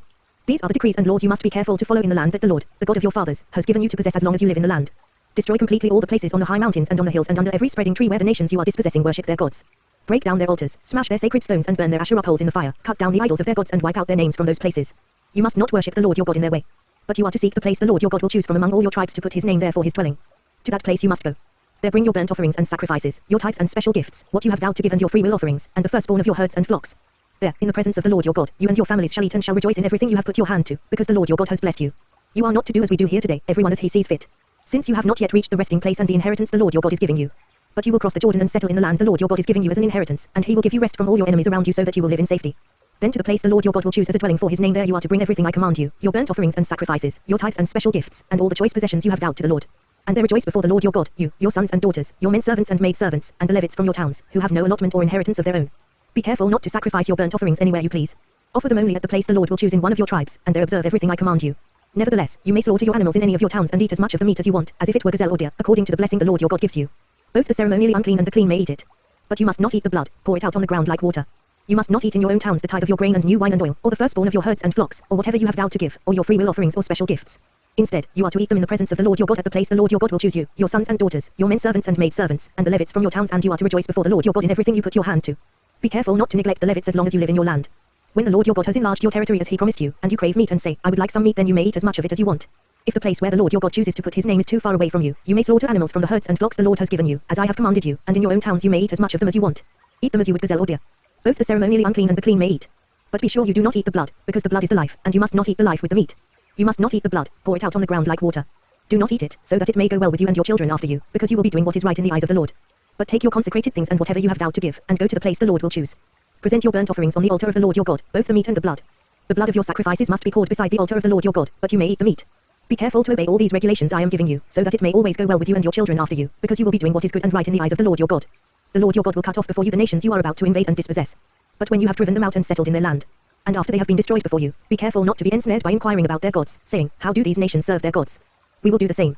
You must not worship the Lord your God in their way, because in worshipping their gods, they do all kinds of detestable things the Lord hates. They even burn their sons and daughters in the fire as sacrifices to their gods. See that you do all I command you, do not add to it or take away from it. If a prophet, or one who foretells by dreams, appears among you and announces to you a miraculous sign or wonder, and if the sign or wonder of which he has spoken takes place, and he says, let us follow other gods, gods you have not known, and let us worship them, you must not listen to the words of that prophet or dreamer. The Lord your God is testing you to find out whether you love him with all your heart and with all your soul. It is the Lord your God you must follow, and him you must revere. Keep his commands and obey him, serve him and hold fast to him. That prophet or dreamer must be put to death, because he preached rebellion against the Lord your God, who brought you out of Egypt and redeemed you from the land of slavery. He has tried to turn you from the way the Lord your God commanded you to follow. You must purge the evil from among you. If your very own brother, or your son or daughter, or the wife you love, or your closest friend secretly entices you, saying, let us go and worship other gods, gods that neither you nor your fathers have known, gods of the peoples around you, whether near or far, from one end of the land to the other, do not yield to him or listen to him. Show him no pity. Do not spare him or shield him. You must certainly put him to death. Your hand must be the first in putting him to death, and then the hands of all the people. Stone him to death, because he tried to turn you away from the Lord your God, who brought you out of Egypt, out of the land of slavery. Then all Israel will hear and be afraid, and no one among you will do such an evil thing again. If you hear it said about one of the towns the Lord your God is giving you to live in, that wicked men have arisen among you and have led the people of their town astray, saying, let us go and worship other gods, gods you have not known. Then you must inquire, probe and investigate it thoroughly.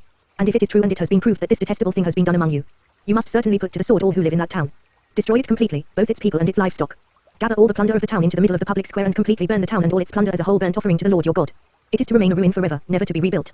None of those condemned things shall be found in your hands, so that the Lord will turn from his fierce anger, he will show you mercy, have compassion on you, and increase your numbers, as he promised on oath to your forefathers. Because you obey the Lord your God, keeping all his commands that I am giving you today and doing what is right in his eyes. You are the children of the Lord your God. Do not cut yourselves or shave the front of your heads for the dead. For you are a people holy to the Lord your God. Out of all the peoples on the face of the earth, the Lord has chosen you to be his treasured possession. Do not eat any detestable thing. These are the animals you may eat, the ox, the sheep, the goat, the deer, the gazelle, the roe deer, the wild goat, the ibex, the antelope and the mountain sheep. You may eat any animal that has a split hoof divided in two and that chews the cud. However, of those that chew the cud or that have a split hoof completely divided you may not eat the camel, the rabbit or the coney. Although they chew the cud, they do not have a split hoof, they are ceremonially unclean for you. The pig is also unclean, although it has a split hoof, it does not chew the cud. You are not to eat their meat or touch their carcasses. Of all the creatures living in the water, you may eat any that has fins and scales. But anything that does not have fins and scales you may not eat, for you it is unclean. You may eat any clean bird. But these you may not eat, the eagle, the vulture, the black vulture, the red kite, the black kite, any kind of falcon, any kind of raven, the horned owl, the screech owl, the gull, any kind of hawk, the little owl, the great owl, the white owl, the desert owl, the osprey, the cormorant, the stork, any kind of heron, the hoopoe and the bat. All flying insects that swarm are unclean to you, do not eat them. But any winged creature that is clean you may eat. Do not eat anything you find already dead. You may give it to an alien living in any of your towns, and he may eat it, or you may sell it to a foreigner. But you are a people holy to the Lord your God. Do not cook a young goat in its mother's milk. Be sure to set aside 1/10 of all that your fields produce each year. Eat the tithe of your grain, new wine and oil, and the firstborn of your herds and flocks in the presence of the Lord your God at the place he will choose as a dwelling for his name, so that you may learn to revere the Lord your God always. But if that place is too distant and you have been blessed by the Lord your God and cannot carry your tithe, because the place where the Lord will choose to put his name is so far away, then exchange your tithe for silver, and take the silver with you and go to the place the Lord your God will choose. Use the silver to buy whatever you like, cattle, sheep, wine or other fermented drink, or anything you wish. Then you and your household shall eat there in the presence of the Lord your God and rejoice. And do not neglect the Levites living in your towns, for they have no allotment or inheritance of their own. At the end of every 3 years, bring all the tithes of that year's produce and store it in your towns. So that the Levites, who have no allotment or inheritance of their own, and the aliens, the fatherless and the widows who live in your towns may come and eat and be satisfied, and so that the Lord your God may bless you in all the work of your hands. At the end of every 7 years you must cancel debts. This is how it is to be done. Every creditor shall cancel the loan he has made to his fellow Israelite. He shall not require payment from his fellow Israelite or brother, because the Lord's time for cancelling debts has been proclaimed. You may require payment from a foreigner, but you must cancel any debt your brother owes you. However, there should be no poor among you, for in the land the Lord your God is giving you to possess as your inheritance, he will richly bless you. If only you fully obey the Lord your God and are careful to follow all these commands I am giving you today. For the Lord your God will bless you as he has promised, and you will lend to many nations but will borrow from none. You will rule over many nations but none will rule over you. If there is a poor man among your brothers in any of the towns of the land that the Lord your God is giving you, do not be hard-hearted or tight-fisted toward your poor brother. Rather be open-handed and freely lend him whatever he needs. Be careful not to harbor this wicked thought. The 7th year, the year for cancelling debts, is near so that you do not show ill will toward your needy brother and give him nothing. He may then appeal to the Lord against you, and you will be found guilty of sin. Give generously to him and do so without a grudging heart, then because of this the Lord your God will bless you in all your work and in everything you put your hand to. There will always be poor people in the land. Therefore I command you to be open-handed toward your brothers and toward the poor and needy in your land. If a fellow Hebrew, a man or a woman, sells himself to you and serves you 6 years, in the 7th year you must let him go free. And when you release him, do not send him away empty-handed. Supply him liberally from your flock, your threshing floor and your wine press. Give to him as the Lord your God has blessed you. Remember that you were slaves in Egypt and the Lord your God redeemed you. That is why I give you this command today.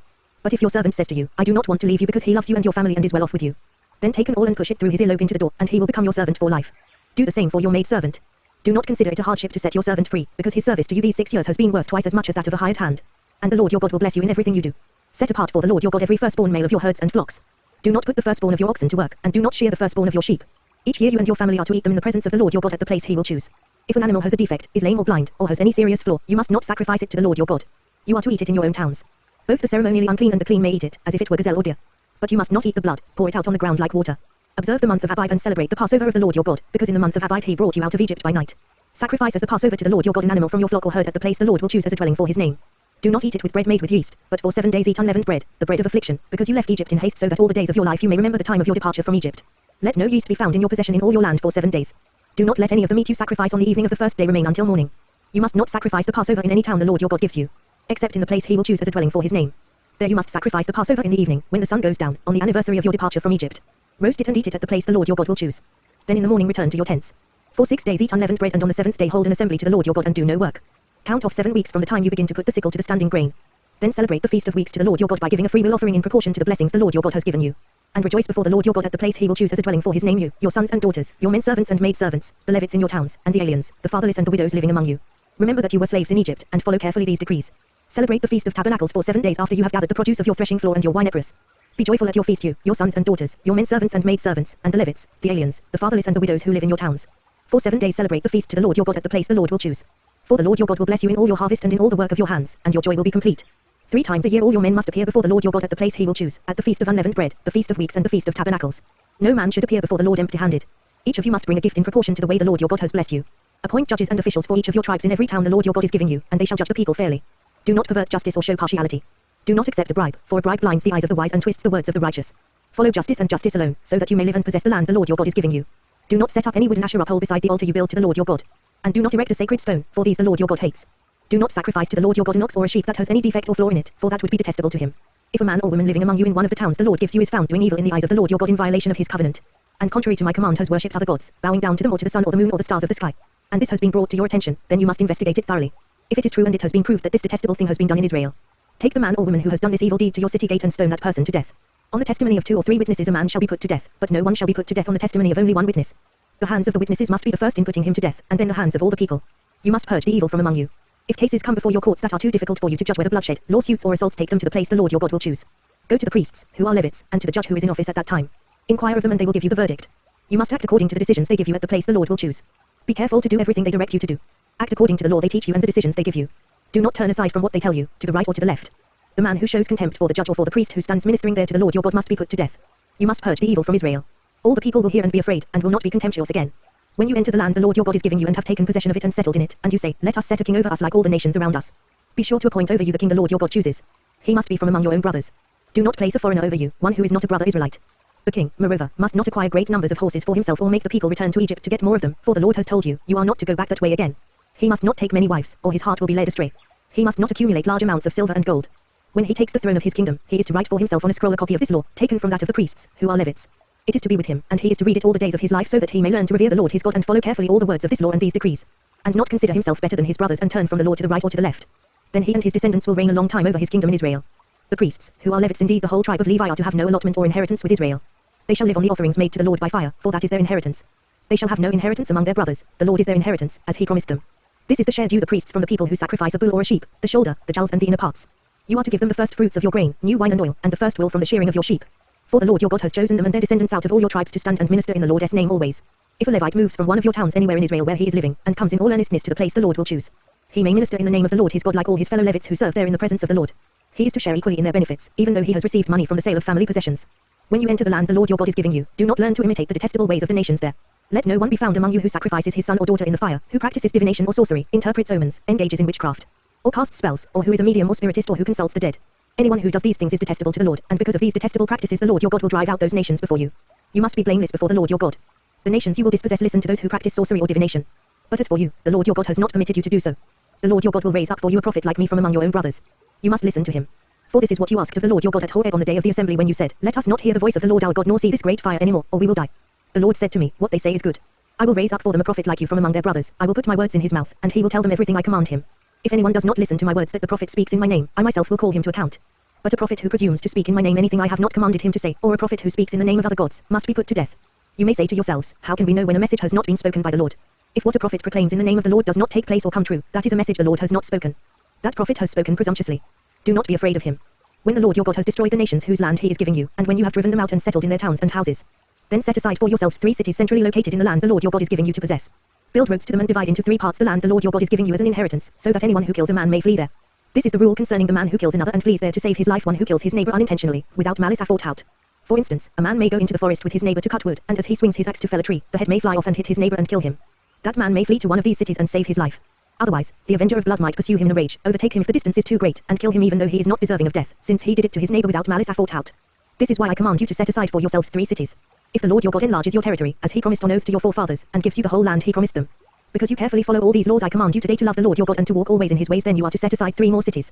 Do this so that innocent blood will not be shed in your land, which the Lord your God is giving you as your inheritance, and so that you will not be guilty of bloodshed. But if a man hates his neighbor and lies in wait for him, assaults and kills him, and then flees to one of these cities, the elders of his town shall send for him, bring him back from the city, and hand him over to the avenger of blood to die. Show him no pity. You must purge from Israel the guilt of shedding innocent blood, so that it may go well with you. Do not move your neighbor's boundary stone set up by your predecessors in the inheritance you receive in the land the Lord your God is giving you to possess.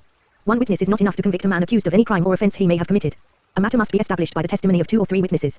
If a malicious witness takes the stand to accuse a man of a crime, the 2 men involved in the dispute must stand in the presence of the Lord before the priests and the judges who are in office at the time. The judges must make a thorough investigation, and if the witness proves to be a liar, giving false testimony against his brother, then do to him as he intended to do to his brother. You must purge the evil from among you. The rest of the people will hear of this and be afraid, and never again will such an evil thing be done among you. Show no pity, life for life, eye for eye, tooth for tooth, hand for hand, foot for foot. When you go to war against your enemies and see horses and chariots and an army greater than yours, do not be afraid of them, because the Lord your God, who brought you up out of Egypt, will be with you. When you are about to go into battle, the priest shall come forward and address the army. He shall say, Hear, O Israel, today you are going into battle against your enemies. Do not be faint-hearted or afraid, do not be terrified or give way to panic before them. For the Lord your God is the one who goes with you to fight for you against your enemies to give you victory.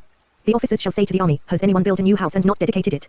Let him go home, or he may die in battle and someone else may dedicate it. Has anyone planted a vineyard and not begun to enjoy it?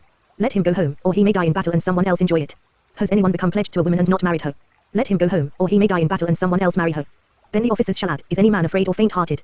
Let him go home so that his brothers will not become disheartened too. When the officers have finished speaking to the army, they shall appoint commanders over it.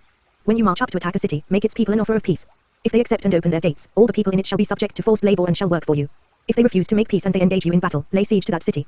When the Lord your God delivers it into your hand, put to the sword all the men in it. As for the women, the children, the livestock and everything else in the city, you may take these as plunder for yourselves. And you may use the plunder the Lord your God gives you from your enemies. This is how you are to treat all the cities that are at a distance from you and do not belong to the nations nearby. However, in the cities of the nations the Lord your God is giving you as an inheritance, do not leave alive anything that breathes. Completely destroy them, the Hittites, Amorites, Canaanites, Perizzites, Hivites and Jebusites, as the Lord your God has commanded you. Otherwise, they will teach you to follow all the detestable things they do in worshipping their gods, and you will sin against the Lord your God.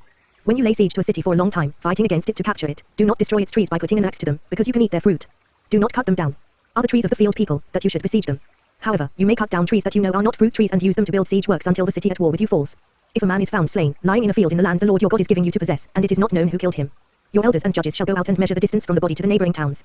Then the elders of the town nearest the body shall take a heifer that has never been worked and has never worn a yoke, and lead her down to a valley that has not been plowed or planted and where there is a flowing stream. There in the valley they are to break the heifer's neck. The priests, the sons of Levi, shall step forward, for the Lord your God has chosen them to minister and to pronounce blessings in the name of the Lord and to decide all cases of dispute and assault. Then all the elders of the town nearest the body shall wash their hands over the heifer whose neck was broken in the valley. And they shall declare, our hands did not shed this blood, nor did our eyes see it done. Accept this atonement for your people Israel, whom you have redeemed, O Lord, and do not hold your people guilty of the blood of an innocent man. And the bloodshed will be atoned for. So you will purge from yourselves the guilt of shedding innocent blood, since you have done what is right in the eyes of the Lord. When you go to war against your enemies and the Lord your God delivers them into your hands and you take captives. If you notice among the captives a beautiful woman and are attracted to her, you may take her as your wife. Bring her into your home and have her shave her head, trim her nails, and put aside the clothes she was wearing when captured. After she has lived in your house and mourned her father and mother for a full month, then you may go to her and be her husband and she shall be your wife. If you are not pleased with her, let her go wherever she wishes.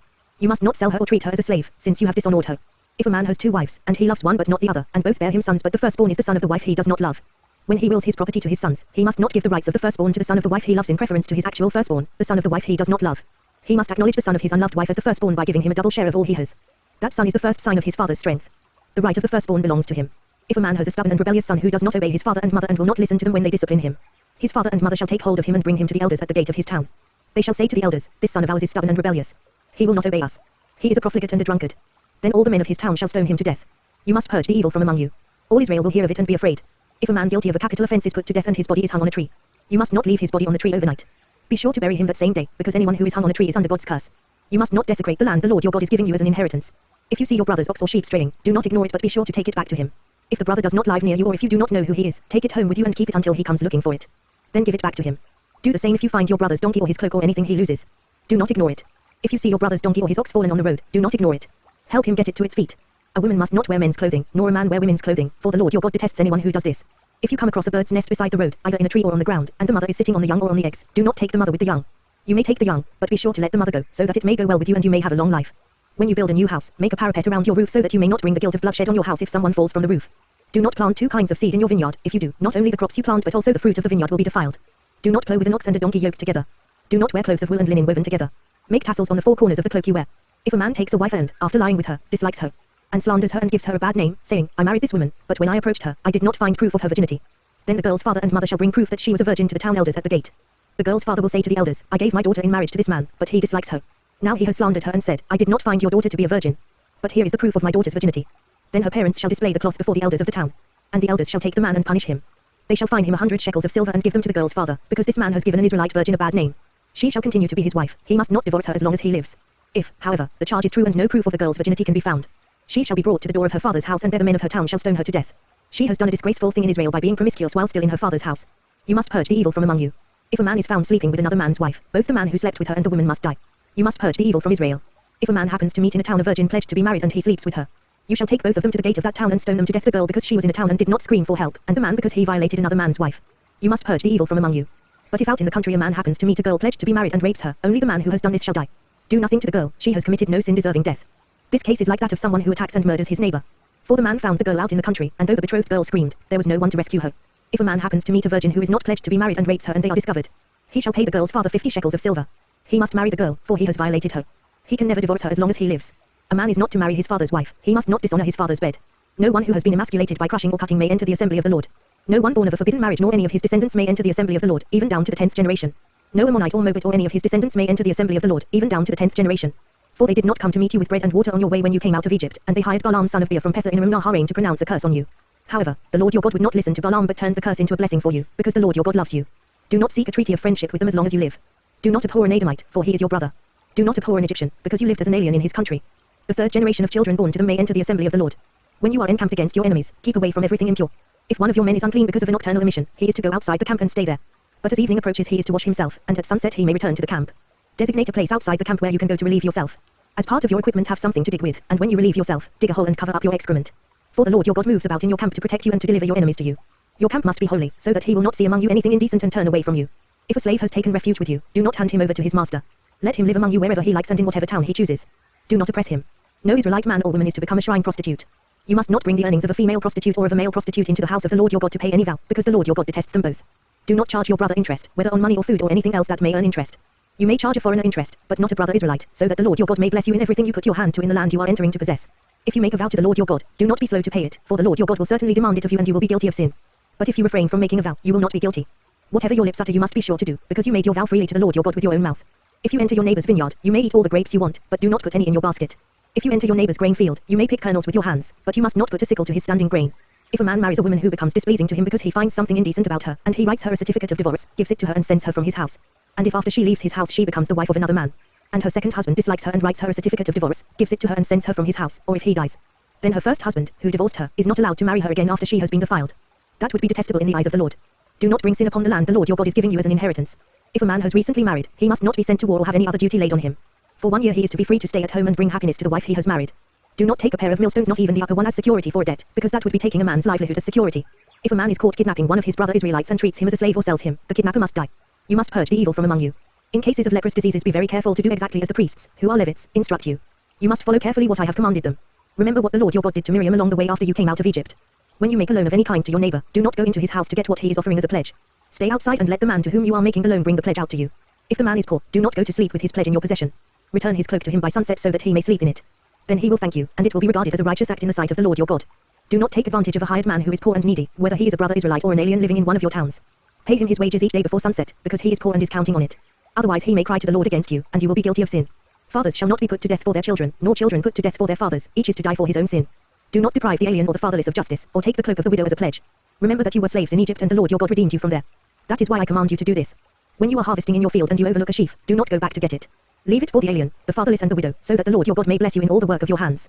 When you beat the olives from your trees, do not go over the branches a second time. Leave what remains for the alien, the fatherless and the widow. When you harvest the grapes in your vineyard, do not go over the vines again. Leave what remains for the alien, the fatherless and the widow. Remember that you were slaves in Egypt. That is why I command you to do this. When men have a dispute, they are to take it to court and the judges will decide the case, acquitting the innocent and condemning the guilty. If the guilty man deserves to be beaten, the judge shall make him lie down and have him flogged in his presence with the number of lashes his crime deserves. But he must not give him more than 40 lashes. If he is flogged more than that, your brother will be degraded in your eyes. Do not muzzle an ox while it is treading out the grain. If brothers are living together and one of them dies without a son, his widow must not marry outside the family. Her husband's brother shall take her and marry her and fulfill the duty of a brother-in-law to her. The first son she bears shall carry on the name of the dead brother so that his name will not be blotted out from Israel. However, if a man does not want to marry his brother's wife, she shall go to the elders at the town gate and say, my husband's brother refuses to carry on his brother's name in Israel. He will not fulfill the duty of a brother-in-law to me. Then the elders of his town shall summon him and talk to him. If he persists in saying, I do not want to marry her, his brother's widow shall go up to him in the presence of the elders, take off one of his sandals, spit in his face and say, this is what is done to the man who will not build up his brother's family line. That man's line shall be known in Israel as the family of the unsandaled.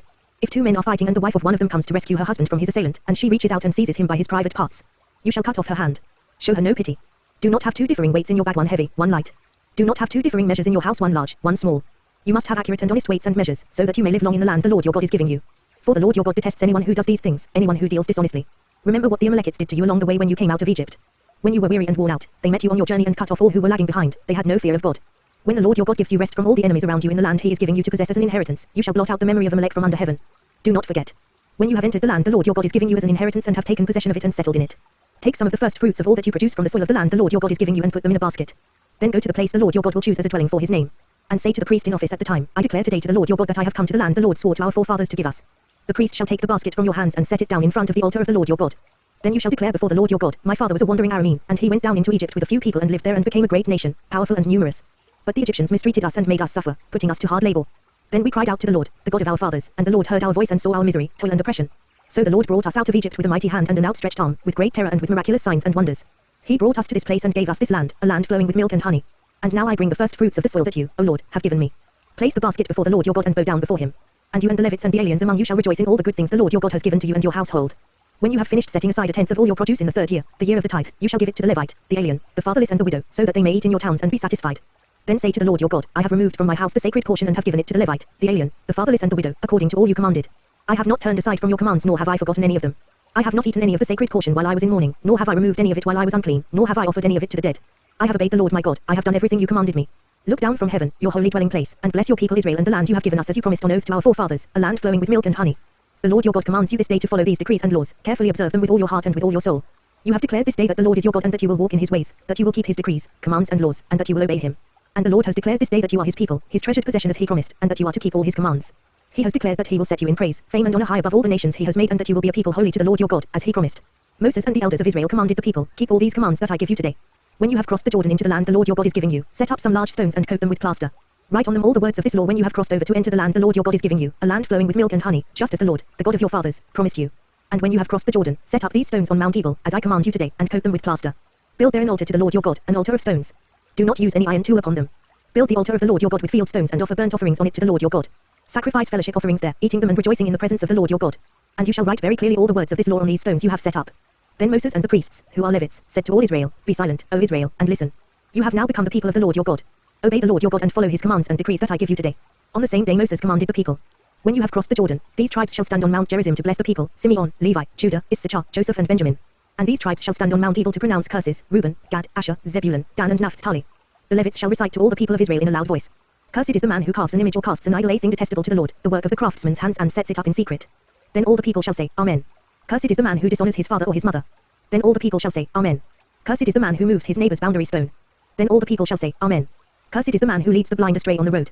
Then all the people shall say, Amen. Cursed is the man who withholds justice from the alien, the fatherless or the widow. Then all the people shall say, Amen. Cursed is the man who sleeps with his father's wife, for he dishonors his father's bed. Then all the people shall say, Amen. Cursed is the man who has sexual relations with any animal. Then all the people shall say, Amen. Cursed is the man who sleeps with his sister, the daughter of his father or the daughter of his mother. Then all the people shall say, Amen. Cursed is the man who sleeps with his mother-in-law. Then all the people shall say, Amen. Cursed is the man who kills his neighbor secretly. Then all the people shall say, Amen. Cursed is the man who accepts a bribe to kill an innocent person. Then all the people shall say, Amen.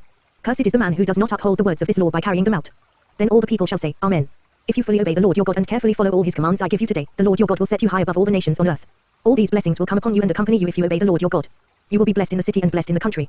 The fruit of your womb will be blessed, and the crops of your land and the young of your livestock, the calves of your herds and the lambs of your flocks. Your basket and your kneading trough will be blessed. You will be blessed when you come in and blessed when you go out. The Lord will grant that the enemies who rise up against you will be defeated before you. They will come at you from one direction but flee from you in seven. The Lord will send a blessing on your barns and on everything you put your hand to. The Lord your God will bless you in the land he is giving you. The Lord will establish you as his holy people, as he promised you on oath, if you keep the commands of the Lord your God and walk in his ways. Then all the peoples on earth will see that you are called by the name of the Lord, and they will fear you.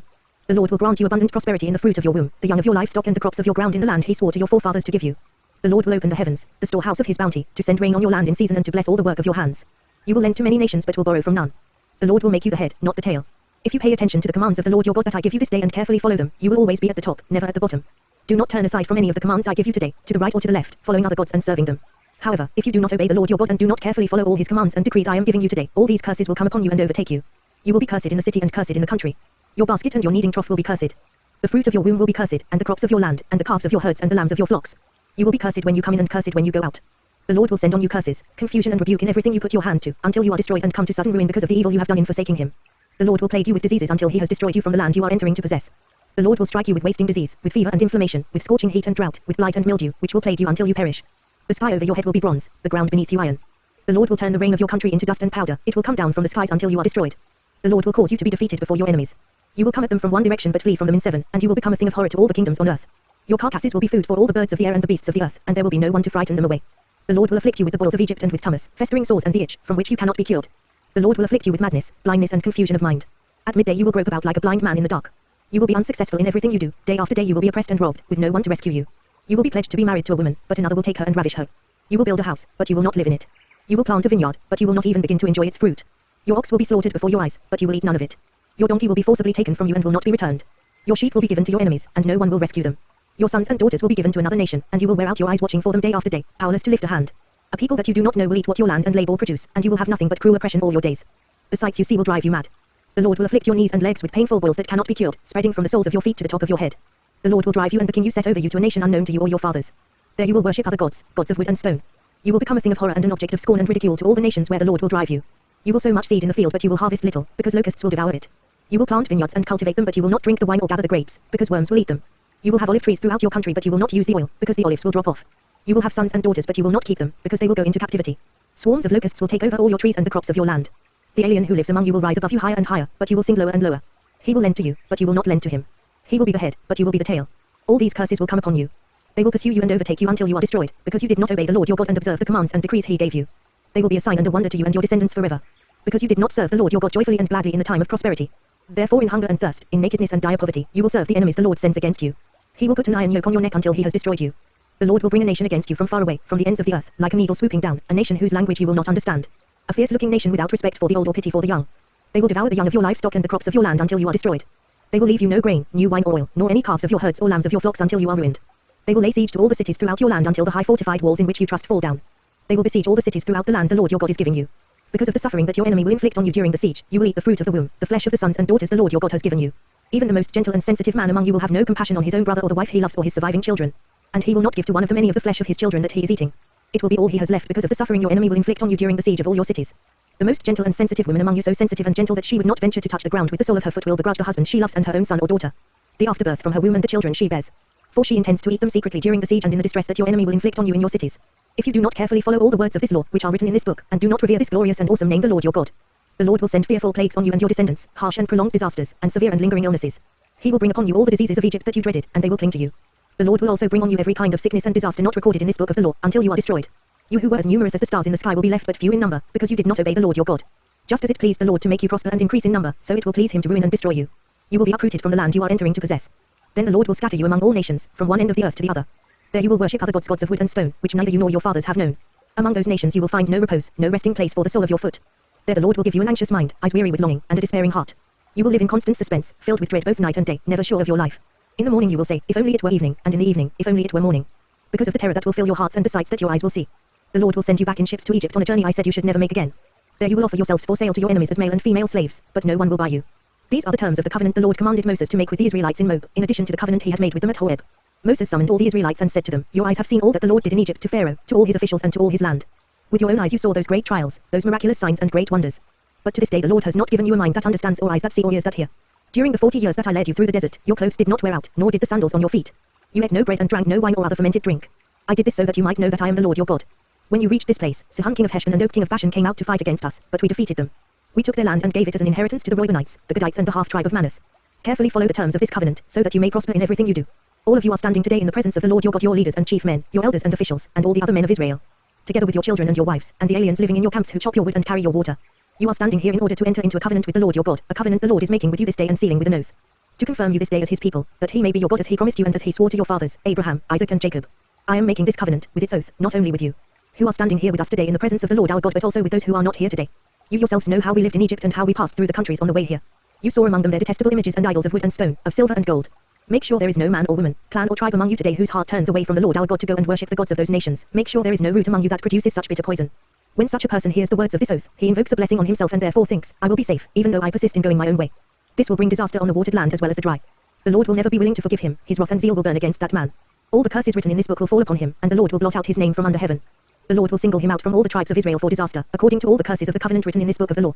Your children who follow you in later generations and foreigners who come from distant lands will see the calamities that have fallen on the land and the diseases with which the Lord has afflicted it. The whole land will be a burning waste of salt and sulfur, nothing planted, nothing sprouting, no vegetation growing on it.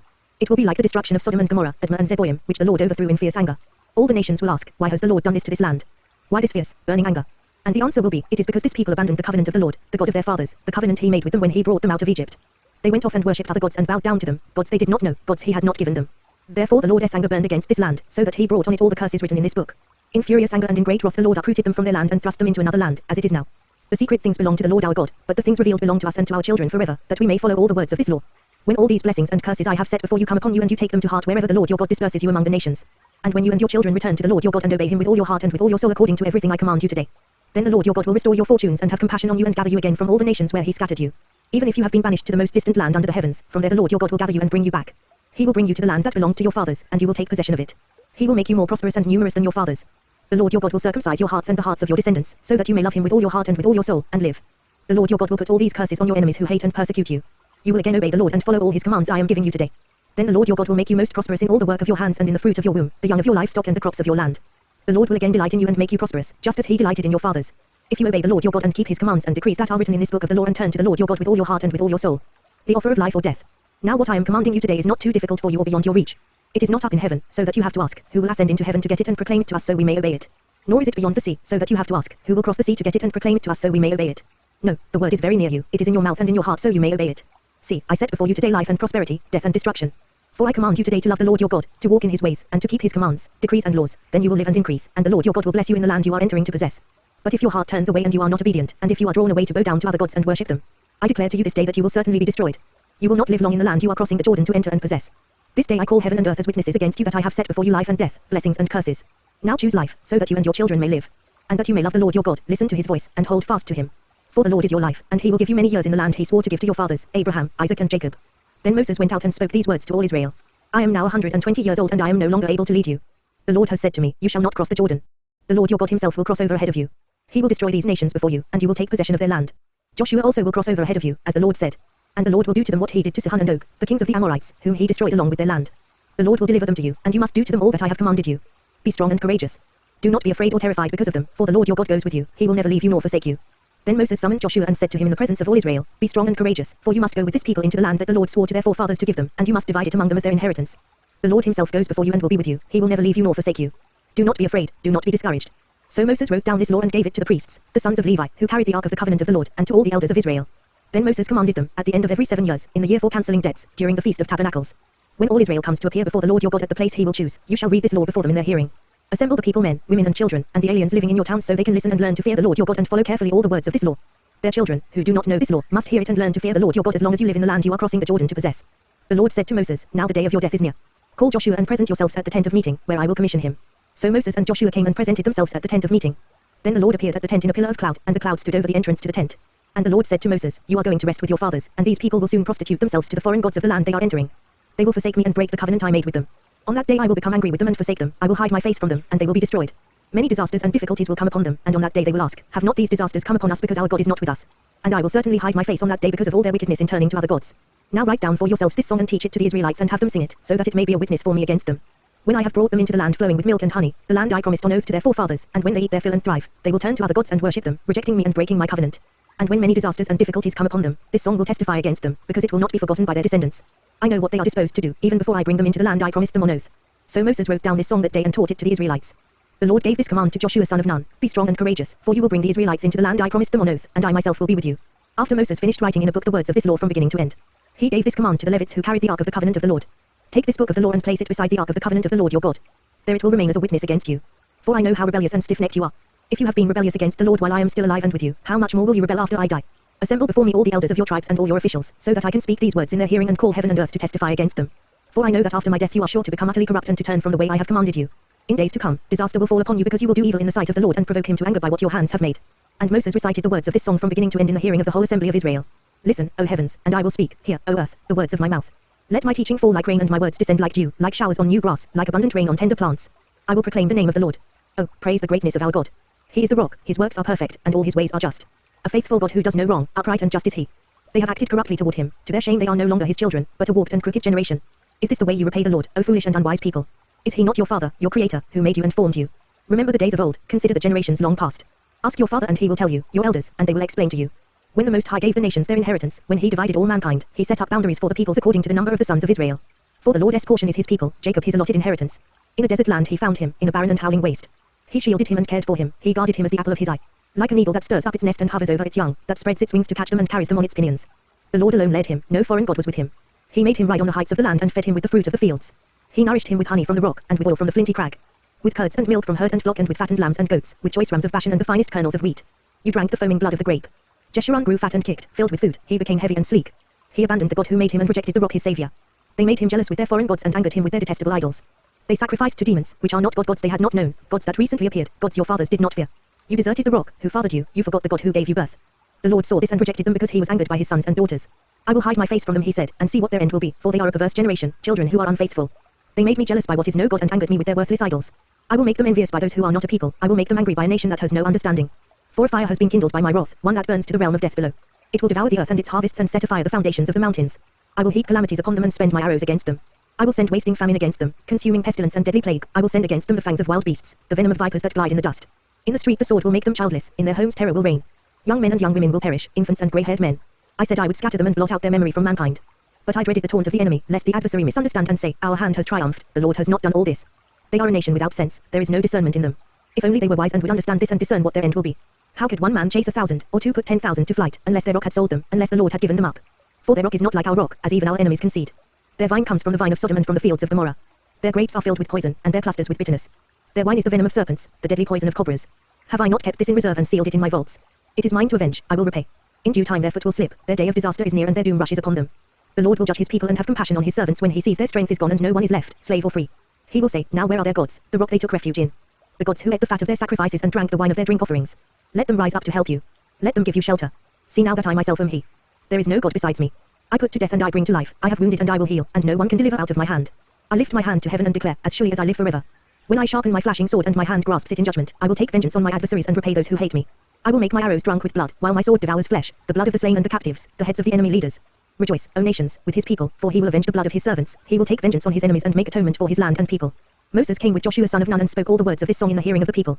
When Moses finished reciting all these words to all Israel, he said to them, take to heart all the words I have solemnly declared to you this day, so that you may command your children to obey carefully all the words of this law. They are not just idle words for you, they are your life. By them you will live long in the land you are crossing the Jordan to possess. On that same day the Lord told Moses, go up into the Abarim range to Mount Nebo in Moab, across from Jericho, and view Canaan, the land I am giving the Israelites as their own possession. There on the mountain that you have climbed you will die and be gathered to your people, just as your brother Aaron died on Mount Hor and was gathered to his people. This is because both of you broke faith with me in the presence of the Israelites at the waters of Meribah Kadesh in the desert of Zin, and because you did not uphold my holiness among the Israelites. Therefore, you will see the land only from a distance, you will not enter the land I am giving to the people of Israel. This is the blessing that Moses the man of God pronounced on the Israelites before his death.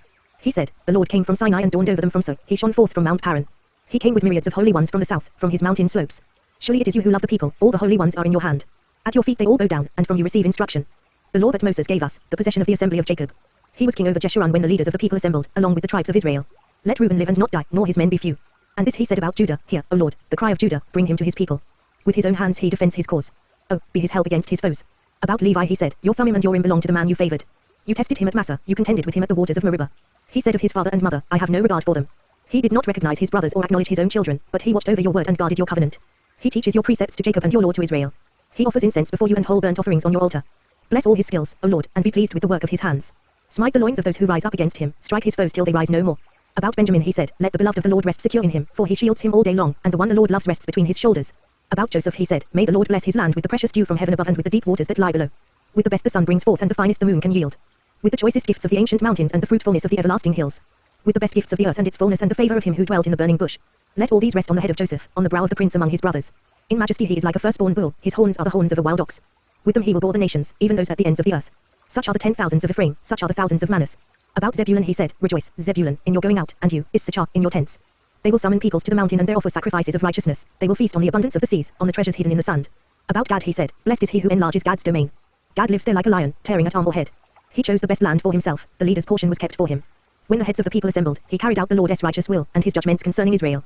About Dan he said, Dan is a lion's cub, springing out of Bashan. About Naphtali he said, Naphtali is abounding with the favor of the Lord and is full of his blessing, he will inherit southward to the lake. About Asher he said, most blessed of sons is Asher, let him be favored by his brothers, and let him bathe his feet in oil. The bolts of your gates will be iron and bronze, and your strength will equal your days. There is no one like the God of Jeshurun, who rides on the heavens to help you and on the clouds in his majesty. The eternal God is your refuge, and underneath are the everlasting arms. He will drive out your enemy before you, saying, destroy him. So Israel will live in safety alone, Jacob's spring is secure in a land of grain and new wine, where the heavens dropped dew. Blessed are you, O Israel. Who is like you, a people saved by the Lord. He is your shield and helper and your glorious sword. Your enemies will cower before you, and you will trample down their high places. Then Moses climbed Mount Nebo from the plains of Moab to the top of Pisgah, across from Jericho. There the Lord showed him the whole land from Gilead to Dan. All of Naphtali, the territory of Ephraim and Manasseh, all the land of Judah as far as the western sea. The Negev and the whole region from the valley of Jericho, the city of palms, as far as Zor. Then the Lord said to him, this is the land I promised on oath to Abraham, Isaac and Jacob when I said, I will give it to your descendants. I have let you see it with your eyes, but you will not cross over into it. And Moses the servant of the Lord died there in Moab, as the Lord had said. He buried him in Moab, in the valley opposite Beth-peor, but to this day no one knows where his grave is. Moses was 120 years old when he died, yet his eyes were not weak nor his strength gone. The Israelites grieved for Moses in the plains of Moab 30 days, until the time of weeping and mourning was over. Now Joshua son of Nun was filled with the spirit of wisdom because Moses had laid his hands on him. So the Israelites listened to him and did what the Lord had commanded Moses. Since then, no prophet has risen in Israel like Moses, whom the Lord knew face to face. Who did all those miraculous signs and wonders the Lord sent him to do in Egypt to Pharaoh and to all his officials and to his whole land. For no one has ever shown the mighty power or performed the awesome deeds that Moses did in the sight of all Israel. The Speed Reading Bible, Joshua. After the death of Moses the servant of the Lord said to Joshua son of Nun, Moses' aide. Moses my servant is dead. Now then, you and all these people, get ready to cross the Jordan River into the land I am about to give to them to the Israelites. I will give you every place where you set your foot, as I promised Moses. Your territory will extend from the desert to Lebanon, and from the great river, the Euphrates all the Hittite country to the great sea on the west. No one will be able to stand up against you all the days of your life. As I was with Moses, so I will be with you, I will never leave you nor forsake you. Be strong and courageous, because you will lead these people to inherit the land I swore to their forefathers to give them. Be strong and very courageous. Be careful to obey all the law my servant Moses gave you, do not turn from it to the right or to the left, that you may be successful wherever you go. Do not let this book of the law depart from your mouth, meditate on it day and night, so that you may be careful to do everything written in it. Then you will be prosperous and successful. Have I not commanded you? Be strong and courageous. Do not be terrified, do not be discouraged, for the Lord your God will be with you wherever you go. So Joshua ordered the officers of the people. Go through the camp and tell the people, get your supplies ready. 3 days from now you will cross the Jordan here to go in and take possession of the land the Lord your God is giving you for your own. But to the Reubenites, the Gadites and the half-tribe of Manasseh, Joshua said, remember the command that Moses the servant of the Lord gave you, the Lord your God is giving you rest and has granted you this land. Your wives, your children and your livestock may stay in the land that Moses gave you east of the Jordan, but all your fighting men, fully armed, must cross over ahead of your brothers. You are to help your brothers. Until the Lord gives them rest, as he has done for you, and until they too have taken possession of the land that the Lord your God is giving them. After that, you may go back and occupy your own land, which Moses the servant of the Lord gave you east of the Jordan toward the sunrise. Then they answered Joshua, whatever you have commanded us we will do, and wherever you send us we will go. Just as we fully obeyed Moses, so we will obey you. Only may the Lord your God be with you as he was with Moses. Whoever rebels against your word and does not obey your words, whatever you may command them, will be put to death. Only be strong and courageous. Then Joshua son of Nun secretly sent 2 spies from Shittim. Go, look over the land, he said, especially Jericho. So they went and entered the house of a prostitute named Rahab and stayed there. The king of Jericho was told, look, some of the Israelites have come here tonight to spy out the land. So the king of Jericho sent this message to Rahab, bring out the men who came to you and entered your house, because they have come to spy out the whole land. But the woman had taken the 2 men and hidden them. She said, yes, the men came to me, but I did not know where they had come from. At dusk, when it was time to close the city gate, the men left. I don't know which way they went. Go after them quickly. You may catch up with them. But she had taken them up to the roof and hidden them under the stalks of flax she had laid out on the roof. So the men set out in pursuit of the spies on the road that leads to the fords of the Jordan, and as soon as the pursuers had gone out, the gate was shut. Before the spies lay down for the night, she went up on the roof, and said to them, I know that the Lord has given this land to you and that a great fear of you has fallen on us, so that all who live in this country are melting in fear because of you. We have heard how the Lord dried up the water of the Red Sea for you when you came out of Egypt, and what you did to Sihon and Og, the 2 kings of the Amorites east of the Jordan, whom you completely destroyed. When we heard of it, our hearts melted and everyone's courage failed because of you, for the Lord your God is God in heaven above and on the earth below. Now then, please swear to me by the Lord that you will show kindness to my family, because I have shown kindness to you. Give me a sure sign. That you will spare the lives of my father and mother, my brothers and sisters, and all who belong to them, and that you will save us from death. Our lives for your lives, the men assured her. If you don't tell what we are doing, we will treat you kindly and faithfully when the Lord gives us the land. So she let them down by rope through the window, for the house she lived in was part of the city wall. Now she had said to them, go to the hill so the pursuers will not find you. Hide yourselves there 3 days until they return, and then go on your way. The men said to her, this oath you made us swear will not be binding on us. Unless, when we enter the land, you have tied this scarlet cord in the window through which you let us down, and unless you have brought your father and mother, your brothers and all your family into your house. If anyone goes outside your house into the street, his blood will be on his own head, we will not be responsible. As for anyone who is in the house with you, his blood will be on our head if a hand is laid on him. But if you tell what we are doing, we will be released from the oath you made us swear. Agreed, she replied. Let it be as you say. So she sent them away and they departed. And she tied the scarlet cord in the window. When they left, they went into the hills and stayed there 3 days, until the pursuers had searched all along the road and returned without finding them. Then the 2 men started back. They went down out of the hills, forded the river and came to Joshua son of Nun and told him everything that had happened to them. They said to Joshua, the Lord has surely given the whole land into our hands, all the people are melting in fear because of us. Early in the morning Joshua and all the Israelites set out from Shittim and went to the Jordan, where they camped before crossing over. After 3 days the officers went throughout the camp, giving orders to the people, when you see the ark of the covenant of the Lord your God, and the priests, who are Levites, carrying it, you are to move out from your positions and follow it. Then you will know which way to go, since you have never been this way before. But keep a distance of about 1,000 yards between you and the ark, do not go near it. Joshua told the people, consecrate yourselves, for tomorrow the Lord will do amazing things among you. Joshua said to the priests, take up the ark of the covenant and pass on ahead of the people. So they took it up and went ahead of them. And the Lord said to Joshua, today I will begin to exalt you in the eyes of all Israel, so they may know that I am with you as I was with Moses. Tell the priests who carry the ark of the covenant, when you reach the edge of the Jordan's waters, go and stand in the river. Joshua said to the Israelites, come here and listen to the words of the Lord your God. This is how you will know that the living God is among you and that he will certainly drive out before you the Canaanites, Hittites, Hivites, Perizzites, Girgashites, Amorites and Jebusites. See, the ark of the covenant of the Lord of all the earth will go into the Jordan ahead of you. Now then, choose 12 men from the tribes of Israel, 1 from each tribe. And as soon as the priests who carry the ark of the Lord of all the earth set foot in the Jordan, its waters flowing downstream will be cut off and stand up in a heap. So when the people broke camp to cross the Jordan, the priests carrying the ark of the covenant went ahead of them. Now the Jordan is at flood stage all during harvest. Yet as soon as the priests who carried the ark reached the Jordan and their feet touched the water's edge, the water from upstream stopped flowing. It piled up in a heap a great distance away, at a town called Adam in the vicinity of Zarethan, while the water flowing down to the sea of the Arabah, the salt sea, was completely cut off. So the people crossed over opposite Jericho. The priests who carried the ark of the covenant of the Lord stood firm on dry ground in the middle of the Jordan, while all Israel passed by until the whole nation had completed the crossing on dry ground. When the whole nation had finished crossing the Jordan, the Lord said to Joshua, choose 12 men from among the people, 1 from each tribe. And tell them to take up 12 stones from the middle of the Jordan from right where the priests stood and to carry them over with you and put them down at the place where you stay tonight. So Joshua called together the 12 men he had appointed from the Israelites, 1 from each tribe. And said to them, go over before the ark of the Lord your God into the middle of the Jordan. Each of you is to take up a stone on his shoulder, according to the number of the tribes of the Israelites, to serve as a sign among you. In the future, when your children ask you, what do these stones mean? Tell them that the flow of the Jordan was cut off before the ark of the covenant of the Lord. When it crossed the Jordan, the waters of the Jordan were cut off. These stones are to be a memorial to the people of Israel forever. So the Israelites did as Joshua commanded them. They took 12 stones from the middle of the Jordan, according to the number of the tribes of the Israelites, as the Lord had told Joshua, and they carried them over with them to their camp, where they put them down. Joshua set up the 12 stones that had been in the middle of the Jordan at the spot where the priests who carried the ark of the covenant had stood. And they are there to this day. Now the priests who carried the ark remained standing in the middle of the Jordan until everything the Lord had commanded Joshua was done by the people, just as Moses had directed Joshua. The people hurried over. And as soon as all of them had crossed, the ark of the Lord and the priests came to the other side while the people watched. The men of Reuben, Gad and the half-tribe of Manasseh crossed over, armed, in front of the Israelites, as Moses had directed them. About 40,000 armed for battle crossed over before the Lord to the plains of Jericho for war. That day the Lord exalted Joshua in the sight of all Israel, and they revered him all the days of his life, just as they had revered Moses. Then the Lord said to Joshua, "Command the priests carrying the ark of the testimony to come up out of the Jordan." So Joshua commanded the priests, "Come up out of the Jordan." And the priests came up out of the river carrying the ark of the covenant of the Lord. No sooner had they set their feet on the dry ground than the waters of the Jordan returned to their place and ran at flood stage as before. On the 10th day of the first month the people went up from the Jordan and camped at Gilgal on the eastern border of Jericho. And Joshua set up at Gilgal the 12 stones they had taken out of the Jordan. He said to the Israelites, "In the future when your descendants ask their fathers, what do these stones mean? Tell them, Israel crossed the Jordan on dry ground. For the Lord your God dried up the Jordan before you until you had crossed over. The Lord your God did to the Jordan just what he had done to the Red Sea when he dried it up before us until we had crossed over. He did this so that all the peoples of the earth might know that the hand of the Lord is powerful and so that you might always fear the Lord your God." Now when all the Amorite kings west of the Jordan and all the Canaanite kings along the coast heard how the Lord had dried up the Jordan before the Israelites until we had crossed over, their hearts melted and they no longer had the courage to face the Israelites. At that time the Lord said to Joshua, "Make flint knives and circumcise the Israelites again." So Joshua made flint knives and circumcised the Israelites at Gibeath Haraloth. Now this is why he did so. All those who came out of Egypt, all the men of military age died in the desert on the way after leaving Egypt. All the people that came out had been circumcised, but all the people born in the desert during the journey from Egypt had not.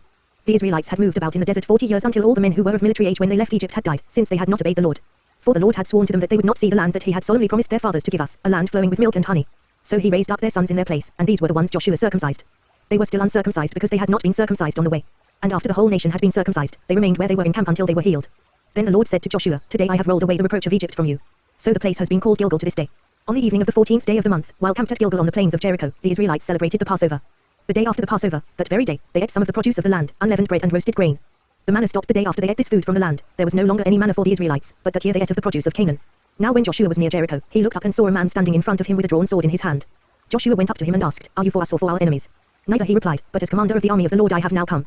Then Joshua fell face down to the ground in reverence, and asked him, "What message does my Lord have for his servant?" The commander of the Lord's army replied, "Take off your sandals, for the place where you are standing is holy." And Joshua did so. Now Jericho was tightly shut up because of the Israelites. No one went out and no one came in. Then the Lord said to Joshua, "See, I have delivered Jericho into your hands, along with its king and its fighting men. March around the city once with all the armed men. Do this for 6 days.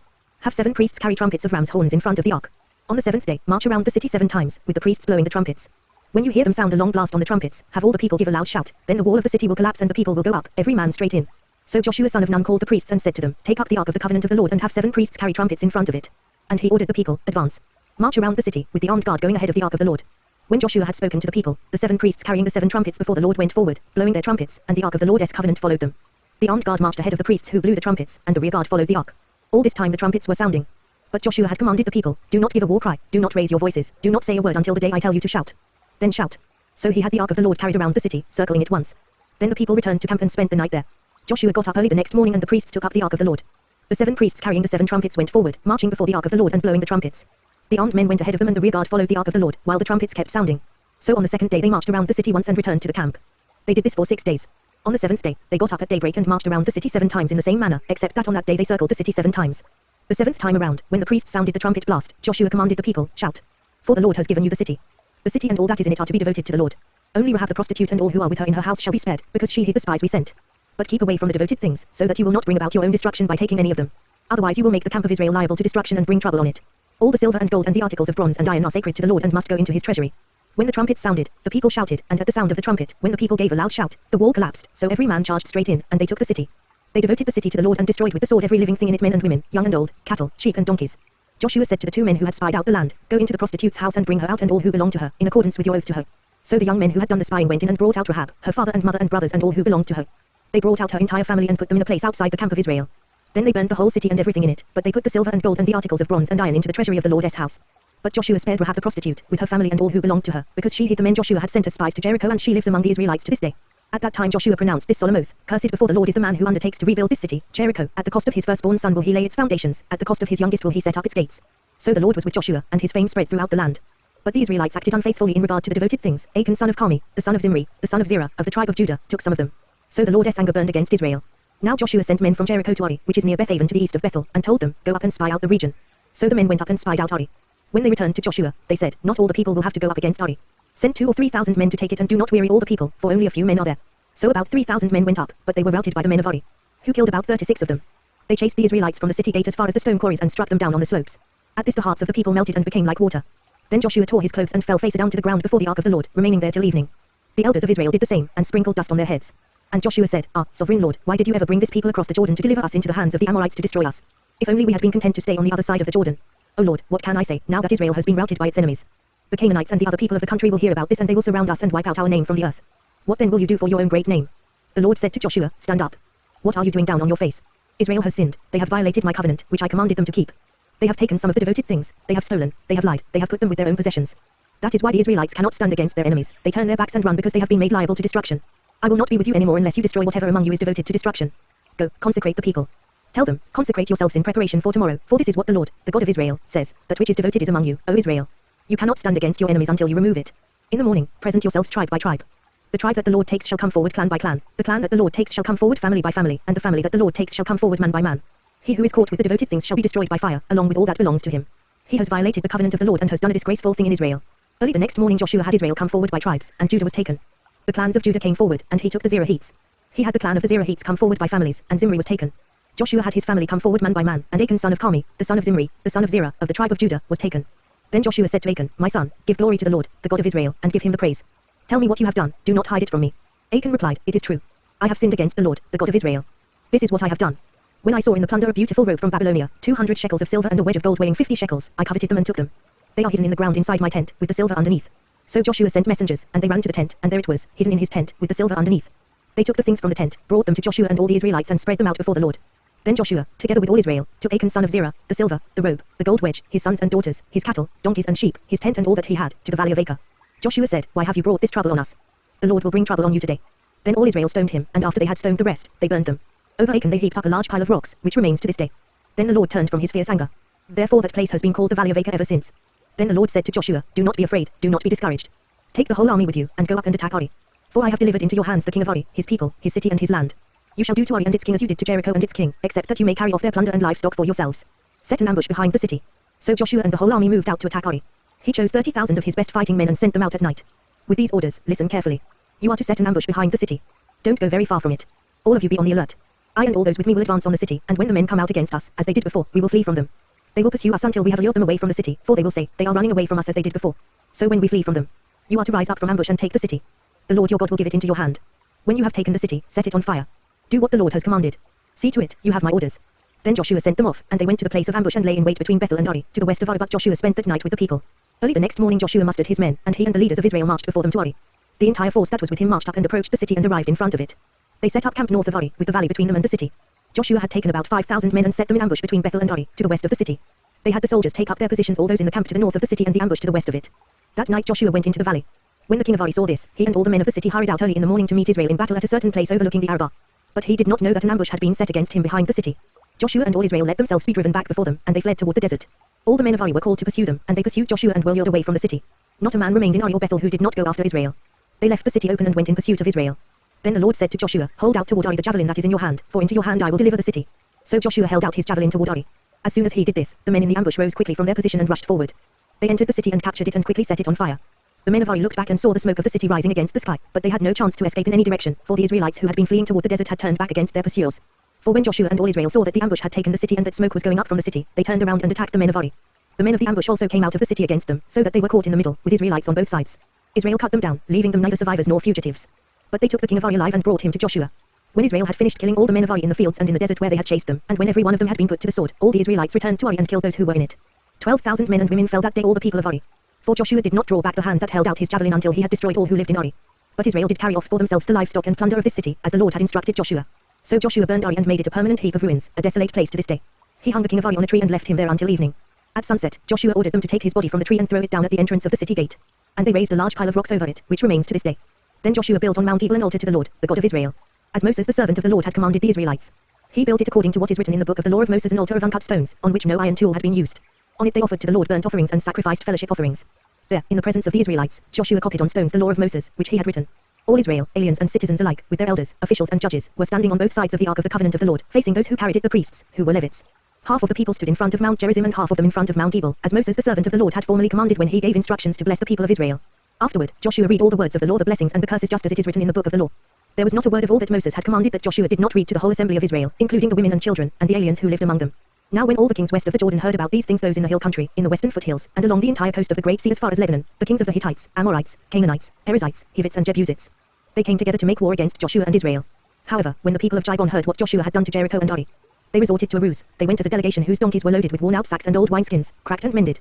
The men put worn and patched sandals on their feet and wore old clothes. All the bread of their food supply was dry and moldy. Then they went to Joshua in the camp at Gilgal and said to him and the men of Israel, "We have come from a distant country, make a treaty with us." The men of Israel said to the Hivites, "But perhaps you live near us. How then can we make a treaty with you?" "We are your servants," they said to Joshua. But Joshua asked, "Who are you and where do you come from?" They answered, "Your servants have come from a very distant country because of the fame of the Lord your God. For we have heard reports of him, all that he did in Egypt, and all that he did to the two kings of the Amorites east of the Jordan, Sihon king of Heshbon, and Og king of Bashan, who reigned in Ashtaroth. And our elders and all those living in our country said to us, Take provisions for your journey, go and meet them and say to them, We are your servants, make a treaty with us. This bread of ours was warm when we packed it at home on the day we left to come to you. But now see how dry and moldy it is. And these wineskins that we filled were new, but see how cracked they are. And our clothes and sandals are worn out by the very long journey." The men of Israel sampled their provisions but did not inquire of the Lord. Then Joshua made a treaty of peace with them to let them live, and the leaders of the assembly ratified it by oath. 3 days after they made the treaty with the Gibeonites, the Israelites heard that they were neighbors, living near them. So the Israelites set out and on the 3rd day came to their cities, Gibeon, Kephirah, Beeroth and Kiriath-Jearim. But the Israelites did not attack them, because the leaders of the assembly had sworn an oath to them by the Lord, the God of Israel. The whole assembly grumbled against the leaders.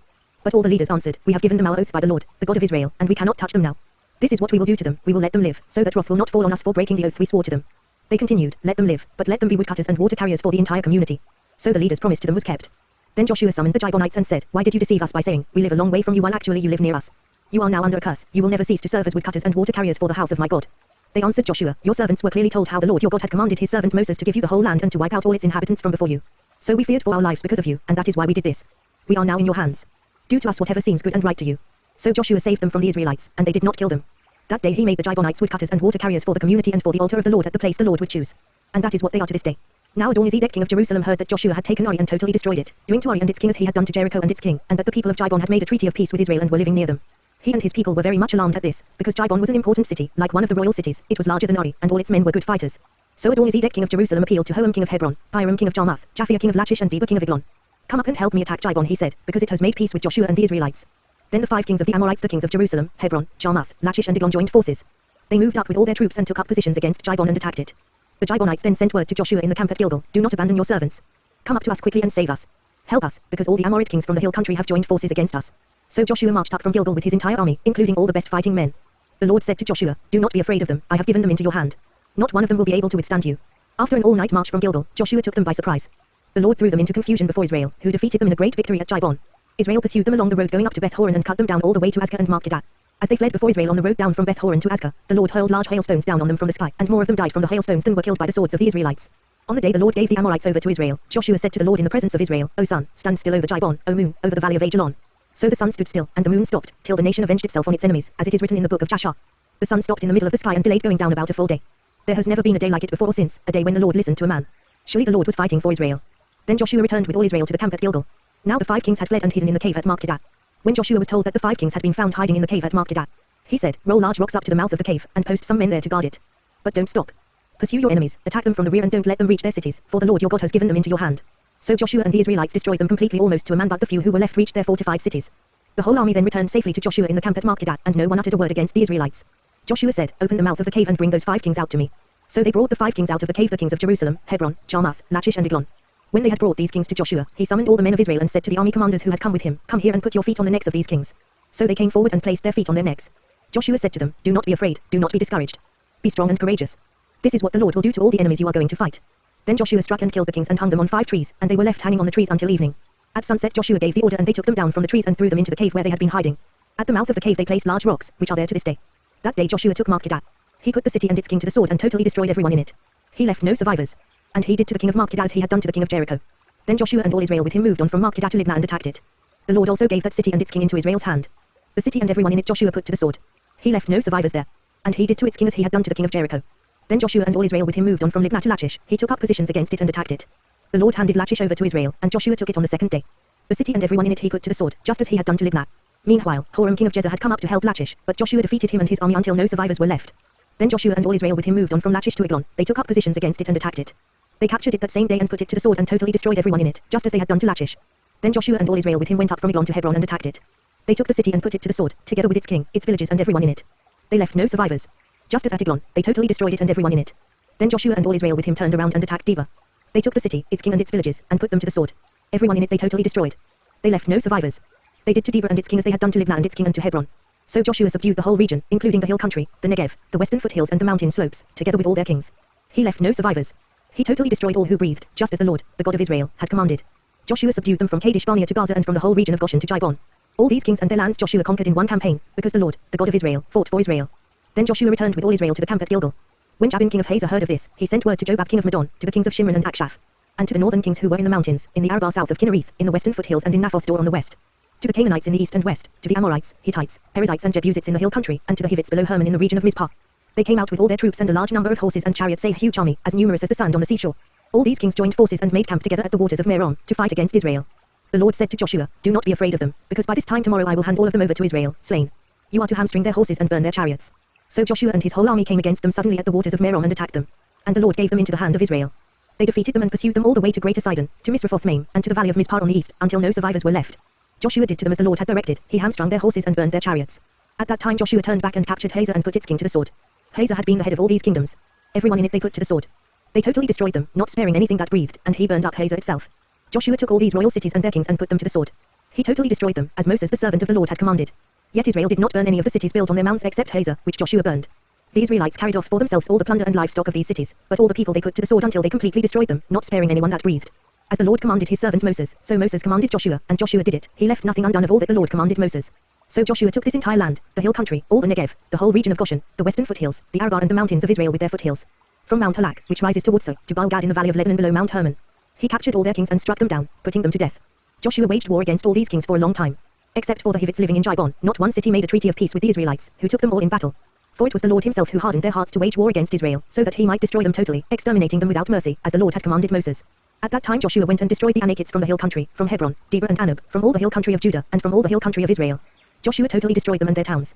No Anakites were left in Israelite territory, only in Gaza, Gath and Ashdod did any survive. So Joshua took the entire land, just as the Lord had directed Moses, and he gave it as an inheritance to Israel according to their tribal divisions. Then the land had rest from war. These are the kings of the land whom the Israelites had defeated and whose territory they took over east of the Jordan, from the Arnon gorge to Mount Hermon, including all the eastern side of the Arabah. Sihon king of the Amorites, who reigned in Heshbon. He ruled from Aroer on the rim of the Arnon gorge from the middle of the gorge to the Jabbok river, which is the border of the Ammonites. This included half of Gilead. He also ruled over the eastern Arabah from the Sea of Kinnereth to the Sea of the Arabah, the Salt Sea, to Beth Jeshimoth, and then southward below the slopes of Pisgah.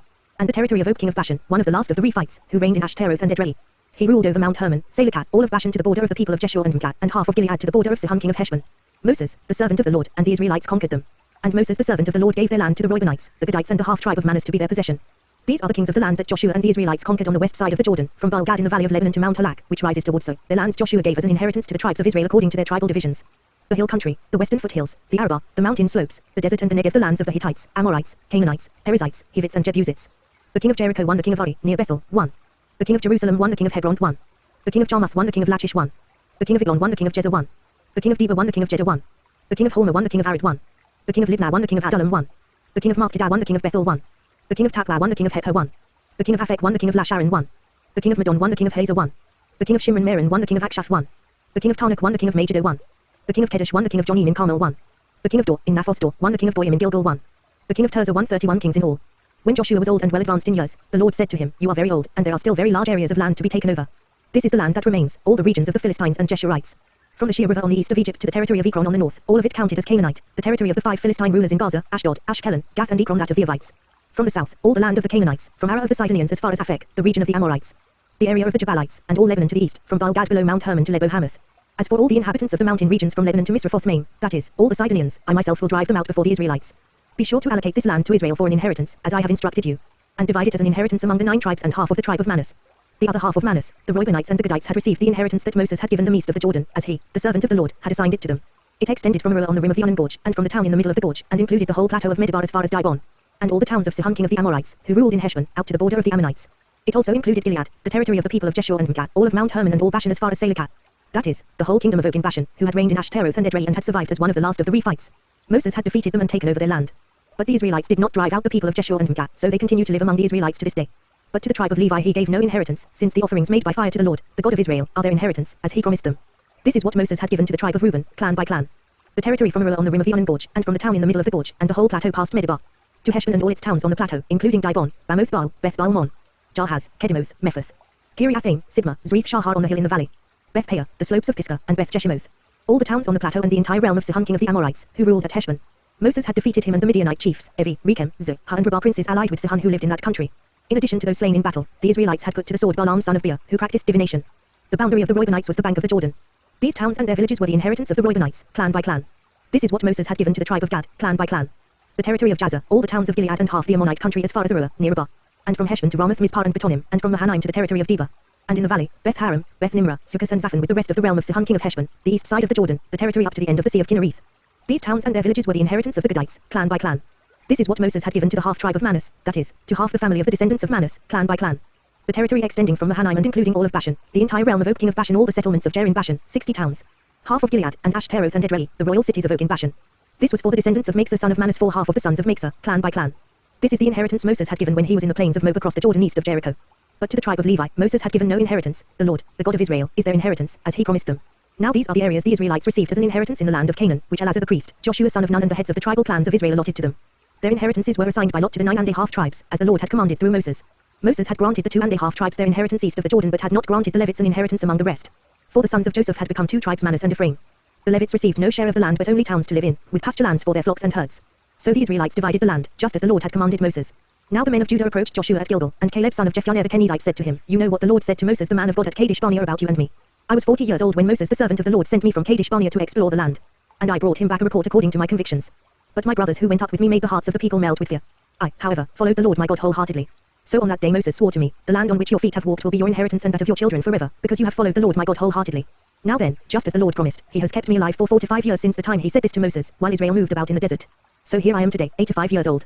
I am still as strong today as the day Moses sent me out. I'm just as vigorous to go out to battle now as I was then. Now give me this hill country that the Lord promised me that day. You yourself heard then that the Anakites were there and their cities were large and fortified, but, the Lord helping me, I will drive them out just as he said. Then Joshua blessed Caleb son of Jephunneh and gave him Hebron as his inheritance. So Hebron has belonged to Caleb son of Jephunneh the Kenizzite ever since, because he followed the Lord, the God of Israel, wholeheartedly. Hebron used to be called Kiriath Arba after Arba, who was the greatest man among the Anakites. Then the land had rest from war. The allotment for the tribe of Judah, clan by clan, extended down to the territory of Edom, to the desert of Zin in the extreme south. Their southern boundary started from the bay at the southern end of the Salt Sea, crossed south of Scorpion Pass, continued on to Zin and went over to the south of Kadesh Barnea. Then it ran past Hezron up to Adar and curved around to Karka. It then passed along to Azman and joined the Wadi of Egypt, ending at the sea. This is their southern boundary. The eastern boundary is the Salt Sea as far as the mouth of the Jordan. The northern boundary started from the bay of the sea at the mouth of the Jordan, went up to Beth Hogla and continued north of Beth Arabah to the stone of Bohan son of Reuben. The boundary then went up to Deba from the valley of Acre and turned north to Gilgal, which faces the pass of Adumim south of the gorge. It continued along to the waters of Enshemesh and came out at En Rogel. Then it ran up the valley of Ben Hinnom along the southern slope of the Jebusite city, that is, Jerusalem. From there it climbed to the top of the hill west of the Hinnom valley at the northern end of the valley of Rephaim. From the hilltop the boundary headed toward the spring of the waters of Nephthah, came out at the towns of Mount Ephron and went down toward Bola, that is, Kiriath Jearim. Then it curved westward from Bola to Mount So, ran along the northern slope of Mount Jearim, that is, Kizalan, continued down to Beth Shemesh and crossed to Timnah. It went to the northern slope of Ekron, turned toward Shikron, passed along to Mount Bola and reached Jabneel. The boundary ended at the sea. The western boundary is the coastline of the Great Sea. These are the boundaries around the people of Judah by their clans. In accordance with the Lord's command to him, Joshua gave to Caleb son of Jephunneh a portion in Judah Kiriath Arba, that is, Hebron. Arba was the forefather of Anak. From Hebron Caleb drove out the 3 Anakites Shishai, Ahiman and Talmai descendants of Anak. From there he marched against the people living in Deba, formerly called Kiriath Sepher. And Caleb said, I will give my daughter Achsah in marriage to the man who attacks and captures Kiriath Sepher. Othniel son of Kenaz, Caleb's brother, took it, so Caleb gave his daughter Achsah to him in marriage. One day when she came to Othniel, she urged him to ask her father for a field. When she got off her donkey, Caleb asked her, What can I do for you? She replied, Do me a special favor. Since you have given me land in the Negev, give me also springs of water. So Caleb gave her the upper and lower springs. This is the inheritance of the tribe of Judah, clan by clan.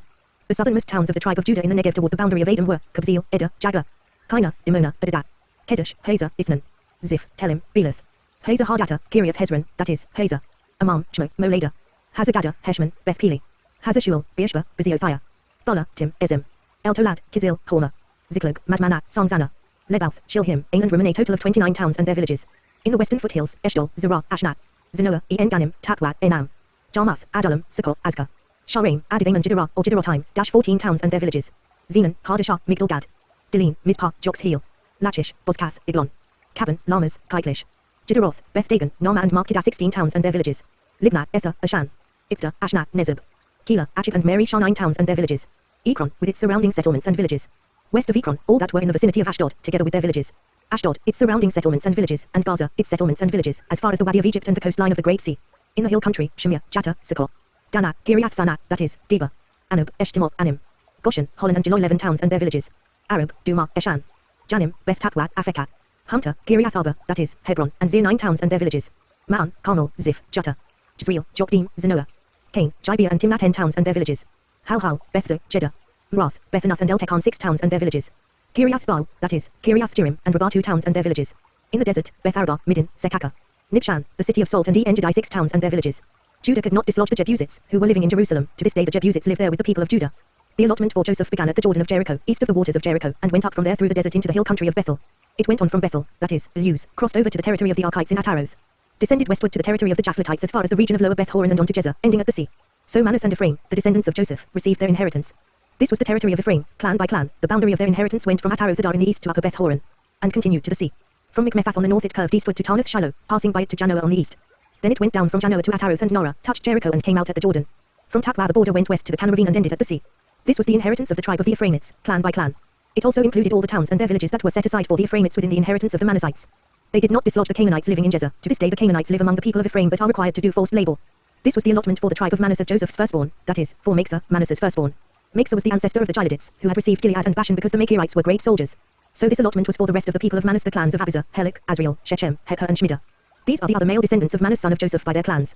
Now Zelophehad son of Hepher, the son of Gilead, the son of Machzah, the son of Manasseh, had no sons but only daughters, whose names were Mahlah, Noah, Hoglah, Milcah and Tirzah. They went to Eleazar the priest, Joshua son of Nun, and the leaders and said, The Lord commanded Moses to give us an inheritance among our brothers. So Joshua gave them an inheritance along with the brothers of their father, according to the Lord's command. Manasseh's share consisted of 10 tracts of land besides Gilead and Bashan east of the Jordan, because the daughters of the tribe of Manasseh received an inheritance among the sons. The land of Gilead belonged to the rest of the descendants of Manasseh. The territory of Manasseh extended from Asher to Mikmethath east of Shechem. The boundary ran southward from there to include the people living at En Tapwah. Manasseh had the land of Tapwah, but Tapwah itself, on the boundary of Manasseh, belonged to the Ephraimites. Then the boundary continued south to the Can ravine. There were towns belonging to Ephraim lying among the towns of Manasseh, but the boundary of Manasseh was the northern side of the ravine and ended at the sea. On the south the land belonged to Ephraim, on the north to Manasseh. The territory of Manasseh reached the sea and bordered Asher on the north and Issachar on the east. Within Issachar and Asher, Manasseh also had Bethshan, Ibleam and the people of Dor, Ender, Tanakh and Megiddo, together with their surrounding settlements. The third in the list is Naphoth. Yet the Manassites were not able to occupy these towns, for the Canaanites were determined to live in that region. However, when the Israelites grew stronger, they subjected the Canaanites to forced labor but did not drive them out completely. The people of Joseph said to Joshua, Why have you given us only one allotment and one portion for an inheritance? We are a numerous people and the Lord has blessed us abundantly. If you are so numerous, Joshua answered, and if the hill country of Ephraim is too small for you, go up into the forest and clear land for yourselves there in the land of the Perizzites and Rephites. The people of Joseph replied, The hill country is not enough for us, and all the Canaanites who live in the plain have iron chariots, both those in Bethshan and its settlements and those in the valley of Jezreel. But Joshua said to the house of Joseph to Ephraim and Manasseh, You are numerous and very powerful. You will have not only one allotment, but the forested hill country as well. Clear it, and its farthest limits will be yours. Though the Canaanites have iron chariots and though they are strong, you can drive them out. The whole assembly of the Israelites gathered at Shiloh and set up the tent of meeting there. The country was brought under their control. But there were still 7 Israelite tribes who had not yet received their inheritance. So Joshua said to the Israelites, How long will you wait before you begin to take possession of the land that the Lord, the God of your fathers, has given you? Appoint 3 men from each tribe. I will send them out to make a survey of the land and to write a description of it, according to the inheritance of each. Then they will return to me. You are to divide the land into 7 parts. Judah is to remain in its territory on the south and the house of Joseph in its territory on the north. After you have written descriptions of the 7 parts of the land, bring them here to me and I will cast lots for you in the presence of the Lord our God. The Levites, however, do not get a portion among you, because the priestly service of the Lord is their inheritance. And Gad, Reuben and the half-tribe of Manasseh have already received their inheritance on the east side of the Jordan. Moses the servant of the Lord gave it to them. As the men started on their way to map out the land, Joshua instructed them, Go and make a survey of the land and write a description of it. Then return to me, and I will cast lots for you here at Shiloh in the presence of the Lord. So the men left and went through the land.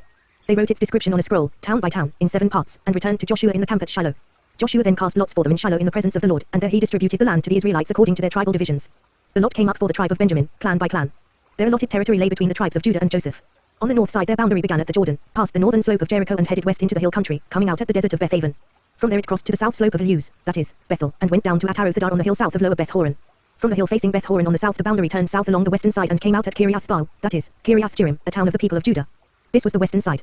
The southern side began at the outskirts of Kiriath Jearim on the west, and the boundary came out at the spring of the waters of Nephtoh. The boundary went down to the foot of the hill facing the valley of Ben Hinnom, north of the valley of Rephaim. It continued down the Hinnom valley along the southern slope of the Jebusite city and so to En Rogel. It then curved north, went to Enshemesh, continued to Jalilith, which faces the pass of Adumim, and ran down to the stone of Bohan son of Reuben. It continued to the northern slope of Beth Arabah and on down into the Arabah. It then went to the northern slope of Beth Hoglah and came out at the northern bay of the Salt Sea, at the mouth of the Jordan in the south.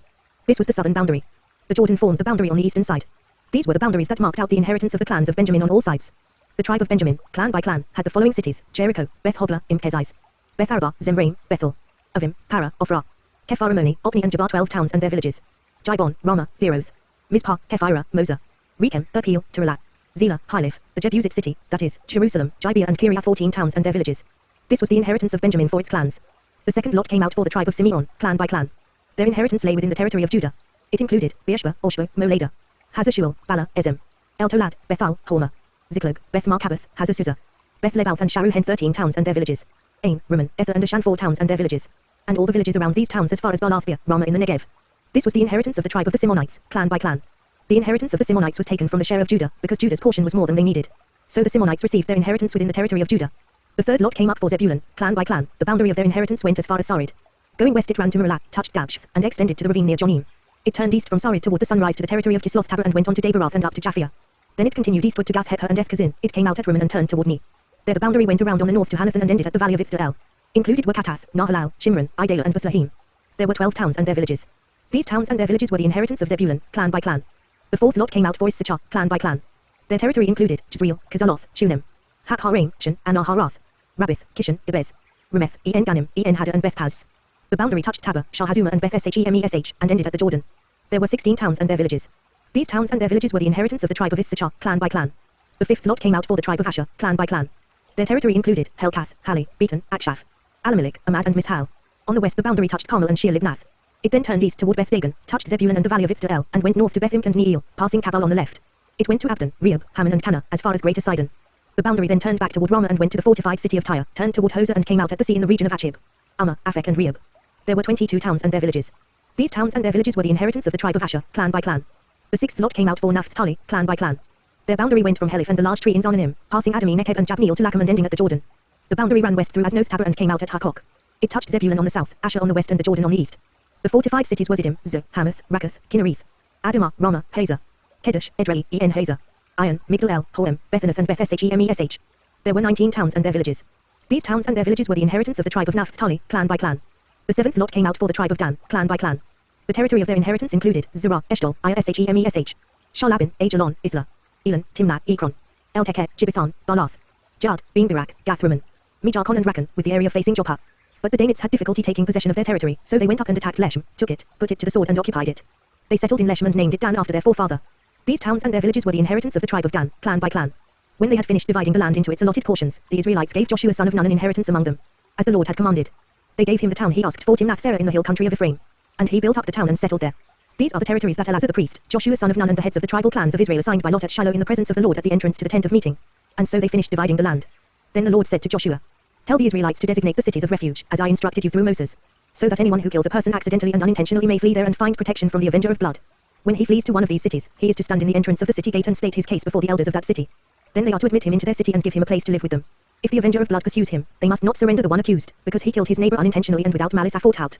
He is to stay in that city until he has stood trial before the assembly and until the death of the high priest who is serving at that time. Then he may go back to his own home in the town from which he fled." So they set apart Kedesh in Galilee in the hill country of Naphtali, Shechem in the hill country of Ephraim, and Kiriath Arba, that is, Hebron, in the hill country of Judah. On the east side of the Jordan of Jericho they designated Bezah in the desert on the plateau in the tribe of Reuben, Ramoth in Gilead in the tribe of Gad, and Golan in Bashan in the tribe of Manus. Any of the Israelites or any alien living among them who killed someone accidentally could flee to these designated cities and not be killed by the avenger of blood prior to standing trial before the assembly. Now the family heads of the Levites approached Eleazar the priest, Joshua son of Nun, and the heads of the other tribal families of Israel, at Shiloh in Canaan and said to them, "The Lord commanded through Moses that you give us towns to live in, with pasture lands for our livestock." So, as the Lord had commanded, the Israelites gave the Levites the following towns and pasture lands out of their own inheritance. The first lot came out for the Kohathites, clan by clan. The Levites who were descendants of Aaron the priest were allotted 13 towns from the tribes of Judah, Simeon and Benjamin. The rest of Kohath's descendants were allotted 10 towns from the clans of the tribes of Ephraim, Dan and half of Manus. The descendants of Jeshon were allotted 13 towns from the clans of the tribes of Issachar, Asher, Naphtali and the half tribe of Manus in Bashan. The descendants of Merari, clan by clan, received 12 towns from the tribes of Reuben, Gad and Zebulun. So the Israelites allotted to the Levites these towns and their pasture lands, as the Lord had commanded through Moses. From the tribes of Judah and Simeon they allotted the following towns by name. These towns were assigned to the descendants of Aaron who were from the Kohathite clans of the Levites, because the first lot fell to them. They gave them Kiriath Arba, that is, Hebron, with its surrounding pastureland, in the hill country of Judah. Arba was the forefather of Anak. But the fields and villages around the city they had given to Caleb son of Jephunneh as his possession.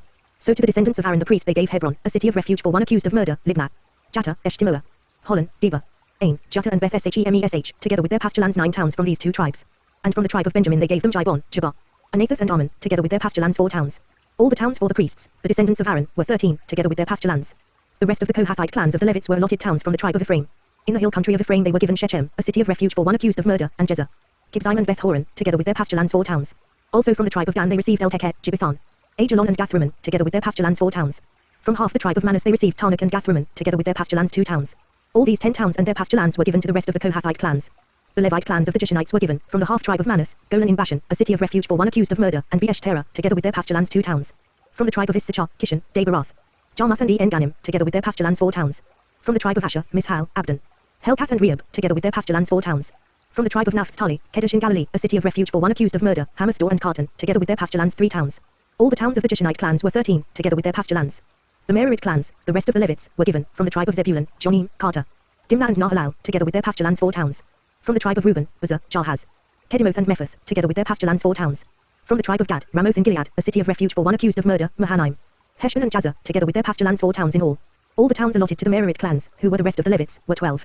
The towns of the Levites in the territory held by the Israelites were 48 in all, together with their pasture lands. Each of these towns had pasture lands surrounding it. This was true for all these towns.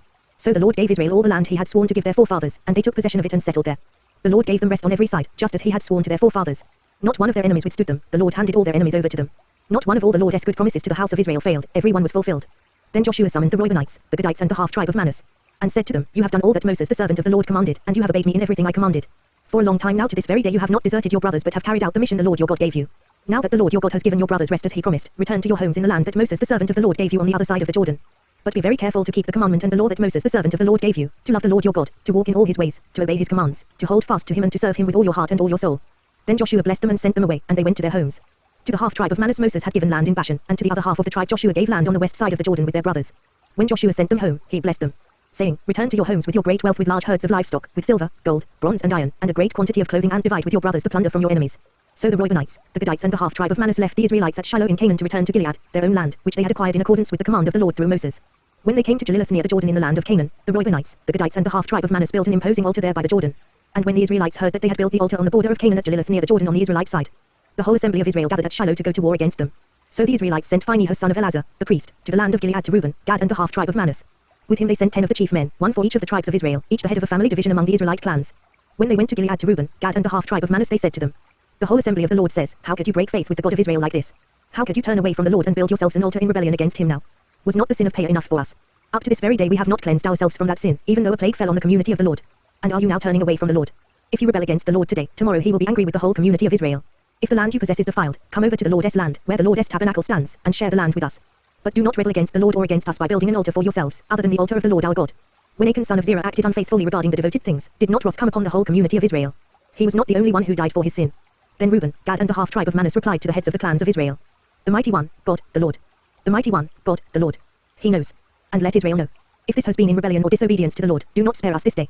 If we have built our own altar to turn away from the Lord and to offer burnt offerings and grain offerings, or to sacrifice fellowship offerings on it, may the Lord himself call us to account. No. We did it for fear that someday your descendants might say to ours, What do you have to do with the Lord, the God of Israel? The Lord has made the Jordan a boundary between us and you Reubenites and Gadites. You have no share in the Lord. So your descendants might cause ours to stop fearing the Lord. That is why we said, Let us get ready and build an altar, but not for burnt offerings or sacrifices. On the contrary, it is to be a witness between us and you and the generations that follow, that we will worship the Lord at his sanctuary with our burnt offerings, sacrifices and fellowship offerings. Then in the future your descendants will not be able to say to ours, You have no share in the Lord. And we said, if they ever say this to us, or to our descendants, we will answer, Look at the replica of the Lord's altar, which our fathers built, not for burnt offerings and sacrifices, but as a witness between us and you. Far be it from us to rebel against the Lord and turn away from him today by building an altar for burnt offerings, grain offerings and sacrifices, other than the altar of the Lord our God that stands before his tabernacle. When Phinehas the priest and the leaders of the community, the heads of the clans of the Israelites, heard what Reuben, Gad and Manasseh had to say, they were pleased. And Phinehas son of Eleazar, the priest, said to Reuben, Gad and Manasseh, Today we know that the Lord is with us, because you have not acted unfaithfully toward the Lord in this matter. Now you have rescued the Israelites from the Lord's hand. Then Phinehas son of Eleazar, the priest, and the leaders returned to Canaan from their meeting with the Reubenites and Gadites in Gilead and reported to the Israelites. They were glad to hear the report and praised God. And they talked no more about going to war against them to devastate the country where the Reubenites and the Gadites lived. And the Reubenites and the Gadites gave the altar this name, a witness between us that the Lord is God. After a long time had passed and the Lord had given Israel rest from all their enemies around them, Joshua, by then old and well advanced in years, summoned all Israel their elders, leaders, judges and officials and said to them, I am old and well advanced in years. You yourselves have seen everything the Lord your God has done to all these nations for your sake. It was the Lord your God who fought for you. Remember how I have allotted as an inheritance for your tribes all the land of the nations that remain, the nations I conquered between the Jordan and the great sea in the west. The Lord your God himself will drive them out of your way. He will push them out before you, and you will take possession of their land, as the Lord your God promised you. Be very strong, be careful to obey all that is written in the book of the law of Moses, without turning aside to the right or to the left. Do not associate with these nations that remain among you, do not invoke the names of their gods or swear by them. You must not serve them or bow down to them. But you are to hold fast to the Lord your God, as you have until now. The Lord has driven out before you great and powerful nations, to this day no one has been able to withstand you. One of you routs 1,000, because the Lord your God fights for you, just as he promised. So be very careful to love the Lord your God. But if you turn away and ally yourselves with the survivors of these nations that remain among you, and if you intermarry with them and associate with them, then you may be sure that the Lord your God will no longer drive out these nations before you. Instead, they will become snares and traps for you, whips on your backs and thorns in your eyes, until you perish from this good land, which the Lord your God has given you. Now I am about to go the way of all the earth. You know with all your heart and soul that not one of all the good promises the Lord your God gave you has failed. Every promise has been fulfilled, not one has failed. But just as every good promise of the Lord your God has come true, so the Lord will bring on you all the evil he has threatened, until he has destroyed you from this good land he has given you. If you violate the covenant of the Lord your God, which he commanded you, and go and serve other gods and bow down to them, the Lord's anger will burn against you, and you will quickly perish from the good land he has given you. Then Joshua assembled all the tribes of Israel at Shechem. He summoned the elders, leaders, judges and officials of Israel, and they presented themselves before God. Joshua said to all the people, This is what the Lord, the God of Israel, says, Long ago your forefathers, including Terah the father of Abraham and Nahor, lived beyond the river and worshipped other gods. But I took your father Abraham from the land beyond the river and led him throughout Canaan and gave him many descendants. I gave him Isaac. And to Isaac I gave Jacob and Esau. I assigned the hill country of Seir to Esau, but Jacob and his sons went down to Egypt. Then I sent Moses and Aaron, and I afflicted the Egyptians by what I did there, and I brought you out. When I brought your fathers out of Egypt, you came to the sea, and the Egyptians pursued them with chariots and horsemen as far as the Red Sea. But they cried to the Lord for help, and he put darkness between you and the Egyptians. He brought the sea over them and covered them. You saw with your own eyes what I did to the Egyptians. Then you lived in the desert for a long time. I brought you to the land of the Amorites who lived east of the Jordan. They fought against you, but I gave them into your hands. I destroyed them from before you, and you took possession of their land. When Balak son of Zippor, the king of Moab, prepared to fight against Israel, he sent for Balaam son of Beor to put a curse on you. But I would not listen to Balaam, so he blessed you again, and I delivered you out of his hand. Then you crossed the Jordan and came to Jericho. The citizens of Jericho fought against you, as did also the Amorites, Perizzites, Canaanites, Hittites, Girgashites, Hivites and Jebusites, but I gave them into your hands. I sent the hornet ahead of you, which drove them out before you, also the two Amorite kings. You did not do it with your own sword and bow. So I gave you a land on which you did not toil and cities you did not build, and you live in them and eat from vineyards and olive groves that you did not plant. Now fear the Lord and serve him with all faithfulness. Throw away the gods your forefathers worshipped beyond the river and in Egypt, and serve the Lord. But if serving the Lord seems undesirable to you, then choose for yourselves this day whom you will serve, whether the gods your forefathers served beyond the river, or the gods of the Amorites, in whose land you are living. But as for me and my household, we will serve the Lord. Then the people answered, Far be it from us to forsake the Lord to serve other gods. It was the Lord our God himself who brought us and our fathers up out of Egypt, from that land of slavery, and performed those great signs before our eyes. He protected us on our entire journey and among all the nations through which we traveled. And the Lord drove out before us all the nations, including the Amorites, who lived in the land. We too will serve the Lord, because he is our God. Joshua said to the people, You are not able to serve the Lord. He is a holy God, he is a jealous God. He will not forgive your rebellion and your sins. If you forsake the Lord and serve foreign gods, he will turn and bring disaster on you and make an end of you, after he has been good to you. But the people said to Joshua, No. We will serve the Lord.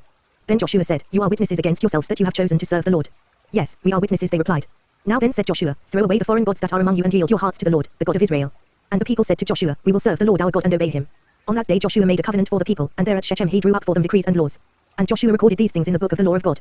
Then he took a large stone and set it up there under the oak near the holy place of the Lord. See, he said to all the people, This stone will be a witness against us. It has heard all the words the Lord has said to us. It will be a witness against you if you are untrue to your God. Then Joshua sent the people away, each to his own inheritance. After these things, Joshua son of Nun, the servant of the Lord, died at the age of 110. And they buried him in the land of his inheritance, at Timnath-Serah in the hill country of Ephraim, north of Mount Gaash. Israel served the Lord throughout the lifetime of Joshua and of the elders who outlived him and who had experienced everything the Lord had done for Israel. And Joseph's bones, which the Israelites had brought up from Egypt, were buried at Shechem in the tract of land that Jacob bought for 100 pieces of silver from the sons of Hamor, the father of Shechem. This became the inheritance of Joseph's descendants. And Eleazar son of Aaron died and was buried at Gibeah, which had been allotted to his son Phinehas in the hill country of Ephraim. Speed reading Bible, Judges. After the death of Joshua, the Israelites asked the Lord, Who will be the first to go up and fight for us against the Canaanites? The Lord answered, Judah is to go, I have given the land into their hands. Then the men of Judah said to the Simeonites their brothers, Come up with us into the territory allotted to us, to fight against the Canaanites. We in turn will go with you into yours. So the Simeonites went with them. When Judah attacked, the Lord gave the Canaanites and Perizzites into their hands and they struck down 10,000 men at Buzq. It was there that they found Adonibuzg and fought against him, putting to rout the Canaanites and Perizzites. Adonibuzg fled, but they chased him and caught him, and cut off his thumbs and big toes. Then Adonibuzg said, 70 kings with their thumbs and big toes cut off have picked up scraps under my table. Now God has paid me back for what I did to them. They brought him to Jerusalem, and he died there. The men of Judah attacked Jerusalem also and took it. They put the city to the sword and set it on fire. After that, the men of Judah went down to fight against the Canaanites living in the hill country, the Negev and the western foothills. They advanced against the Canaanites living in Hebron, formerly called Kiriath Arba, and defeated Shishai, Ahiman and Talmai. From there they advanced against the people living in Debir, formerly called Kiriath Sepher. And Caleb said, I will give my daughter Achsah in marriage to the man who attacks and captures Kiriath Sepher. Othniel son of Kenaz, Caleb's younger brother, took it, so Caleb gave his daughter Achsah to him in marriage.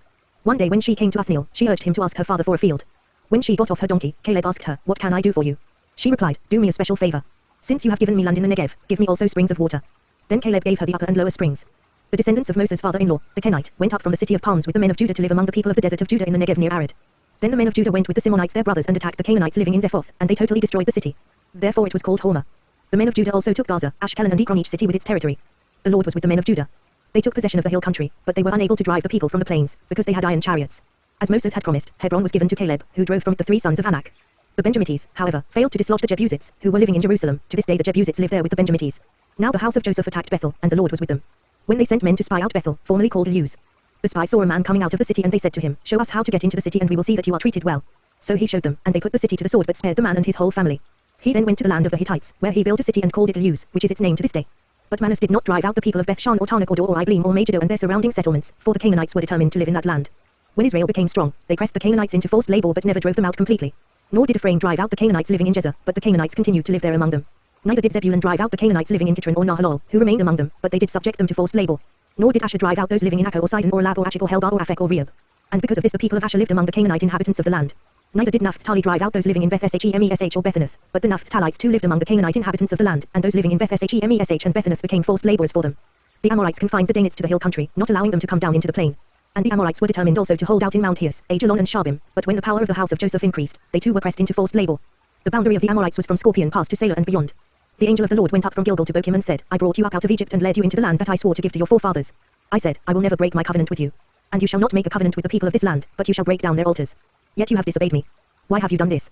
Now therefore I tell you that I will not drive them out before you, they will be thorns in your sides and their gods will be a snare to you. When the angel of the Lord had spoken these things to all the Israelites, the people wept aloud. And they called that place Bochim. There they offered sacrifices to the Lord. After Joshua had dismissed the Israelites, they went to take possession of the land, each to his own inheritance. The people served the Lord throughout the lifetime of Joshua and of the elders who outlived him and who had seen all the great things the Lord had done for Israel. Joshua son of Nun, the servant of the Lord, died at the age of 110. And they buried him in the land of his inheritance, at Timnath-Heres in the hill country of Ephraim, north of Mount Gosh. After that whole generation had been gathered to their fathers, another generation grew up, who knew neither the Lord nor what he had done for Israel. Then the Israelites did evil in the eyes of the Lord and served the Baals. They forsook the Lord, the God of their fathers, who had brought them out of Egypt. They followed and worshipped various gods of the peoples around them. They provoked the Lord to anger, because they forsook him and served Baal and the Ashtoreths. In his anger against Israel the Lord handed them over to raiders who plundered them. He sold them to their enemies all around, whom they were no longer able to resist. Whenever Israel went out to fight, the hand of the Lord was against them to defeat them, just as he had sworn to them. They were in great distress. Then the Lord raised up judges, who saved them out of the hands of these raiders. Yet they would not listen to their judges but prostituted themselves to other gods and worshipped them. Unlike their fathers, they quickly turned from the way in which their fathers had walked, the way of obedience to the Lord's commands. Whenever the Lord raised up a judge for them, he was with the judge and saved them out of the hands of their enemies as long as the judge lived, for the Lord had compassion on them as they groaned under those who oppressed and afflicted them. But when the judge died, the people returned to ways even more corrupt than those of their fathers, following other gods and serving and worshipping them. They refused to give up their evil practices and stubborn ways. Therefore the Lord was very angry with Israel and said, because this nation has violated the covenant that I laid down for their forefathers and has not listened to me, I will no longer drive out before them any of the nations Joshua left when he died. I will use them to test Israel and see whether they will keep the way of the Lord and walk in it as their forefathers did. The Lord had allowed those nations to remain, he did not drive them out at once by giving them into the hands of Joshua. These are the nations the Lord left to test all those Israelites who had not experienced any of the wars in Canaan. He did this only to teach warfare to the descendants of the Israelites who had not had previous battle experience. The 5 rulers of the Philistines, all the Canaanites, the Sidonians, and the Hivites living in the Lebanon mountains from Mount Baal-Hermon to Lebo-Hamath. They were left to test the Israelites to see whether they would obey the Lord's commands, which he had given their forefathers through Moses. The Israelites lived among the Canaanites, Hittites, Amorites, Perizzites, Hivites and Jebusites. They took their daughters in marriage and gave their own daughters to their sons, and served their gods. The Israelites did evil in the eyes of the Lord, they forgot the Lord their God and served the Baals and the Asherahs. The anger of the Lord burned against Israel so that he sold them into the hands of Cushan-Rishathaim king of Aram-Naharaim, to whom the Israelites were subject for 8 years. But when they cried out to the Lord, he raised up for them a deliverer, Othniel son of Kenaz, Caleb's younger brother, who saved them. The Spirit of the Lord came upon him, so that he became Israel's judge and went to war. The Lord gave Cushan-Rishathaim king of Aram into the hands of Othniel, who overpowered him. So the land had peace for 40 years, until Othniel son of Kenaz died. Once again the Israelites did evil in the eyes of the Lord, and because they did this evil the Lord gave Eglon king of Moab power over Israel. Getting the Ammonites and Amalekites to join him, Eglon came and attacked Israel, and they took possession of the city of palms. The Israelites were subject to Eglon king of Moab for 18 years. Again the Israelites cried out to the Lord, and he gave them a deliverer Ahad, a left-handed man, the son of Jer the Benjamite. The Israelites sent him with tribute to Eglon king of Moab. Now Ahad had made a double-edged sword about 1.5 feet long, which he strapped to his right thigh under his clothing. He presented the tribute to Eglon king of Moab, who was a very fat man. After Ahad had presented the tribute, he sent on their way the men who had carried it. At the idols near Gilgal he himself turned back and said, I have a secret message for you, O king.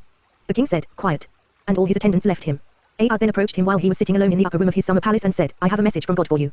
As the king rose from his seat, Ahad reached with his left hand, drew the sword from his right thigh and plunged it into the king's belly. Even the handle sank in after the blade, which came out his back. Ahad did not pull the sword out, and the fat closed in over it. Then Ahad went out to the porch, he shut the doors of the upper room behind him and locked them. After he had gone, the servants came and found the doors of the upper room locked. They said, he must be relieving himself in the inner room of the house. They waited to the point of embarrassment, but when he did not open the doors of the room, they took a key and unlocked them. There they saw their lord fallen to the floor, dead. While they waited, Ahad got away. He passed by the idols and escaped to Sarah. When he arrived there, he blew a trumpet in the hill country of Ephraim, and the Israelites went down with him from the hills, with him leading them. Follow me, he ordered, for the Lord has given Moab, your enemy, into your hands. So they followed him down and, taking possession of the fords of the Jordan that led to Moab, they allowed no one to cross over. At that time they struck down about 10,000 Moabites, all vigorous and strong, not a man escaped. That day Moab was made subject to Israel, and the land had peace for 80 years. After Ahad came Shamgar son of Anath, who struck down 600 Philistines with an ox goad. He too saved Israel. After Ahad died, the Israelites once again did evil in the eyes of the Lord. So the Lord sold them into the hands of Jabin, a king of Canaan, who reigned in Hazor. The commander of his army was Sisera, who lived in Harosh-Hagoyim. Because he had 900 iron chariots and had cruelly oppressed the Israelites for 20 years, they cried to the Lord for help. Deborah, a prophetess, the wife of Lapidoth, was leading Israel at that time. She held court under the palm of Deborah between Ramah and Bethel in the hill country of Ephraim, and the Israelites came to her to have their disputes decided. She sent for Barak son of Abinoam from Kedesh in Naphtali and said to him, the Lord, the God of Israel, commands you, go, take with you 10,000 men of Naphtali and Zebulun and lead the way to Mount Tabor. I will your Sisera, the commander of Jabin's army, with his chariots and his troops to the Kishon river and give him into your hands. Barak said to her, if you go with me, I will go, but if you don't go with me, I won't go. Very well, Deborah said, I will go with you. But because of the way you are going about this, the honor will not be yours, for the Lord will hand Sisera over to a woman. So Deborah went with Barak to Kedesh, where he summoned Zebulun and Naphtali. 10,000 men followed him, and Deborah also went with him. Now Heber the Kenite had left the other Kenites, the descendants of Hobab, Moses' brother-in-law, and pitched his tent by the great tree in Zaanannim near Kedesh. When they told Sisera that Barak son of Abinoam had gone up to Mount Tabor, Sisera gathered together his 900 iron chariots and all the men with him, from Harosh Hagoyim to the Kishon River. Then Deborah said to Barak, Go. This is the day the Lord has given Sisera into your hands. Has not the Lord gone ahead of you? So Barak went down Mount Tabor, followed by 10,000 men. At Barak's advance, the Lord routed Sisera and all his chariots and army by the sword, and Sisera abandoned his chariot and fled on foot. But Barak pursued the chariots and army as far as Harosh Hagoyim. All the troops of Sisera fell by the sword, not a man was left. Sisera, however, fled on foot to the tent of Jael, the wife of Heber the Kenite, because there were friendly relations between Jabin king of Hazor and the clan of Heber the Kenite. Jael went out to meet Sisera and said to him, Come, my lord, come right in. Don't be afraid. So he entered her tent, and she put a covering over him. I'm thirsty, he said. Please give me some water. She opened a skin of milk, gave him a drink, and covered him up. Stand in the doorway of the tent, he told her. If someone comes by and asks you, is anyone here? Say no. But Jael, Heber's wife, picked up a tent peg and a hammer and went quietly to him while he lay fast asleep, exhausted. She drove the peg through his temple into the ground, and he died. Barak came by in pursuit of Sisera, and Jael went out to meet him. Come, she said, I will show you the man you're looking for. So he went in with her, and there lay Sisera with the tent peg through his temple dead. On that day God subdued Jabin, the Canaanite king, before the Israelites. And the hand of the Israelites grew stronger and stronger against Jabin, the Canaanite king, until they destroyed him. On that day Deborah and Barak son of Abinoam sang this song. When the princes in Israel take the lead, when the people willingly offer themselves, praise the Lord. Hear this, you kings. Listen, you rulers. I will sing to the Lord, I will make music to the Lord, the God of Israel. O Lord, when you went out from So, when you marched from the land of Edom, the earth shook, the heavens poured, the clouds poured down water. The mountains quaked before the Lord, the one of Sinai, before the Lord, the God of Israel. In the days of Shamgar son of Anath, in the days of Jael, the roads were abandoned, travelers took to winding paths. Village life in Israel ceased until I, Deborah, arose a mother in Israel. When they chose new gods, war came to the city gates, and not a shield or spear was seen among 40,000 in Israel. My heart is with Israel's princes, with the willing volunteers among the people. Praise the Lord. You who ride on white donkeys, sitting on your saddle blankets, and you who walk along the road, consider the voice of the singers at the watering places. They recite the righteous acts of the Lord, the righteous acts of his warriors in Israel. Then the people of the Lord went down to the city gates. Wake up, Deborah. Wake up, break out in song. Arise, O Barak. Take captive your captives, O son of Abinoam. Then the men who were left came down to the nobles, the people of the Lord came to me with the mighty. Some came from Ephraim, whose roots were in Amalek, Benjamin was with the people who followed you. From Machzah captains came down, from Zebulun those who bear a commander's staff. The princes of Issachar were with Deborah, yes, Issachar was with Barak, rushing after him into the valley. In the districts of Reuben there was much searching of heart. Why did you stay among the campfires to hear the whistling for the flocks? In the districts of Reuben there was much searching of heart. Gilead stayed beyond the Jordan. And Dan, why did he linger by the ships? Asher remained on the coast and stayed in his coves. The people of Zebulun risked their very lives, so did Naphtali on the heights of the field. Kings came, they fought, the kings of Canaan fought at Taanach by the waters of Megiddo, but they carried off no silver, no plunder. From the heavens the stars fought, from their courses they fought against Sisera. The river Kishon swept them away, the age-old river, the river Kishon. March on, my soul, be strong. Then thundered the horses' hoofs galloping, galloping go his mighty steeds. Curse Meroz, said the angel of the Lord. Curse its people bitterly, because they did not come to help the Lord against the mighty. Most blessed of women be Jael, the wife of Heber the Kenite, most blessed of tent-dwelling women. He asked for water, and she gave him milk, in a bowl fit for nobles she brought him curdled milk. Her hand reached for the tent peg, her right hand for the workman's hammer. She struck Sisera, she crushed his head, she shattered and pierced his temple. At her feet he sank, he fell, there he lay. At her feet he sank, he fell, where he sank, there he fell dead. Through the window peered Sisera's mother, behind the lattice she cried out, why is his chariot so long in coming? Why is the clatter of his chariots delayed? The wisest of her ladies answer her, indeed, she keeps saying to herself. Are they not finding and dividing the spoils, a girl or two for each man, colourful garments as plunder for Sisera, colourful garments embroidered, highly embroidered garments for my neck, all this as plunder. So may all your enemies perish, O Lord. But may they who love you be like the sun when it rises in its strength. Then the land had peace 40 years. Again the Israelites did evil in the eyes of the Lord, and for 7 years he gave them into the hands of the Midianites. Because the power of Midian was so oppressive, the Israelites prepared shelters for themselves in mountain clefts, caves and strongholds. Whenever the Israelites planted their crops, the Midianites, Amalekites and other eastern peoples invaded the country. They camped on the land and ruined the crops all the way to Gaza and did not spare a living thing for Israel, neither sheep nor cattle nor donkeys. They came up with their livestock and their tents like swarms of locusts. It was impossible to count the men and their camels, they invaded the land to ravage it. Midian so impoverished the Israelites that they cried out to the Lord for help. When the Israelites cried to the Lord because of Midian, he sent them a prophet, who said, This is what the Lord, the God of Israel, says, I brought you up out of Egypt, out of the land of slavery. I snatched you from the power of Egypt and from the hand of all your oppressors. I drove them from before you and gave you their land. I said to you, I am the Lord your God, do not worship the gods of the Amorites, in whose land you live. But you have not listened to me. The angel of the Lord came and sat down under the oak in Ophrah that belonged to Joash the Abizrite, where his son Gideon was threshing wheat in a winepress to keep it from the Midianites. When the angel of the Lord appeared to Gideon, he said, The Lord is with you, mighty warrior. But Sir Gideon replied, If the Lord is with us, why has all this happened to us? Where are all his wonders that our fathers told us about when they said, Did not the Lord bring us up out of Egypt? But now the Lord has abandoned us and put us into the hand of Midian. The Lord turned to him and said, Go in the strength you have and save Israel out of Midian's hand. Am I not sending you? But Lord, Gideon asked, How can I save Israel? My clan is the weakest in Manasseh, and I am the least in my family. The Lord answered, I will be with you, and you will strike down all the Midianites together. Gideon replied, If now I have found favor in your eyes, give me a sign that it is really you talking to me. Please do not go away until I come back and bring my offering and set it before you. And the Lord said, I will wait until you return.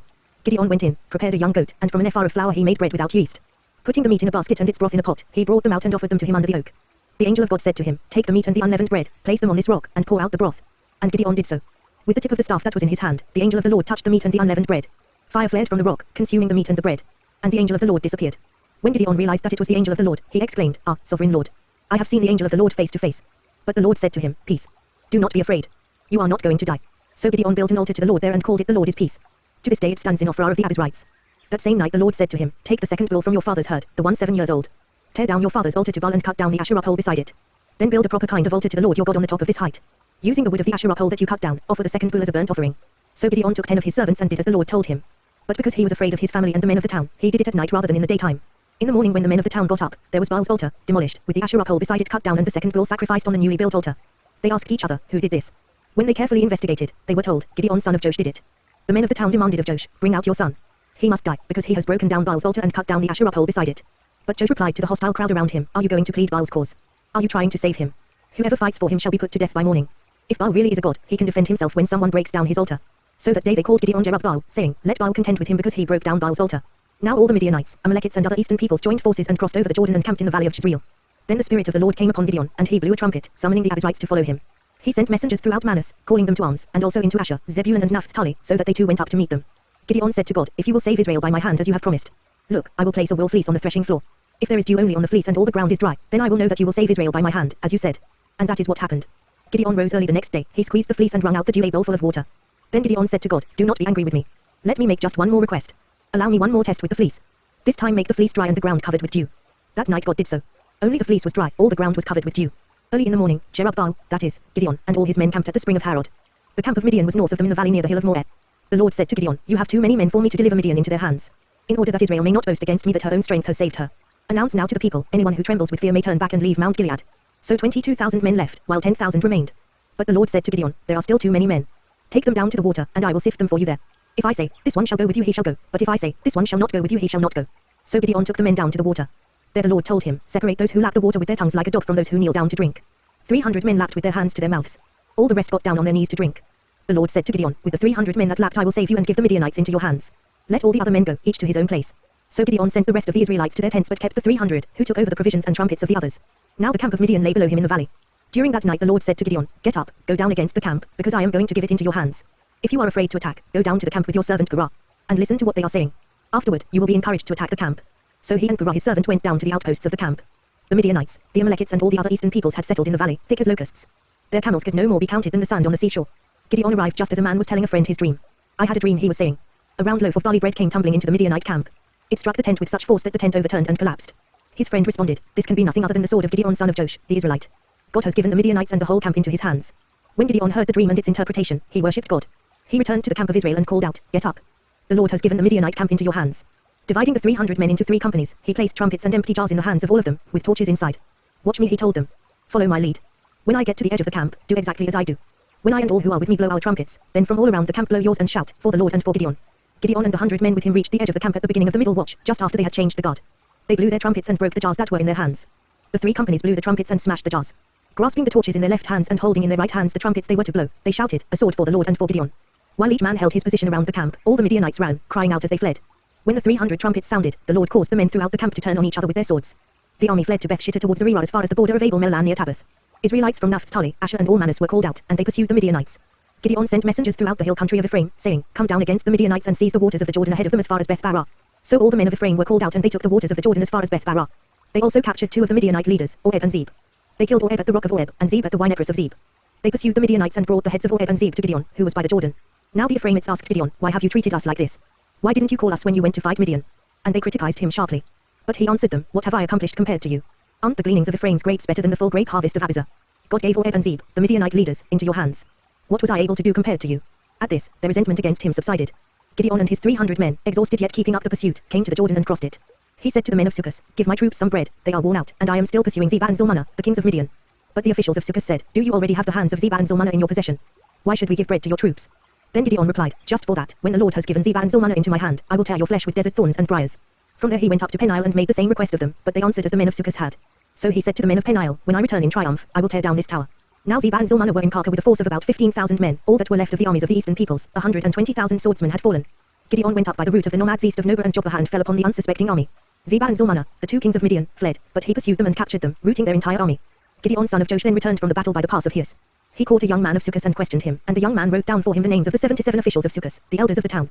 Then Gideon came and said to the men of Sukkot, Here are Zebah and Zalmunna, about whom you taunted me by saying, Do you already have the hands of Zebah and Zalmunna in your possession? Why should we give bread to your exhausted men? He took the elders of the town and taught the men of Succos a lesson by punishing them with desert thorns and briars. He also pulled down the tower of Peniel and killed the men of the town. Then he asked Zebah and Zalmunna, what kind of men did you kill at Tabor? Men like you, they answered, each one with the bearing of a prince. Gideon replied, those were my brothers, the sons of my own mother. As surely as the Lord lives, if you had spared their lives, I would not kill you. Turning to Jether, his oldest son, he said, kill them. But Jether did not draw his sword, because he was only a boy and was afraid. Zebah and Zalmunna said, come, do it yourself. As is the man, so is his strength. So Gideon stepped forward and killed them, and took the ornaments off their camels' necks. The Israelites said to Gideon, rule over us you, your son and your grandson, because you have saved us out of the hand of Midian. But Gideon told them, I will not rule over you, nor will my son rule over you. The Lord will rule over you. And he said, I do have one request, that each of you give me an earring from your share of the plunder. It was the custom of the Ishmaelites to wear gold earrings. They answered, we'll be glad to give them. So they spread out a garment, and each man threw a ring from his plunder onto it. The weight of the gold rings he asked for came to 1,700 shekels, not counting the ornaments, the pendants and the purple garments worn by the kings of Midian or the chains that were on their camels' necks. Gideon made the gold into an ephod, which he placed in Ophrah, his town. All Israel prostituted themselves by worshipping it there, and it became a snare to Gideon and his family. Thus Midian was subdued before the Israelites and did not raise its head again. During Gideon's lifetime, the land enjoyed peace 40 years. Jerubbaal son of Joash went back home to live. He had 70 sons of his own, for he had many wives. His concubine, who lived in Shechem, also bore him a son, whom he named Abimelech. Gideon son of Joash died at a good old age and was buried in the tomb of his father Joash in Ophrah of the Abizrites. No sooner had Gideon died than the Israelites again prostituted themselves to the Baals. They set up Baal-berith as their god and did not remember the Lord their God, who had rescued them from the hands of all their enemies on every side. They also failed to show kindness to the family of Jerubbaal, that is, Gideon, for all the good things he had done for them. Abimelech son of Jerubbaal went to his mother's brothers in Shechem and said to them and to all his mother's clan, ask all the citizens of Shechem, which is better for you, to have all 70 of Jerubbaal's sons rule over you, or just one man. Remember, I am your flesh and blood. When the brothers repeated all this to the citizens of Shechem, they were inclined to follow Abimelech, for they said, he is our brother. They gave him 70 shekels of silver from the temple of Baal-berith, and Abimelech used it to hire reckless adventurers, who became his followers. He went to his father's home in Ophrah and on one stone murdered his 70 brothers, the sons of Jerubbaal. But Jotham, the youngest son of Jerubbaal, escaped by hiding. Then all the citizens of Shechem and Beth Millo gathered beside the great tree at the pillar in Shechem to crown Abimelech king. When Jotham was told about this, he climbed up on the top of Mount Gerizim and shouted to them, listen to me, citizens of Shechem, so that God may listen to you.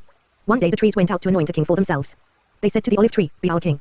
But the olive tree answered, should I give up my oil, by which both gods and men are honored, to hold sway over the trees? Next, the tree said to the fig tree, come and be our king. But the fig tree replied, should I give up my fruit, so good and sweet, to hold sway over the trees?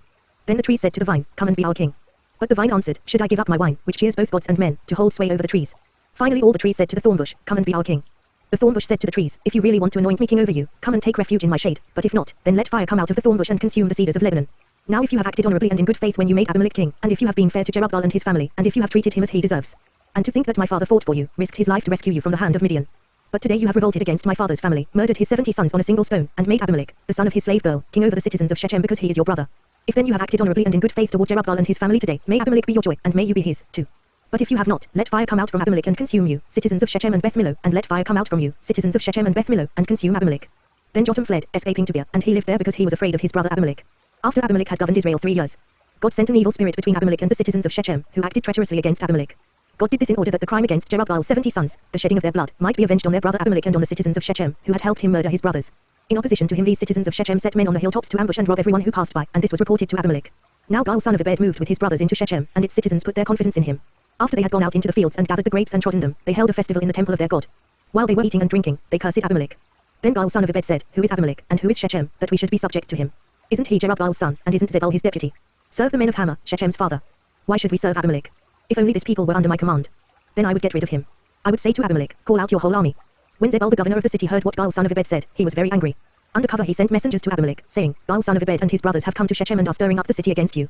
Now then, during the night you and your men should come and lie in wait in the fields. In the morning at sunrise, advance against the city. When Gaal and his men come out against you, do whatever your hand finds to do. So Abimelech and all his troops set out by night and took up concealed positions near Shechem in 4 companies. Now Gaal son of Ebed had gone out and was standing at the entrance to the city gate just as Abimelech and his soldiers came out from their hiding place. When Gaal saw them, he said to Zebul, look, people are coming down from the tops of the mountains. Zebul replied, you mistake the shadows of the mountains for men. But Gaal spoke up again, look, people are coming down from the center of the land, and a company is coming from the direction of the soothsayer's tree. Then Zebul said to him, where is your big talk now, you who said, who is Abimelech that we should be subject to him? Aren't these the men you ridiculed? Go out and fight them. So Gaal led out the citizens of Shechem and fought Abimelech. Abimelech chased him, and many fell wounded in the flight all the way to the entrance to the gate. Abimelech stayed in Arumah, and Zebul drove Gaal and his brothers out of Shechem. The next day the people of Shechem went out to the fields, and this was reported to Abimelech. So he took his men, divided them into 3 companies and set an ambush in the fields. When he saw the people coming out of the city, he rose to attack them. Abimelech and the companies with him rushed forward to a position at the entrance to the city gate. Then 2 companies rushed upon those in the fields and struck them down. All that day Abimelech pressed his attack against the city until he had captured it and killed its people. Then he destroyed the city and scattered salt over it. On hearing this, the citizens in the tower of Shechem went into the stronghold of the temple of El-berith. When Abimelech heard that they had assembled there, he and all his men went up Mount Zilman. He took an axe and cut off some branches, which he lifted to his shoulders. He ordered the men with him, quick, do what you have seen me do. So all the men cut branches and followed Abimelech. They piled them against the stronghold and set it on fire over the people inside. So all the people in the tower of Shechem, about 1,000 men and women, also died. Next Abimelech went to Thebez and besieged it and captured it. Inside the city, however, was a strong tower, to which all the men and women all the people of the city fled. They locked themselves in and climbed up on the tower roof. Abimelech went to the tower and stormed it. But as he approached the entrance to the tower to set it on fire, a woman dropped an upper millstone on his head and cracked his skull. Hurriedly he called to his armor-bearer, "Draw your sword and kill me, so that they can't say, a woman killed him." So his servant ran him through, and he died. When the Israelites saw that Abimelech was dead, they went home. Thus God repaid the wickedness that Abimelech had done to his father by murdering his 70 brothers. God also made the men of Shechem pay for all their wickedness. The curse of Jotham son of Jerubbaal came on them. After the time of Abimelech a man of Issachar, Tola son of Puah, the son of Dodo, rose to save Israel. He lived in Shemir, in the hill country of Ephraim. He led Israel 23 years, then he died, and was buried in Shemir. He was followed by Jer of Gilead, who led Israel 22 years. He had 30 sons, who rode 30 donkeys. They controlled 30 towns in Gilead, which to this day are called Havoth-Jer. When Jer died, he was buried in Kaman. Again the Israelites did evil in the eyes of the Lord. They served the Baals and the Ashtoreths, and the gods of Aram, the gods of Sidon, the gods of Moab, the gods of the Ammonites and the gods of the Philistines. And because the Israelites forsook the Lord and no longer served him, he became angry with them. He sold them into the hands of the Philistines and the Ammonites, who that year shattered and crushed them. For 18 years they oppressed all the Israelites on the east side of the Jordan in Gilead, the land of the Amorites. The Ammonites also crossed the Jordan to fight against Judah, Benjamin and the house of Ephraim, and Israel was in great distress. Then the Israelites cried out to the Lord, "We have sinned against you, forsaking our God and serving the Baals." The Lord replied, "When the Egyptians, the Amorites, the Ammonites, the Philistines, the Sidonians, the Amalekites and the Maonites oppressed you and you cried to me for help, did I not save you from their hands? But you have forsaken me and served other gods, so I will no longer save you. Go and cry out to the gods you have chosen. Let them save you when you are in trouble." But the Israelites said to the Lord, "We have sinned. Do with us whatever you think best, but please rescue us now." Then they got rid of the foreign gods among them and served the Lord. And he could bear Israel's misery no longer. When the Ammonites were called to arms and camped in Gilead, the Israelites assembled and camped at Mizpah. The leaders of the people of Gilead said to each other, "Whoever will launch the attack against the Ammonites will be the head of all those living in Gilead." Jephthah the Gileadite was a mighty warrior. His father was Gilead, his mother was a prostitute. Gilead's wife also bore him sons, and when they were grown up, they drove Jephthah away. "You are not going to get any inheritance in our family," they said, "because you are the son of another woman." So Jephthah fled from his brothers and settled in the land of Tob, where a group of adventurers gathered around him and followed him. Some time later, when the Ammonites made war on Israel, the elders of Gilead went to get Jephthah from the land of Tob. "Come," they said, "be our commander, so we can fight the Ammonites." Jephthah said to them, "Didn't you hate me and drive me from my father's house? Why do you come to me now, when you're in trouble?" The elders of Gilead said to him, "Nevertheless, we are turning to you now, come with us to fight the Ammonites, and you will be our head over all who live in Gilead." Jephthah answered, "Suppose you take me back to fight the Ammonites and the Lord gives them to me, will I really be your head?" The elders of Gilead replied, "The Lord is our witness, we will certainly do as you say." So Jephthah went with the elders of Gilead, and the people made him head and commander over them. And he repeated all his words before the Lord in Mizpah. Then Jephthah sent messengers to the Ammonite king with the question, "What do you have against us that you have attacked our country?"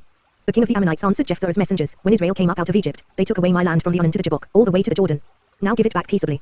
Jephthah sent back messengers to the Ammonite king, saying, "This is what Jephthah says, Israel did not take the land of Moab or the land of the Ammonites. But when they came up out of Egypt, Israel went through the desert to the Red Sea and on to Kadesh. Then Israel sent messengers to the king of Edom, saying, 'Give us permission to go through your country,' but the king of Edom would not listen. They sent also to the king of Moab, and he refused. So Israel stayed at Kadesh. Next they traveled through the desert, skirted the lands of Edom and Moab, passed along the eastern side of the country of Moab, and camped on the other side of the Arnon. They did not enter the territory of Moab, for the Arnon was its border. Then Israel sent messengers to Sihon king of the Amorites, who ruled in Heshbon, and said to him, 'Let us pass through your country to our own place.' Sihon, however, did not trust Israel to pass through his territory. He mustered all his men and encamped at Jahaz and fought with Israel.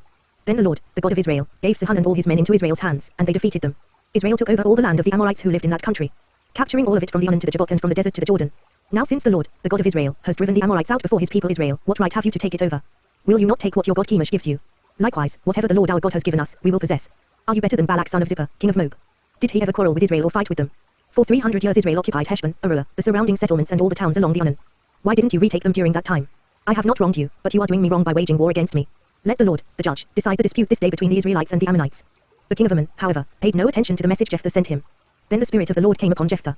He crossed Gilead and Manasseh, passed through Mizpah of Gilead, and from there he advanced against the Ammonites. And Jephthah made a vow to the Lord, "If you give the Ammonites into my hands, whatever comes out of the door of my house to meet me when I return in triumph from the Ammonites will be the Lord's, and I will sacrifice it as a burnt offering." Then Jephthah went over to fight the Ammonites, and the Lord gave them into his hands.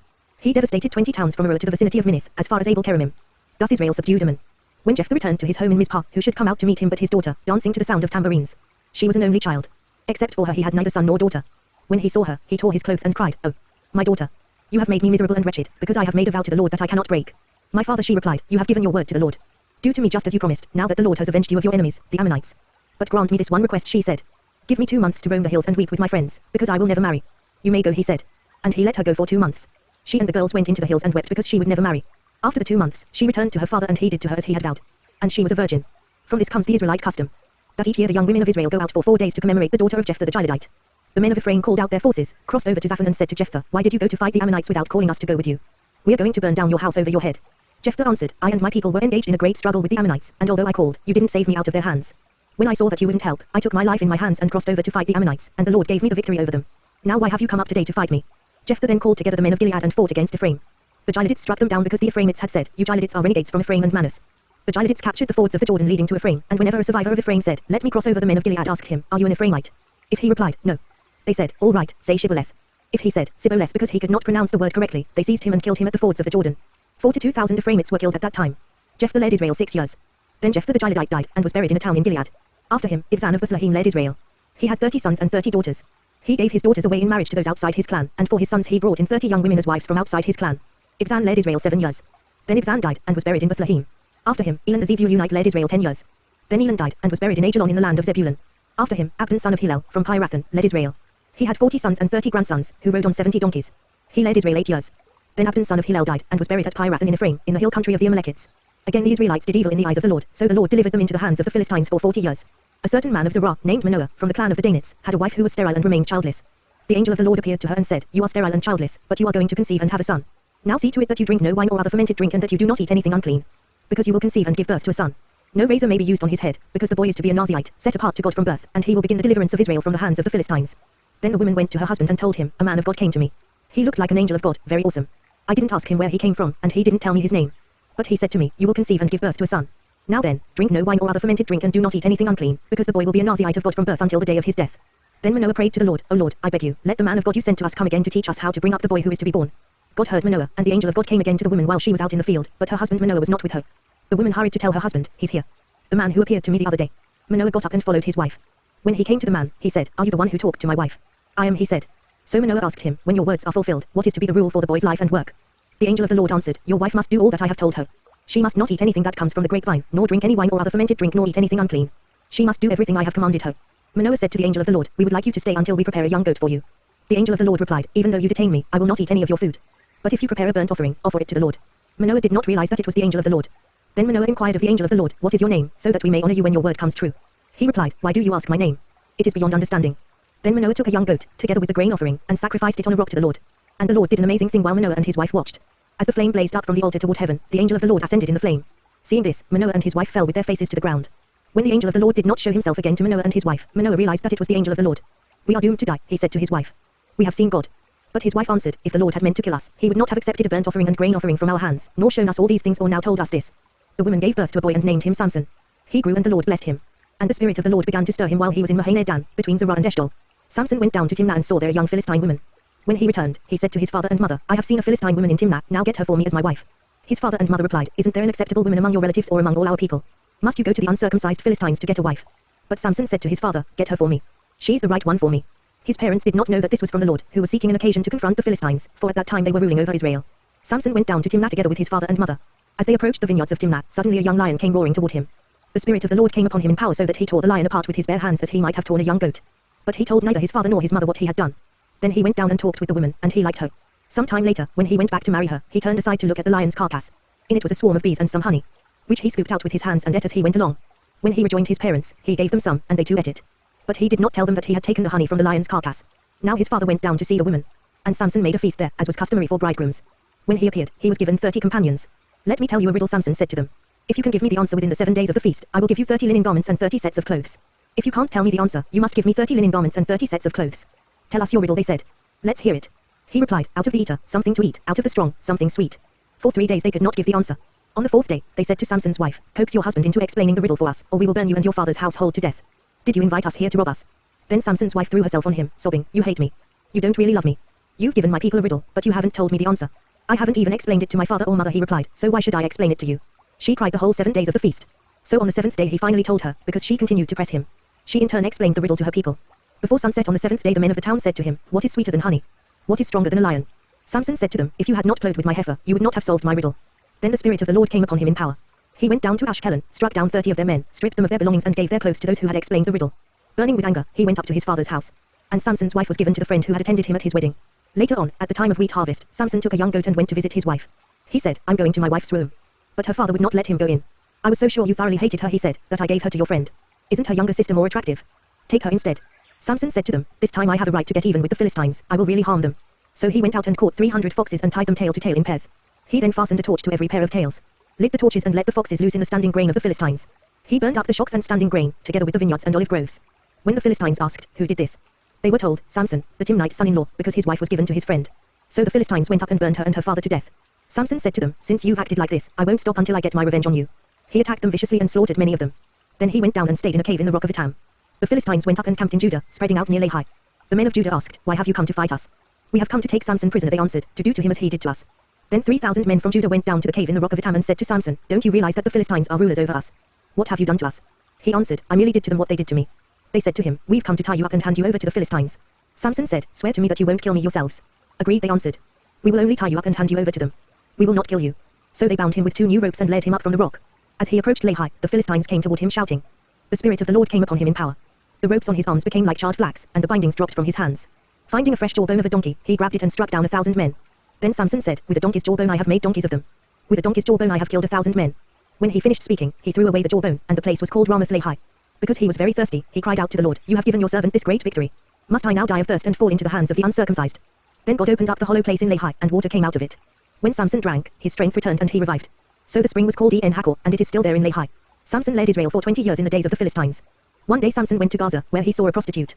He went in to spend the night with her. The people of Gaza were told, Samson is here. So they surrounded the place and lay in wait for him all night at the city gate. They made no move during the night, saying, at dawn we'll kill him.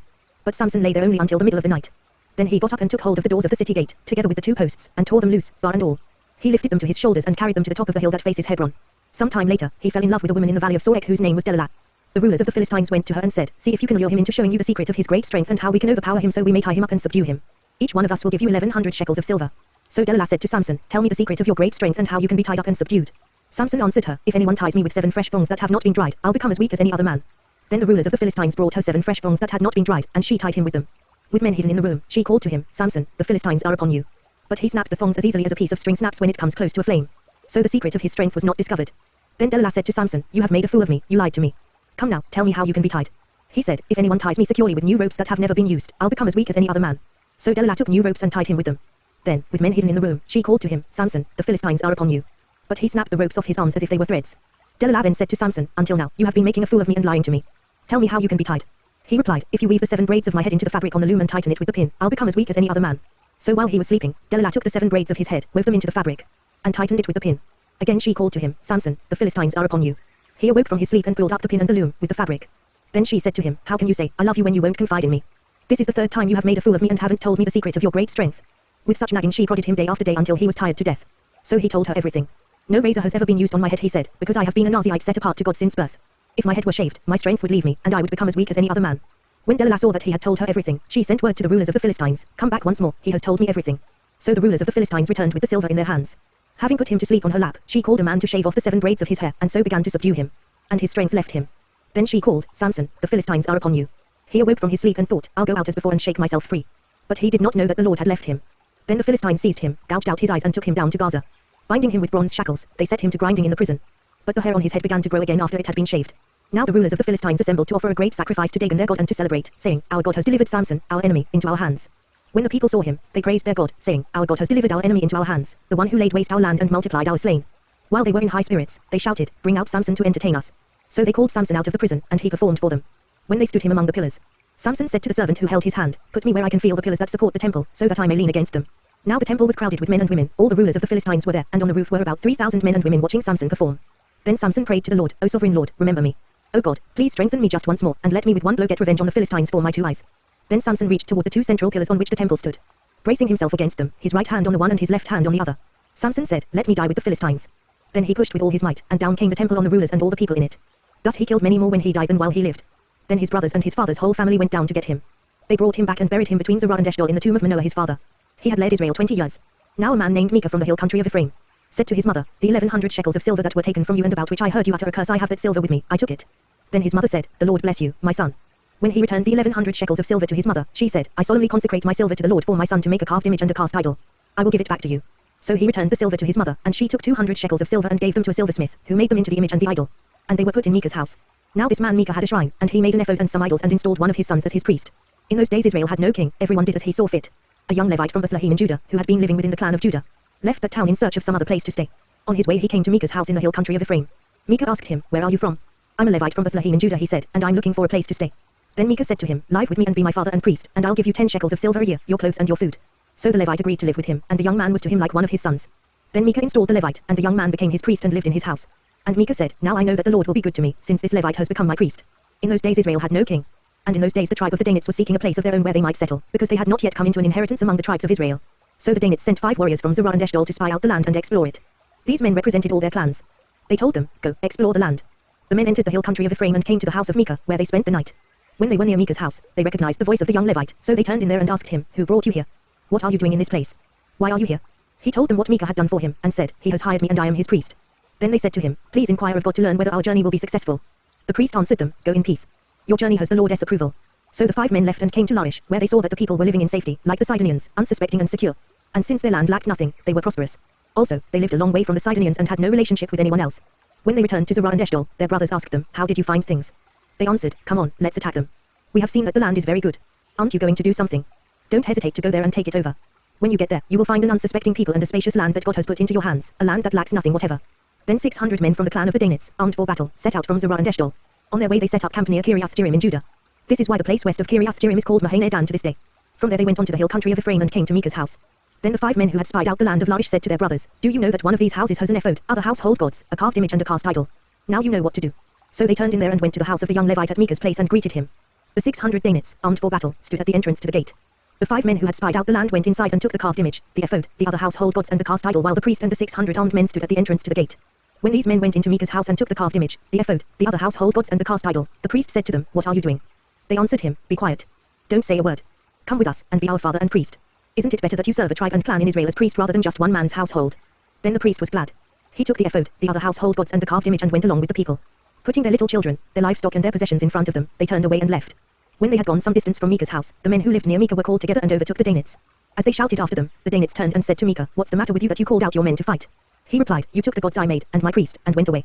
What else do I have? How can you ask, What's the matter with you? The Danites answered, Don't argue with us, or some hot-tempered men will attack you, and your family will lose your lives. So the Danites went their way, and Micah, seeing that they were too strong for him, turned around and went back home.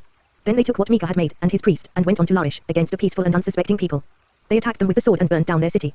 There was no one to rescue them because they lived a long way from Sidon and had no relationship with anyone else. The city was in a valley near Beth-Rehob. The Danites rebuilt the city and settled there. They named it Dan after their forefather Dan, who was born to Israel, though the city used to be called Laish. There the Danites set up for themselves the idols, and Jonathan son of Jeshon, the son of Moses, and his sons were priests for the tribe of Dan until the time of the captivity of the land. They continued to use the idols Micah had made, all the time the house of God was in Shiloh. In those days Israel had no king. Now a Levite who lived in a remote area in the hill country of Ephraim took a concubine from Bethlehem in Judah. But she was unfaithful to him. She left him and went back to her father's house in Bethlehem, Judah. After she had been there 4 months, her husband went to her to persuade her to return. He had with him his servant and 2 donkeys. She took him into her father's house, and when her father saw him, he gladly welcomed him. His father-in-law, the girl's father, prevailed upon him to stay, so he remained with him 3 days, eating and drinking, and sleeping there. On the 4th day they got up early and he prepared to leave, but the girl's father said to his son-in-law, Refresh yourself with something to eat, then you can go. So the 2 of them sat down to eat and drink together. Afterward the girl's father said, Please stay tonight and enjoy yourself. And when the man got up to go, his father-in-law persuaded him, so he stayed there that night. On the morning of the 5th day, when he rose to go, the girl's father said, Refresh yourself. Wait till afternoon. So the 2 of them met together. Then when the man, with his concubine and his servant, got up to leave, his father-in-law, the girl's father, said, Now look, it's almost evening. Spend the night here, the day is nearly over. Stay and enjoy yourself. Early tomorrow morning you can get up and be on your way home. But, unwilling to stay another night, the man left and went toward Jebus, that is, Jerusalem, with his 2 saddled donkeys and his concubine. When they were near Jebus and the day was almost gone, the servant said to his master, Come, let's stop at this city of the Jebusites and spend the night. His master replied, No. We won't go into an alien city, whose people are not Israelites. We will go on to Gibeah. He added, Come, let's try to reach Gibeah or Ramah and spend the night in one of those places. So they went on, and the sun set as they neared Gibeah in Benjamin. There they stopped to spend the night.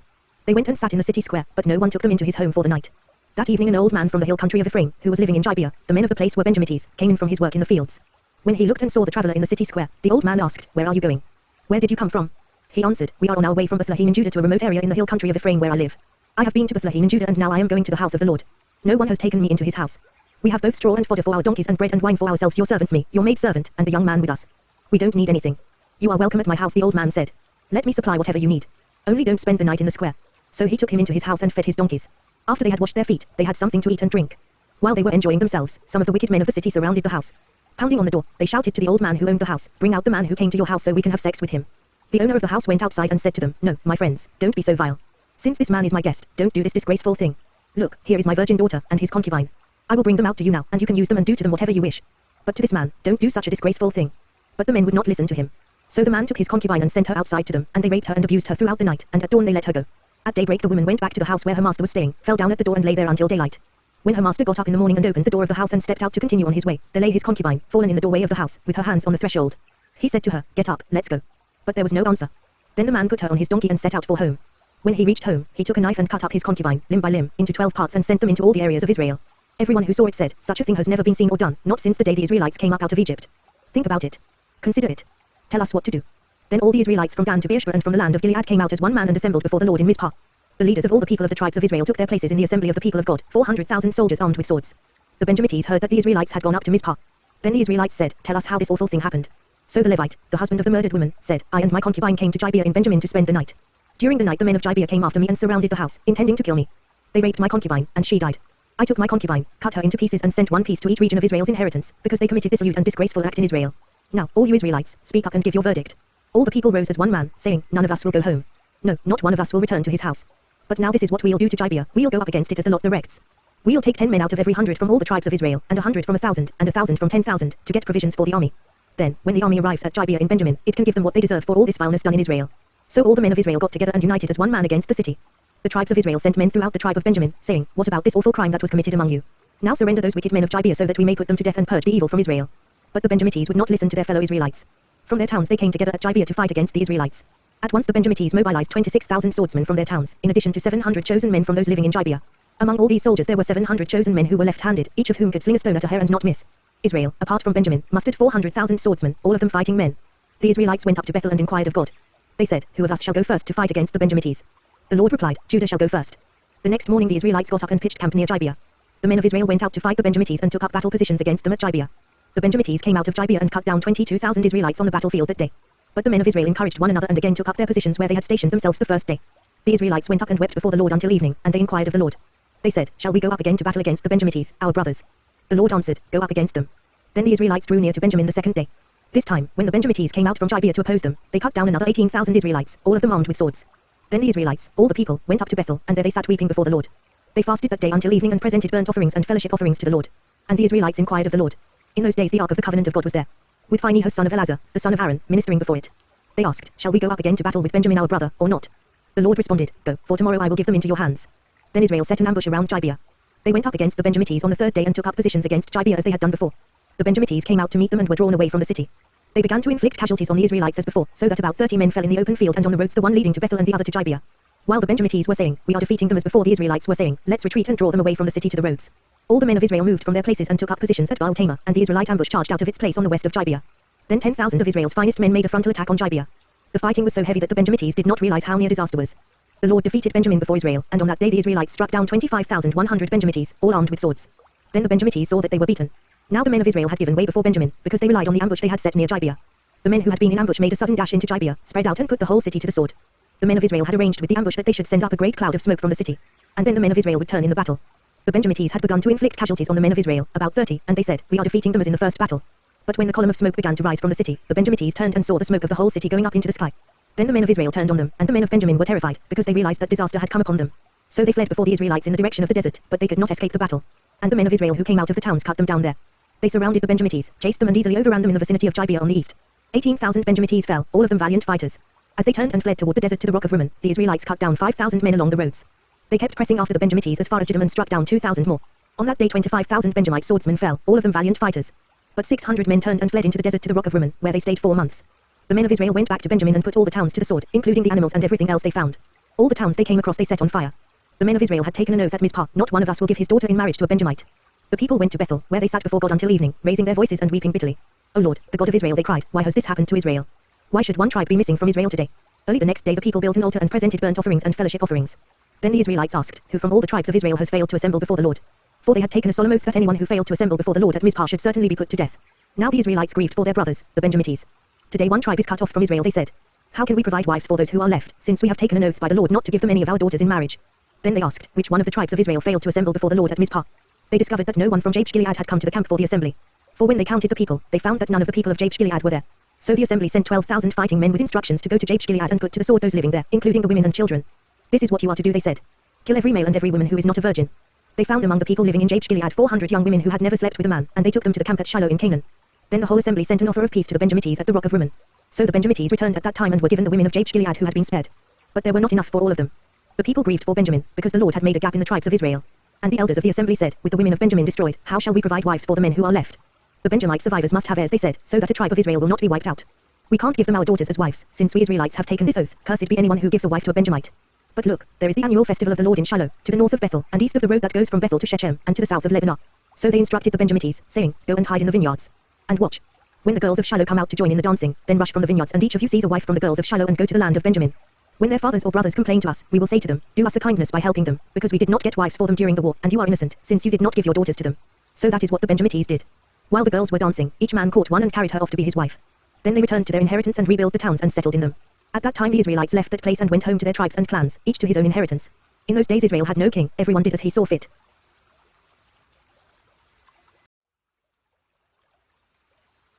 Speed Reading Bible, Ruth. In the days when the judges ruled, there was a famine in the land, and a man from Bethlehem in Judah, together with his wife and 2 sons, went to live for a while in the country of Moab. The man's name was Elimelech, his wife's name Naomi, and the names of his 2 sons were Mahlon and Kilion. They were Ephrathites from Bethlehem, Judah. And they went to Moab and lived there. Now Elimelech, Naomi's husband, died, and she was left with her 2 sons. They married Moabite women, one named Orpah and the other Ruth. After they had lived there about 10 years. Both Mahlon and Kilion also died, and Naomi was left without her 2 sons and her husband. When she heard in Moab that the Lord had come to the aid of his people by providing food for them, Naomi and her daughters-in-law prepared to return home from there. With her 2 daughters-in-law she left the place where she had been living and set out on the road that would take them back to the land of Judah. Then Naomi said to her 2 daughters-in-law, go back, each of you, to your mother's home. May the Lord show kindness to you, as you have shown to your dead and to me. May the Lord grant that each of you will find rest in the home of another husband. Then she kissed them and they wept aloud. And said to her, we will go back with you to your people. But Naomi said, return home, my daughters. Why would you come with me? Am I going to have any more sons, who could become your husbands? Return home, my daughters, I am too old to have another husband. Even if I thought there was still hope for me, even if I had a husband tonight and then gave birth to sons. Would you wait until they grew up? Would you remain unmarried for them? No, my daughters. It is more bitter for me than for you, because the Lord's hand has gone out against me. At this they wept again. Then Orpah kissed her mother-in-law goodbye, but Ruth clung to her. Look, said Naomi, your sister-in-law is going back to her people and her gods. Go back with her. But Ruth replied, don't urge me to leave you or to turn back from you. Where you go I will go, and where you stay I will stay. Your people will be my people and your God my God. Where you die I will die, and there I will be buried. May the Lord deal with me, be it ever so severely, if anything but death separates you and me. When Naomi realized that Ruth was determined to go with her, she stopped urging her. So the 2 women went on until they came to Bethlehem. When they arrived in Bethlehem, the whole town was stirred because of them, and the women exclaimed, can this be Naomi? Don't call me Naomi, she told them. Call me Mara, because the Almighty has made my life very bitter. I went away full, but the Lord has brought me back empty. Why call me Naomi? The Lord has afflicted me, the Almighty has brought misfortune upon me. So Naomi returned from Moab accompanied by Ruth the Moabitess, her daughter-in-law, arriving in Bethlehem as the barley harvest was beginning. Now Naomi had a relative on her husband's side, from the clan of Elimelech, a man of standing, whose name was Boaz. And Ruth the Moabitess said to Naomi, let me go to the fields and pick up the leftover grain behind anyone in whose eyes I find favor. Naomi said to her, go ahead, my daughter. So she went out and began to glean in the fields behind the harvesters. As it turned out, she found herself working in a field belonging to Boaz, who was from the clan of Elimelech. Just then Boaz arrived from Bethlehem and greeted the harvesters, the Lord be with you. The Lord bless you, they called back. Boaz asked the foreman of his harvesters, whose young woman is that? The foreman replied, she is the Moabitess who came back from Moab with Naomi. She said, please let me glean and gather among the sheaves behind the harvesters. She went into the field and has worked steadily from morning till now, except for a short rest in the shelter. So Boaz said to Ruth, my daughter, listen to me.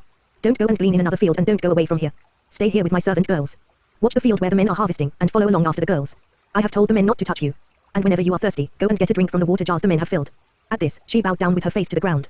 She exclaimed, why have I found such favor in your eyes that you notice me a foreigner? Boaz replied, I've been told all about what you have done for your mother-in-law since the death of your husband, how you left your father and mother and your homeland and came to live with a people you did not know before. May the Lord repay you for what you have done. May you be richly rewarded by the Lord, the God of Israel, under whose wings you have come to take refuge. May I continue to find favor in your eyes, my lord, she said. You have given me comfort and have spoken kindly to your servant, though I do not have the standing of one of your servant girls. At mealtime Boaz said to her, come over here. Have some bread and dip it in the wine vinegar. When she sat down with the harvesters, he offered her some roasted grain. She ate all she wanted and had some left over. As she got up to glean, Boaz gave orders to his men, even if she gathers among the sheaves, don't embarrass her. Rather, pull out some stalks for her from the bundles and leave them for her to pick up, and don't rebuke her. So Ruth gleaned in the field until evening. Then she threshed the barley she had gathered, and it amounted to about an ephah. She carried it back to town, and her mother-in-law saw how much she had gathered. Ruth also brought out and gave her what she had left over after she had eaten enough. Her mother-in-law asked her, where did you glean today? Where did you work? Blessed be the man who took notice of you. Then Ruth told her mother-in-law about the one at whose place she had been working. The name of the man I worked with today is Boaz, she said. The Lord bless him. Naomi said to her daughter-in-law. He has not stopped showing his kindness to the living and the dead. She added, that man is our close relative, he is one of our kinsman redeemers. Then Ruth the Moabitess said, he even said to me, stay with my workers until they finish harvesting all my grain. Naomi said to Ruth her daughter-in-law, it will be good for you, my daughter, to go with his girls, because in someone else's field you might be harmed. So Ruth stayed close to the servant girls of Boaz to glean until the barley and wheat harvests were finished. And she lived with her mother-in-law. One day Naomi her mother-in-law said to her, my daughter, should I not try to find a home for you, where you will be well provided for? Is not Boaz, with whose servant girls you have been, a kinsman of ours? Tonight he will be winnowing barley on the threshing floor. Wash and perfume yourself, and put on your best clothes. Then go down to the threshing floor, but don't let him know you are there until he has finished eating and drinking. When he lies down, note the place where he is lying. Then go and uncover his feet and lie down. He will tell you what to do. I will do whatever you say, Ruth answered. So she went down to the threshing floor and did everything her mother-in-law told her to do. When Boaz had finished eating and drinking and was in good spirits, he went over to lie down at the far end of the grain pile. Ruth approached quietly, uncovered his feet and lay down. In the middle of the night something startled the man, and he turned and discovered a woman lying at his feet. "Who are you?" he asked. "I am your servant Ruth," she said. "Spread the corner of your garment over me, since you are a kinsman redeemer." "The Lord bless you, my daughter," he replied. "This kindness is greater than that which you showed earlier. You have not run after the younger men, whether rich or poor. And now, my daughter, don't be afraid. I will do for you all you ask. All my fellow townsmen know that you are a woman of noble character. Although it is true that I am near of kin, there is a kinsman redeemer nearer than I. Stay here for the night, and in the morning if he wants to redeem, good, let him redeem. But if he is not willing, as surely as the Lord lives I will do it. Lie here until morning." So she lay at his feet until morning, but got up before anyone could be recognized, and he said, "Don't let it be known that a woman came to the threshing floor." He also said, "Bring me the shawl you are wearing and hold it out." When she did so, he poured into it 6 measures of barley and put it on her. Then he went back to town. When Ruth came to her mother-in-law, Naomi asked, "How did it go, my daughter?" Then she told her everything Boaz had done for her, and added, "He gave me these 6 measures of barley, saying, 'Don't go back to your mother-in-law empty-handed.'" Then Naomi said, "Wait, my daughter, until you find out what happens. For the man will not rest until the matter is settled today." Meanwhile Boaz went up to the town gate and sat there. When the kinsman redeemer he had mentioned came along, Boaz said, "Come over here, my friend, and sit down." So he went over and sat down. Boaz took 10 of the elders of the town and said, "Sit here," and they did so. Then he said to the kinsman redeemer, "Naomi, who has come back from Moab, is selling the piece of land that belonged to our brother Elimelech. I thought I should bring the matter to your attention and suggest that you buy it in the presence of these seated here and in the presence of the elders of my people. If you will redeem it, do so. But if you will not, tell me, so I will know. For no one has the right to do it except you, and I am next in line." "I will redeem it," he said. Then Boaz said, "On the day you buy the land from Naomi and from Ruth the Moabitess, you acquire the dead man's widow, in order to maintain the name of the dead with his property." At this, the kinsman redeemer said, "Then I cannot redeem it because I might endanger my own estate. You redeem it yourself. I cannot do it." Now in earlier times in Israel, for the redemption and transfer of property to become final, one party took off his sandal and gave it to the other. This was the method of legalizing transactions in Israel. So the kinsman redeemer said to Boaz, "Buy it yourself." And he removed his sandal. Then Boaz announced to the elders and all the people, "Today you are witnesses that I have bought from Naomi all the property of Elimelech, Kilion and Mahlon. I have also acquired Ruth the Moabitess, Mahlon's widow, as my wife, in order to maintain the name of the dead with his property, so that his name will not disappear from among his family or from the town records. Today you are witnesses." Then the elders and all those at the gate said, "We are witnesses. May the Lord make the woman who is coming into your home like Rachel and Leah, who together built up the house of Israel. May you have standing in Ephrathah and be famous in Bethlehem. Through the offspring the Lord gives you by this young woman, may your family be like that of Perez, whom Tamar bore to Judah." So Boaz took Ruth and she became his wife. Then he went to her, and the Lord enabled her to conceive, and she gave birth to a son. The women said to Naomi, "Praise be to the Lord, who this day has not left you without a kinsman redeemer. May he become famous throughout Israel. He will renew your life and sustain you in your old age. For your daughter-in-law, who loves you and who is better to you than 7 sons, has given him birth." Then Naomi took the child, laid him in her lap and cared for him. The women living there said, "Naomi has a son." And they named him Obed. He was the father of Jesse, the father of David. This, then, is the family line of Perez. Perez was the father of Hezron. Hezron the father of Ram, Ram the father of Amminadab. Amminadab the father of Nahshon, Nahshon the father of Salmon. Salmon the father of Boaz, Boaz the father of Obed. Obed the father of Jesse, and Jesse the father of David.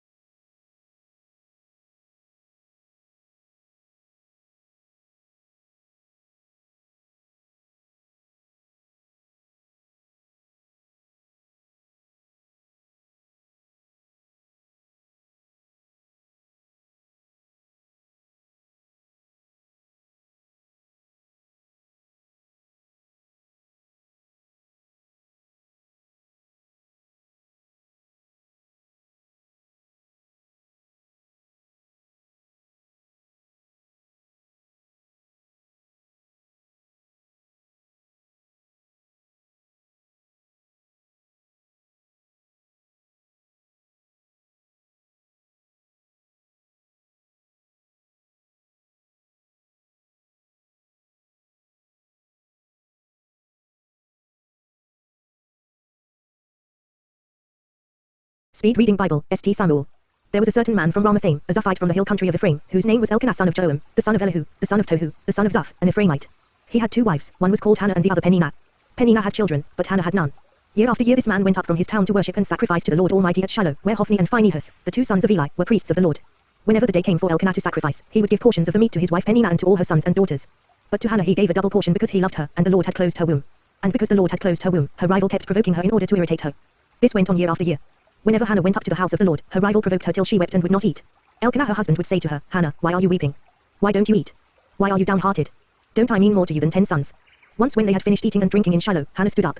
Now Eli the priest was sitting on a chair by the doorpost of the Lord's temple. In bitterness of soul Hannah wept much and prayed to the Lord. And she made a vow, saying, O Lord Almighty, if you will only look upon your servant's misery and remember me, and not forget your servant but give her a son, then I will give him to the Lord for all the days of his life, and no razor will ever be used on his head. As she kept on praying to the Lord, Eli observed her mouth. Hannah was praying in her heart, and her lips were moving but her voice was not heard. Eli thought she was drunk, and said to her, How long will you keep on getting drunk? Get rid of your wine. Not so, my lord, Hannah replied, I am a woman who is deeply troubled. I have not been drinking wine or beer, I was pouring out my soul to the Lord. Do not take your servant for a wicked woman, I have been praying here out of my great anguish and grief. Eli answered, Go in peace, and may the God of Israel grant you what you have asked of him. She said, May your servant find favor in your eyes. Then she went her way and ate something, and her face was no longer downcast. Early the next morning they arose and worshipped before the Lord and then went back to their home at Ramah. Elkanah lay with Hannah his wife, and the Lord remembered her. So in the course of time Hannah conceived and gave birth to a son. She named him Samuel, saying, Because I asked the Lord for him. When the man Elkanah went up with all his family to offer the annual sacrifice to the Lord and to fulfill his vow, Hannah did not go. She said to her husband, After the boy is weaned, I will take him and present him before the Lord, and he will live there always. Do what seems best to you, Elkanah her husband told her. Stay here until you have weaned him, only may the Lord make good his word. So the woman stayed at home and nursed her son until she had weaned him. After he was weaned, she took the boy with her, young as he was, along with a 3-year-old bull, an ephah of flour and a skin of wine, and brought him to the house of the Lord at Shiloh. When they had slaughtered the bull, they brought the boy to Eli. And she said to him, As surely as you live, my lord, I am the woman who stood here beside you praying to the Lord. I prayed for this child, and the Lord has granted me what I asked of him. So now I give him to the Lord. For his whole life he will be given over to the Lord. And he worshipped the Lord there. Then Hannah prayed and said, My heart rejoices in the Lord my horn is lifted high. My mouth boasts over my enemies, for I delight in your deliverance. There is no one holy like the Lord, there is no one besides you, there is no rock like our God. Do not keep talking so proudly or let your mouth speak such arrogance, for the Lord is a God who knows, and by him deeds are weighed. The bows of the warriors are broken, but those who stumbled are armed with strength. Those who were full hire themselves out for food, but those who were hungry hunger no more. She who was barren has borne 7 children, but she who has had many sons pines away. The Lord brings death and makes alive, he brings down to the grave and raises up. The Lord sends poverty and wealth, he humbles and he exalts. He raises the poor from the dust and lifts the needy from the ash heap, he seats them with princes and has them inherit a throne of honor. For the foundations of the earth are the Lord's, upon them he has set the world. He will guard the feet of his saints, but the wicked will be silenced in darkness. It is not by strength that one prevails. Those who oppose the Lord will be shattered. He will thunder against them from heaven, the Lord will judge the ends of the earth. He will give strength to his king and exalt the horn of his anointed. Then Elkanah went home to Ramah, but the boy ministered before the Lord under Eli the priest. Eli's sons were wicked men, they had no regard for the Lord. Now it was the practice of the priests with the people that whenever anyone offered a sacrifice and while the meat was being boiled, the servant of the priest would come with a 3-pronged fork in his hand. He would plunge it into the pan or kettle or cauldron or pot, and the priest would take for himself whatever the fork brought up. This is how they treated all the Israelites who came to Shiloh. But even before the fat was burned, the servant of the priest would come and say to the man who was sacrificing, Give the priest some meat to roast, he won't accept boiled meat from you, but only raw. If the man said to him, Let the fat be burned up first, and then take whatever you want, the servant would then answer, No, hand it over now, if you don't, I'll take it by force. This sin of the young men was very great in the Lord's sight, for they were treating the Lord's offering with contempt. But Samuel was ministering before the Lord, a boy wearing a linen ephod. Each year his mother made him a little robe and took it to him when she went up with her husband to offer the annual sacrifice. Eli would bless Elkanah and his wife, saying, May the Lord give you children by this woman to take the place of the one she prayed for and gave to the Lord. Then they would go home. And the Lord was gracious to Hannah, she conceived and gave birth to 3 sons and 2 daughters. Meanwhile, the boy Samuel grew up in the presence of the Lord. Now Eli, who was very old, heard about everything his sons were doing to all Israel and how they slept with the women who served at the entrance to the tent of meeting. So he said to them, Why do you do such things? I hear from all the people about these wicked deeds of yours. No, my sons, it is not a good report that I hear spreading among the Lord's people. If a man sins against another man, God may mediate for him, but if a man sins against the Lord, who will intercede for him? His sons, however, did not listen to their father's rebuke, for it was the Lord's will to put them to death. And the boy Samuel continued to grow in stature and in favor with the Lord and with men. Now a man of God came to Eli and said to him, This is what the Lord says, Did I not clearly reveal myself to your father's house when they were in Egypt under Pharaoh? I chose your father out of all the tribes of Israel to be my priest, to go up to my altar, to burn incense, and to wear an ephod in my presence. I also gave your father's house all the offerings made with fire by the Israelites. Why do you scorn my sacrifice and offering that I prescribed for my dwelling? Why do you honor your sons more than me by fattening yourselves on the choice parts of every offering made by my people Israel? Therefore the Lord, the God of Israel, declares, I promised that your house and your father's house would minister before me forever. But now the Lord declares, Far be it from me. Those who honor me I will honor, but those who despise me will be disdained. The time is coming when I will cut short your strength and the strength of your father's house, so that there will not be an old man in your family line. And you will see distress in my dwelling. Although good will be done to Israel, in your family line there will never be an old man. Every one of you that I do not cut off from my altar will be spared only to blind your eyes with tears and to grieve your heart, and all your descendants will die in the prime of life. And what happens to your 2 sons, Hophni and Phinehas, will be assigned to you, they will both die on the same day. I will raise up for myself a faithful priest, who will do according to what is in my heart and mind.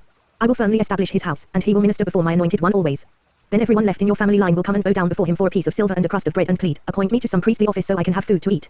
The boy Samuel ministered before the Lord under Eli. In those days the word of the Lord was rare, there were not many visions. One night Eli, whose eyes were becoming so weak that he could barely see, was lying down in his usual place. The lamp of God had not yet gone out, and Samuel was lying down in the temple of the Lord, where the ark of God was. Then the Lord called Samuel. Samuel answered, Here I am. And he ran to Eli and said, Here I am, you called me. But Eli said, I did not call, go back and lie down. So he went and lay down. Again the Lord called, Samuel. And Samuel got up and went to Eli and said, Here I am, you called me. My son Eli said, I did not call, go back and lie down. Now Samuel did not yet know the Lord, the word of the Lord had not yet been revealed to him. The Lord called Samuel a third time, and Samuel got up and went to Eli and said, Here I am, you called me. Then Eli realized that the Lord was calling the boy. So Eli told Samuel, Go and lie down, and if he calls you, say, Speak, Lord, for your servant is listening. So Samuel went and lay down in his place. The Lord came and stood there, calling as at the other times, Samuel. Samuel. Then Samuel said, Speak, for your servant is listening. And the Lord said to Samuel, See, I am about to do something in Israel that will make the ears of everyone who hears of it tingle. At that time I will carry out against Eli everything I spoke against his family from beginning to end. For I told him that I would judge his family forever because of the sin he knew about. His sons made themselves contemptible, and he failed to restrain them. Therefore, I swore to the house of Eli, the guilt of Eli's house will never be atoned for by sacrifice or offering. Samuel lay down until morning and then opened the doors of the house of the Lord. He was afraid to tell Eli the vision. But Eli called him and said, Samuel, my son. Samuel answered, Here I am. What was it he said to you? Eli asked. Do not hide it from me. May God deal with you, be it ever so severely, if you hide from me anything he told you. So Samuel told him everything, hiding nothing from him. Then Eli said, He is the Lord, let him do what is good in his eyes. The Lord was with Samuel as he grew up, and he let none of his words fall to the ground. And all Israel from Dan to Beersheba recognized that Samuel was attested as a prophet of the Lord. The Lord continued to appear at Shiloh, and there he revealed himself to Samuel through his word. And Samuel's word came to all Israel. Now the Israelites went out to fight against the Philistines. The Israelites camped at Ebenezer, and the Philistines at Aphek. The Philistines deployed their forces to meet Israel, and as the battle spread, Israel was defeated by the Philistines, who killed about 4,000 of them on the battlefield. When the soldiers returned to camp, the elders of Israel asked, Why did the Lord bring defeat upon us today before the Philistines? Let us bring the ark of the Lord's covenant from Shiloh, so that it may go with us and save us from the hand of our enemies. So the people sent men to Shiloh, and they brought back the ark of the covenant of the Lord Almighty, who is enthroned between the cherubim. And Eli's two sons, Hophni and Phinehas, were there with the ark of the covenant of God. When the ark of the Lord's covenant came into the camp, all Israel raised such a great shout that the ground shook. Hearing the uproar, the Philistines asked, What's all this shouting in the Hebrew camp? When they learned that the ark of the Lord had come into the camp, the Philistines were afraid. A god has come into the camp, they said. We're in trouble. Nothing like this has happened before. Woe to us. Who will deliver us from the hand of these mighty gods?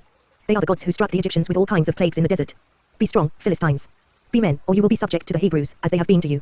Be men, and fight. So the Philistines fought, and the Israelites were defeated, and every man fled to his tent. The slaughter was very great. Israel lost 30,000 foot soldiers. The ark of God was captured, and Eli's two sons, Hophni and Phinehas, died.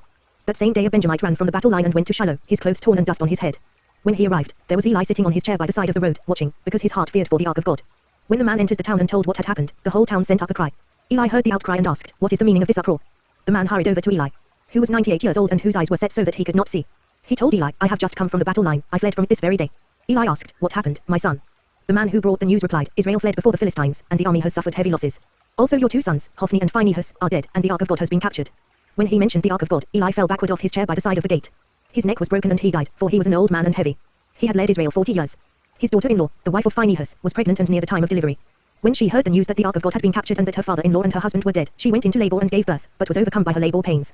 As she was dying, the women attending her said, Don't despair, you have given birth to a son. But she did not respond or pay any attention. She named the boy Ishabod, saying, The glory has departed from Israel because of the capture of the ark of God and the deaths of her father-in-law and her husband. She said, The glory has departed from Israel, for the ark of God has been captured. After the Philistines had captured the ark of God, they took it from Ebenezer to Ashdod. Then they carried the ark into Dagon's temple and set it beside Dagon. When the people of Ashdod rose early the next day, there was Dagon, fallen on his face on the ground before the ark of the Lord. They took Dagon and put him back in his place. But the following morning when they rose, there was Dagon, fallen on his face on the ground before the ark of the Lord. His head and hands had been broken off and were lying on the threshold, only his body remained. That is why to this day neither the priests of Dagon nor any others who enter Dagon's temple at Ashdod step on the threshold. The Lord's hand was heavy upon the people of Ashdod and its vicinity, he brought devastation upon them and afflicted them with tumors. When the men of Ashdod saw what was happening, they said, The ark of the God of Israel must not stay here with us, because his hand is heavy upon us and upon Dagon our God. So they called together all the rulers of the Philistines and asked them, What shall we do with the ark of the God of Israel? They answered, Have the ark of the God of Israel moved to Gath. So they moved the ark of the God of Israel. But after they had moved it, the Lord's hand was against that city, throwing it into a great panic. He afflicted the people of the city, both young and old, with an outbreak of tumors. So they sent the ark of God to Ekron. As the ark of God was entering Ekron, the people of Ekron cried out, They have brought the ark of the God of Israel around to us to kill us and our people. So they called together all the rulers of the Philistines and said, Send the ark of the God of Israel away, let it go back to its own place, or it will kill us and our people. For death had filled the city with panic, God's hand was very heavy upon it. Those who did not die were afflicted with tumors, and the outcry of the city went up to heaven. When the ark of the Lord had been in Philistine territory 7 months, the Philistines called for the priests and the diviners and said, What shall we do with the ark of the Lord? Tell us how we should send it back to its place. They answered, If you return the ark of the God of Israel, do not send it away empty, but by all means send a guilt offering to him. Then you will be healed, and you will know why his hand has not been lifted from you. The Philistines asked, What guilt offering should we send to him? They replied, 5 gold tumors and 5 gold rats, according to the number of the Philistine rulers, because the same plague has struck both you and your rulers. Make models of the tumors and of the rats that are destroying the country, and pay honor to Israel's God. Perhaps he will lift his hand from you and your gods and your land. Why do you harden your hearts as the Egyptians and Pharaoh did? When he treated them harshly, did they not send the Israelites out so they could go on their way? Now then, get a new cart ready, with 2 cows that have calved and have never been yoked. Hitch the cows to the cart, but take their calves away and pen them up. Take the ark of the Lord and put it on the cart, and in a chest beside it put the gold objects you are sending back to him as a guilt offering. Send it on its way. But keep watching it. If it goes up to its own territory, toward Bethshemesh, then the Lord has brought this great disaster on us. But if it does not, then we will know that it was not his hand that struck us and that it happened to us by chance. So they did this. They took 2 such cows and hitched them to the cart and penned up their calves. They placed the ark of the Lord on the cart and along with it the chest containing the gold rats and the models of the Tammuz. Then the cows went straight up toward Bethshemesh, keeping on the road and lowing all the way. They did not turn to the right or to the left. The rulers of the Philistines followed them as far as the border of Bethshemesh. Now the people of Bethshemesh were harvesting their wheat in the valley, and when they looked up and saw the ark, they rejoiced at the sight. The cart came to the field of Joshua of Bethshemesh, and there it stopped beside a large rock. The people chopped up the wood of the cart and sacrificed the cows as a burnt offering to the Lord. The Levites took down the ark of the Lord, together with the chest containing the gold objects, and placed them on the large rock. On that day the people of Bethshemesh offered burnt offerings and made sacrifices to the Lord. The 5 rulers of the Philistines saw all this and then returned that same day to Ekron. These are the gold Tammuz the Philistines sent as a guilt offering to the Lord, 1 each for Ashdod, Gaza, Ashkelon, Gath and Ekron. And the number of the gold rats was according to the number of Philistine towns belonging to the 5 rulers, the fortified towns with their country villages. The large rock, on which they set the ark of the Lord, is a witness to this day in the field of Joshua of Bethshemesh. But God struck down some of the men of Bethshemesh, putting 70 of them to death because they had looked into the ark of the Lord. The people mourned because of the heavy blow the Lord had dealt them. And the men of Bethshemesh asked, Who can stand in the presence of the Lord, this holy God? To whom will the ark go up from here? Then they sent messengers to the people of Kiriath-Jearim, saying, The Philistines have returned the ark of the Lord. Come down and take it up to your place. So the men of Kiriath-Jearim came and took up the ark of the Lord. They took it to Abinadab's house on the hill and consecrated Eleazar his son to guard the ark of the Lord. It was a long time, 20 years in all, that the ark remained at Kiriath-Jearim, and all the people of Israel mourned and sought after the Lord. And Samuel said to the whole house of Israel, If you are returning to the Lord with all your hearts, then rid yourselves of the foreign gods and the Ashtoreths and commit yourselves to the Lord and serve him only, and he will deliver you out of the hand of the Philistines. So the Israelites put away their Baals and Ashtoreths, and served the Lord only. Then Samuel said, Assemble all Israel at Mizpah and I will intercede with the Lord for you. When they had assembled at Mizpah, they drew water and poured it out before the Lord. On that day they fasted and there they confessed, We have sinned against the Lord. And Samuel was leader of Israel at Mizpah. When the Philistines heard that Israel had assembled at Mizpah, the rulers of the Philistines came up to attack them. And when the Israelites heard of it, they were afraid because of the Philistines. They said to Samuel, Do not stop crying out to the Lord our God for us, that he may rescue us from the hand of the Philistines. Then Samuel took a suckling lamb and offered it up as a whole burnt offering to the Lord. He cried out to the Lord on Israel's behalf, and the Lord answered him. While Samuel was sacrificing the burnt offering, the Philistines drew near to engage Israel in battle. But that day the Lord thundered with loud thunder against the Philistines and threw them into such a panic that they were routed before the Israelites. The men of Israel rushed out of Mizpah and pursued the Philistines, slaughtering them along the way to a point below Bethkar. Then Samuel took a stone and set it up between Mizpah and Shin. He named it Ebenezer, saying, Thus far has the Lord helped us. So the Philistines were subdued and did not invade Israelite territory again. Throughout Samuel's lifetime, the hand of the Lord was against the Philistines. The towns from Ekron to Gath that the Philistines had captured from Israel were restored to her, and Israel delivered the neighboring territory from the power of the Philistines. And there was peace between Israel and the Amorites. Samuel continued as judge over Israel all the days of his life. From year to year he went on a circuit from Bethel to Gilgal to Mizpah, judging Israel in all those places. But he always went back to Ramah, where his home was, and there he also judged Israel. And he built an altar there to the Lord. When Samuel grew old, he appointed his sons as judges for Israel. The name of his firstborn was Joel and the name of his second was Abijah, and they served at Beersheba. But his sons did not walk in his ways. They turned aside after dishonest gain and accepted bribes and perverted justice. So all the elders of Israel gathered together and came to Samuel at Ramah. They said to him, You are old, and your sons do not walk in your ways, now appoint a king to lead us, such as all the other nations have. But when they said, Give us a king to lead us, this displeased Samuel, so he prayed to the Lord. And the Lord told him, Listen to all that the people are saying to you, it is not you they have rejected, but they have rejected me as their king. As they have done from the day I brought them up out of Egypt until this day, forsaking me and serving other gods, so they are doing to you. Now listen to them, but warn them solemnly and let them know what the king who will reign over them will do. Samuel told all the words of the Lord to the people who were asking him for a king. He said, This is what the king who will reign over you will do. He will take your sons and make them serve with his chariots and horses, and they will run in front of his chariots. Some he will assign to be commanders of thousands and commanders of 50s, and others to plow his ground and reap his harvest, and still others to make weapons of war and equipment for his chariots. He will take your daughters to be perfumers and cooks and bakers. He will take the best of your fields and vineyards and olive groves and give them to his attendants. He will take a tenth of your grain and of your vintage and give it to his officials and attendants. Your men servants and maid servants and the best of your cattle and donkeys he will take for his own use. He will take a tenth of your flocks, and you yourselves will become his slaves. When that day comes, you will cry out for relief from the king you have chosen, and the Lord will not answer you in that day. But the people refused to listen to Samuel. No, they said. We want a king over us. Then we will be like all the other nations, with a king to lead us and to go out before us and fight our battles. When Samuel heard all that the people said, he repeated it before the Lord. The Lord answered, Listen to them and give them a king. Then Samuel said to the men of Israel, Everyone go back to his town. There was a Benjamite, a man of standing, whose name was Kish son of Abiel, the son of Zerah, the son of Bechorath, the son of Aphir of Benjamin. He had a son named Saul, an impressive young man without equal among the Israelites, a head taller than any of the others.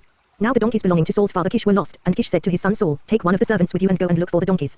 So he passed through the hill country of Ephraim and through the area around Shalisha, but they did not find them. They went on into the district of Shalem, but the donkeys were not there. Then he passed through the territory of Benjamin, but they did not find them.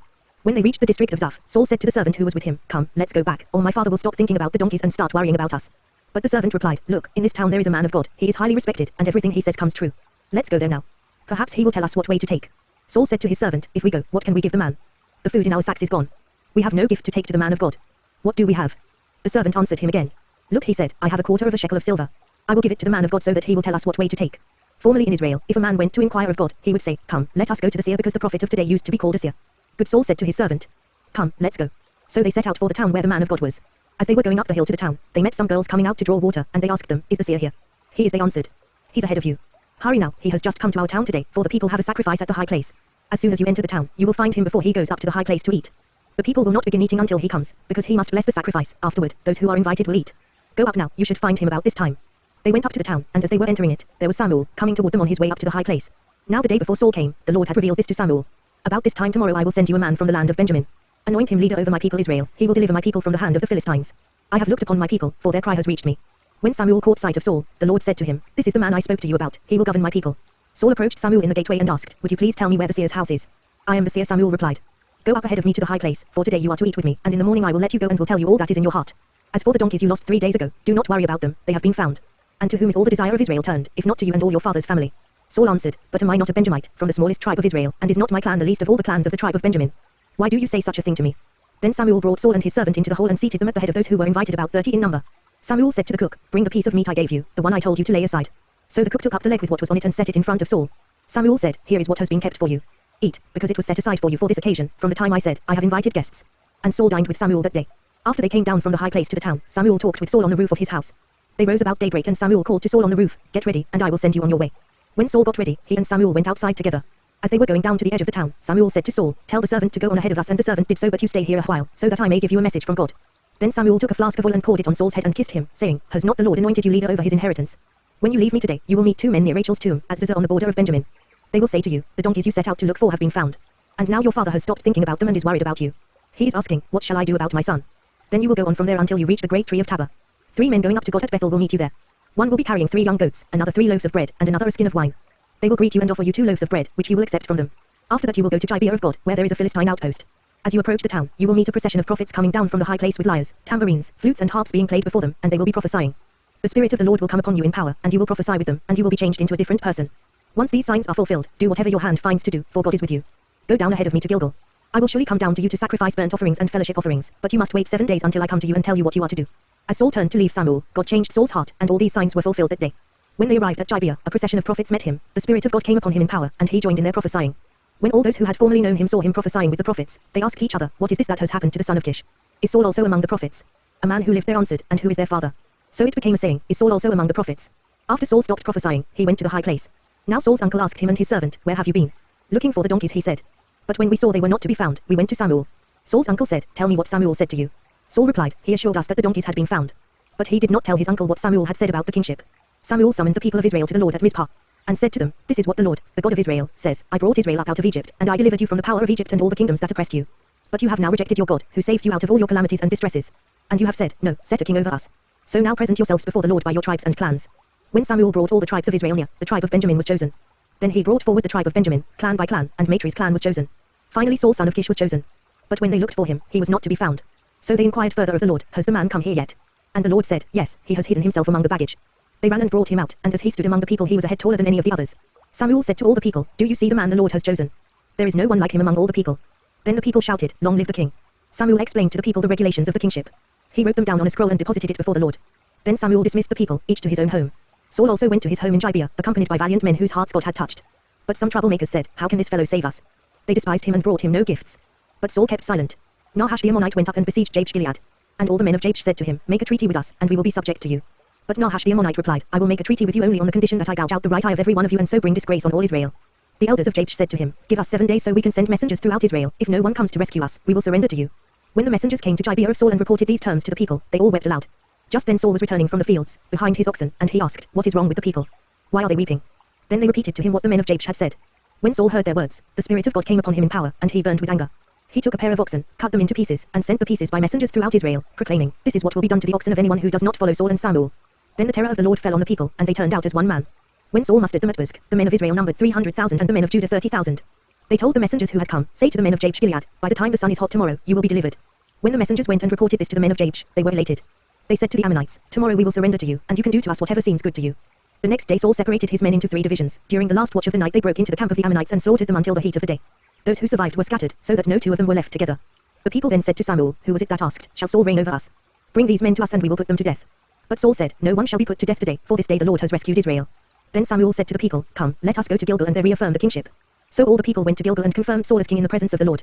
There they sacrificed fellowship offerings before the Lord, and Saul and all the Israelites held a great celebration. Samuel said to all Israel, I have listened to everything you said to me and have set a king over you. Now you have a king as your leader. As for me, I am old and grey, and my sons are here with you. I have been your leader from my youth until this day. Here I stand. Testify against me in the presence of the Lord and his anointed. Whose ox have I taken?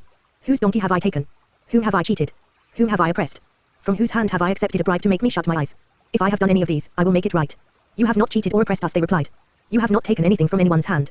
Samuel said to them, The Lord is witness against you, and also his anointed is witness this day, that you have not found anything in my hand. He is witness, they said. Then Samuel said to the people, It is the Lord who appointed Moses and Aaron and brought your forefathers up out of Egypt. Now then, stand here, because I am going to confront you with evidence before the Lord as to all the righteous acts performed by the Lord for you and your fathers. After Jacob entered Egypt, they cried to the Lord for help, and the Lord sent Moses and Aaron, who brought your forefathers out of Egypt and settled them in this place. But they forgot the Lord their God, so he sold them into the hand of Sisera, the commander of the army of Hazor, and into the hands of the Philistines and the king of Moab, who fought against them. They cried out to the Lord and said, We have sinned, we have forsaken the Lord and served the Baals and the Ashtoreths. But now deliver us from the hands of our enemies, and we will serve you. Then the Lord sent Jerubbaal, Barak, Jephthah and Samuel, and he delivered you from the hands of your enemies on every side, so that you lived securely. But when you saw that Nahash king of the Ammonites was moving against you, you said to me, No, we want a king to rule over us even though the Lord your God was your king. Now here is the king you have chosen, the one you asked for. See, the Lord has set a king over you. If you fear the Lord and serve and obey him and do not rebel against his commands, and if both you and the king who reigns over you follow the Lord your God good. But if you do not obey the Lord, and if you rebel against his commands, his hand will be against you, as it was against your fathers. Now then, stand still and see this great thing the Lord is about to do before your eyes. Is it not wheat harvest now? I will call upon the Lord to send thunder and rain. And you will realize what an evil thing you did in the eyes of the Lord when you asked for a king. Then Samuel called upon the Lord, and that same day the Lord sent thunder and rain. So all the people stood in awe of the Lord and of Samuel. The people all said to Samuel, Pray to the Lord your God for your servants so that we will not die, for we have added to all our other sins the evil of asking for a king. Do not be afraid, Samuel replied. You have done all this evil, yet do not turn away from the Lord, but serve the Lord with all your heart. Do not turn away after useless idols. They can do you no good, nor can they rescue you, because they are useless. For the sake of his great name the Lord will not reject his people, because the Lord was pleased to make you his own. As for me, far be it from me that I should sin against the Lord by failing to pray for you. And I will teach you the way that is good and right. But be sure to fear the Lord and serve him faithfully with all your heart, consider what great things he has done for you. Yet if you persist in doing evil, both you and your king will be swept away. Saul was 30 years old when he became king, and he reigned over Israel 42 years. Saul chose 3,000 men from Israel, 2,000 were with him at Michmash and in the hill country of Bethel, and 1,000 were with Jonathan at Gibeah in Benjamin. The rest of the men he sent back to their homes. Jonathan attacked the Philistine outpost at Jabah, and the Philistines heard about it. Then Saul had the trumpet blown throughout the land and said, Let the Hebrews hear. So all Israel heard the news, Saul has attacked the Philistine outpost, and now Israel has become a stench to the Philistines. And the people were summoned to join Saul at Gilgal. The Philistines assembled to fight Israel, with 3,000 chariots, 6,000 charioteers, and soldiers as numerous as the sand on the seashore. They went up and camped at Michmash, east of Bethaven. When the men of Israel saw that their situation was critical and that their army was hard-pressed, they hid in caves and thickets, among the rocks, and in pits and cisterns. Some Hebrews even crossed the Jordan to the land of Gad and Gilead. Saul remained at Gilgal, and all the troops with him were quaking with fear. He waited 7 days, the time set by Samuel, but Samuel did not come to Gilgal, and Saul's men began to scatter.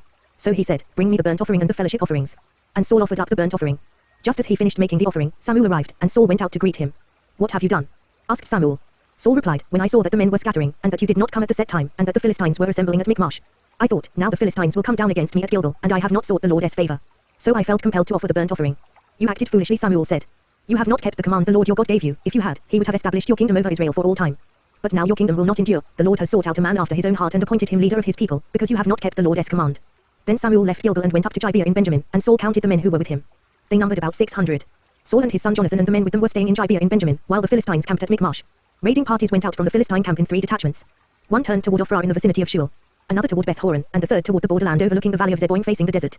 Not a blacksmith could be found in the whole land of Israel, because the Philistines had said, Otherwise the Hebrews will make swords or spears. So all Israel went down to the Philistines to have their plowshares, mattocks, axes and sickles sharpened. The price was 2/3 of a shekel for sharpening plowshares and mattocks, and 1/3 of a shekel for sharpening forks and axes and for repointing goads. So on the day of the battle not a soldier with Saul and Jonathan had a sword or spear in his hand, only Saul and his son Jonathan had them. Now a detachment of Philistines had gone out to the pass at Michmash.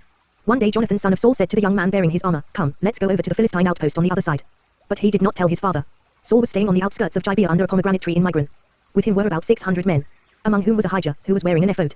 He was a son of Ishabod's brother Ahitub son of Phinehas, the son of Eli, the Lord's priest in Shiloh. No one was aware that Jonathan had left. On each side of the pass that Jonathan intended to cross to reach the Philistine outpost was a cliff, one was called Aziz, and the other Sin. One cliff stood to the north toward Michmash, the other to the south toward Jabah. Jonathan said to his young armor-bearer, Come, let's go over to the outpost of those uncircumcised fellows. Perhaps the Lord will act in our behalf. Nothing can hinder the Lord from saving, whether by many or by few. Do all that you have in mind, his armor-bearer said. Go ahead, I am with you heart and soul. Jonathan said, Come, then, we will cross over toward the men and let them see us. If they say to us, Wait there until we come to you, we will stay where we are and not go up to them. But if they say, Come up to us, we will climb up, because that will be our sign that the Lord has given them into our hands. So both of them showed themselves to the Philistine outpost. Look, said the Philistines. The Hebrews are crawling out of the holes they were hiding in. The men of the outpost shouted to Jonathan and his armor-bearer, Come up to us and we'll teach you a lesson. So Jonathan said to his armor-bearer, Climb up after me, the Lord has given them into the hand of Israel. Jonathan climbed up, using his hands and feet, with his armor-bearer right behind him. The Philistines fell before Jonathan, and his armor-bearer followed and killed behind him. In that first attack Jonathan and his armor-bearer killed some 20 men in an area of about half an acre. Then panic struck the whole army, those in the camp and field, and those in the outposts and raiding parties, and the ground shook. It was a panic sent by God. Saul's lookouts at Gibeah in Benjamin saw the army melting away in all directions. Then Saul said to the men who were with him, "Muster the forces and see who has left us." When they did, it was Jonathan and his armor-bearer who were not there. Saul said to Ahijah, "Bring the ark of God." At that time it was with the Israelites. While Saul was talking to the priest, the tumult in the Philistine camp increased more and more. So Saul said to the priest, "Withdraw your hand." Then Saul and all his men assembled and went to the battle. They found the Philistines in total confusion, striking each other with their swords. Those Hebrews who had previously been with the Philistines and had gone up with them to their camp went over to the Israelites who were with Saul and Jonathan. When all the Israelites who had hidden in the hill country of Ephraim heard that the Philistines were on the run, they joined the battle in hot pursuit. So the Lord rescued Israel that day, and the battle moved on beyond Beth-aven. Now the men of Israel were in distress that day, because Saul had bound the people under an oath, saying, "Cursed be any man who eats food before evening comes, before I have avenged myself on my enemies." So none of the troops tasted food. The entire army entered the woods, and there was honey on the ground. When they went into the woods, they saw the honey oozing out, yet no one put his hand to his mouth, because they feared the oath. But Jonathan had not heard that his father had bound the people with the oath, so he reached out the end of the staff that was in his hand and dipped it into the honeycomb. He raised his hand to his mouth, and his eyes brightened. Then one of the soldiers told him, "Your father bound the army under a strict oath, saying, 'Cursed be any man who eats food today.' That is why the men are faint." Jonathan said, "My father has made trouble for the country. See how my eyes brightened when I tasted a little of this honey. How much better it would have been if the men had eaten today some of the plunder they took from their enemies. Would not the slaughter of the Philistines have been even greater?" That day, after the Israelites had struck down the Philistines from Michmash to Ajalon, they were exhausted. They pounced on the plunder and, taking sheep, cattle and calves, they butchered them on the ground and ate them, together with the blood. Then someone said to Saul, "Look, the men are sinning against the Lord by eating meat that has blood in it." "You have broken faith," he said. "Roll a large stone over here at once."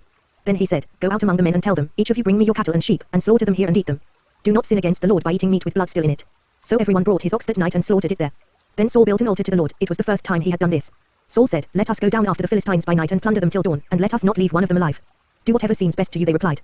But the priest said, "Let us inquire of God here." So Saul asked God, "Shall I go down after the Philistines? Will you give them into Israel's hand?" But God did not answer him that day. Saul therefore said, "Come here, all you who are leaders of the army, and let us find out what sin has been committed today. As surely as the Lord who rescues Israel lives, even if it lies with my son Jonathan, he must die." But not one of the men said a word. Saul then said to all the Israelites, "You stand over there, I and Jonathan my son will stand over here. Do what seems best to you," the men replied. Then Saul prayed to the Lord, the God of Israel, "Give me the right answer." And Jonathan and Saul were taken by lot, and the men were cleared. Saul said, "Cast the lot between me and Jonathan my son." And Jonathan was taken. Then Saul said to Jonathan, "Tell me what you have done." So Jonathan told him, "I merely tasted a little honey with the end of my staff. And now must I die?" Saul said, "May God deal with me, be it ever so severely, if you do not die, Jonathan." But the men said to Saul, "Should Jonathan die, he who has brought about this great deliverance in Israel? Never. As surely as the Lord lives, not a hair of his head will fall to the ground, for he did this today with God's help." So the men rescued Jonathan, and he was not put to death. Then Saul stopped pursuing the Philistines, and they withdrew to their own land. After Saul had assumed rule over Israel, he fought against their enemies on every side, Moab, the Ammonites, Edom, the kings of Zobah, and the Philistines. Wherever he turned, he inflicted punishment on them. He fought valiantly and defeated the Amalekites, delivering Israel from the hands of those who had plundered them. Saul's sons were Jonathan, Ishvi and Malchishua. The name of his older daughter was Merab, and that of the younger was Michal. His wife's name was Ahinoam, daughter of Ahimaaz.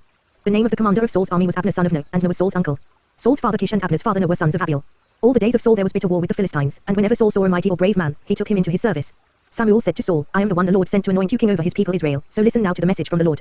This is what the Lord Almighty says, I will punish the Amalekites for what they did to Israel when they waylaid them as they came up from Egypt. Now go, attack the Amalekites and totally destroy everything that belongs to them. Do not spare them, put to death men and women, children and infants, cattle and sheep, camels and donkeys." So Saul summoned the men and mustered them at Telem 200,000 foot soldiers and 10,000 men from Judah. Saul went to the city of Amalek and set an ambush in the ravine. Then he said to the Kenites, "Go away, leave the Amalekites so that I do not destroy you along with them, for you showed kindness to all the Israelites when they came up out of Egypt." So the Kenites moved away from the Amalekites. Then Saul attacked the Amalekites all the way from Havilah to Shur, to the east of Egypt. He took Agag king of the Amalekites alive, and all his people he totally destroyed with the sword. But Saul and the army spared Agag and the best of the sheep and cattle, the fat calves and lambs, everything that was good. These they were unwilling to destroy completely, but everything that was despised and weak they totally destroyed. Then the word of the Lord came to Samuel.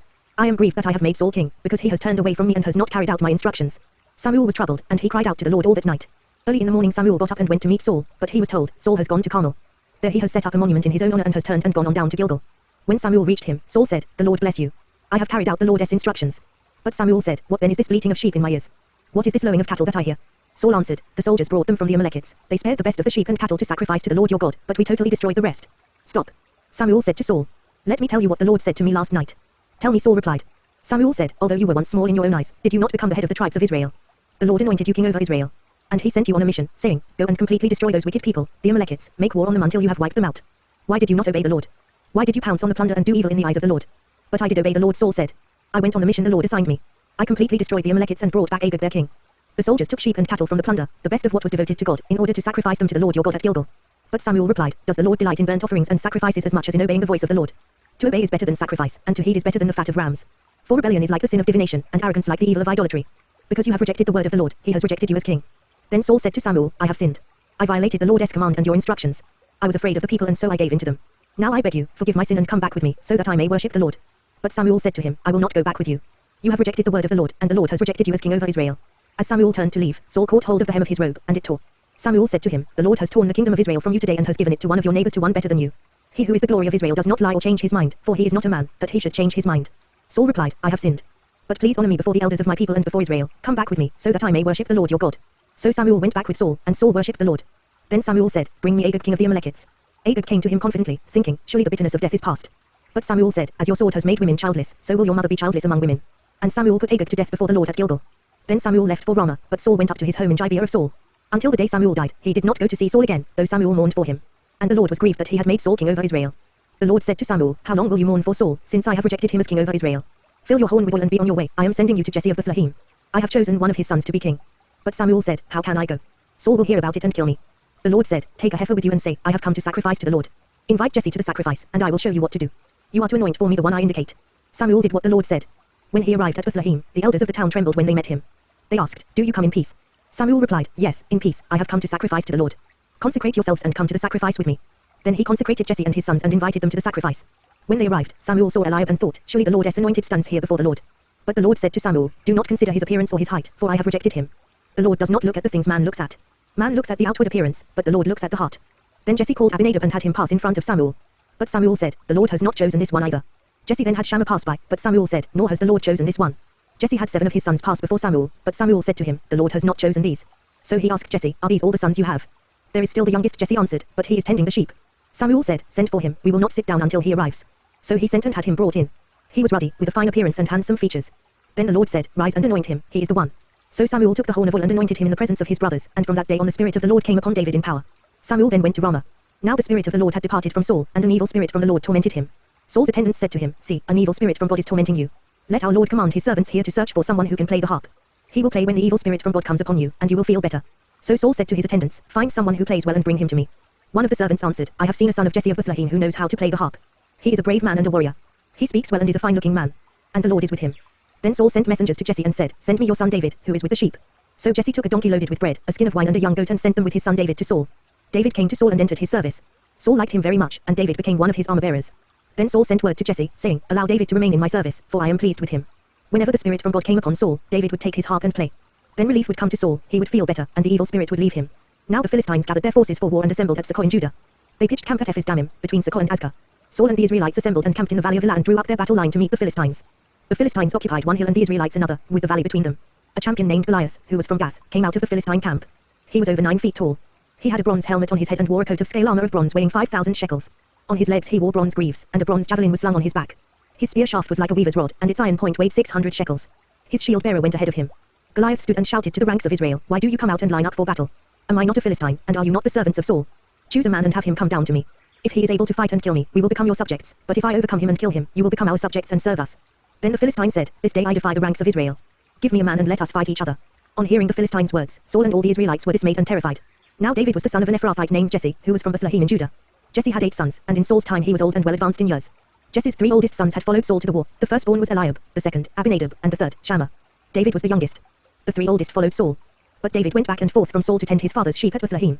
For 40 days the Philistine came forward every morning and evening and took his stand. Now Jesse said to his son David, take this ephah of roasted grain and these 10 loaves of bread for your brothers and hurry to their camp. Take along these 10 cheeses to the commander of their unit. See how your brothers are and bring back some assurance from them.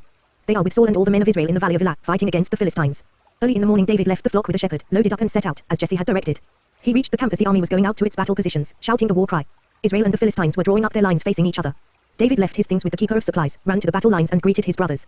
As he was talking with them, Goliath, the Philistine champion from Gath, stepped out from his lines and shouted his usual defiance, and David heard it. When the Israelites saw the man, they all ran from him in great fear. Now the Israelites had been saying, do you see how this man keeps coming out? He comes out to defy Israel. The king will give great wealth to the man who kills him.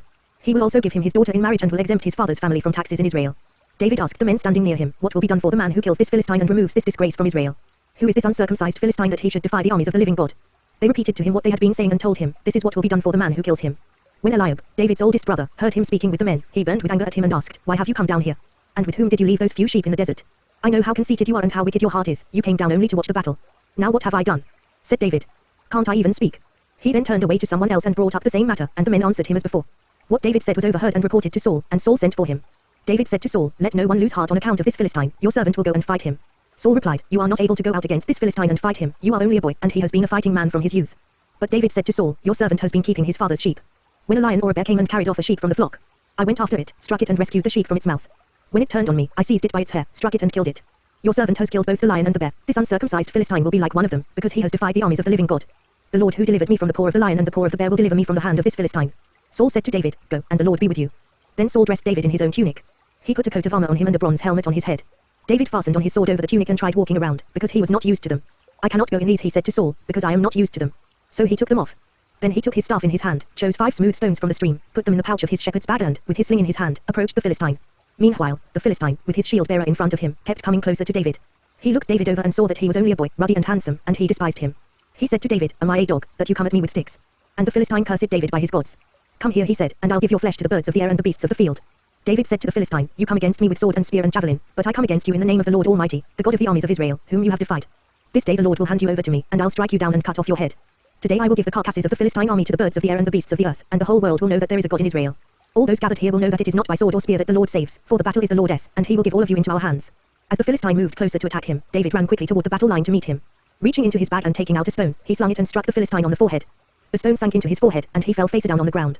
So David triumphed over the Philistine with a sling and a stone. Without a sword in his hand he struck down the Philistine and killed him. David ran and stood over him. He took hold of the Philistine's sword and drew it from the scabbard. After he killed him, he cut off his head with the sword. When the Philistines saw that their hero was dead, they turned and ran. Then the men of Israel and Judah surged forward with a shout and pursued the Philistines to the entrance of Gath and to the gates of Ekron. Their dead were strewn along the Sharaim road to Gath and Ekron. When the Israelites returned from chasing the Philistines, they plundered their camp.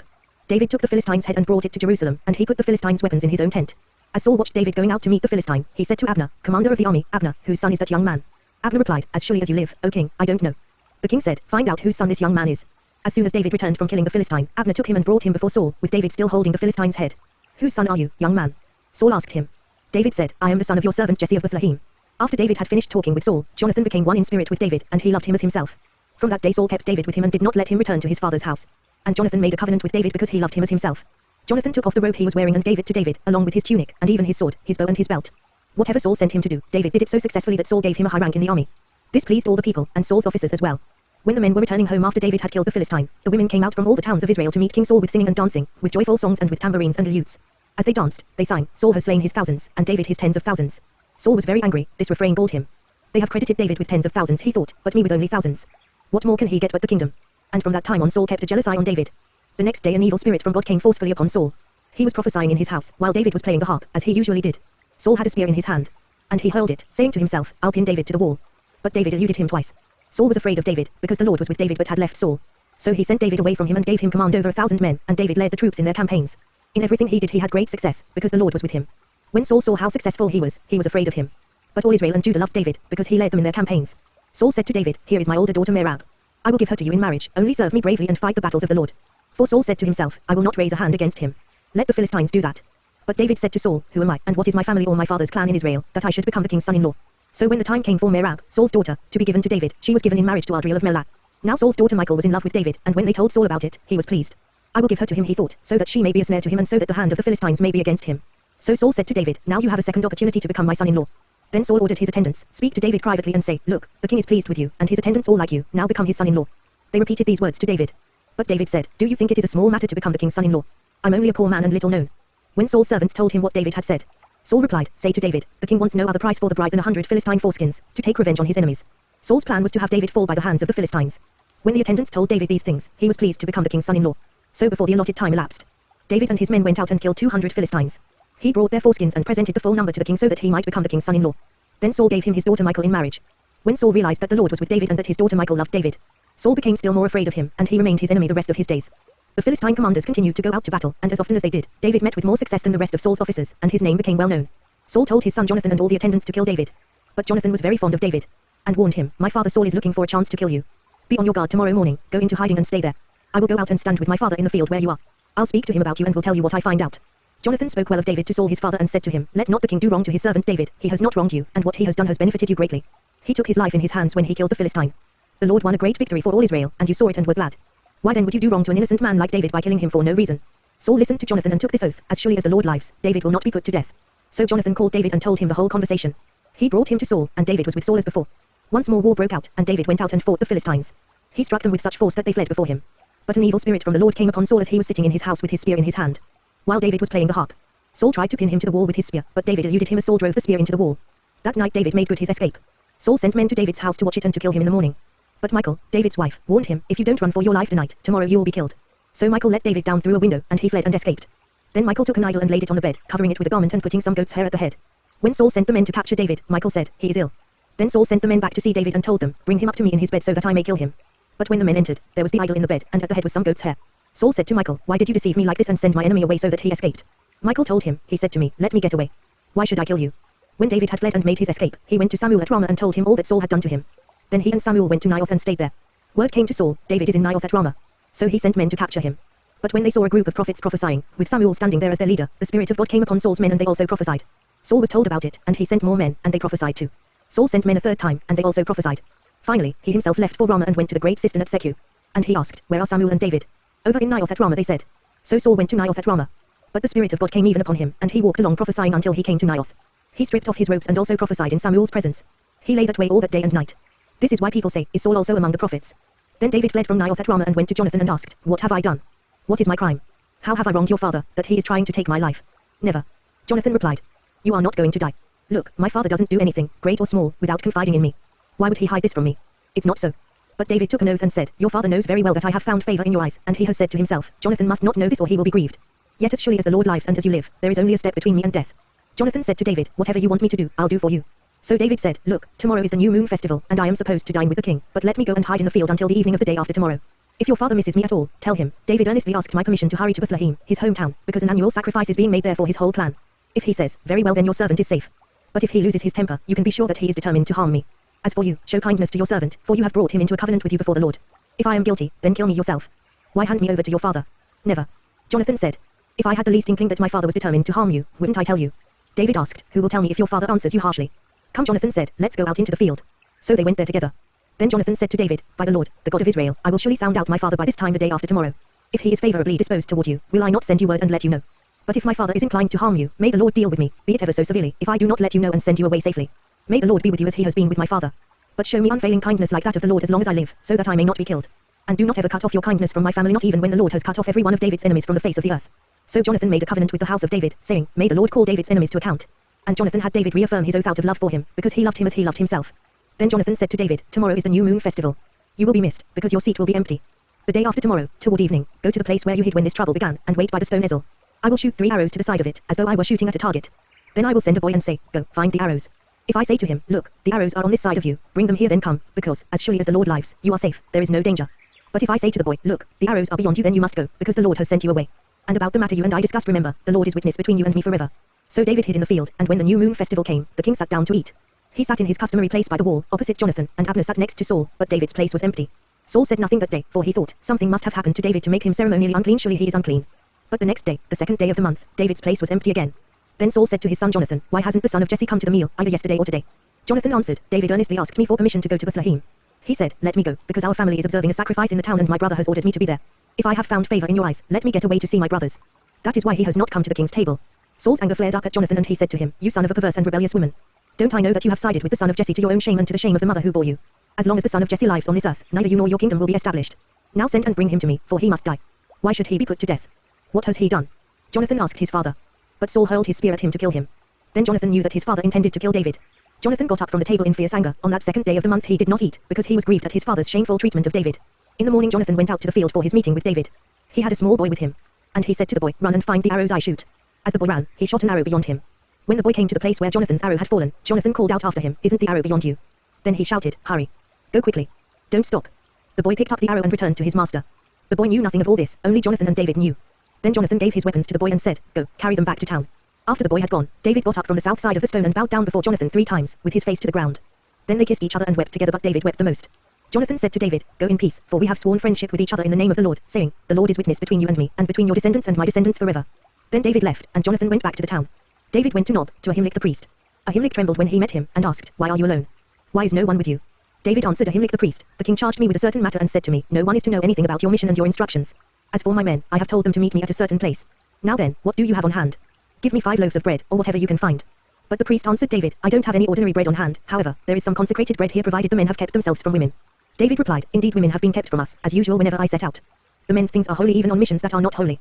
How much more so today? So the priest gave him the consecrated bread, since there was no bread there except the bread of the presence that had been removed from before the Lord and replaced by hot bread on the day it was taken away. Now one of Saul's servants was there that day, detained before the Lord. He was Doeg the Edomite, Saul's head shepherd.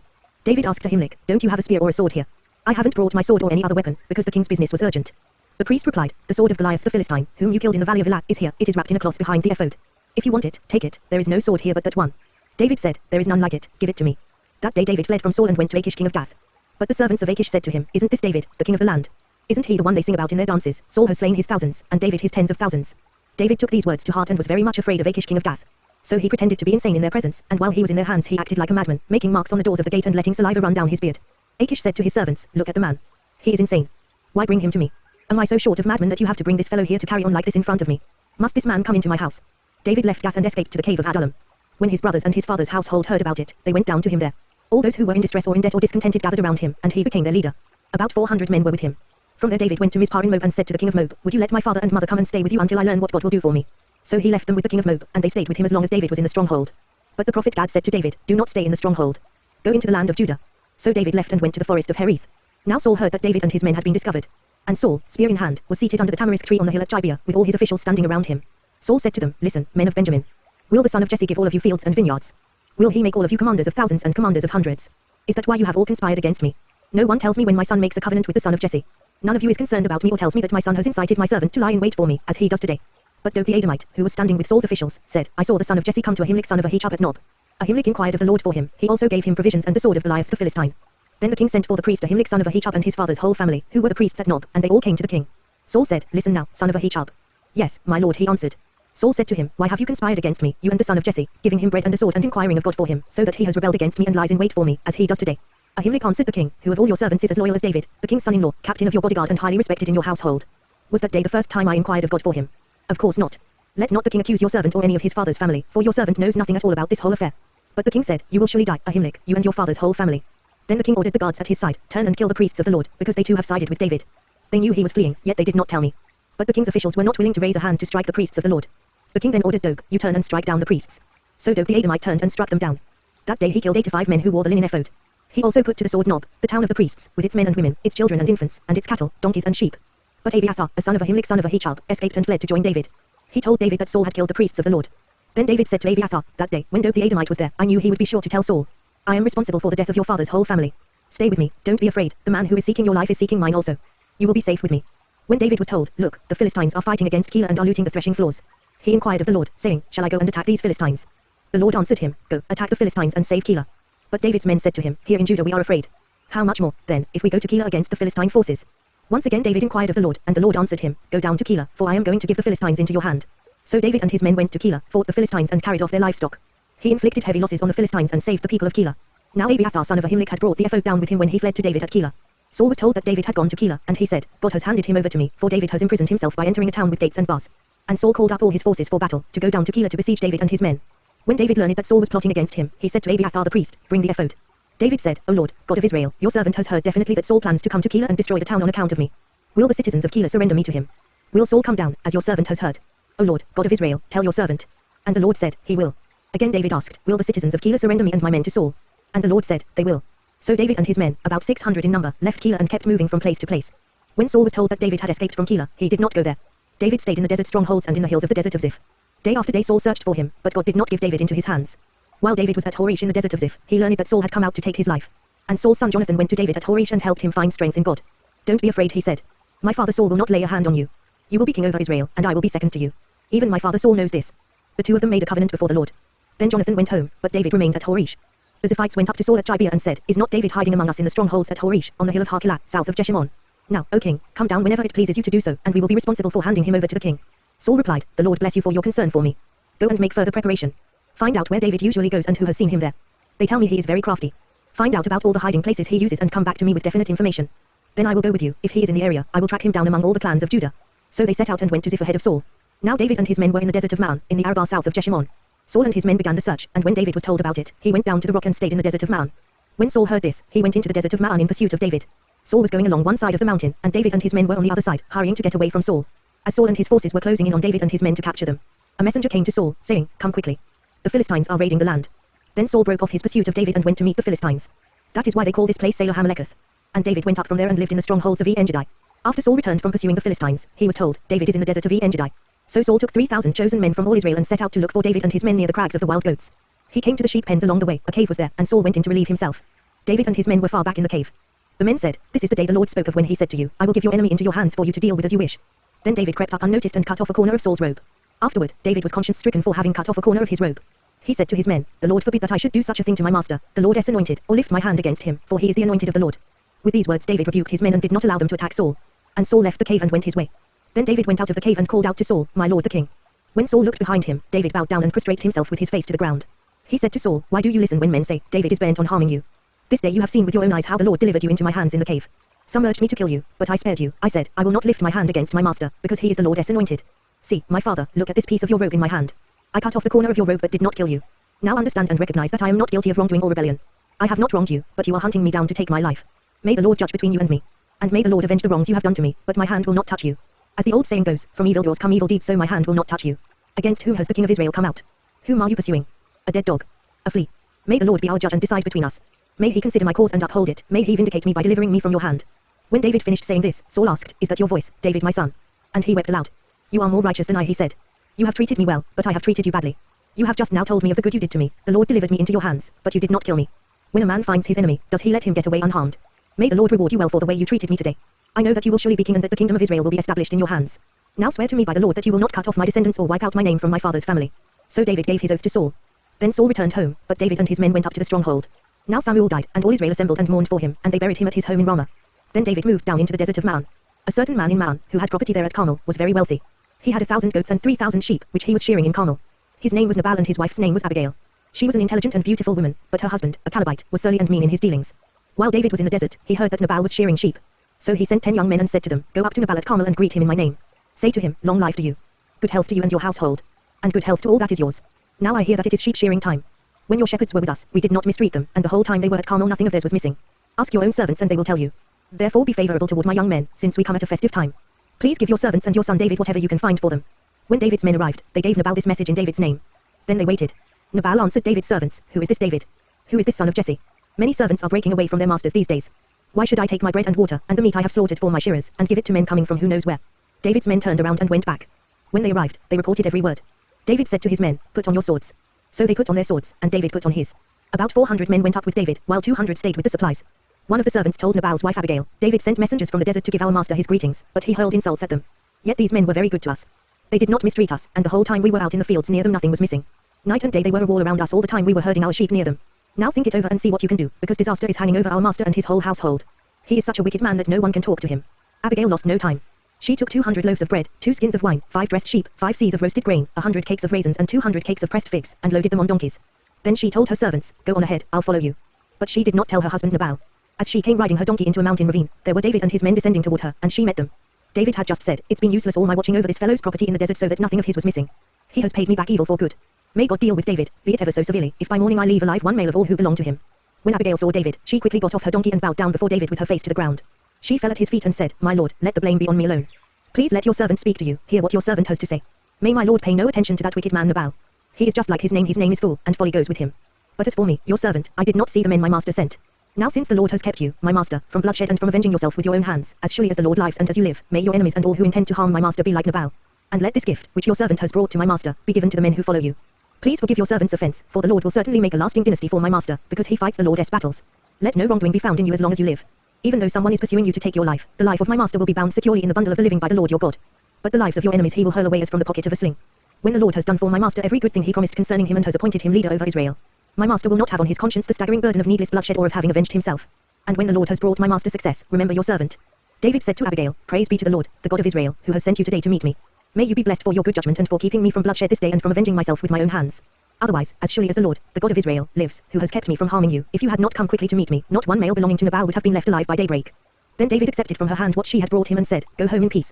I have heard your words and granted your request. When Abigail went to Nabal, he was in the house holding a banquet like that of a king. He was in high spirits and very drunk. So she told him nothing until daybreak. Then in the morning, when Nabal was sober, his wife told him all these things, and his heart failed him and he became like a stone. About 10 days later, the Lord struck Nabal and he died. When David heard that Nabal was dead, he said, Praise be to the Lord, who has upheld my cause against Nabal for treating me with contempt. He has kept his servant from doing wrong and has brought Nabal's wrongdoing down on his own head. Then David sent word to Abigail, asking her to become his wife. His servants went to Carmel and said to Abigail, David has sent us to you to take you to become his wife. She bowed down with her face to the ground and said, Here is your maidservant, ready to serve you and wash the feet of my master's servants. Abigail quickly got on a donkey and, attended by her 5 maids, went with David's messengers and became his wife. David had also married Ahinoam of Jezreel, and they both were his wives. But Saul had given his daughter Michal, David's wife, to Paltiel son of Laish, who was from Baalim. The Ziphites went to Saul at Gibeah and said, Is not David hiding on the hill of Hachilah, which faces Jeshimon? So Saul went down to the desert of Ziph, with his 3,000 chosen men of Israel, to search there for David. Saul made his camp beside the road on the hill of Hachilah facing Jeshimon, but David stayed in the desert. When he saw that Saul had followed him there, he sent out scouts and learned that Saul had definitely arrived. Then David set out and went to the place where Saul had camped. He saw where Saul and Abner son of Ner, the commander of the army, had lain down. Saul was lying inside the camp, with the army encamped around him. David then asked Ahimelech the Hittite and Abishai son of Zeruiah, Joab's brother, who will go down into the camp with me to Saul. I'll go with you, said Abishai. So David and Abishai went to the army by night, and there was Saul, lying asleep inside the camp with his spear stuck in the ground near his head. Abner and the soldiers were lying around him. Abishai said to David, Today God has delivered your enemy into your hands. Now let me pin him to the ground with one thrust of my spear, I won't strike him twice. But David said to Abishai, Don't destroy him. Who can lay a hand on the Lord's anointed and be guiltless? As surely as the Lord lives, he said, the Lord himself will strike him, either his time will come and he will die, or he will go into battle and perish. But the Lord forbid that I should lay a hand on the Lord's anointed. Now get the spear and water jug that are near his head, and let's go. So David took the spear and water jug near Saul's head, and they left. No one saw or knew about it, nor did anyone wake up. They were all sleeping, because the Lord had put them into a deep sleep. Then David crossed over to the other side and stood on top of the hill some distance away. There was a wide space between them. He called out to the army and to Abner son of Ner, Aren't you going to answer me, Abner? Abner replied, Who are you who calls to the king? David said, You're a man, aren't you? And who is like you in Israel? Why didn't you guard your lord the king? Someone came to destroy your lord the king. What you have done is not good. As surely as the Lord lives, you and your men deserve to die, because you did not guard your master, the Lord's anointed. Look around you. Where are the king's spear and water jug that were near his head? Saul recognized David's voice and said, Is that your voice, David my son? David replied, Yes it is, my lord the king. And he added, Why is my lord pursuing his servant? What have I done, and what wrong am I guilty of? Now let my lord the king listen to his servant's words. If the Lord has incited you against me, then may he accept an offering. If, however, men have done it, may they be cursed before the Lord. They have now driven me from my share in the Lord's inheritance and have said, Go, serve other gods. Now do not let my blood fall to the ground far from the presence of the Lord. The king of Israel has come out to look for a flea as one hunts a partridge in the mountains. Then Saul said, I have sinned. Come back, David my son. Because you considered my life precious today, I will not try to harm you again. Surely I have acted like a fool and have erred greatly. Here is the king's spear, David answered. Let one of your young men come over and get it. The Lord rewards every man for his righteousness and faithfulness. The Lord delivered you into my hands today, but I would not lay a hand on the Lord's anointed. As surely as I valued your life today, so may the Lord value my life and deliver me from all trouble. Then Saul said to David, May you be blessed, my son David, you will do great things and surely triumph. So David went on his way, and Saul returned home. But David thought to himself, One of these days I will be destroyed by the hand of Saul. The best thing I can do is to escape to the land of the Philistines. Then Saul will give up searching for me anywhere in Israel, and I will slip out of his hand. So David and the 600 men with him left and went over to Achish son of Maoch king of Gath. David and his men settled in Gath with Achish. Each man had his family with him, and David had his 2 wives, Ahinoam of Jezreel and Abigail of Carmel, the widow of Nabal. When Saul was told that David had fled to Gath, he no longer searched for him. Then David said to Achish, If I have found favor in your eyes, let a place be assigned to me in one of the country towns, that I may live there. Why should your servant live in the royal city with you? So on that day Achish gave him Ziklag, and it has belonged to the kings of Judah ever since. David lived in Philistine territory a year and 4 months. Now David and his men went up and raided the Geshurites, the Girzites and the Amalekites. From ancient times these peoples had lived in the land extending to Shur and Egypt. Whenever David attacked an area, he did not leave a man or woman alive, but took sheep and cattle, donkeys and camels, and clothes.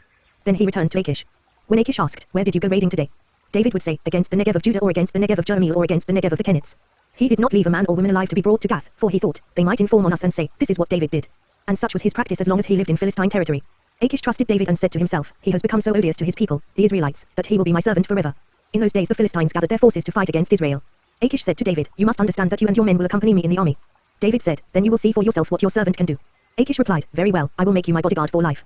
Now Samuel was dead, and all Israel had mourned for him and buried him in his own town of Ramah. Saul had expelled the mediums and spiritists from the land.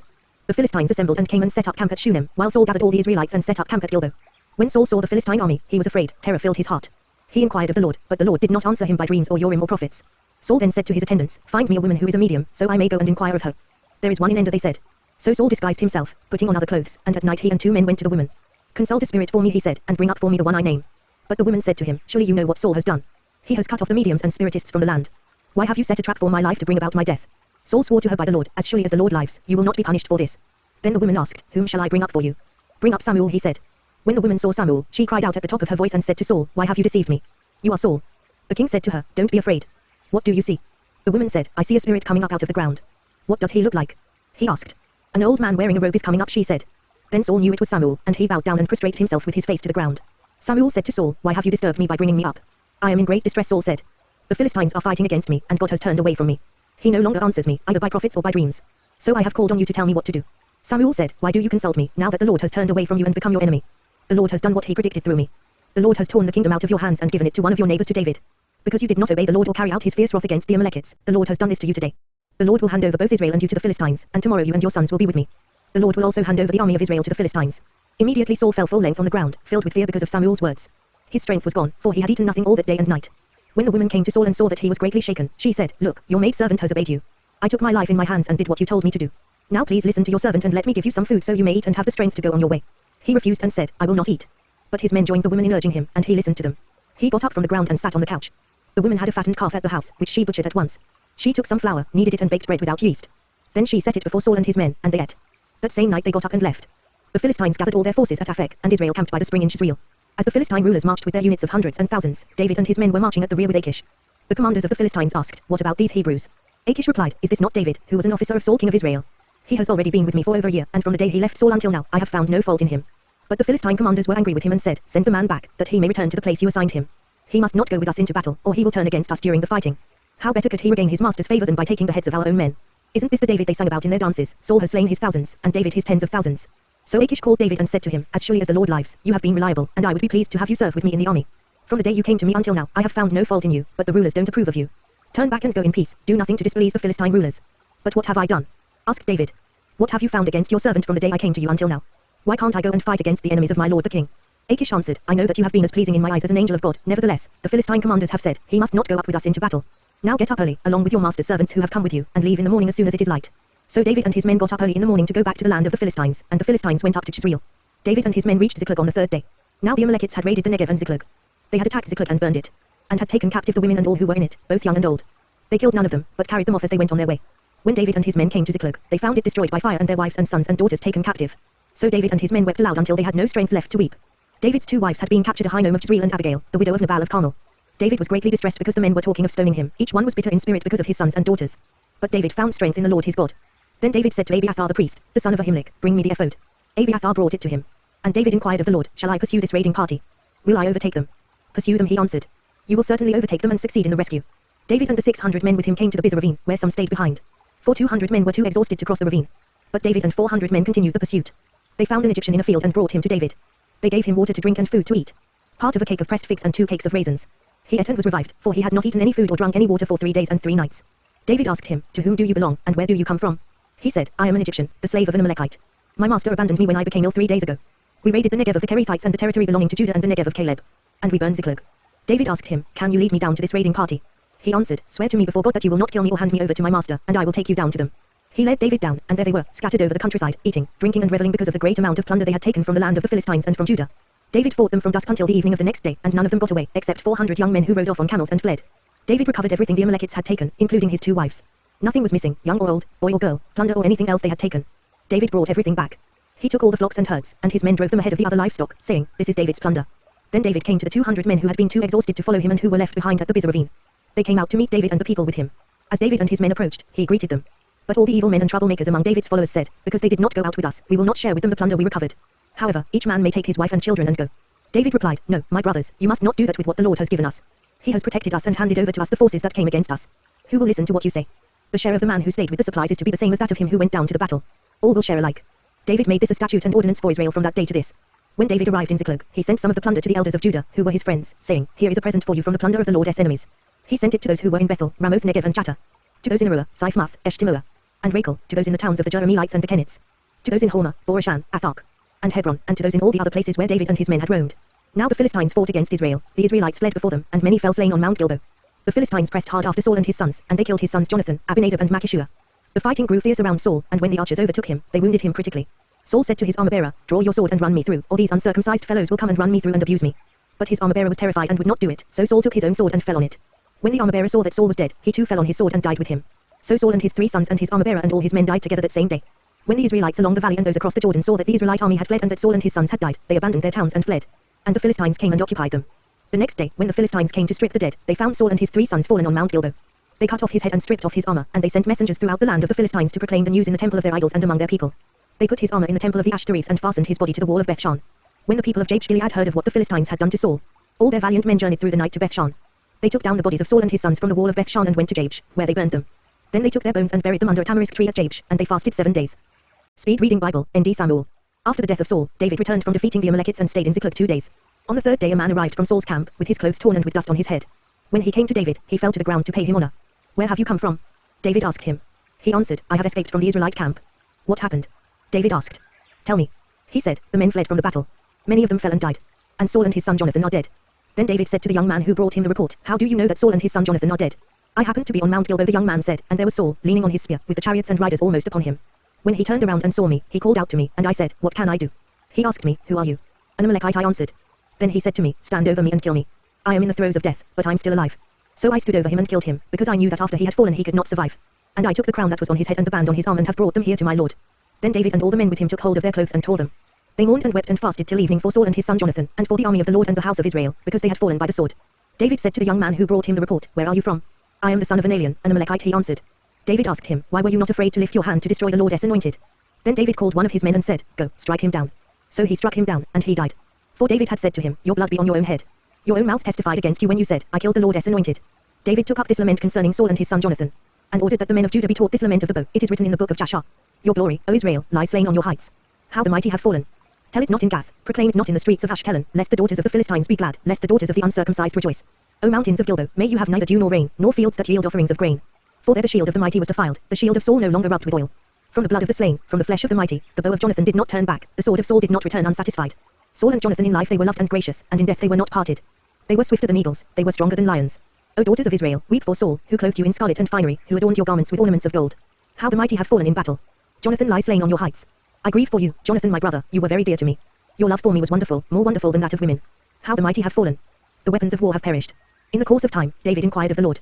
Shall I go up to one of the towns of Judah? He asked. The Lord said, go up. David asked, where shall I go? To Hebron, the Lord answered. So David went up there with his 2 wives, Ahinoam of Jezreel and Abigail, the widow of Nabal of Carmel. David also took the men who were with him, each with his family, and they settled in Hebron and its towns. Then the men of Judah came to Hebron, and there they anointed David king over the house of Judah. When David was told that it was the men of Jabesh-Gilead who had buried Saul, he sent messengers to the men of Jabesh-Gilead to say to them, the Lord bless you for showing this kindness to Saul your master by burying him. May the Lord now show you kindness and faithfulness, and I too will show you the same favor because you have done this. Now then, be strong and brave, for Saul your master is dead, and the house of Judah has anointed me king over them. Meanwhile, Abner son of Ner, the commander of Saul's army, had taken Ishbosheth son of Saul and brought him over to Mahanaim. He made him king over Gilead, Asher and Jezreel, and also over Ephraim, Benjamin and all Israel. Ishbosheth son of Saul was 40 years old when he became king over Israel, and he reigned 2 years. The house of Judah, however, followed David. The length of time David was king in Hebron over the house of Judah was 7 years and 6 months. Abner son of Ner, together with the men of Ishbosheth son of Saul, left Mahanaim and went to Gibon. Job son of Zeruiah and David's men went out and met them at the pool of Gibon. One group sat down on one side of the pool and one group on the other side. Then Abner said to Job, let's have some of the young men get up and fight hand to hand in front of us. All right, let them do it, Job said. So they stood up and were counted off 12 men for Benjamin and Ishbosheth son of Saul, and 12 for David. Then each man grabbed his opponent by the head and thrust his dagger into his opponent's side, and they fell down together. So that place in Gibon was called Helkath Hazarim. The battle that day was very fierce, and Abner and the men of Israel were defeated by David's men. The 3 sons of Zeruiah were there, Job, Abishai and Asahel. Now Asahel was as fleet-footed as a wild gazelle. He chased Abner, turning neither to the right nor to the left as he pursued him. Abner looked behind him and asked, is that you, Asahel? It is, he answered. Then Abner said to him, turn aside to the right or to the left, take on one of the young men and strip him of his weapons. But Asahel would not stop chasing him. Again Abner warned Asahel, stop chasing me. Why should I strike you down? How could I look your brother Job in the face? But Asahel refused to give up the pursuit, so Abner thrust the butt of his spear into Asahel's stomach, and the spear came out through his back. He fell there and died on the spot. And every man stopped when he came to the place where Asahel had fallen and died. But Job and Abishai pursued Abner, and as the sun was setting, they came to the hill of Ammah, near Giah on the way to the wasteland of Gibon. Then the men of Benjamin rallied behind Abner. They formed themselves into a group and took their stand on top of a hill. Abner called out to Job, must the sword devour forever? Don't you realize that this will end in bitterness? How long before you order your men to stop pursuing their brothers? Job answered, as surely as God lives, if you had not spoken, the men would have continued the pursuit of their brothers until morning. So Job blew the trumpet, and all the men came to a halt. They no longer pursued Israel, nor did they fight any more. All that night Abner and his men marched through the Arabah. They crossed the Jordan, continued through the whole Bithron and came to Mahanaim. Then Job returned from pursuing Abner and assembled all his men. Besides Asahel, 19 of David's men were found missing. But David's men had killed 360 Benjamites who were with Abner. They took Asahel and buried him in his father's tomb at Bethlehem. Then Job and his men marched all night and arrived at Hebron by daybreak. The war between the house of Saul and the house of David lasted a long time. David grew stronger and stronger, while the house of Saul grew weaker and weaker. Sons were born to David in Hebron. His firstborn was Amnon the son of Ahinoam of Jezreel. His second, Caleb the son of Abigail the widow of Nabal of Carmel. The third, Absalom the son of Mgad daughter of Talmai king of Geshur. The fourth, Adonijah the son of Haggith. The fifth, Shephashah the son of Abital. And the sixth, Ithream the son of David's wife Eglah.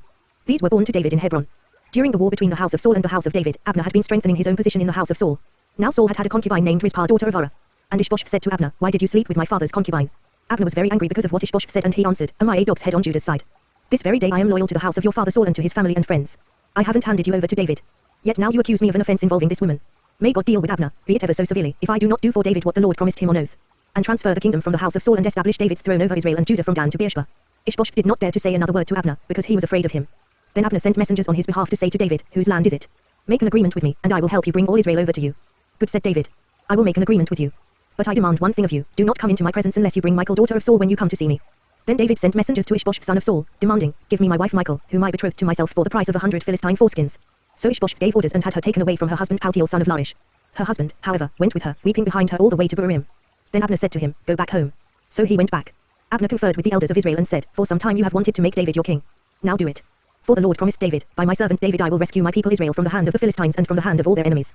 Abner also spoke to the Benjamites in person. Then he went to Hebron to tell David everything that Israel and the whole house of Benjamin wanted to do. When Abner, who had 20 men with him, came to David at Hebron, David prepared a feast for him and his men. Then Abner said to David, let me go at once and assemble all Israel for my lord the king, so that they may make a compact with you, and that you may rule over all that your heart desires. So David sent Abner away, and he went in peace. Just then David's men and Joab returned from a raid and brought with them a great deal of plunder. But Abner was no longer with David in Hebron, because David had sent him away, and he had gone in peace.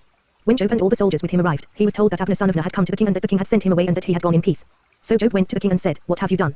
Look, Abner came to you. Why did you let him go? Now he is gone. You know Abner son of Ner, he came to deceive you and observe your movements and find out everything you are doing. Joab then left David and sent messengers after Abner, and they brought him back from the well of Sirah. But David did not know it. Now when Abner returned to Hebron, Joab took him aside into the gateway, as though to speak with him privately. And there, to avenge the blood of his brother Asahel, Joab stabbed him in the stomach, and he died. Later, when David heard about this, he said, I and my kingdom are forever innocent before the Lord concerning the blood of Abner son of Ner. May his blood fall upon the head of Joab and upon all his father's house. May Joab's house never be without someone who has a running sore or leprosy or who leans on a crutch or who falls by the sword or who lacks food. Joab and his brother Abishai murdered Abner because he had killed their brother Asahel in the battle at Gibeon. Then David said to Joab and all the people with him, tear your clothes and put on sackcloth and walk in mourning in front of Abner. King David himself walked behind the bier. They buried Abner in Hebron, and the king wept aloud at Abner's tomb. All the people wept also. The king sang this lament for Abner, should Abner have died as the lawless die. Your hands were not bound, your feet were not fettered. You fell as one falls before wicked men. And all the people wept over him again. Then they all came and urged David to eat something while it was still day, but David took an oath, saying, may God deal with me, be it ever so severely, if I taste bread or anything else before the sun sets. All the people took note and were pleased, indeed, everything the king did pleased them. So on that day all the people and all Israel knew that the king had no part in the murder of Abner son of Ner. Then the king said to his men, do you not realize that a prince and a great man has fallen in Israel this day? And today, though I am the anointed king, I am weak, and these sons of Zeruiah are too strong for me. May the Lord repay the evildoer according to his evil deeds. When Ishbosheth son of Saul heard that Abner had died in Hebron, he lost courage, and all Israel became alarmed. Now Saul's son had 2 men who were leaders of raiding bands. One was named Baanah and the other Rechab. They were sons of Rimmon the Beerothite from the tribe of Benjamin. Beeroth is considered part of Benjamin, because the people of Beeroth fled to Gittaim and have lived there as aliens to this day. Jonathan son of Saul had a son who was lame in both feet. He was 5 years old when the news about Saul and Jonathan came from Jezreel. His nurse picked him up and fled, but as she hurried to leave, he fell and became crippled. His name was Mephibosheth. Now Rechab and Baanah, the sons of Rimmon the Beerothite, set out for the house of Ishbosheth, and they arrived there in the heat of the day while he was taking his noonday rest. They went into the inner part of the house as if to get some wheat, and they stabbed him in the stomach. Then Rechab and his brother Baanah slipped away. They had gone into the house while he was lying on the bed in his bedroom. After they stabbed and killed him, they cut off his head. Taking it with them, they travelled all night by way of the Arabah. They brought the head of Ishbosheth to David at Hebron and said to the king, here is the head of Ishbosheth son of Saul, your enemy, who tried to take your life. This day the Lord has avenged my lord the king against Saul and his offspring. David answered Rechab and his brother Baanah, the sons of Rimmon the Beerothite, as surely as the Lord lives, who has delivered me out of all trouble. When a man told me, Saul is dead and thought he was bringing good news, I seized him and put him to death in Ziklag. That was the reward I gave him for his news. How much more when wicked men have killed an innocent man in his own house and on his own bed should I not now demand his blood from your hand and rid the earth of you? So David gave an order to his men, and they killed them. They cut off their hands and feet and hung the bodies by the pool in Hebron. But they took the head of Ishbosheth and buried it in Abner's tomb at Hebron. All the tribes of Israel came to David at Hebron and said, we are your own flesh and blood. In the past, while Saul was king over us, you were the one who led Israel on their military campaigns. And the Lord said to you, you will shepherd my people Israel, and you will become their ruler. When all the elders of Israel had come to King David at Hebron, the king made a compact with them at Hebron before the Lord, and they anointed David king over Israel. David was 30 years old when he became king, and he reigned 40 years. In Hebron he reigned over Judah 7 years and 6 months, and in Jerusalem he reigned over all Israel and Judah 33 years. The king and his men marched to Jerusalem to attack the Jebusites, who lived there. The Jebusites said to David, you will not get in here, even the blind and the lame can ward you off. They thought, David cannot get in here. Nevertheless, David captured the fortress of Zion, the city of David. On that day, David said, anyone who conquers the Jebusites will have to use the water shaft to reach those lame and blind who are David's enemies. That is why they say, the blind and lame will not enter the palace. David then took up residence in the fortress and called it the city of David. He built up the area around it, from the supporting terraces inward. And he became more and more powerful, because the Lord God Almighty was with him. Now Hiram king of Tyre sent messengers to David, along with cedar logs and carpenters and stone masons, and they built a palace for David. And David knew that the Lord had established him as king over Israel and had exalted his kingdom for the sake of his people Israel. After he left Hebron, David took more concubines and wives in Jerusalem, and more sons and daughters were born to him. These are the names of the children born to him there: Shammua, Shobab, Nathan, Solomon, Ibah, Elishua, Nepheg, Japhia, Elishama, Eliada and Eliphelet. When the Philistines heard that David had been anointed king over Israel, they went up in full force to search for him, but David heard about it and went down to the stronghold. Now the Philistines had come and spread out in the valley of Rephaim. So David inquired of the Lord, shall I go and attack the Philistines? Will you hand them over to me? The Lord answered him, go, for I will surely hand the Philistines over to you. So David went to Baal-Perazim, and there he defeated them. He said, as waters break out, the Lord has broken out against my enemies before me. So that place was called Baal-Perazim. The Philistines abandoned their idols there, and David and his men carried them off. Once more the Philistines came up and spread out in the valley of Rephaim. So David inquired of the Lord, and he answered, do not go straight up, but circle around behind them and attack them in front of the balsam trees. As soon as you hear the sound of marching in the tops of the balsam trees, move quickly, because that will mean the Lord has gone out in front of you to strike the Philistine army. So David did as the Lord commanded him, and he struck down the Philistines all the way from Gibeon to Gezer. David again brought together out of Israel chosen men, 30,000 in all. He and all his men set out from Bala of Judah to bring up from there the ark of God, which is called by the name of the Lord Almighty, who is enthroned between the cherubim that are on the ark. They set the ark of God on a new cart and brought it from the house of Abinadab, which was on the hill. Uzzah and Ahio, sons of Abinadab, were guiding the new cart, with the ark of God on it, and Ahio was walking in front of it. David and the whole house of Israel were celebrating with all their might before the Lord, with songs and with harps, lyres, tambourines, sistrums and cymbals. When they came to the threshing floor of Nacon, Uzzah reached out and took hold of the ark of God, because the oxen stumbled. The Lord's anger burned against Uzzah because of his irreverent act, therefore God struck him down and he died there beside the ark of God. Then David was angry because the Lord's wrath had broken out against Uzzah, and to this day that place is called Perez Uzzah. David was afraid of the Lord that day and said, "How can the ark of the Lord ever come to me?" He was not willing to take the ark of the Lord to be with him in the city of David. Instead, he took it aside to the house of Abinadab the Gittite. The ark of the Lord remained in the house of Abinadab the Gittite for 3 months, and the Lord blessed him and his entire household. Now King David was told, "The Lord has blessed the household of Abinadab and everything he has, because of the ark of God." So David went down and brought up the ark of God from the house of Abinadab to the city of David with rejoicing. When those who were carrying the ark of the Lord had taken 6 steps, he sacrificed a bull and a fattened calf. David, wearing a linen ephod, danced before the Lord with all his might, while he and the entire house of Israel brought up the ark of the Lord with shouts and the sound of trumpets. As the ark of the Lord was entering the city of David, Michal daughter of Saul watched from a window. And when she saw King David leaping and dancing before the Lord, she despised him in her heart. They brought the ark of the Lord and set it in its place inside the tent that David had pitched for it, and David sacrificed burnt offerings and fellowship offerings before the Lord. After he had finished sacrificing the burnt offerings and fellowship offerings, he blessed the people in the name of the Lord Almighty. Then he gave a loaf of bread, a cake of dates and a cake of raisins to each person in the whole crowd of Israelites, both men and women. And all the people went to their homes. When David returned home to bless his household, Michal daughter of Saul came out to meet him and said, "How the king of Israel has distinguished himself today, disrobing in the sight of the slave girls of his servants as any vulgar fellow would." David said to Michal, "It was before the Lord, who chose me rather than your father or anyone from his house when he appointed me ruler over the Lord's people Israel. I will celebrate before the Lord. I will become even more undignified than this, and I will be humiliated in my own eyes. But by these slave girls you spoke of, I will be held in honor." And Michal daughter of Saul had no children to the day of her death. After the king was settled in his palace and the Lord had given him rest from all his enemies around him, he said to Nathan the prophet, "Here I am, living in a palace of cedar, while the ark of God remains in a tent." Nathan replied to the king, "Whatever you have in mind, go ahead and do it, for the Lord is with you." That night the word of the Lord came to Nathan, saying, "Go and tell my servant David, this is what the Lord says, are you the one to build me a house to dwell in? I have not dwelled in a house from the day I brought the Israelites up out of Egypt to this day. I have been moving from place to place with a tent as my dwelling. Wherever I have moved with all the Israelites, did I ever say to any of their rulers whom I commanded to shepherd my people Israel, why have you not built me a house of cedar? Now then, tell my servant David, this is what the Lord Almighty says, I took you from the pasture and from following the flock to be ruler over my people Israel. I have been with you wherever you have gone, and I have cut off all your enemies from before you.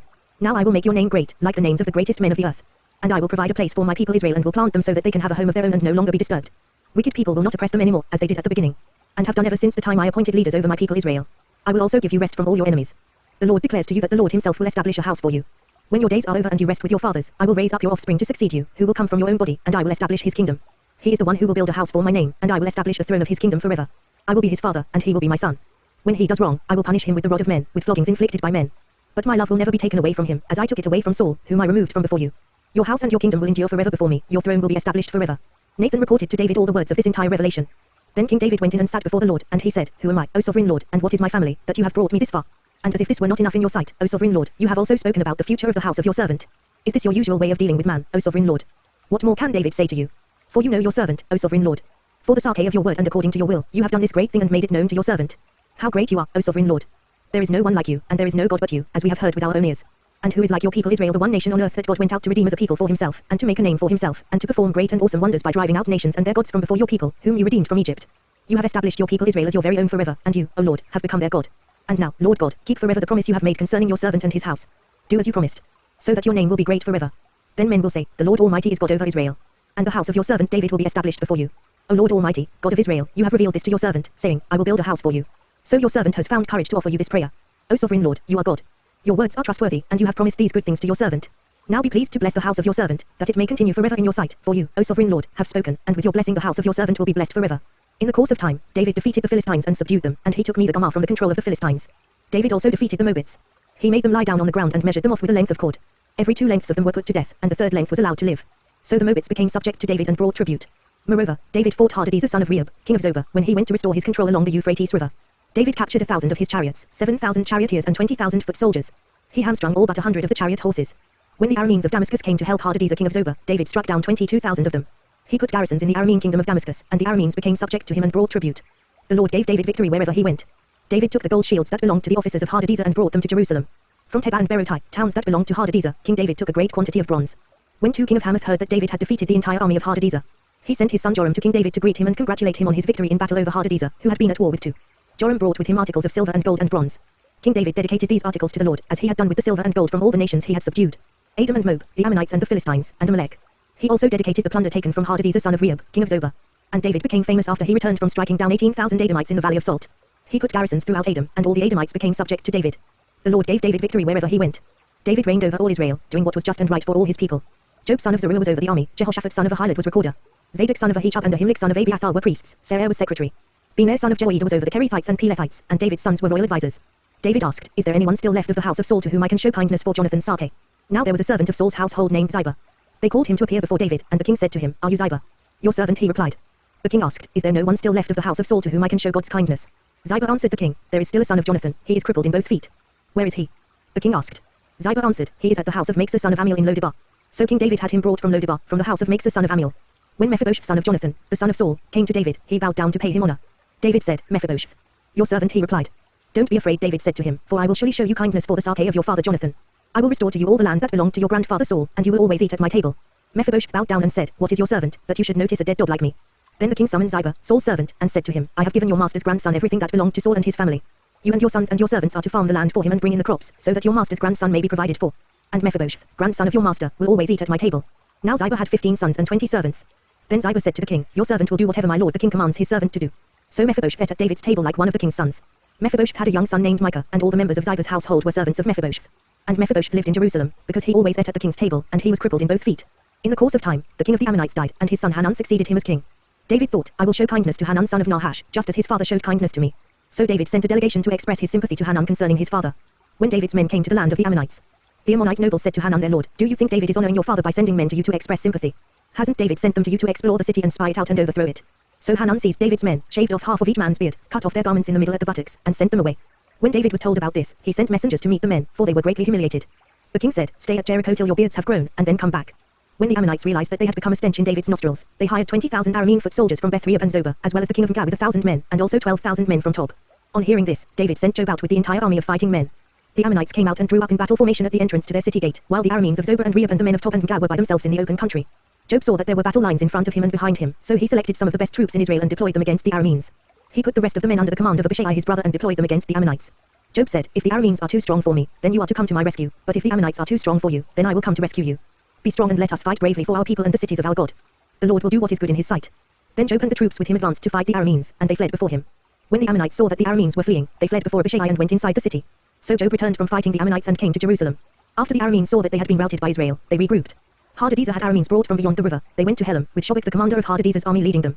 When David was told of this, he gathered all Israel, crossed the Jordan and went to Helam. The Arameans formed their battle lines to meet David and fought against him. But they fled before Israel, and David killed 700 of their charioteers and 40,000 of their foot soldiers. He also struck down Shobek the commander of their army, and he died there. When all the kings who were vassals of Hadadezer saw that they had been defeated by Israel, they made peace with the Israelites and became subject to them. So the Arameans were afraid to help the Ammonites anymore. In the spring, at the time when kings go off to war, David sent Joab out with the king's men and the whole Israelite army. They destroyed the Ammonites and besieged Rabbah. But David remained in Jerusalem. One evening David got up from his bed and walked around on the roof of the palace. From the roof he saw a woman bathing. The woman was very beautiful. And David sent someone to find out about her. The man said, isn't this Bathsheba, the daughter of Eliam and the wife of Uriah the Hittite? Then David sent messengers to get her. She came to him, and he slept with her. She had purified herself from her uncleanness. Then she went back home. The woman conceived and sent word to David, saying, I am pregnant. So David sent this word to Joab, send me Uriah the Hittite. And Joab sent him to David. When Uriah came to him, David asked him how Joab was, how the soldiers were and how the war was going. Then David said to Uriah, go down to your house and wash your feet. So Uriah left the palace, and a gift from the king was sent after him. But Uriah slept at the entrance to the palace with all his master's servants and did not go down to his house. When David was told, Uriah did not go home, he asked him, haven't you just come from a distance? Why didn't you go home? Uriah said to David, the ark and Israel and Judah are staying in tents, and my master Joab and my lord's men are camped in the open fields. How could I go to my house to eat and drink and lie with my wife? As surely as you live, I will not do such a thing. Then David said to him, stay here one more day, and tomorrow I will send you back. So Uriah remained in Jerusalem that day and the next. At David's invitation, he ate and drank with him, and David made him drunk. But in the evening Uriah went out to sleep on his mat among his master's servants, he did not go home. In the morning David wrote a letter to Joab and sent it with Uriah. In it he wrote, put Uriah in the front line where the fighting is fiercest. Then withdraw from him so he will be struck down and die. So while Joab had the city under siege, he put Uriah at a place where he knew the strongest defenders were. When the men of the city came out and fought against Joab, some of the men in David's army fell, moreover, Uriah the Hittite died. Joab sent David a full account of the battle. He instructed the messenger, when you have finished giving the king this account of the battle, the king's anger may flare up, and he may ask you, why did you get so close to the city to fight? Didn't you know they would shoot arrows from the wall? Who killed Abimelech son of Jerubbaal? Didn't a woman throw an upper millstone on him from the wall, so that he died in Thebez? Why did you get so close to the wall? If he asks you this, then say to him, also, your servant Uriah the Hittite is dead. The messenger set out, and when he arrived he told David everything Joab had sent him to say. The messenger said to David, the men overpowered us and came out against us in the open, but we drove them back to the entrance to the city gate. Then the archers shot arrows at your servants from the wall, and some of the king's men died. Moreover, your servant Uriah the Hittite is dead. David told the messenger, say this to Job, don't let this upset you, the sword devours one as well as another. Press the attack against the city and destroy it. Say this to encourage Job. When Uriah's wife heard that her husband was dead, she mourned for him. After the time of mourning was over, David had her brought to his house, and she became his wife and bore him a son. But the thing David had done displeased the Lord. The Lord sent Nathan to David. When he came to him, he said, there were two men in a certain town, one rich and the other poor. The rich man had a very large number of sheep and cattle. But the poor man had nothing except one little ewe lamb he had bought. He raised it, and it grew up with him and his children. It shared his food, drank from his cup and even slept in his arms. It was like a daughter to him. Now a traveller came to the rich man, but the rich man refrained from taking one of his own sheep or cattle to prepare a meal for the traveller who had come to him. Instead, he took the ewe lamb that belonged to the poor man and prepared it for the one who had come to him. David burned with anger against the man and said to Nathan, as surely as the Lord lives, the man who did this deserves to die. He must pay for that lamb 4 times over, because he did such a thing and had no pity. Then Nathan said to David, you are the man. This is what the Lord, the God of Israel, says, I anointed you king over Israel, and I delivered you from the hand of Saul. I gave your master's house to you, and your master's wives into your arms. I gave you the house of Israel and Judah. And if all this had been too little, I would have given you even more. Why did you despise the word of the Lord by doing what is evil in his eyes? You struck down Uriah the Hittite with the sword and took his wife to be your own. You killed him with the sword of the Ammonites. Now, therefore, the sword will never depart from your house, because you despised me and took the wife of Uriah the Hittite to be your own. This is what the Lord says, out of your own household I am going to bring calamity upon you. Before your very eyes I will take your wives and give them to one who is close to you, and he will lie with your wives in broad daylight. You did it in secret, but I will do this thing in broad daylight before all Israel. Then David said to Nathan, I have sinned against the Lord. Nathan replied, the Lord has taken away your sin. You are not going to die. But because by doing this you have made the enemies of the Lord show utter contempt, the son born to you will die. After Nathan had gone home, the Lord struck the child that Uriah's wife had born to David, and he became ill. David pleaded with God for the child. He fasted and went into his house and spent the nights lying on the ground. The elders of his household stood beside him to get him up from the ground, but he refused, and he would not eat any food with them. On the 7th day the child died. David's servants were afraid to tell him that the child was dead, for they thought, while the child was still living, we spoke to David but he would not listen to us. How can we tell him the child is dead? He may do something desperate. David noticed that his servants were whispering among themselves and he realized the child was dead. Is the child dead? He asked. Yes, they replied, he is dead. Then David got up from the ground. After he had washed, put on lotions and changed his clothes, he went into the house of the Lord and worshipped. Then he went to his own house, and at his request they served him food, and he ate. His servants asked him, why are you acting this way? While the child was alive, you fasted and wept, but now that the child is dead, you get up and eat. He answered, while the child was still alive, I fasted and wept. I thought, who knows? The Lord may be gracious to me and let the child live. But now that he is dead, why should I fast? Can I bring him back again? I will go to him, but he will not return to me. Then David comforted his wife Bathsheba, and he went to her and lay with her. She gave birth to a son, and they named him Solomon. The Lord loved him. And because the Lord loved him, he sent word through Nathan the prophet to name him Jedidiah. Meanwhile Job fought against Rabbah of the Ammonites and captured the royal citadel. Job then sent messengers to David, saying, I have fought against Rabbah and taken its water supply. Now muster the rest of the troops and besiege the city and capture it. Otherwise I will take the city, and it will be named after me. So David mustered the entire army and went to Rabbah, and attacked and captured it. He took the crown from the head of their king, its weight was a talent of gold, and it was set with precious stones, and it was placed on David's head. He took a great quantity of plunder from the city, and brought out the people who were there, consigning them to labor with saws and with iron picks and axes, and he made them work at brick-making. He did this to all the Ammonite towns. Then David and his entire army returned to Jerusalem. In the course of time, Amnon son of David fell in love with Tamar, the beautiful sister of Absalom son of David. Amnon became frustrated to the point of illness on account of his sister Tamar, for she was a virgin, and it seemed impossible for him to do anything to her. Now Amnon had a friend named Jonadab son of Shimei, David's brother. Jonadab was a very shrewd man. He asked Amnon, why do you, the king's son, look so haggard morning after morning? Won't you tell me? Amnon said to him, I'm in love with Tamar, my brother Absalom's sister. Go to bed and pretend to be ill, Jonadab said. When your father comes to see you, say to him, I would like my sister Tamar to come and give me something to eat. Let her prepare the food in my sight so I may watch her and then eat it from her hand. So Amnon lay down and pretended to be ill. When the king came to see him, Amnon said to him, I would like my sister Tamar to come and make some special bread in my sight, so I may eat from her hand. David sent word to Tamar at the palace, go to the house of your brother Amnon and prepare some food for him. So Tamar went to the house of her brother Amnon, who was lying down. She took some dough, kneaded it, made the bread in his sight and baked it. Then she took the pan and served him the bread, but he refused to eat. Send everyone out of here, Amnon said. So everyone left him. Then Amnon said to Tamar, bring the food here into my bedroom so I may eat from your hand. And Tamar took the bread she had prepared and brought it to her brother Amnon in his bedroom. But when she took it to him to eat, he grabbed her and said, come to bed with me, my sister. Don't, my brother, she said to him. Don't force me. Such a thing should not be done in Israel. Don't do this wicked thing. What about me? Where could I get rid of my disgrace? And what about you? You would be like one of the wicked fools in Israel. Please speak to the king, he will not keep me from being married to you. But he refused to listen to her, and since he was stronger than she, he raped her. Then Amnon hated her with intense hatred. In fact, he hated her more than he had loved her. Amnon said to her, get up and get out. No, she said to him. Sending me away would be a greater wrong than what you have already done to me. But he refused to listen to her. He called his personal servant and said, get this woman out of here and bolt the door after her. So his servant put her out and bolted the door after her. She was wearing a richly ornamented robe, for this was the kind of garment the virgin daughters of the king wore. Tamar put ashes on her head and tore the ornamented robe she was wearing. She put her hand on her head and went away, weeping aloud as she went. Her brother Absalom said to her, has that Amnon, your brother, been with you? Be quiet now, my sister, he is your brother. Don't take this thing to heart. And Tamar lived in her brother Absalom's house, a desolate woman. When King David heard all this, he was furious. Absalom never said a word to Amnon, either good or bad. He hated Amnon because he had disgraced his sister Tamar. 2 years later, when Absalom's sheep shearers were at Baal-Hazor near the border of Ephraim, he invited all the king's sons to come there. Absalom went to the king and said, your servant has had shearers come. Will the king and his officials please join me? No, my son, the king replied. All of us should not go, we would only be a burden to you. Although Absalom urged him, he still refused to go, but gave him his blessing. Then Absalom said, If not, please let my brother Amnon come with us. The king asked him, Why should he go with you? But Absalom urged him, so he sent with him Amnon and the rest of the king's sons. Absalom ordered his men, Listen. When Amnon is in high spirits from drinking wine and I say to you, Strike Amnon down then kill him. Don't be afraid. Have not I given you this order? Be strong and brave. So Absalom's men did to Amnon what Absalom had ordered. Then all the king's sons got up, mounted their mules and fled. While they were on their way, the report came to David, Absalom has struck down all the king's sons, not one of them is left. The king stood up, tore his clothes and lay down on the ground, and all his servants stood by with their clothes torn. But Jonadab son of Shimei, David's brother, said, My lord should not think that they killed all the princes, only Amnon is dead. This has been Absalom's expressed intention ever since the day Amnon raped his sister Tamar. My lord the king should not be concerned about the report that all the king's sons are dead. Only Amnon is dead. Meanwhile, Absalom had fled. Now the man standing watch looked up and saw many people on the road west of him, coming down the side of the hill. The watchman went and told the king, I see men in the direction of Horonaim, on the side of the hill. Jonadab said to the king, See, the king's sons are here, it has happened just as your servant said. As he finished speaking, the king's sons came in, wailing loudly. The king, too, and all his servants wept very bitterly. Absalom fled and went to Talmai son of Ammiad, the king of Geshur. But King David mourned for his son every day. After Absalom fled and went to Geshur, he stayed there 3 years. And the spirit of the king longed to go to Absalom, for he was consoled concerning Ammon's death. Job son of Zeruiah knew that the king's heart longed for Absalom. So Job sent someone to Tekoa and had a wise woman brought from there. He said to her, Pretend you are in mourning. Dress in mourning clothes, and don't use any cosmetic lotions. Act like a woman who has spent many days grieving for the dead. Then go to the king and speak these words to him. And Job put the words in her mouth. When the woman from Tekoa went to the king, she fell with her face to the ground to pay him honor, and she said, Help me, O king. The king asked her, What is troubling you? She said, I am indeed a widow, my husband is dead. I your servant had 2 sons. They got into a fight with each other in the field, and no one was there to separate them. One struck the other and killed him. Now the whole clan has risen up against your servant. They say, Hand over the one who struck his brother down, so that we may put him to death for the life of his brother whom he killed, then we will get rid of the heir as well. They would put out the only burning coal I have left, leaving my husband neither name nor descendant on the face of the earth. The king said to the woman, Go home, and I will issue an order in your behalf. But the woman from Tekoa said to him, My lord the king, let the blame rest on me and on my father's family, and let the king and his throne be without guilt. The king replied, If anyone says anything to you, bring him to me, and he will not bother you again.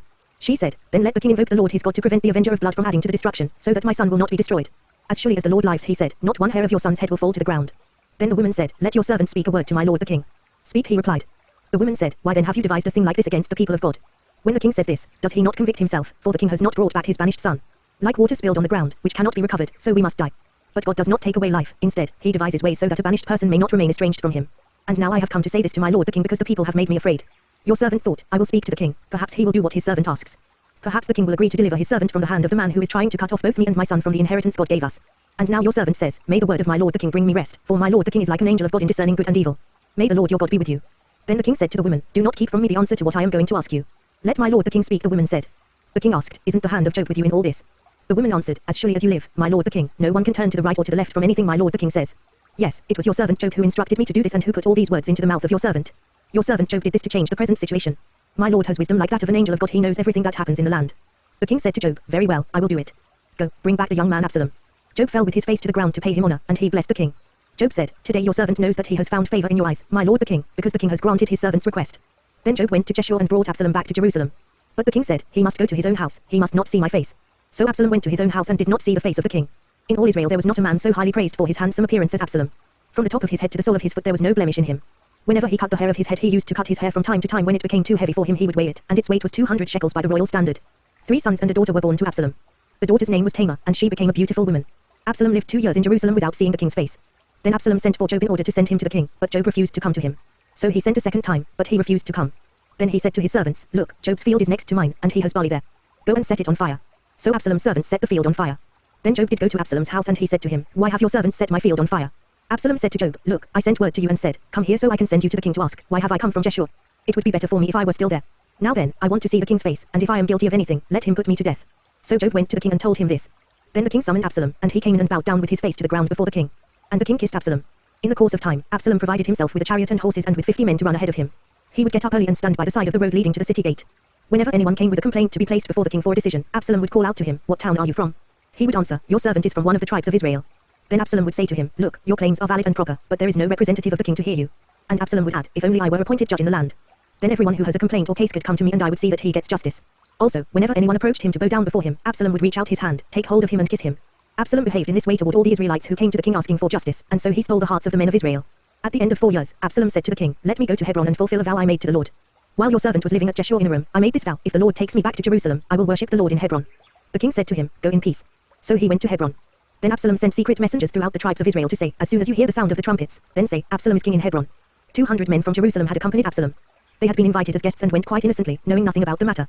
While Absalom was offering sacrifices, he also sent for Ahithophel the Gilonite, David's counselor, to come from Shiloh, his hometown. And so the conspiracy gained strength, and Absalom's following kept on increasing. A messenger came and told David, the hearts of the men of Israel are with Absalom. Then David said to all his officials who were with him in Jerusalem, Come. We must flee, or none of us will escape from Absalom. We must leave immediately, or he will move quickly to overtake us and bring ruin upon us and put the city to the sword. The king's officials answered him, Your servants are ready to do whatever our lord the king chooses. The king set out, with his entire household following him, but he left 10 concubines to take care of the palace. So the king set out, with all the people following him, and they halted at a place some distance away. All his men marched past him, along with all the Kerethites and Pelethites, and all the 600 Gittites who had accompanied him from Gath marched before the king. The king said to Ittai the Gittite, Why should you come along with us? Go back and stay with King Absalom. You are a foreigner, an exile from your homeland. You came only yesterday. And today shall I make you wander about with us, when I do not know where I am going. Go back, and take your countrymen.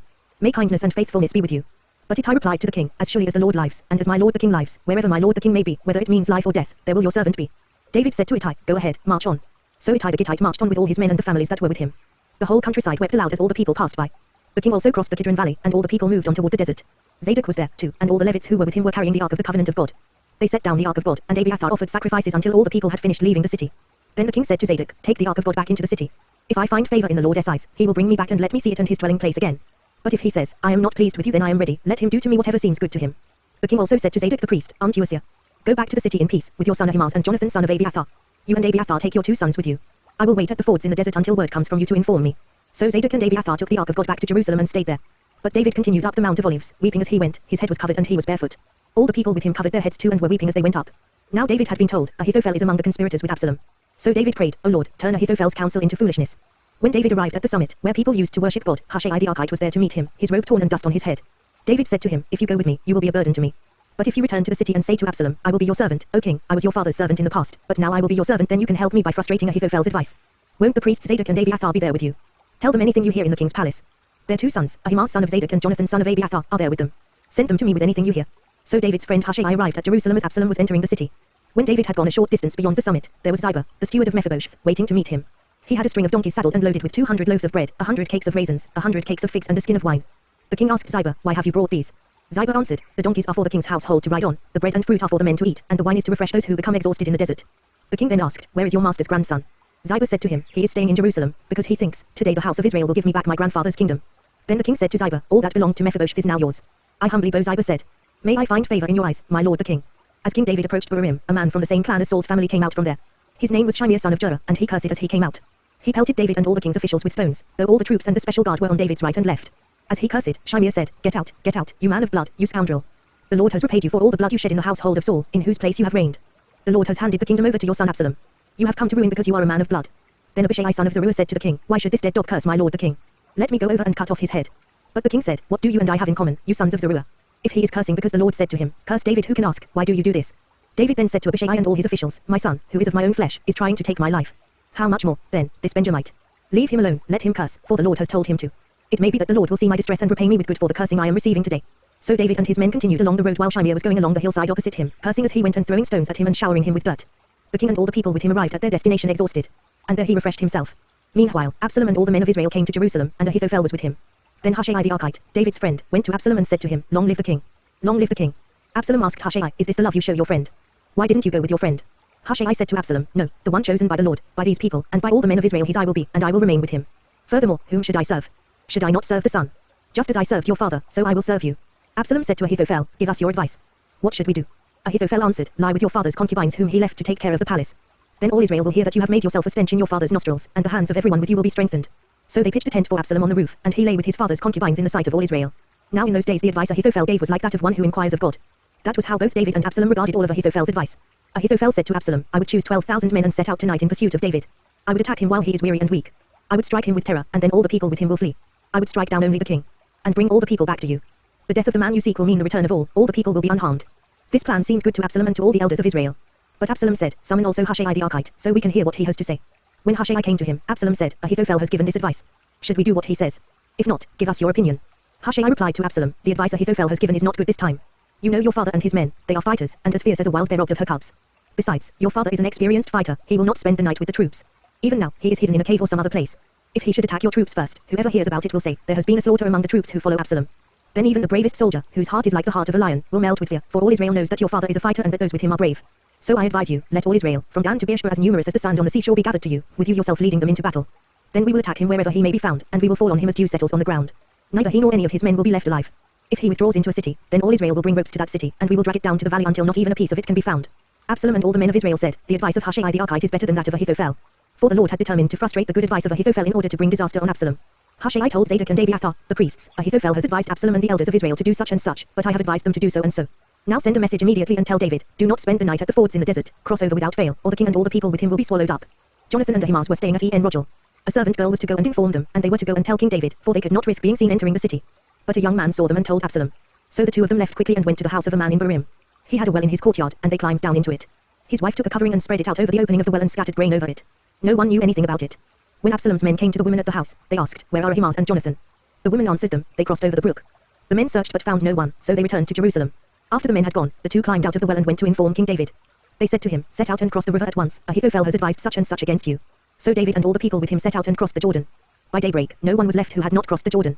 When Ahithophel saw that his advice had not been followed, he saddled his donkey and set out for his house in his hometown. He put his house in order and then hanged himself. So he died and was buried in his father's tomb. David went to Mahanaim, and Absalom crossed the Jordan with all the men of Israel. Absalom had appointed Amasa over the army in place of Joab. Amasa was the son of a man named Jether, an Israelite who had married Abigail, the daughter of Nahash and sister of Zeruiah the mother of Joab. The Israelites and Absalom camped in the land of Gilead.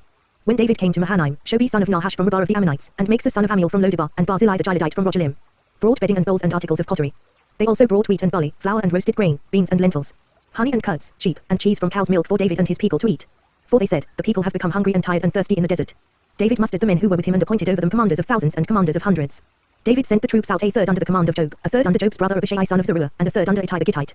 The king told the troops, I myself will surely march out with you. But the men said, you must not go out. If we are forced to flee, they won't care about us. Even if half of us die, they won't care, but you are worth 10,000 of us. It would be better now for you to give us support from the city. The king answered, I will do whatever seems best to you. So the king stood beside the gate while all the men marched out in units of hundreds and of thousands. The king commanded Joab, Abishai and Ittai, be gentle with the young man Absalom for my sake. And all the troops heard the king giving orders concerning Absalom to each of the commanders. The army marched into the field to fight Israel, and the battle took place in the forest of Ephraim. There the army of Israel was defeated by David's men, and the casualties that day were great 20,000 men. The battle spread out over the whole countryside, and the forest claimed more lives that day than the sword. Now Absalom happened to meet David's men. He was riding his mule, and as the mule went under the thick branches of a large oak, Absalom's head got caught in the tree. He was left hanging in midair, while the mule he was riding kept on going. When one of the men saw this, he told Joab, I just saw Absalom hanging in an oak tree. Joab said to the man who had told him this, what? You saw him? Why didn't you strike him to the ground right there? Then I would have had to give you 10 shekels of silver and a warrior's belt. But the man replied, even if 1,000 shekels were weighed out into my hands, I would not lift my hand against the king's son. In our hearing the king commanded you and Abishai and Ittai, protect the young man Absalom for my sake. And if I had put my life in jeopardy and nothing is hidden from the king, you would have kept your distance from me. Joab said, I'm not going to wait like this for you. So he took 3 javelins in his hand and plunged them into Absalom's heart while Absalom was still alive in the oak tree. And 10 of Joab's armor-bearers surrounded Absalom, struck him and killed him. Then Joab sounded the trumpet, and the troops stopped pursuing Israel, for Joab halted them. They took Absalom, threw him into a big pit in the forest and piled up a large heap of rocks over him. Meanwhile, all the Israelites fled to their homes. During his lifetime Absalom had taken a pillar and erected it in the king's valley as a monument to himself, for he thought, I have no son to carry on the memory of my name. He named the pillar after himself, and it is called Absalom's monument to this day. Now Ahimaaz son of Zadok said, let me run and take the news to the king that the Lord has delivered him from the hand of his enemies. You are not the one to take the news today, Joab told him. You may take the news another time, but you must not do so today, because the king's son is dead. Then Joab said to a Cushite, go, tell the king what you have seen. The Cushite bowed down before Joab and ran off. Ahimaaz son of Zadok again said to Joab, come what may, please let me run behind the Cushite. But Joab replied, my son, why do you want to go? You don't have any news that will bring you a reward. He said, come what may, I want to run. So Joab said, run. Then Ahimaaz ran by way of the plain and outran the Cushite. While David was sitting between the inner and outer gates, the watchman went up to the roof of the gateway by the wall. As he looked out, he saw a man running alone. The watchman called out to the king and reported it. The king said, if he is alone, he must have good news. And the man came closer and closer. Then the watchman saw another man running, and he called down to the gatekeeper, look, another man running alone. The king said, he must be bringing good news, too. The watchman said, it seems to me that the first one runs like Ahimaaz son of Zadok. He's a good man, the king said. He comes with good news. Then Ahimaaz called out to the king, all is well. He bowed down before the king with his face to the ground and said, praise be to the Lord your God. He has delivered up the men who lifted their hands against my lord the king. The king asked, is the young man Absalom safe? Ahimaaz answered, I saw great confusion just as Joab was about to send the king's servant and me, your servant, but I don't know what it was. The king said, stand aside and wait here. So he stepped aside and stood there. Then the Cushite arrived and said, my lord the king, hear the good news. The Lord has delivered you today from all who rose up against you. The king asked the Cushite, is the young man Absalom safe? The Cushite replied, may the enemies of my lord the king and all who rise up to harm you be like that young man. The king was shaken. He went up to the room over the gateway and wept. As he went, he said, oh my son Absalom. My son Absalom. If only I had died instead of you, O Absalom, my son, my son. Joab was told, the king is weeping and mourning for Absalom. And for the whole army the victory that day was turned into mourning, because on that day the troops heard it said, the king is grieving for his son. The men stole into the city that day as men steal in who are ashamed when they flee from battle. The king covered his face and cried aloud, oh my son Absalom. Oh Absalom, my son, my son. Then Joab went into the house to the king and said, today you have humiliated all your men, who have just saved your life and the lives of your sons and daughters and the lives of your wives and concubines. You love those who hate you and hate those who love you. You have made it clear today that the commanders and their men mean nothing to you. I see that you would be pleased if Absalom were alive today and all of us were dead. Now go out and encourage your men. I swear by the Lord that if you don't go out, not a man will be left with you by nightfall. This will be worse for you than all the calamities that have come upon you from your youth till now. So the king got up and took his seat in the gateway. When the men were told, the king is sitting in the gateway, they all came before him. Meanwhile, the Israelites had fled to their homes. Throughout the tribes of Israel, the people were all arguing with each other, saying, the king delivered us from the hand of our enemies, he is the one who rescued us from the hand of the Philistines. But now he has fled the country because of Absalom. And Absalom, whom we anointed to rule over us, has died in battle. So why do you say nothing about bringing the king back? King David sent this message to Zadok and Abiathar, the priests, ask the elders of Judah, why should you be the last to bring the king back to his palace, since what is being said throughout Israel has reached the king at his quarters? You are my brothers, my own flesh and blood. So why should you be the last to bring back the king? And say to Amasa, are you not my own flesh and blood? May God deal with me, be it ever so severely, if from now on you are not the commander of my army in place of Job. He won over the hearts of all the men of Judah as though they were one man. They sent word to the king, return, you and all your men. Then the king returned and went as far as the Jordan. Now the men of Judah had come to Gilgal to go out and meet the king and bring him across the Jordan. Shimei son of Jerah, the Benjamite from Barim, hurried down with the men of Judah to meet King David. With him were 1,000 Benjamites, along with Ziba, the steward of Saul's household, and his 15 sons and 20 servants. They rushed to the Jordan, where the king was. They crossed at the ford to take the king's household over and to do whatever he wished. When Shimei son of Jerah crossed the Jordan, he fell prostrate before the king, and said to him, may my lord not hold me guilty. Do not remember how your servant did wrong on the day my lord the king left Jerusalem. May the king put it out of his mind. For I your servant know that I have sinned, but today I have come here as the first of the whole house of Joseph to come down and meet my lord the king. Then Abishai son of Zeruiah said, shouldn't Shimei be put to death for this? He cursed the Lord's anointed. David replied, what do you and I have in common, you sons of Zeruiah? This day you have become my adversaries. Should anyone be put to death in Israel today? Do I not know that today I am king over Israel? So the king said to Shimei, you shall not die. And the king promised him on oath. Mephibosheth, Saul's grandson, also went down to meet the king. He had not taken care of his feet or trimmed his mustache or washed his clothes from the day the king left until the day he returned safely. When he came from Jerusalem to meet the king asked him, why didn't you go with me, Mephibosheth? He said, my lord the king, since I your servant am lame, I said, I will have my donkey saddled and will ride on it, so I can go with the king. But Ziba my servant betrayed me. And he has slandered your servant to my lord the king. My lord the king is like an angel of God, so do whatever pleases you. All my grandfather's descendants deserved nothing but death from my lord the king, but you gave your servant a place among those who eat at your table. So what right do I have to make any more appeals to the king? The king said to him, why say more? I order you and Ziba to divide the fields. Mephibosheth said to the king, let him take everything, now that my lord the king has arrived home safely. Barzillai the Gileadite also came down from Rogelim to cross the Jordan with the king and to send him on his way from there. Now Barzillai was a very old man, 80 years of age. He had provided for the king during his stay in Mahanaim, for he was a very wealthy man. The king said to Barzillai, cross over with me and stay with me in Jerusalem, and I will provide for you. But Barzillai answered the king, how many more years will I live, that I should go up to Jerusalem with the king? I am now 80 years old. Can I tell the difference between what is good and what is not? Can your servant taste what he eats and drinks? Can I still hear the voices of men and women singers? Why should your servant be an added burden to my lord the king? Your servant will cross over the Jordan with the king for a short distance, but why should the king reward me in this way? Let your servant return, that I may die in my own town near the tomb of my father and mother. But here is your servant Kimham. Let him cross over with my lord the king. Do for him whatever pleases you. The king said, Kimham shall cross over with me, and I will do for him whatever pleases you. And anything you desire from me I will do for you. So all the people crossed the Jordan, and then the king crossed over. The king kissed Barzillai and gave him his blessing, and Barzillai returned to his home. When the king crossed over to Gilgal, Kimham crossed with him. All the troops of Judah and half the troops of Israel had taken the king over. Soon all the men of Israel were coming to the king and saying to him, why did our brothers, the men of Judah, steal the king away and bring him and his household across the Jordan, together with all his men? All the men of Judah answered the men of Israel, we did this because the king is closely related to us. Why are you angry about it? Have we eaten any of the king's provisions? Have we taken anything for ourselves? Then the men of Israel answered the men of Judah, we have 10 shares in the king, and besides, we have a greater claim on David than you have. So why do you treat us with contempt? Were we not the first to speak of bringing back our king? But the men of Judah responded even more harshly than the men of Israel. Now a troublemaker named Sheba son of Bichri, a Benjamite, happened to be there. He sounded the trumpet and shouted, we have no share in David, no part in Jesse's son. Every man to his tent, O Israel. So all the men of Israel deserted David to follow Sheba son of Bichri. But the men of Judah stayed by their king all the way from the Jordan to Jerusalem. When David returned to his palace in Jerusalem, he took the 10 concubines he had left to take care of the palace and put them in a house under guard. He provided for them, but did not lie with them. They were kept in confinement till the day of their death, living as widows. Then the king said to Amasa, summon the men of Judah to come to me within 3 days, and be here yourself. But when Amasa went to summon Judah, he took longer than the time the king had set for him. David said to Abishai, now Sheba son of Bichri will do us more harm than Absalom did. Take your master's men and pursue him, or he will find fortified cities and escape from us. So Job's men and the Kerethites and Pelethites and all the mighty warriors went out under the command of Abishai. They marched out from Jerusalem to pursue Sheba son of Bichri. While they were at the great rock in Gibon, Amasa came to meet them. Job was wearing his military tunic, and strapped over it at his waist was a belt with a dagger in its sheath. As he stepped forward, it dropped out of its sheath. Job said to Amasa, how are you, my brother? Then Job took Amasa by the beard with his right hand to kiss him. Amasa was not on his guard against the dagger in Job's hand, and Job plunged it into his belly, and his intestines spilled out on the ground. Without being stabbed again, Amasa died. Then Job and his brother Abishai pursued Sheba son of Bichri. One of Job's men stood beside Amasa and said, whoever favors Job, and whoever is for David, let him follow Job. Amasa lay wallowing in his blood in the middle of the road, and the man saw that all the troops came to a halt there. When he realized that everyone who came up to Amasa stopped, he dragged him from the road into a field and threw a garment over him. After Amasa had been removed from the road, all the men went on with Job to pursue Sheba son of Bichri. Sheba passed through all the tribes of Israel to Abel-Beth-Maachah and through the entire region of the Berites, who gathered together and followed him. All the troops with Job came and besieged Sheba in Abel-Beth-Maachah. They built a siege ramp up to the city, and it stood against the outer fortifications. While they were battering the wall to bring it down, a wise woman called from the city, listen. Listen. Tell Job to come here so I can speak to him. He went toward her, and she asked, are you Job? I am, he answered. She said, listen to what your servant has to say. I'm listening, he said. She continued, long ago they used to say, get your answer at Abel and that settled it. We are the peaceful and faithful in Israel. You are trying to destroy a city that is a mother in Israel. Why do you want to swallow up the Lord's inheritance? Far be it from me. Job replied, far be it from me to swallow up or destroy. That is not the case. A man named Sheba son of Bichri, from the hill country of Ephraim, has lifted up his hand against the king, against David. Hand over this one man, and I'll withdraw from the city. The woman said to Job, his head will be thrown to you from the wall. Then the woman went to all the people with her wise advice, and they cut off the head of Sheba son of Bichri and threw it to Job. So he sounded the trumpet, and his men dispersed from the city, each returning to his home. And Job went back to the king in Jerusalem. Job was over Israel's entire army. Bener son of Jehoiada was over the Kerethites and Pelethites. Adoniram was in charge of forced labor. Jehoshaphat son of Ahilud was recorder. Sheva was secretary. Zadok and Abiathar were priests. And Ia the Jerite was David's priest. During the reign of David, there was a famine for 3 successive years, so David sought the face of the Lord. The Lord said, it is on account of Saul and his blood-stained house, it is because he put the Gibeonites to death. The king summoned the Gibeonites and spoke to them. Now the Gibeonites were not a part of Israel but were survivors of the Amorites. The Israelites had sworn to spare them, but Saul in his zeal for Israel and Judah had tried to annihilate them. David asked the Gibeonites, what shall I do for you? How shall I make amends so that you will bless the Lord's inheritance? The Gibeonites answered him, we have no right to demand silver or gold from Saul or his family, nor do we have the right to put anyone in Israel to death. What do you want me to do for you? David asked. They answered the king, as for the man who destroyed us and plotted against us so that we have been decimated and have no place anywhere in Israel. Let 7 of his male descendants be given to us to be killed and exposed before the Lord at Gibeah of Saul the Lord's chosen one. So the king said, I will give them to you. The king spared Mephibosheth son of Jonathan, the son of Saul, because of the oath before the Lord between David and Jonathan son of Saul. But the king took Ammoni and Mephibosheth, the 2 sons of Arah's daughter Rizpah, whom she had borne to Saul, together with the 5 sons of Saul's daughter Merab, whom she had borne to Adriel son of Barzillai the Melavite. He handed them over to the Gibeonites, who killed and exposed them on a hill before the Lord. All 7 of them fell together. They were put to death during the first days of the harvest, just as the barley harvest was beginning. Rizpah daughter of Arah took sackcloth and spread it out for herself on a rock.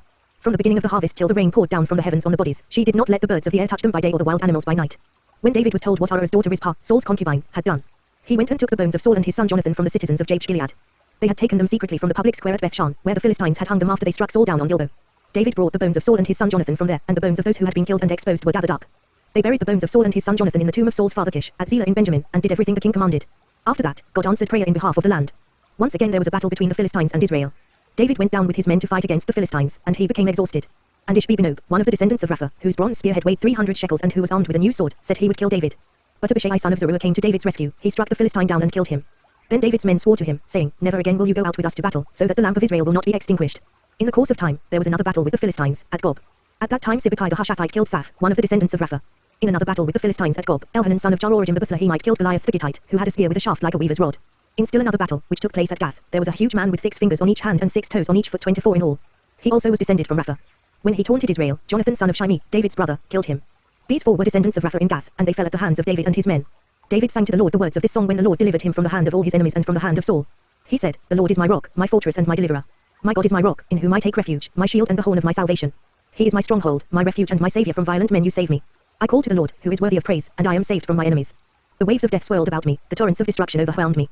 The cords of the grave coiled around me, the snares of death confronted me. In my distress I called to the Lord, I called out to my God. From his temple he heard my voice, my cry came to his ears.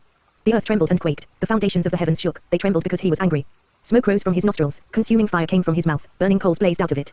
He parted the heavens and came down, dark clouds were under his feet. He mounted the cherubim and flew, he soared on the wings of the wind. He made darkness his canopy around him, the dark rain clouds of the sky. Out of the brightness of his presence bolts of lightning blazed forth. The Lord thundered from heaven, the voice of the Most High resounded. He shot arrows and scattered the enemies, bolts of lightning and routed them. The valleys of the sea were exposed and the foundations of the earth laid bare at the rebuke of the Lord, at the blast of breath from his nostrils. He reached down from on high and took hold of me, he drew me out of deep waters. He rescued me from my powerful enemy, from my foes, who were too strong for me. They confronted me in the day of my disaster, but the Lord was my support. He brought me out into a spacious place, he rescued me because he delighted in me. The Lord has dealt with me according to my righteousness, according to the cleanness of my hands he has rewarded me. For I have kept the ways of the Lord, I have not done evil by turning from my God. All his laws are before me, I have not turned away from his decrees. I have been blameless before him and have kept myself from sin. The Lord has rewarded me according to my righteousness, according to my cleanness in his sight.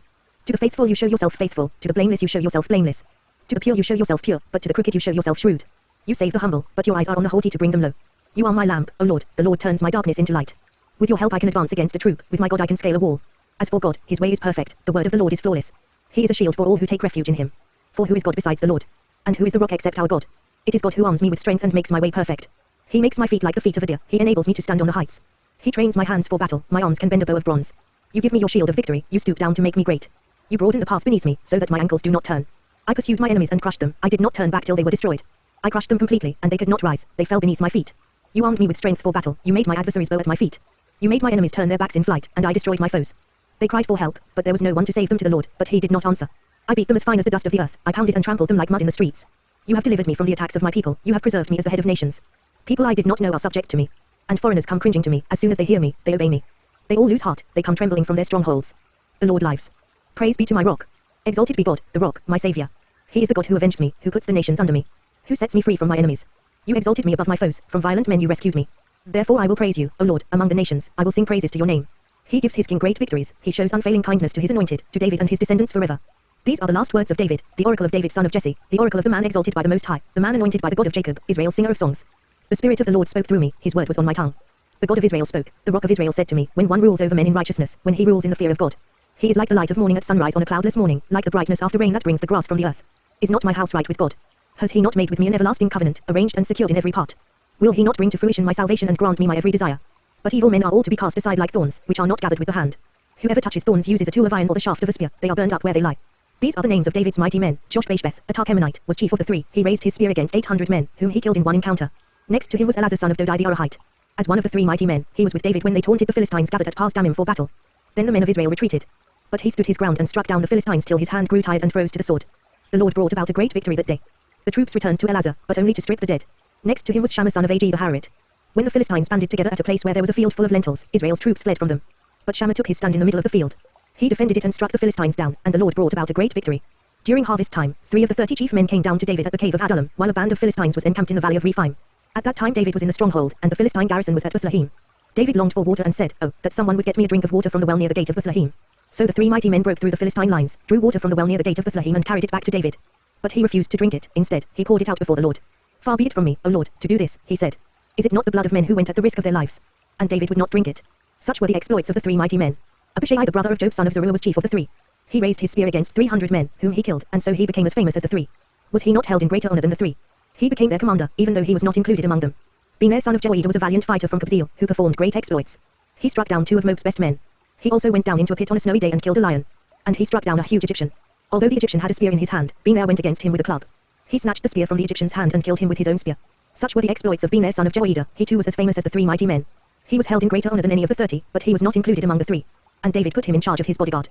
Among the 30 were Asahel the brother of Job, Elhanan son of Dodo from Bethlehem, Shammah the Haradite, Elika the Haradite, Helez the Poltite, Ia son of Ich from Tekoa, Abizar from Anathoth, Mibani the Hushathite, Zilman the Arahite, Maharai the Netophathite, Heled son of Garner the Netophathite, Idai son of Rabai from Gibeah in Benjamin, Bener the Pirathonite, Hiddai from the ravines of Gosh, Abi Alban the Arbathite, Asmaveth the Barhumite, Eliab the Shalbonite, the sons of Jashan, Jonathan, son of Shammah the Hararite, Ahiam son of Sharah the Hararite, Eliphelet son of Ahazbai the Gathite, Eliam son of Ahithophel the Gilonite, Hezro the Carmelite, Perai the Arbit, Agul son of Nathan from Zobah, the son of Hagri, Zelek the Ammonite, Naharai the Beerothite, the armor-bearer of Job son of Zeruiah, Ia the Ithrite, Gareb the Ithrite, and Uriah the Hittite. There were 37 in all. Again the anger of the Lord burned against Israel, and he incited David against them, saying, "Go and take a census of Israel and Judah." So the king said to Job and the army commanders with him, "Go throughout the tribes of Israel from Dan to Beersheba and enroll the fighting men, so that I may know how many there are." But Job replied to the king, "May the Lord your God multiply the troops 100 times over, and may the eyes of my lord the king see it. But why does my lord the king want to do such a thing?" The king's word, however, overruled Job and the army commanders, so they left the presence of the king to enroll the fighting men of Israel. After crossing the Jordan, they camped near Arua, south of the town in the gorge, and then went through Gad and on to Jazer. They went to Gilead and the region of Tartim Hodshi, and on to Dan Jaran and around toward Sidon. Then they went toward the fortress of Tyre and all the towns of the Hivites and Canaanites. Finally, they went on to Beersheba in the Negev of Judah. After they had gone through the entire land, they came back to Jerusalem at the end of 9 months and 20 days. Job reported the number of the fighting men to the king. In Israel there were 800,000 able-bodied men who could handle a sword, and in Judah 500,000. David was conscience-stricken after he had counted the fighting men, and he said to the Lord, "I have sinned greatly in what I have done. Now, O Lord, I beg you, take away the guilt of your servant. I have done a very foolish thing." Before David got up the next morning, the word of the Lord had come to Gad the prophet, David's seer. "Go and tell David, this is what the Lord says, I am giving you 3 options. Choose one of them for me to carry out against you." So Gad went to David and said to him, "Shall there come upon you 3 years of famine in your land? Or 3 months of fleeing from your enemies while they pursue you? Or 3 days of plague in your land? Now then, think it over and decide how I should answer the one who sent me." David said to Gad, "I am in deep distress. Let us fall into the hands of the Lord, for his mercy is great, but do not let me fall into the hands of men." So the Lord sent a plague on Israel from that morning until the end of the time designated, and 70,000 of the people from Dan to Beersheba died. When the angel stretched out his hand to destroy Jerusalem, the Lord was grieved because of the calamity and said to the angel who was afflicting the people, "Enough. Withdraw your hand." The angel of the Lord was then at the threshing floor of Araunah the Jebusite. When David saw the angel who was striking down the people, he said to the Lord, "I am the one who has sinned and done wrong. These are but sheep. What have they done? Let your hand fall upon me and my family." On that day Gad went to David and said to him, "Go up and build an altar to the Lord on the threshing floor of Araunah the Jebusite." So David went up, as the Lord had commanded through Gad. When Araunah looked and saw the king and his men coming toward him, he went out and bowed down before the king with his face to the ground. Araunah said, "Why has my lord the king come to his servant?" "To buy your threshing floor," David answered, "so I can build an altar to the Lord, that the plague on the people may be stopped." Araunah said to David, "Let my lord the king take whatever pleases him and offer it up. Here are oxen for the burnt offering, and here are threshing sledges and ox yokes for the wood." "O king," Araunah gives all this to the king. Araunah also said to him, "May the Lord your God accept you." But the king replied to Araunah, "No, I insist on paying you for it." I will not sacrifice to the Lord my God burnt offerings that cost me nothing. So David bought the threshing floor and the oxen and paid 50 shekels of silver for them. David built an altar to the Lord there and sacrificed burnt offerings and fellowship offerings. Then the Lord answered prayer in behalf of the land, and the plague on Israel was stopped.